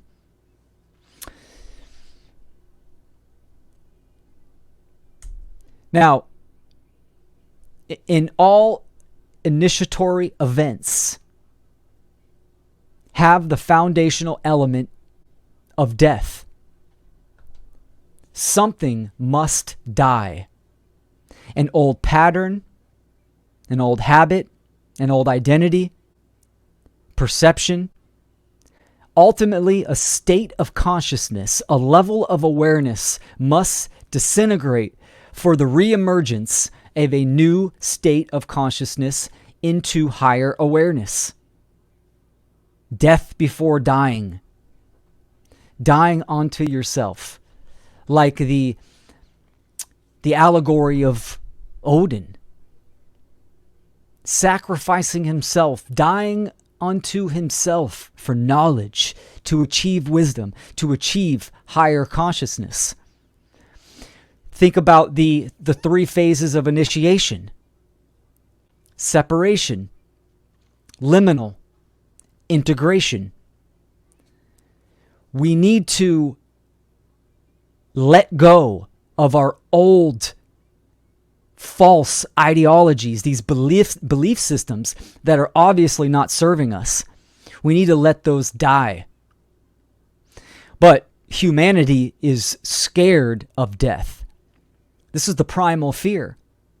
All death is based, or all fear is based in ignorance, and mainly the fear of death is the primal fear.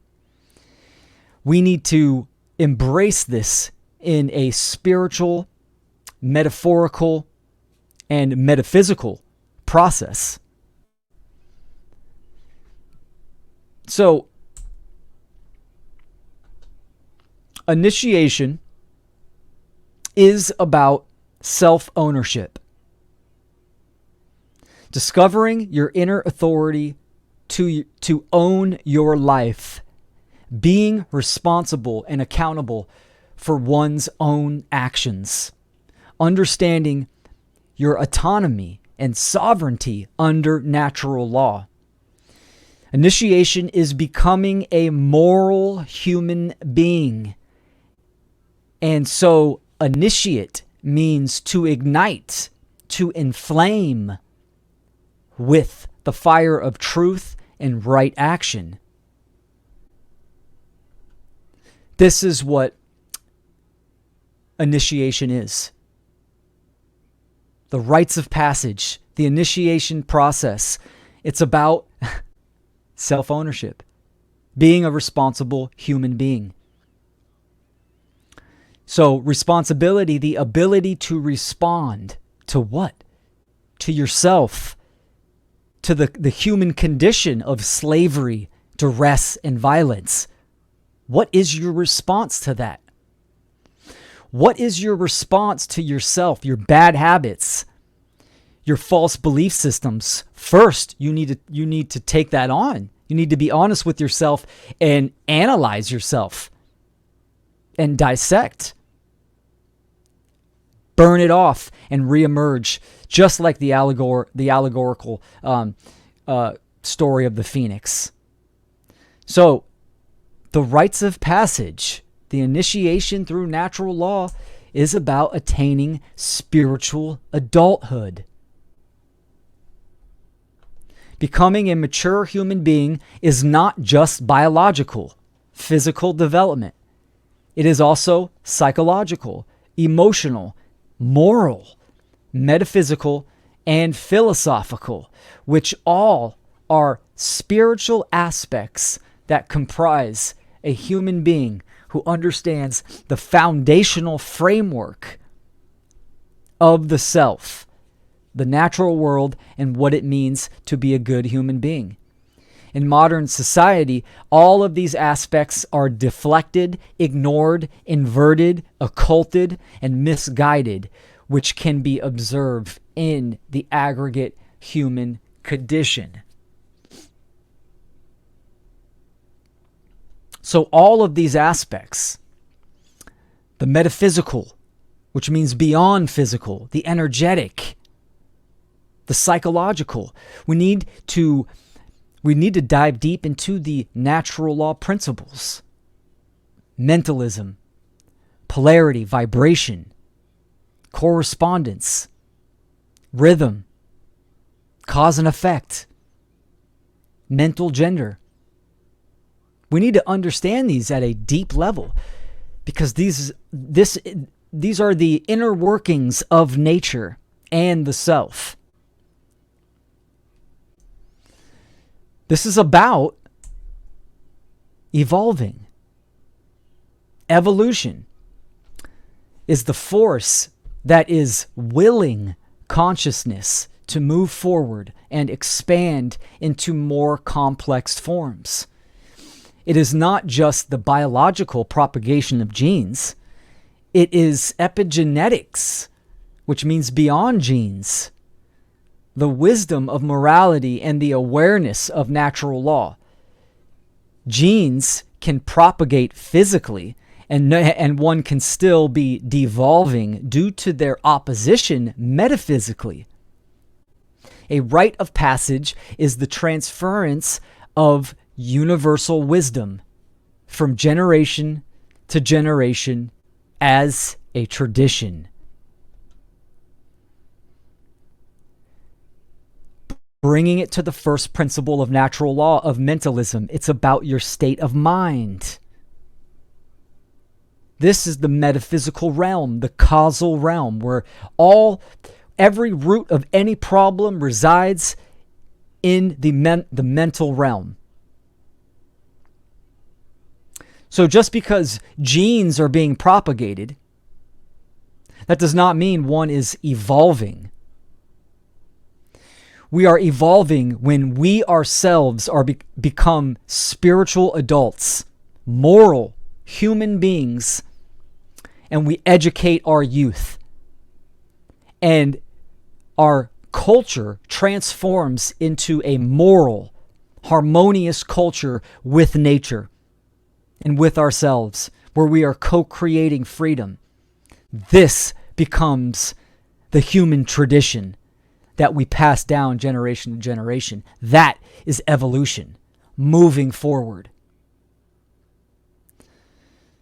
It takes some hard work. Facing ourselves is what it takes. Facing yourself. Modern initiation. One does not need to survive in the jungle and fight a bear, or accomplish 20 ayahuasca retreats, or be suspended in a dark cave for weeks to become initiated. In fact, the hardest process of facing yourself is to be done in the mirror. By exploring your internal ecology, your internal environment, breaking down false axioms, illuminating the dark alleys of your psyche, and distilling the soul with pure honesty, courage, and the will for change. That is the great work. The internal process, the initiation process, going through those steps. This is what we need to do. So, of course, go ahead, do the ayahuasca ceremonies. Sit in the dark cave.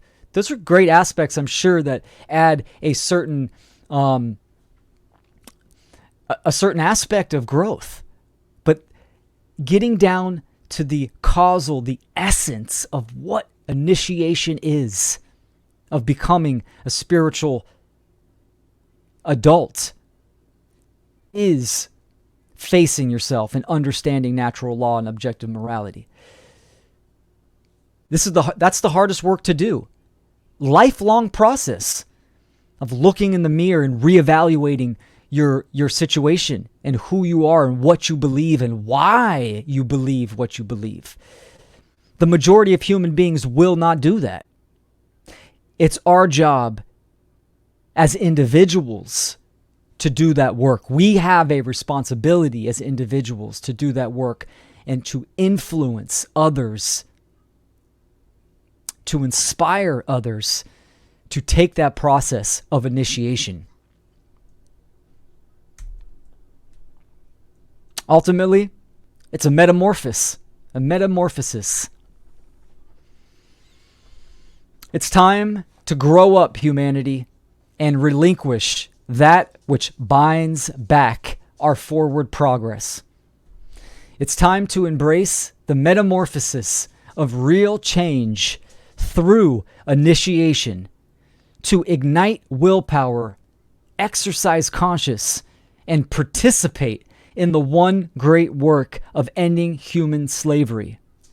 The responsibility is within your own life to activate true spiritual evolution for truth, love, and freedom.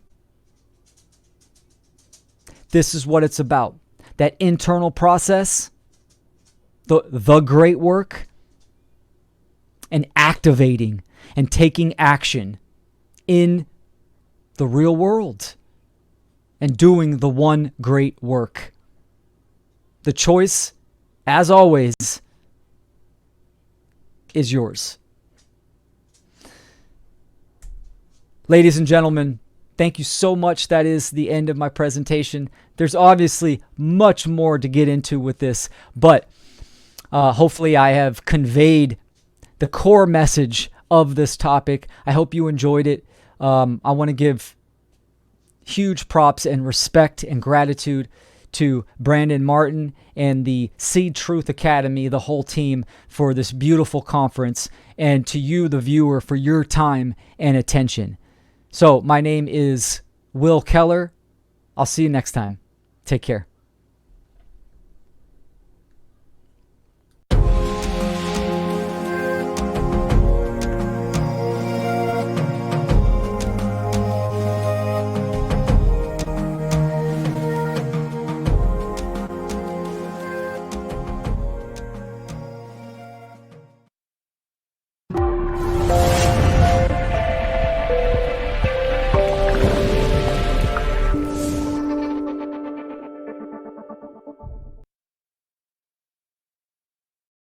All right, ladies and gentlemen, that was excellent.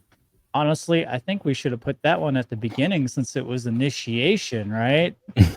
but the ending of it just felt so good for the end of the conference too. Almost, we're almost at the end of the conference, anyways. Welcome, Will. What's up, my brother? How's it going? I'm doing good. I love that shirt. Look at that shirt. Yeah, I figured I wore the black one in the filming of the presentation, so might as well throw on the white one. Nice, nice. Good little contrast. I'm loving that. Absolutely. Nice shirt. How you doing tonight? I'm doing fantastic. This conference is mind-blowing. I want to just give you a huge amount of respect. Tyler in the back end, all the presenters. I mean, we're talking about, this is the highest caliber of philosophers and content creators talking about the most important messages in the world right now. And it's just, the presentations have been outstanding. The viewership's incredible. So thank you all for putting this on and for the people attending. And it's a great privilege to be back. Well, I think I can speak for all of us that we really enjoyed your presentation and that we're happy that you were a part of it. You know, you've been an inspiration. You've done a lot of help with this conference as well. You brought in a lot of graphics. You've done a lot of animations. You've done a lot of work for the conference, and we really appreciate that. You know, this is a family now. You know, we're all in a community of freedom in some way, a community of great thinkers, the round table, like what I like to call it, right? So Absolutely. yeah, I think it's great. That's huge in this endeavor, right? The one great work. It's also about supporting each other, networking with each other, and I love doing that. Even the people that are just starting to do content. I mean, I'm always there. I tell people, reach out to me. I'll give you insight. I'll give you whatever I can to help out to get you going.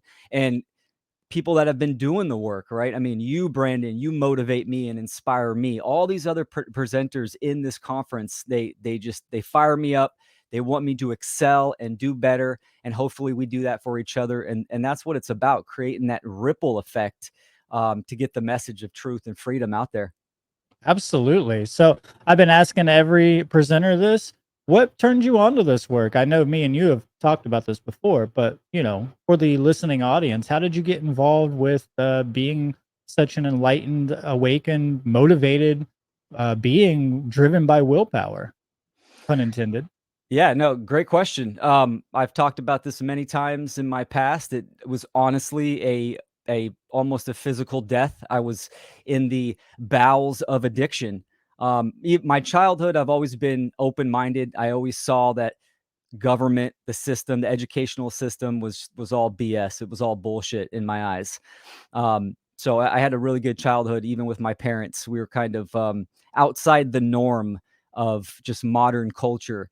But it wasn't until, you know, in my early 30s, coming out of my music career, finding myself stumbling into the darkness of addiction, of opiate addiction, and not knowing how I got there, which set me on a path of self-discovery. You know, how do I operate?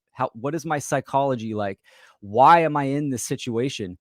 And it was a scary time. Looking back on it, I'm extremely grateful that I, you know, decided to educate myself on myself. How do I work? And ultimately coming out of that time period set me on a path of what is spirituality, what is going on in the world, and, you know, asking those big questions, and you know, eventually finding a great teacher and mentor like Mark Passio to connect the dots, and then eventually, you know, having him get in our ass as many times as he has to finally take action, and that's what it took. So it took fire for me to transmute myself into doing what I'm doing today. No doubt, no doubt, and well said. I think we have a question here from somebody. We haven't been getting many questions. I think we have one from Hex Proof Anarchist. Let's throw that one up on the screen. He's asking, care to share how you have brought your own daughter through her rites of passage? Great question. And this whole presentation has been happening in a time period where I myself I'm going through an initiation process with just certain events in my life. There's been family members that have died, almost died. There's been relocations, all kinds of events that I myself am processing still. My daughter is 10. So even looking back on the Seed 4 presentation was about conscious parenting. I've done a few presentations on conscious parenting focused on the formative years.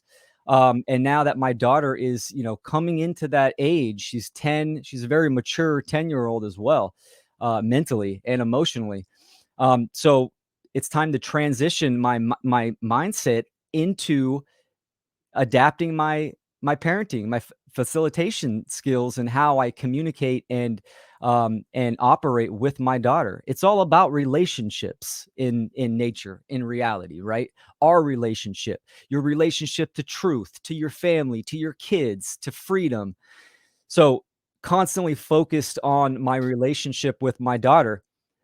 My rules of engagement for children is never lie to your children. I've told my daughter brutal truths and she's sucked them up. She can handle some deep stuff. Um, and just explaining stuff to her and asking her questions, because kids will tell you if they don't know or they're interested in something. This is why there is the quest phase of childhood, the why stage, where they ask you all these questions, which I think in modern culture, it's seen as like an annoying time period. Oh, they're in the why stage. That's a golden opportunity for the trivium method and for, truth discovery. So it's about communication. It's a lot about communication. And my daughter, her relationship with me we're very close. So even, if there's personal stuff that's going on, she's very much open towards me. Of course, she has her mother that she's close with as well, but it's all about your relationship with your child. I'm in a co-parenting situation, so hey, that gets tough for sure. And I get a lot of emails about that type of situation. But again, it comes down to your relationship, not Right. the other parent and what they're doing. Of course, initiating communication and trying to agree upon principles is very important. But still, what is the relationship that you have with your child?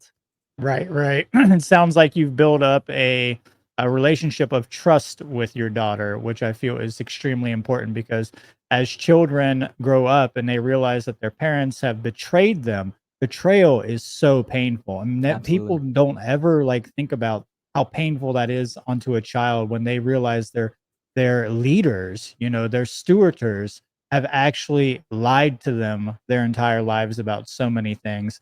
And it creates you could just say a discordianism between you and your parents. There's Absolutely. discord there and there's going to be chaos because of that, and you cannot put your faith into your parents because of that. And that's why I really like your work, because you're approaching the children, and that's where it really does need to go, is to the children. And that's why like it's so simple. A child can understand it, or even adult children can understand it. That's the great part about it, being Yeah. simple, is that the adult children can really understand it too. Because unfortunately, a lot of people are stuck in the adolescent phase in their mind and spiritually, you know. So Yep. they are arrestedly developed. You had mentioned epigenetics. It's something I wanted to bring up in the conference, but I didn't see anybody else bring it up. So you mentioned epigenetics, and I have a little theory that I would just like to throw on the table here, which is I think we've been epigenetically conditioned to accept slavery over thousands, tens of thousands of years. And that is one of the reasons why it's so difficult for a lot of people to get out of it. What do you think about that? Oh, I agree 100%. Absolutely. This is getting into a lot of people's work that talk about healing that ancestral trauma that Mm. has been passed down, right? We have this just through consciousness itself, passing down wisdom and information and conditioning and programming. So absolutely, since, going back to genetic modification, original sin, which I look at sin as separation in nature, right? That intervention theory, the intervention time, where yes, through repetition and programming and conditioning, we are stuck in this liminal space of acting like slaves and believing that slavery is legitimate. And it's something that we need to break. And this is why epigenetics is so important, because it's all about consciousness. And it's stating that consciousness is prime, not matter, right? And that we can have an effect on our genetic expression through our mind and our consciousness. It's a potent topic, very important. Yes, I would highly recommend Bruce Lipton for the topic. He wrote a great book on this. He's written many books on it. I know you have a beautiful dog there, just like me. The dogs are she's rolling always at her around. feet. Yeah, they're like, "Hey, what's up?" They always have great Yes, timing too, right? I know, don't they? It's so funny. So when it comes to conscience, how do you approach somebody who obviously has a broken conscience, and what would you say to somebody trying to help somebody with a broken conscience? What would be a tip for that? Good question. I think there's some factors that come into play. If there's, actual physical, brain damage, would be one factor. Again, I still think there's, potential solutions even in that realm. But one thing that we need to understand is that people don't know their neighbors. They don't know people in their community. When you're in a communal level, it's very intimate, meaning that people they act different, right? It's very different from how it is now, where people just are on social media and just spitting out all types of malarkey and they don't care. When you're actually in a community, everyone is involved, right? Because it's right here. It's a part of you. It's an extension of yourself. And that's another thing that's, we're disconnected from having that that harmony in nature, is the communal aspect, which was a huge section of rites of passage. It was, one half was becoming an adult, becoming an individual, a moral individual that exercised conscious and has that accountability and responsibility, but also for the community. This is why, mostly men were taken away from the community out into nature on their own to disintegrate the loose energy of power, right? To show them that you are not the supreme authority, nature is. So there's this powerlessness that has to be experienced in the male aspect. And then they're, after they go through the initiation, then they're back in the community, and it's more of a communal aspect. So it's always about moral education in my book, like where we're at today. A lot of programming and conditioning is being played out. Generational mind control, I talk about this.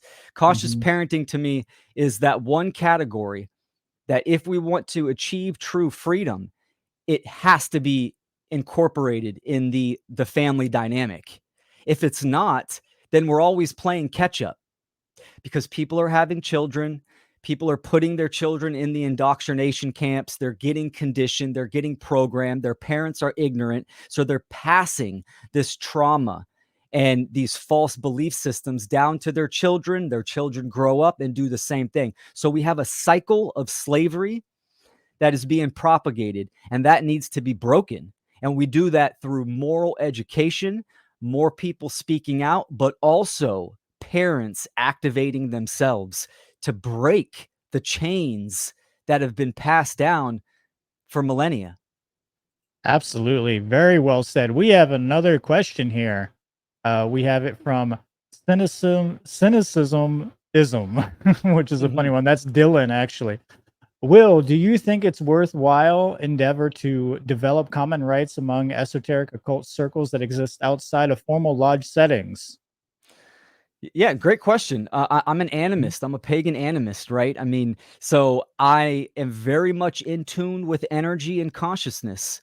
This is the this is the lens by which I perceive the world. I'm always looking at everything from a level of consciousness and energy.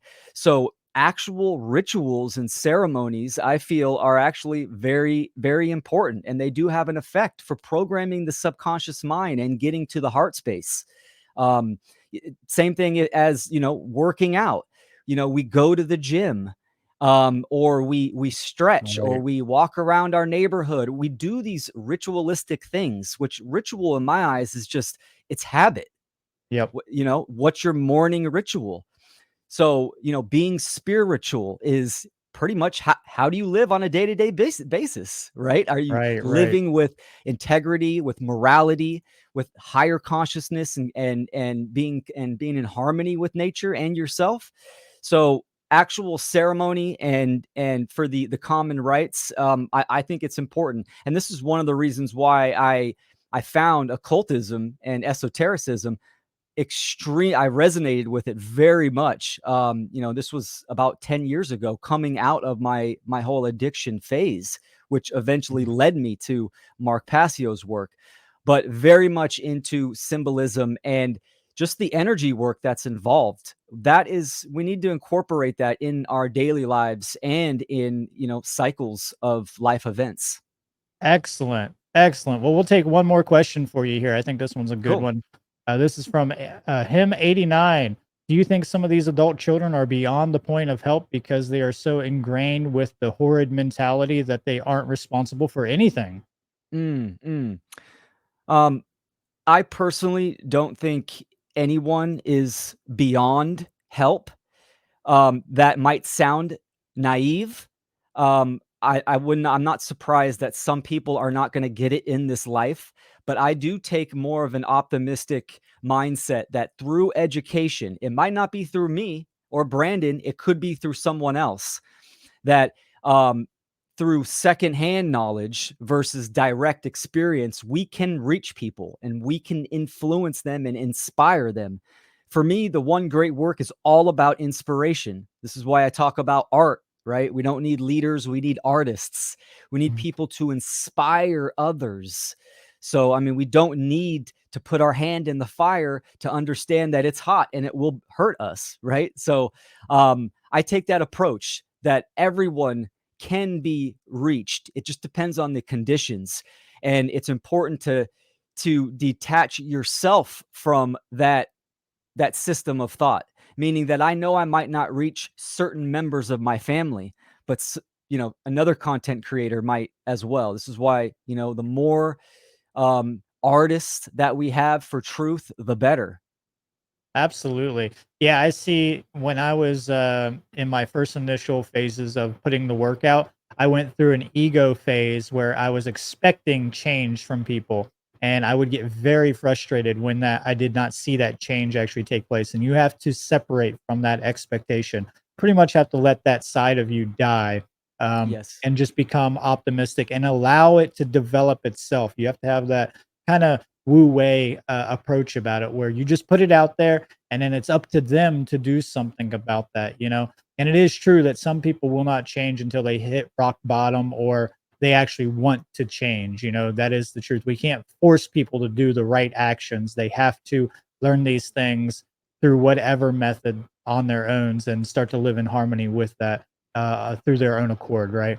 So I think that's Absolutely. I think what you said is very, very well spoken, and your presentation was great. Thank you for your contribution, Will. Much Always. love, and thanks for all the work. And if anybody wants to support Will, make sure to check out his website. It will be in the comments. I would say give his channel a like, a subscription, share it, get in contact with him if you want to ask any more questions about any of these topics. So thank you again, Will. Thank you so much, man. Thank you, brother. And thanks to all the viewers and all the support. Appreciate you all. All right. Will's such an amazing guy. Love that guy. Oh, man. Well, I hope you guys are ready. Sorry we can't take more questions, but we are really, really behind. I think Will was supposed to go on like an hour ago, or 2 hours ago, technically. So we have the one and only, not that we're all not one and onlys because we really are, but we have the one and only Mark Passio coming up next. And I'm pretty sure most of us are familiar with Mark Passio, but just in case you're not, he is a multi-talented anarchist and freedom activist hailing from Philadelphia, Pennsylvania.